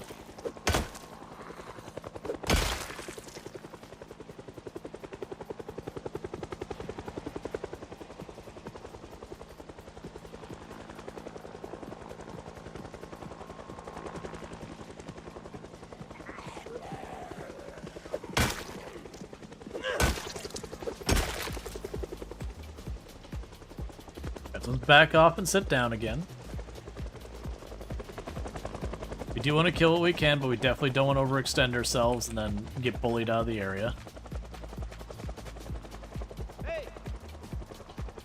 I was hoping to get that one that's walking north of me. Oh, no, we did get her. Hey.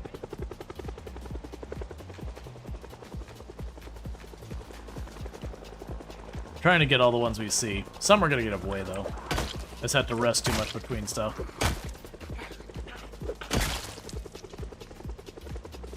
Hey.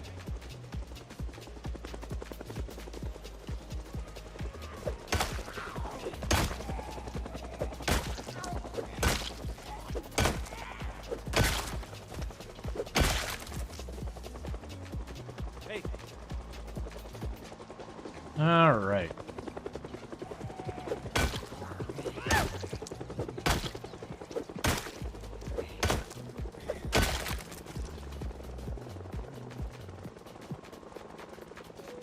Now we need to sit down again. Because the club hammer seems like it's a bit rough on the exertion muscle strain front. It does seem like it's got some pretty solid damage though.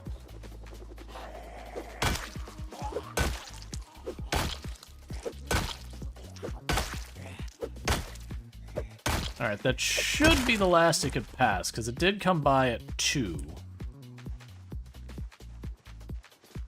A lot of time has passed since then. I'm going to back off more. I saw we had at least 4 closing in on us, and we are exerted.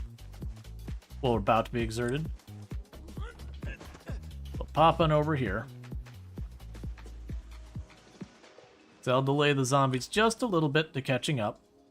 That should split them up between the slow-walking ones and the fast shufflers. We're not going to be able to ditch that muscle strain anytime soon.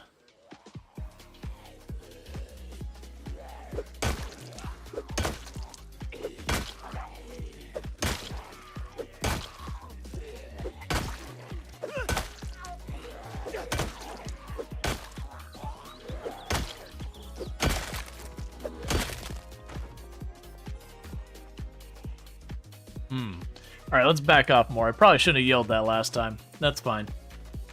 Let's try and properly back off, get our muscle strain sorted, go back in there, clean that up, get this house cleared, and then that'll save me that last house or two or whatever. For the next in-game day, we can probably get that all done.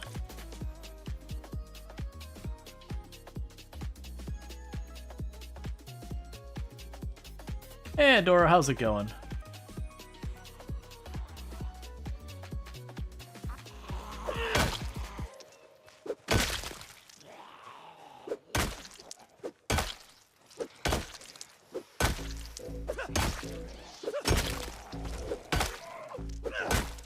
Yeah, that muscle strain's hurting us bad.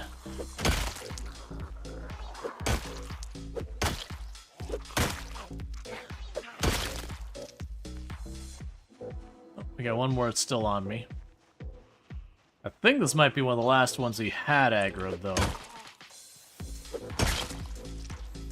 There's a good chance that we circle around this place, we won't see more.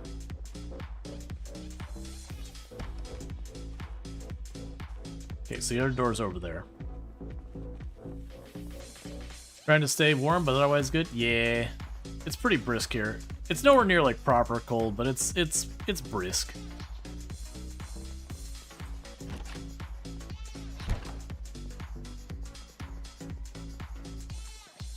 There's definitely a zombie in the building with me. I can hear it making noise.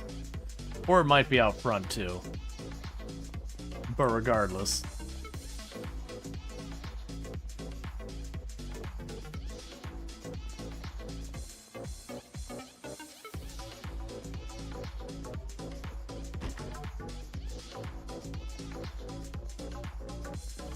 I see the zombie at the front door. I'll deal with that in a moment. Oh, I'm sorry. You're at the front window.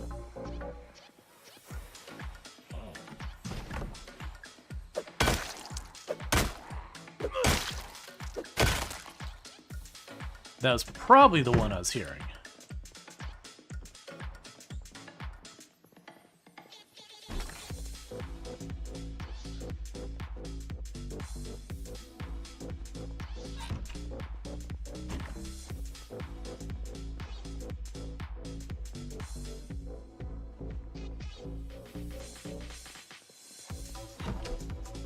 Okay.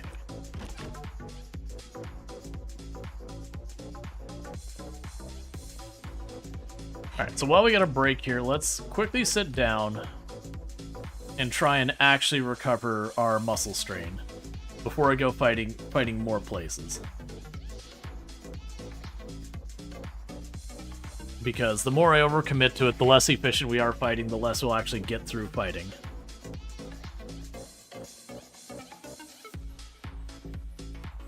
Push that pretty hard, unfortunately. And I didn't have any books to read or anything anymore. We're just good in that front? Yeah. So let's go ahead and eat that while we wait. Alright, muscle strains dropped to orange. That's fine. I'm grabbing our egg. Toss some more tomato in there. Grab some cilantro.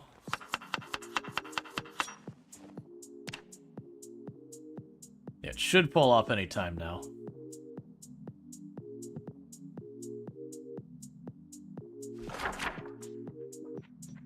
Okay, and so with this, we did clear the house.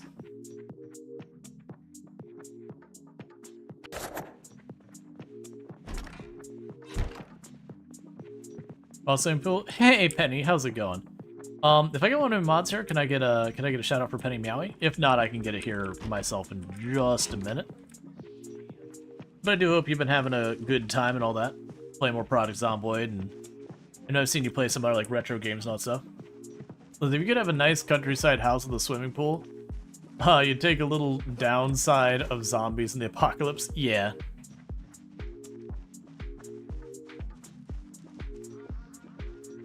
Alright, so we got a group of 3 or 4 down here. Or 5, or 10, or 20.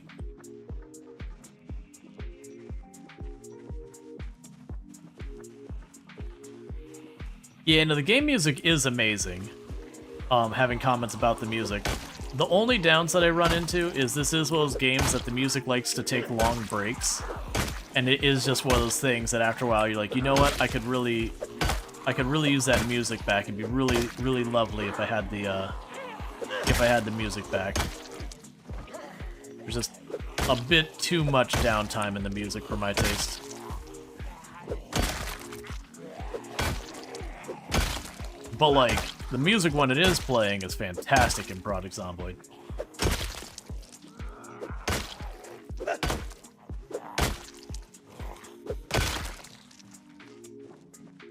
Now just back off from them. You've been playing Zomboid offline to try and get better at it? Gotcha. Yeah, no, I know I've caught you playing other games, like even when you were doing a lot of Zomboid. Or I mean, you still might be. But I know I've caught you playing a bunch of other games, like you like to hop in and do your retro games and all that, which is good times.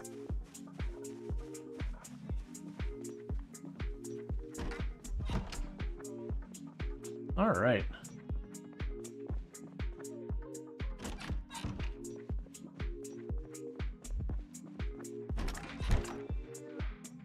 Cool, so we can go ahead and park our butt right here.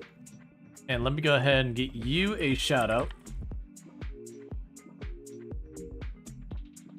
So those who don't know Penny Meow, absolutely fantastic. Been playing some Dragon Pirate Yakuza in Hawaii, which is fantastic. Yeah, I haven't played the Yakuza series myself, but there is definitely another friend of the channel, Pankrar, who's played a whole bunch of it. Yeah, it is one long fever dream. Like, it is silly, it is ridiculous, it is amazing, it is fun. But it's also those games that you're like looking around, it's like, did someone slip something in my drink? What am I experiencing right now? What am I even looking at? Did someone slip something into the dev's drink? Someone was consuming something. But for those who don't know, Penny Meow, absolutely fantastic content creator on the platform. Been playing like Project Zomboid, been playing some Yakuza, been playing a whole bunch of different like retro games and all that stuff. Really, really, really fantastic content creators. Definitely someone I recommend. Usually streams just a little bit after me. So when you're like, aw man, Rual's wrapped up for the night. What am I gonna watch? You can find it over there. There's things to be seen. Let's see, one second you're dealing with super serious situation, then after that you're doing a silly dance and singing. Yeah, that like literally karaoke as a mechanic in the game. You're like, what? Or do like a Cooking Mama-esque whatever mini game cooking. Alright chat, so what I'm gonna probably do is normally on my days I stream, I go for about a half hour longer. But I'm looking at the, well, no, actually we got time for one more day. Yeah, we got time for one more day. What am I talking about? Like my brain was going, days are an hour long. I don't want to go that much over. Right, days actually are 30 to 45 minutes in practice. So we're good. We're good. My mind was thinking that we're going to be committing to another hour. I'm like, all right, hold up, wait a second. We're fine.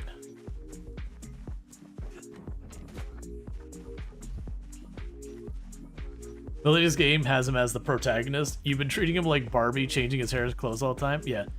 Yeah, no, one more day. Well, I'm trying to fix my sleep schedule, and so I just didn't want to accidentally commit to being like, all right, you know, here I am going way over. Because going like a half hour over is a decent amount. But barring some extreme situation where, you know, I end up having to like choke down a bunch of caffeine pills just to keep the character awake long enough to stay alive, which at this phase in the game, if that happens, I'm honestly not sure how I could get myself into that situation. Like, you can always die. Like, I can always accidentally get like bitten because I'm not paying attention or just misplay something, fat finger a key or whatever. But like the drag out the day kind of death, where you're like slowly inching away as your character slowly fades energy-wise, and you're like, I don't know what to do about this, this is just going worse and worse. That kind of death. I don't see a circumstance that could really happen at this phase in the run. Because I got my car just up the road. It's not running, so there should be no zombies anywhere nearby it. even if there were, unless I'm not at, like, unless I'm already down to the point I can't barely move, I'd be able to just hop in the truck. And I've already cleared, like, an entire area of the map. I can just go there and know I'm safe. And the truck is in really good shape and fully gassed. So, like, it having a tire blow or break down or run out of gas is very unlikely.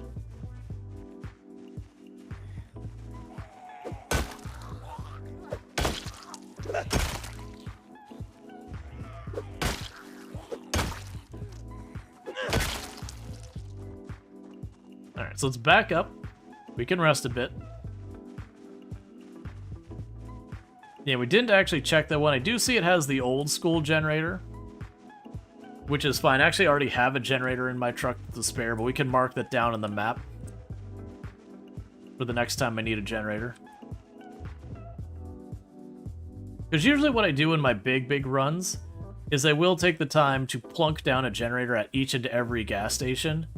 That way, like, no matter what I'm running into, I know I can just go to the nearest gas station, turn on the generator, and I'm good to top off. As well as things you can take the time to do, and then you don't have to worry about, like, oh no, the one place I got, like, you know, I'm separated from home base. What do I do? It's like, nah, it's fine. I got a lot of home bases.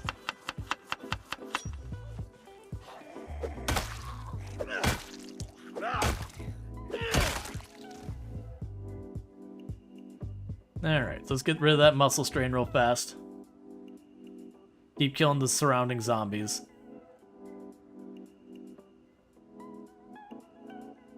How is the condition on that? Oh, you're getting pretty close to breaking. Yeah, when that one breaks, its head's gonna be mostly gone. So it won't be worth me picking up the head to, like, make another one. Which will be good, because that'll get some junk out of my inventory.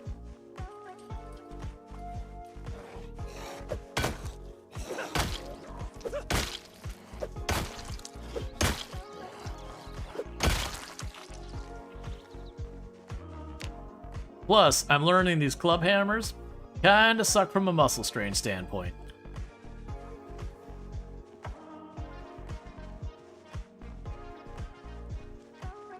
There's a lot of weapons like that.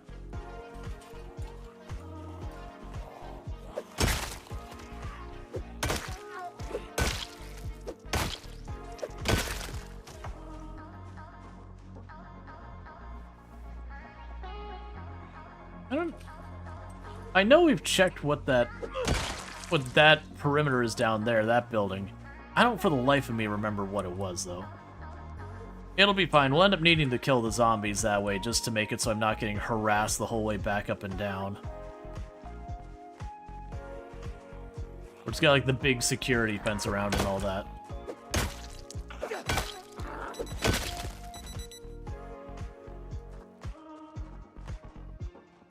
So we got one zombie over there. I saw one hop in that window. Where? Oh, I see. Yeah, just do your thing. Bust out the window. I don't care. A blower fan. Mechanics 2. We've already seen that a bunch of times. Multiple welding masks. Geometry tool. Okay. So for this one, I'm just going to mark it open, and then this is what I do for generator.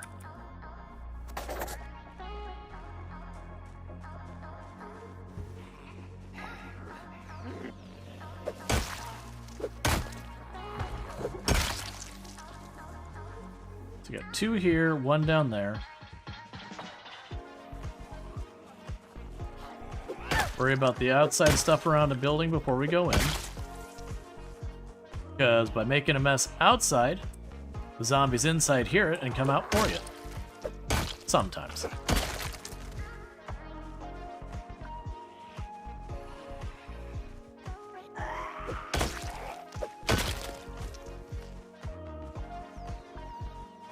Okay.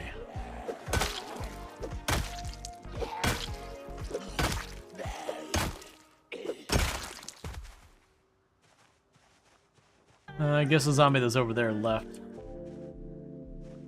Alright, let's see if we can't just go in this place. Well, I feel pretty confident that there's no more zombies right here.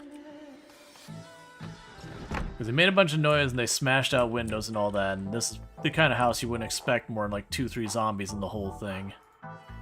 Not unless it ends up being an event house like the bachelor party or whatever.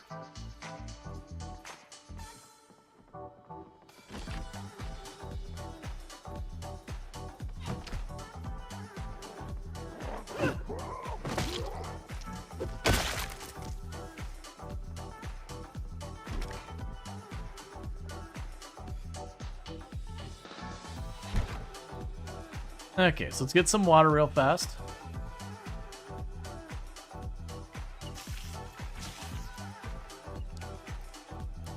And for just a minute, we can go sit here in the corner.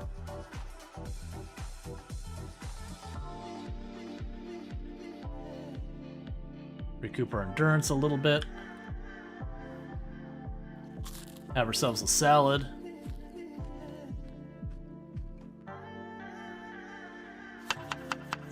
Just tomato and cilantro. A very lacking salsa. We apparently don't believe in hot peppers. We don't believe in onion. Just tomato and cilantro.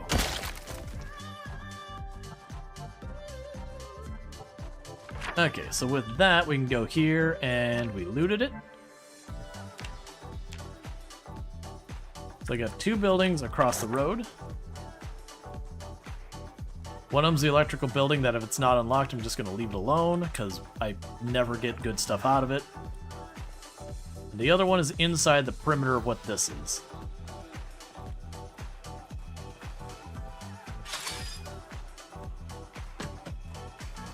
Oh, hey.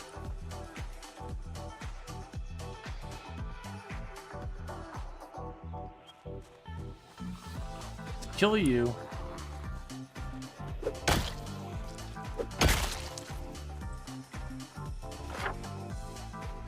And go here.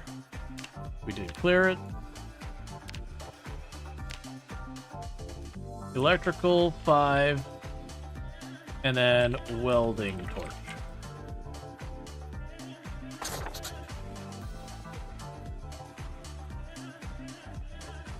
So tomato and palm olive with an aftertaste of gasoline. Why would it have an aftertaste of gasoline?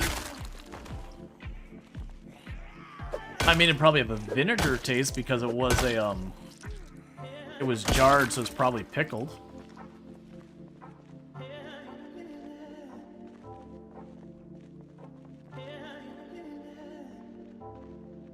I'm not seeing many zombies inside this, whatever this is.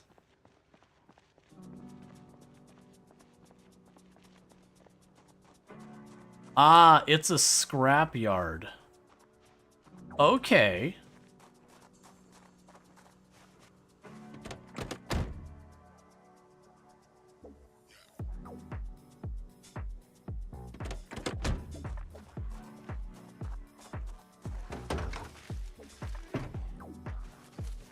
Alright, so let's bring our car forward. They got a reason for this. And that reason is I have a whole lot of propane in the back of my car. And I can use that propane to start taking apart a whole lot of car wrecks to clear out some inventory space. Go ahead and take a claw hammer out. Because each one of those is 10 units of encumbrance.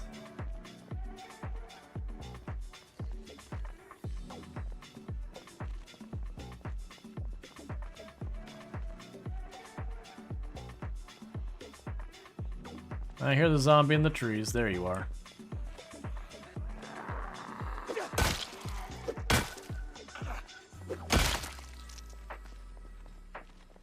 There's my truck. Looks like we got some zombies that have rolled in from the back part of town. Looks like there's some zombies probably to the east that we pulled over with the helicopter. That's fine by me. We want to kill all the zombies. It's all these zombies wandering around anyways. Sooner or later, going to be something I'd want to kill. We just made it sooner.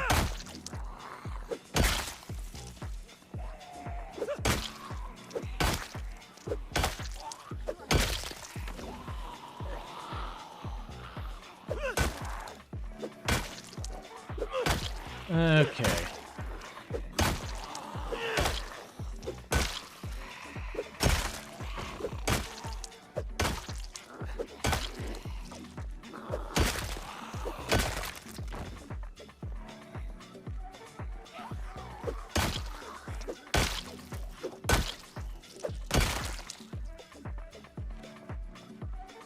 Alright, let's hop in our car. As soon as I kill this one last zombie back here. I'm gonna pull into that parking lot with all the salvage. And start cutting a whole lot apart.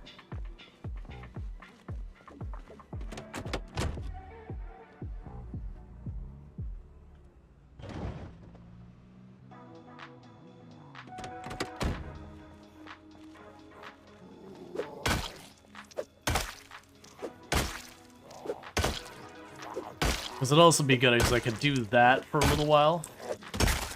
To let our muscle strain start going away.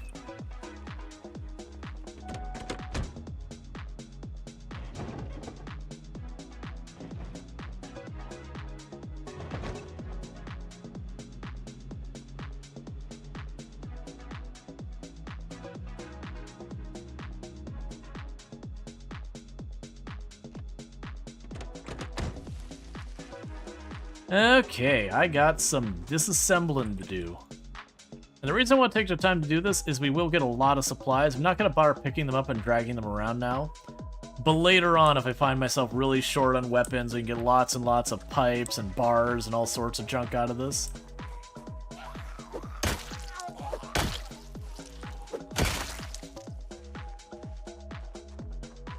We got to deal with the fan club here first.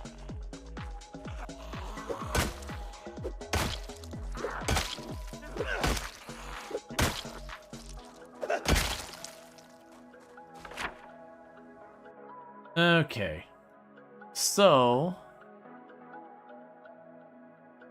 we will need to do a loot symbol. I've got a car up here. Oh, you know what? Where's my welding mask? I need my welding mask to do this. Don't tell me it's not here.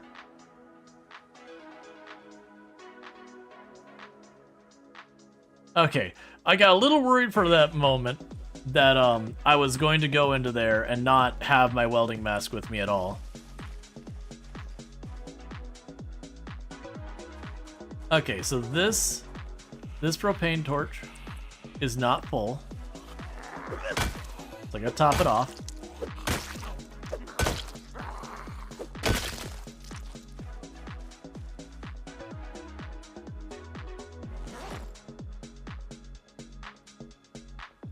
And the propane torches don't have condition to them.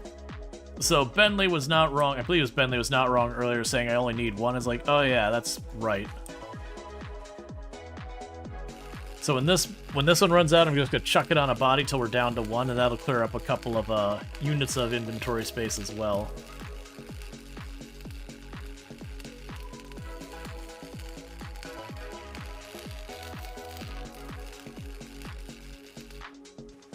Yes, as you can see, a bunch of steel parts. Nothing I super need here. We'll get there. There you go, buddy.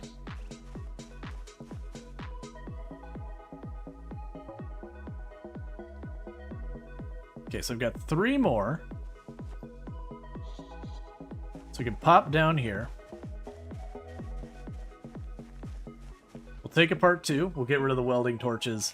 And then we can start refilling the last one again and again.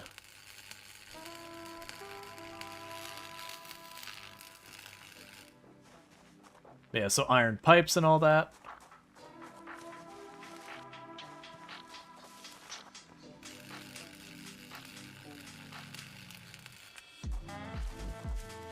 Engine parts and all that kind of good stuff. Okay, so drop the 2 empties off. Cool. Yeah, so all the ones that are actual wrecks, we can just get out of here.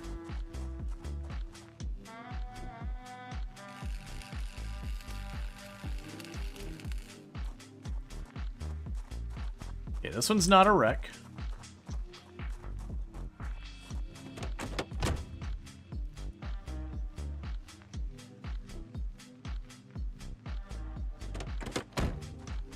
There's a lot of wrecks in here.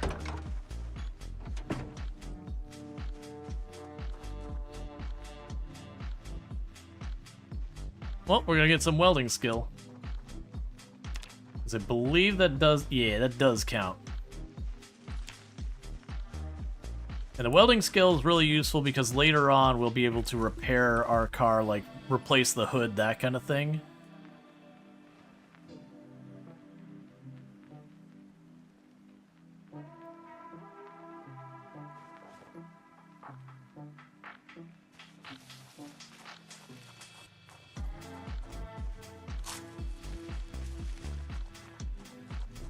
Okay.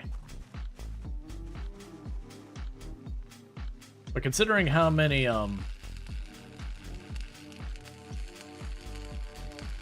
many propane tanks I already know where I can find. That'll help a lot. Alright, this car actually seems like it's in pretty good shape. Alright, so I'm not going to destroy that car.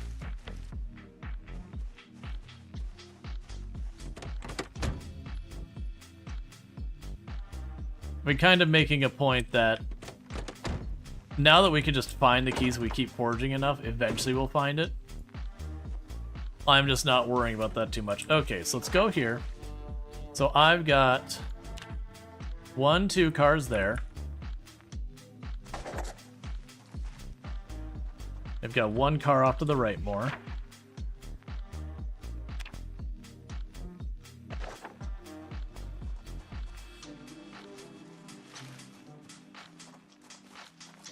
Yeah, no, I'll probably end up having to craft a little bit. But yeah, I'm probably not going to spend a huge amount of time doing the crafting stuff. I wish when you chose to refill it, it would choose whichever one's your lowest. Let me just grab the lowest and bring it out. That way I don't have to sit here and deal with this. Where are you? So I can grab you. You're the lowest. So equip that to our secondary.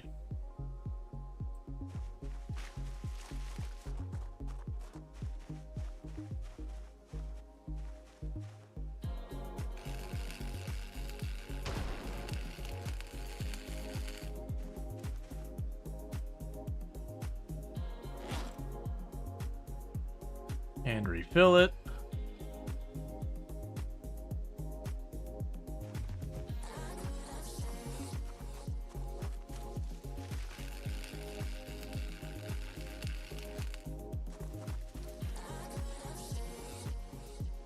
And refill it.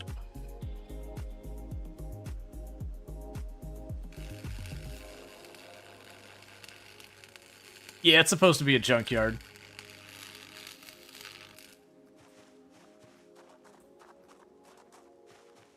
And refill it.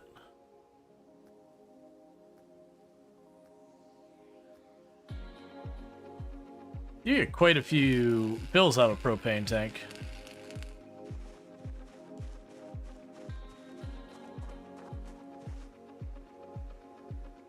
But I'm also doing this just to clear up trunk space. Because these suckers are like 10 encumbrance when they're full. And I had 4 of them in the trunk. I had to be like, I need to stop grabbing these.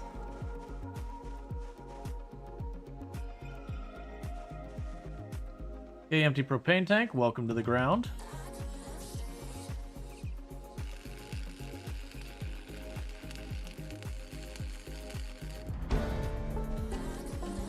And that's welding 1, I assume? Yes, it was.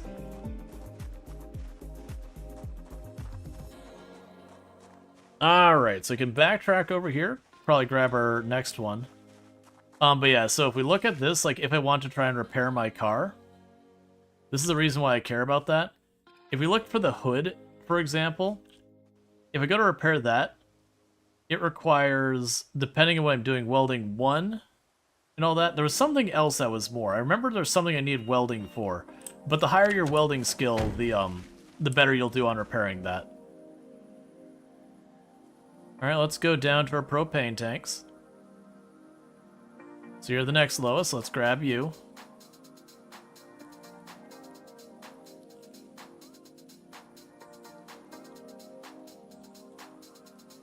Might be brakes or suspension. No. So brakes and suspension you replace. You're right, it's the trunk itself.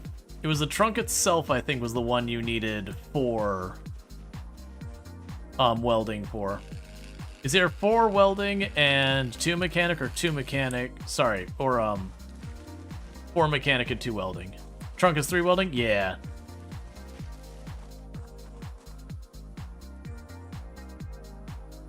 Yes, these are good places for you to get your welding up.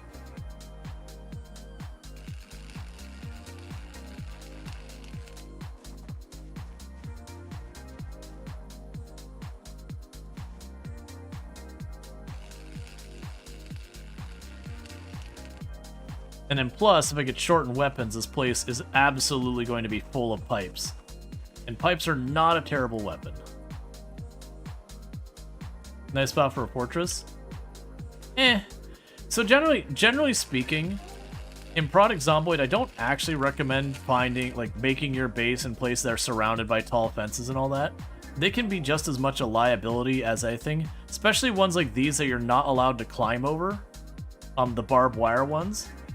They can make this place absolutely a bad thing. No, so the tall fences in the game right now that exist when you start the game are indestructible to zombies. Can you break them now?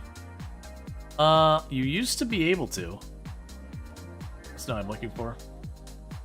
Yeah, you can disassemble them. You've been able to disassemble those in Build 41 as well. You can just walk to this fence with a welding torch and mask and just cut them down. Or sledgehammer them. Either or.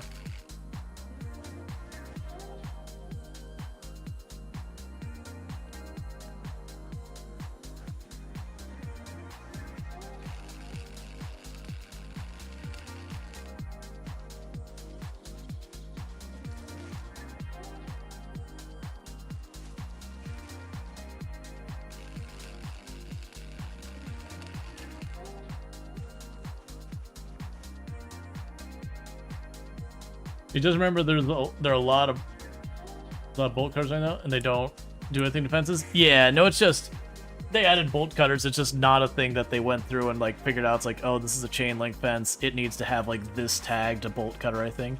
I don't think it's a deliberate decision to make them not able to be bolt cut or whatever. It just happens they added bolt cutters, and they haven't added the ability to cut like through walls or anything yet. You can stab through it, though you don't know about shooting through it. Yeah. Spears and short blades can stab through the fences. Guns can shoot through them as well. The thing to know is you do take a damage penalty when you're doing that, though. So you do considerably less damage when you're fighting through a fence.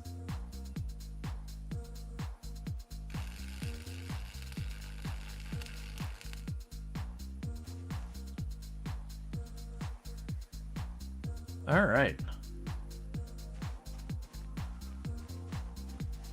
This will also give me tons of materials, so in the event I want to repair the hood of the car at some point, I can just literally grab a bunch of the metal plates that are laying around all over the place here. And probably be able to keep our car running for most of the rest of the run just from the plates here. Now, if I was weaponizing my car, this wouldn't last us very long. But if you're not weaponizing your car... There's rats in here? Yup. Well, I'm destroying all their homes. Alright, that propane tank is empty.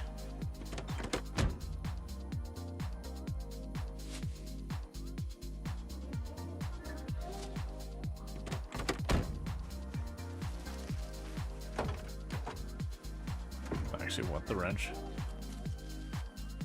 The wrench is a pretty decent weapon. Alright, so let's pop down here, because we've got another car down here.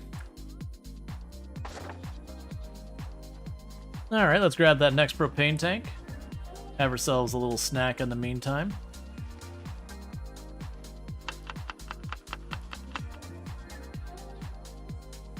I also need to deal with that zombie over there.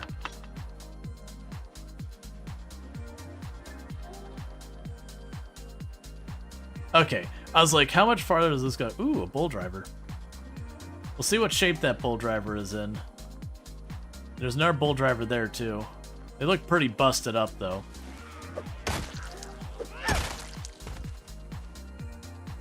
But in a pinch, this could be a place I drop back to collect some more parts and whatnot. Because those will have heavy tires, so if my tires get destroyed, as long as the tires aren't a complete loss, we could go back there, snag some tires.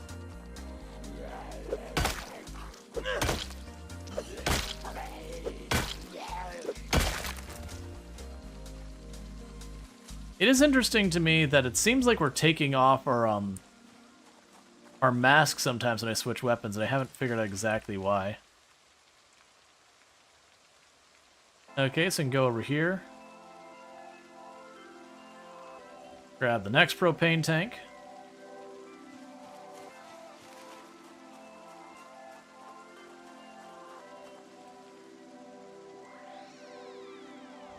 Alright.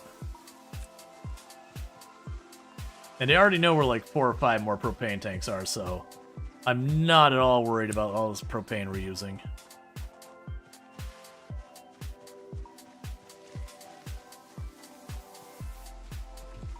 Can you tell they're busted up? Oh, the windows are all cracked. I can't tell like what shape it is. It could literally be just the window that's damaged. But it is one of those things that when you notice the window's damaged, there's a pretty good chance it's in bad shape. Plus, honestly, most of the time, all the cars in the junkyards here are pretty bad. If we pop this one up, it's probably in terrible shape. It'll probably be all red. Yep, other than apparently the muffler and the taillight.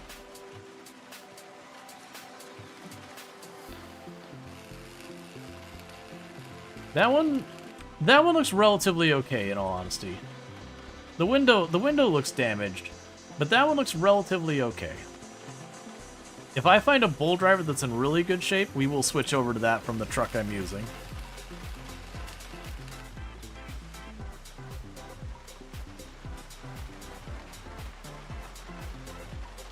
Can you fix a burned wreck? No. These ones cannot be repaired. Like we won't even get to, actually we can apparently view mechanics. But yeah, so you see like there's no parts to fix.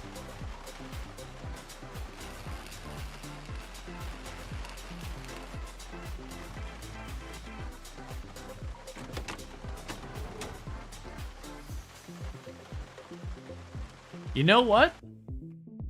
That's actually in really good shape, all things considered. It's got a couple parts that are bad. It's better than what we're driving.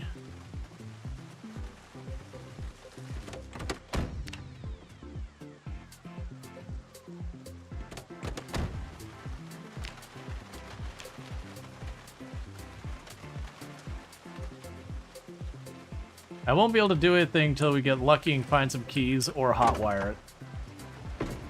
It's got full gas cans in the trunk, too. Alright.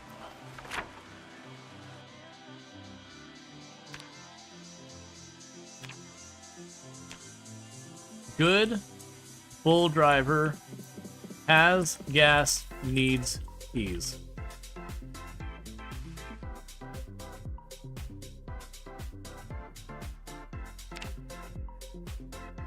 So it'll definitely be a good find for us later. Right now, it's not going to do us any good.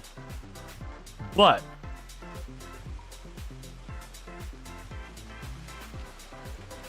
that is one of those things that we can potentially make work.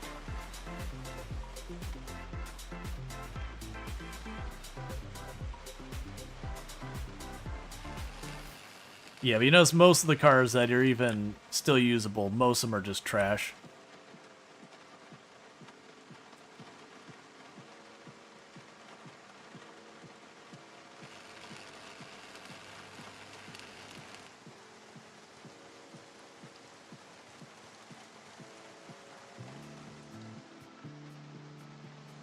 All right.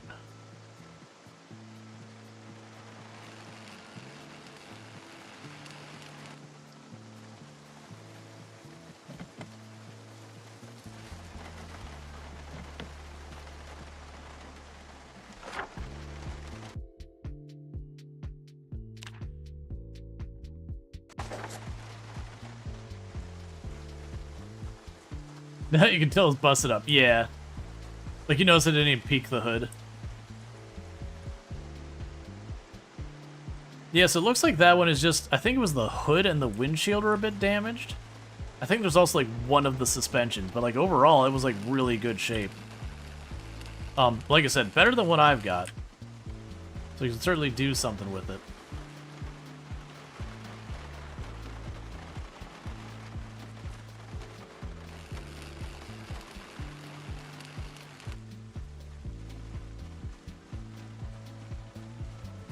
So we're probably getting low on propane by now.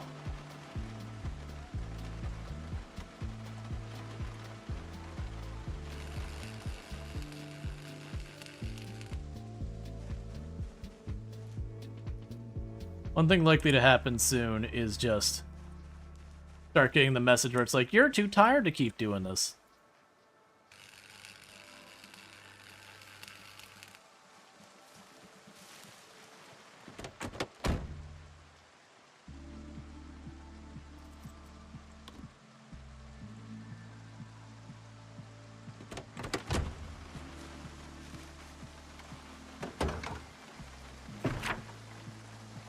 Alright, we can go down here, put a key symbol on it.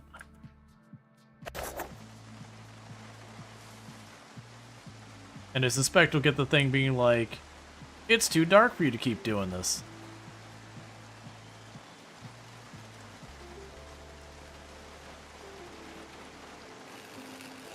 It'd be nice if we can manage to get through the last couple of these, because propane tank's just about done.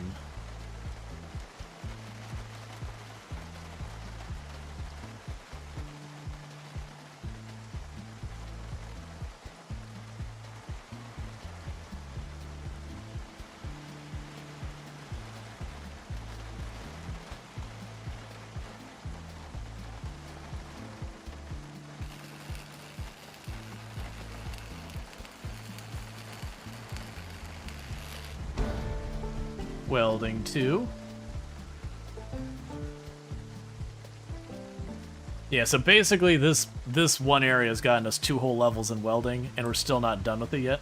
I'm not gonna worry about doing the last propane tank. We'll keep the one on us.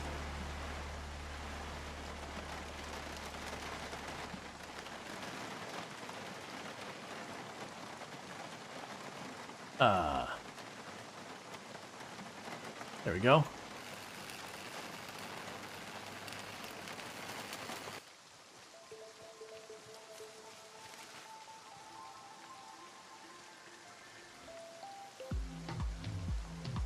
That'll probably be the last of it for now.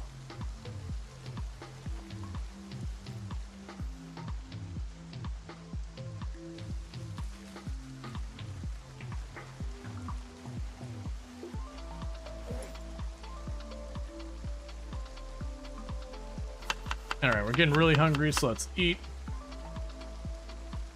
And wear those.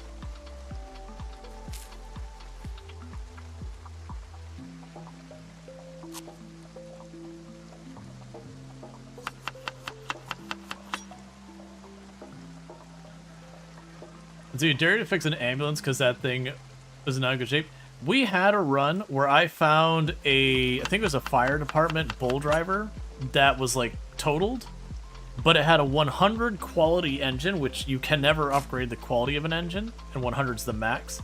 And I did take the time to repair it all the way from like literally every single part of it being in the red, all the way up to, you know, about as close as you can get to mint, because you can never quite get them to 100 because you'll find parts that are like 97 and all that.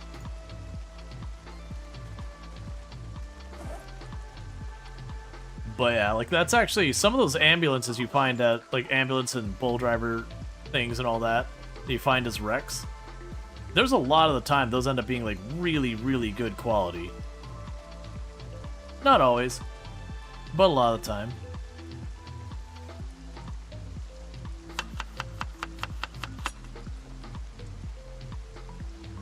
There we go. So that takes care of our hunger. I just wanted to try and deal with our hunger and to get ourselves a little bit of our exertion back before we go. I'm not gonna, as debating keeping the jars, I'm just not gonna keep the jars. I know I'm not gonna do the jarring. The jarring just takes way too much effort. So rather than fuss with that, I'm just gonna go dump them in one of these wrecks. I can just come back to it later if I do decide to change my mind.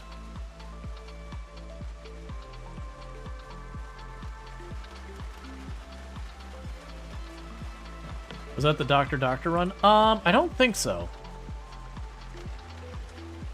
I know it was one of the big runs. I feel like it was Clark Burke.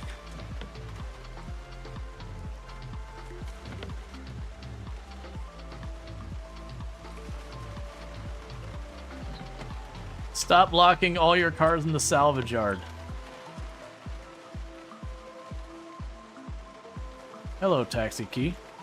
I know where you go.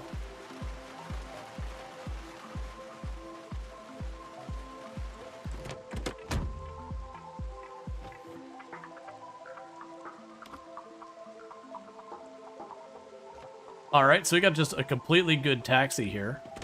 Which of course means, I'll just dump the stuff in here anyways.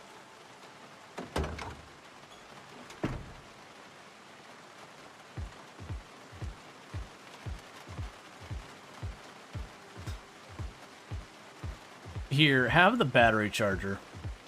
I'll mark this car.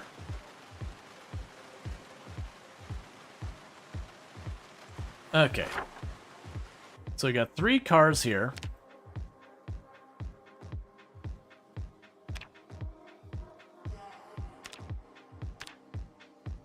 Taxi has car battery charger.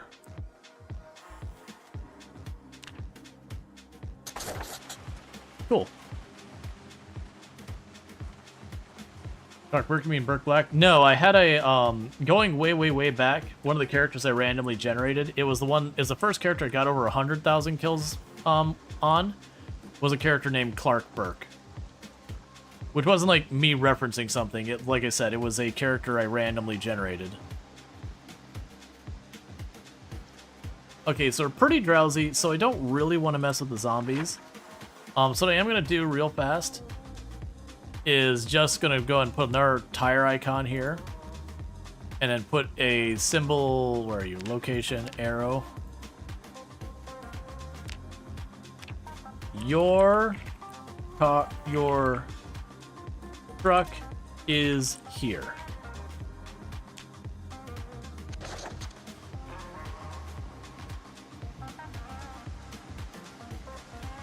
Because our character really needs to sleep. How am I so ridiculously overburdened?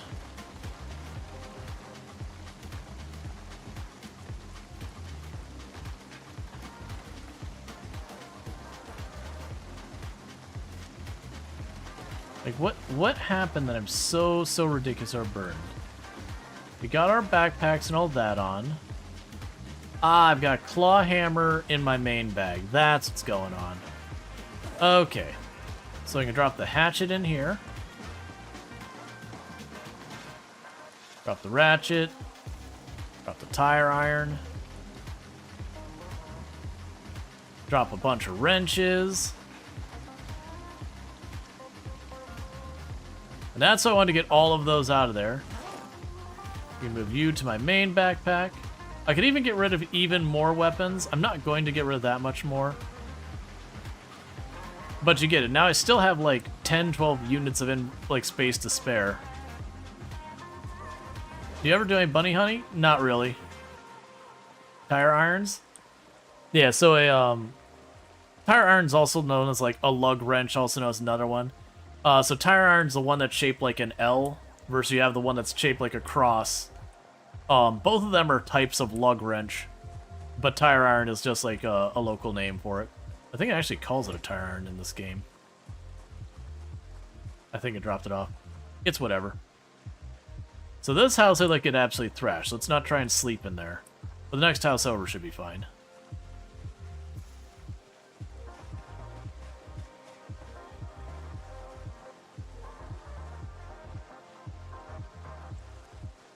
But yeah. It's just the thing that like one half of it's the thing to pry off your hubcap, and then the other the other side is the wrench for your lug nut. And that's usually like hardened steel or whatever, so you can like really torque down on it and not have to worry about damaging it.